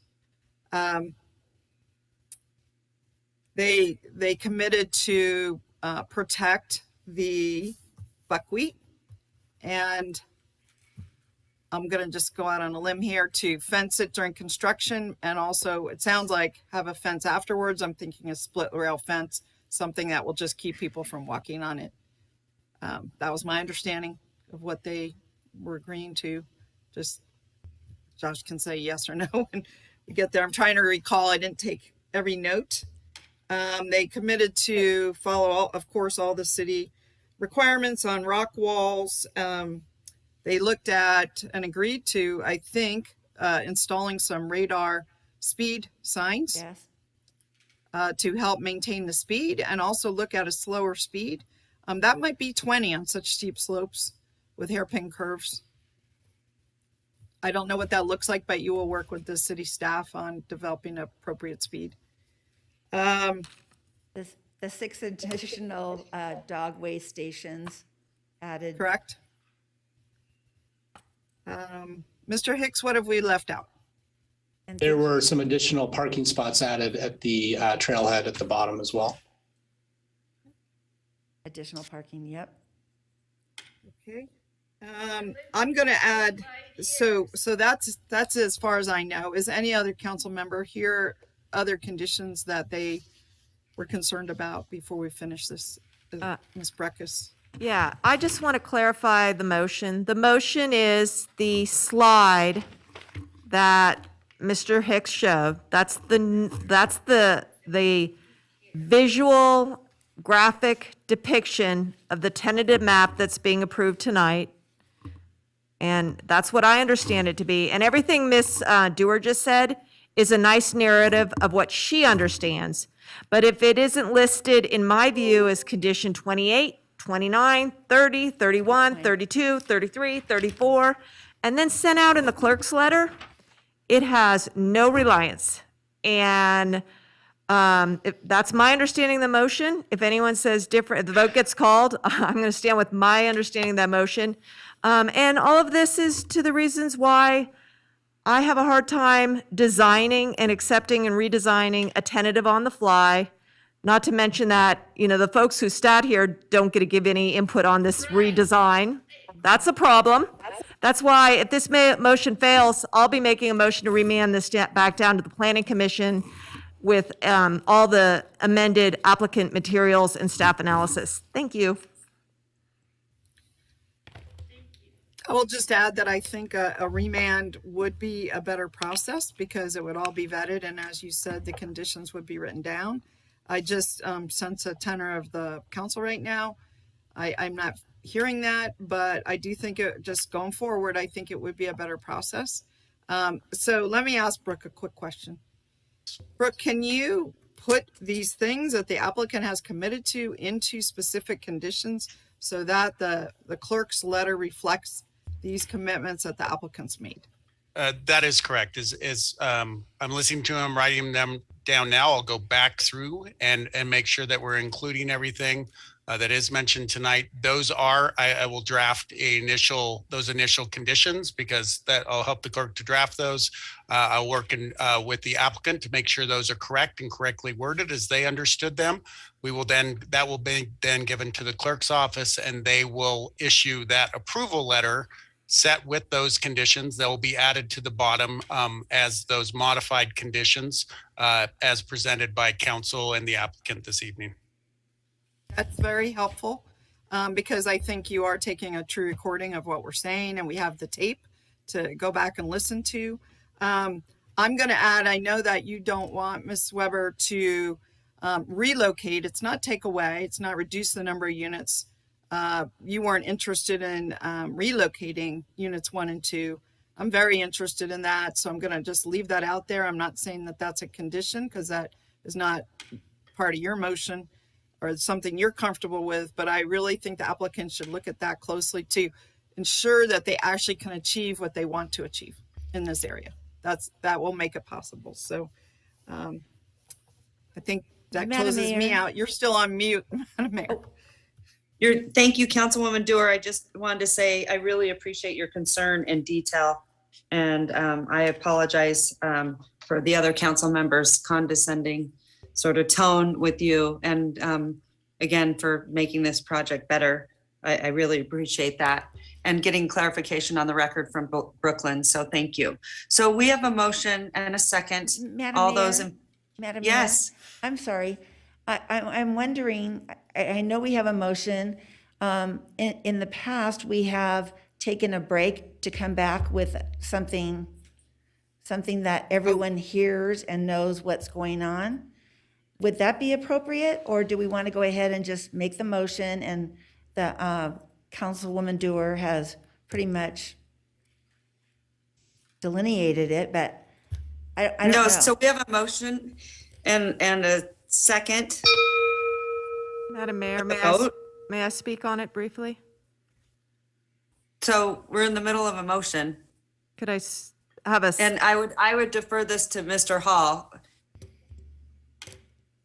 Unless Councilwoman Weber would like to retract her motion. I don't want to. It sounded like she wanted to take a 10-minute break and actually have these things typed down, but okay. So here's what I would say, Councilwoman Weber, as long as you come back with every single one of these items, and for clarification, so that you have that and feel comfortable with, that would be good. Okay. Okay, well, I'll need to work with Mr. Oswald. Okay, perfect. That would be great. Thank you. I'll speak to that. I will work on that right now, Bonnie. I have generally what's been said and stated this evening. I will work to craft some tentative conditions. I do want to have a little bit more time to make sure that I'm fully vetting those and making sure they're correct, but I can help you vet a series of conditions quickly. I will put those in an email and send them to City Manager Doug Thornley. So then we'll break for 5 minutes. And like I said, Brooklyn, just to make sure all those concessions are in there, that would be very helpful. Yep, I can do that. Okay, thank you, Brooklyn. Okay, we will be back at, let's just make it 9:25. Thanks, everyone.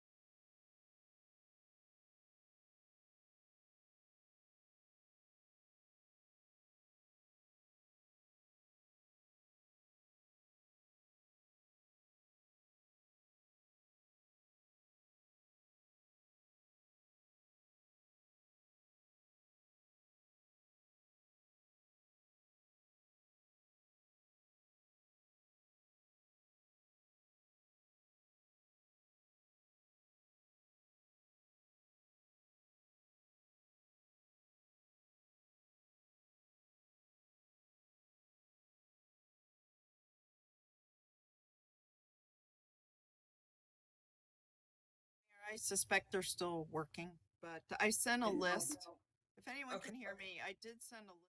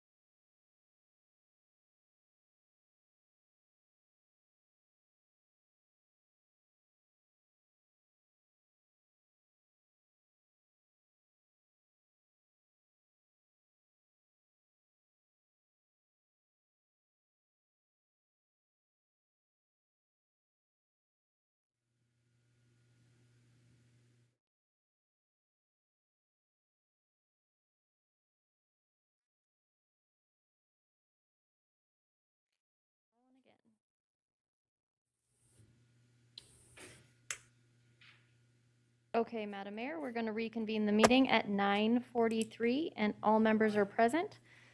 I believe that Mr. Oswald has, Okay. Mr. Oswald's going to go ahead and present the modified conditions. Okay, perfect.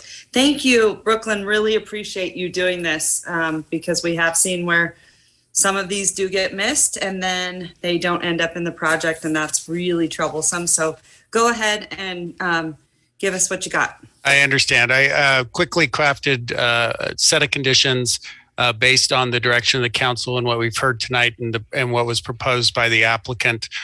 These have been reviewed by Bonnie and the applicant, and I'll present those now to you. I'll craft these tomorrow to go out on the approval letter. You may see the language change, but the intent of these conditions will be held over in that if this is approved in that approval letter. First, prior to the approval of a final map, the applicant shall provide plans that demonstrate the dwelling units along C Street have been relocated. Dwelling units at the entrance of the Can you share your screen? You have them all typed up, so can you just share? I can try. They're going to be modified from even what I have typed up. We're going back and understand. forth. Okay. But I would prefer not to have there because there are some numbers and some different things that are going to change. So, okay. Okay. All right. Whatever you're comfortable. Fine, Brooklyn. Don't worry about it. Just keep going. You're doing fine. Dwelling units at the entrance of the project shall be relocated to preserve mature trees and protect vegetation in this area. The applicant shall not remove more than 4 existing mature trees from the site. The applicant shall provide plans prior to a final map that detail protection measures of sensitive species are in place during construction, and an architectural compatible fence is installed and maintained in perpetuity of the project. Automatic radar speed limit signs shall be installed per the direction of city staff. A minimum of 6 dog waste stations shall be provided along the trail network. Additional street parking shall be provided along the entrance of the project site.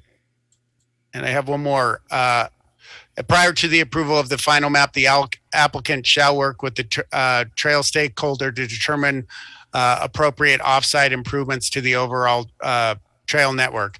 I do want to add one more thing as we talk about that sensitive species and that location of that. And I would like to verify one more time with the applicant because I had conflicting information coming back that is limited to that area between dwelling units 3 and 4. And just would like to verify with Joshua that is correct and not 2 and 3. I have 2 different. It's 2 and 3. Thank you, Brooke. It is the species between 2 and 3. 2 and 3. That's the correct limitation. Okay, thank you. And Madam Mayor, never mind, she dropped off. We're good.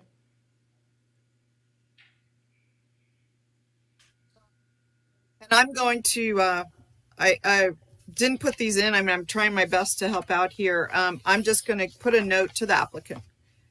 Look carefully at the soil. Be careful with the issues of blasting, and relook at units 1 and 2. When you're coming up with your final design, I think you'd end up with preserving the species better. So it's not a condition, but it is a high recommendation. Madam Mayor. All right, so we are in discussion. So we had a motion and a second. Any discussion, further discussion from council? This is Councilmember Breckus. Go ahead, Councilmember Breckus. I want to thank my colleagues and the staff for taking the time to carve those conditions. At the end of the day, the council is always right. But when we're always right, we need to provide really good, defensible decisions and a record. And so putting that in writing is the way to do it. It's not the way to do it for me all entirely. The process, I feel, is a little broken, and we should be sending that back down to the Planning Commission to have them review this tape, the concerns, and take a look at themselves at that application and give the public the new map, the new tentative with the new conditions, and let the public provide input on those. That would have been an important step for me. And I would have even enjoyed some of the discussion on this secondary access. I think filling it a drainage for a secondary access is very concerning, and I think it'd be the advantage of the applicant too. I'm not entirely sure it was necessary, and the HOA has to maintain it. That's a big housing cost right there to folks who will be paying those fees. So I would have liked to have this thing looked at a little bit more, but only by the Planning Commission with a new application before them. And I want to also say one other thing is Mr. Delgado said, well, this is number 4. It's been on the books all along. That's not necessarily true. This is not like in Damani Ranch where you have, subdivision A, B, C, D, or 1, 2, 3, 4, 5, 6. These are tentative maps that are coming in one after another. They could have been 7 phases because it was just land that was zoned. But in 2004, I was the staff planner on Rancho too. Okay, so I really did want to be a part of seeing this area finish off and develop. But this is a very different ground. And I think it needed more careful consideration, better analysis of the clustering, the geotech. And I'm very disappointed that we're not doing that.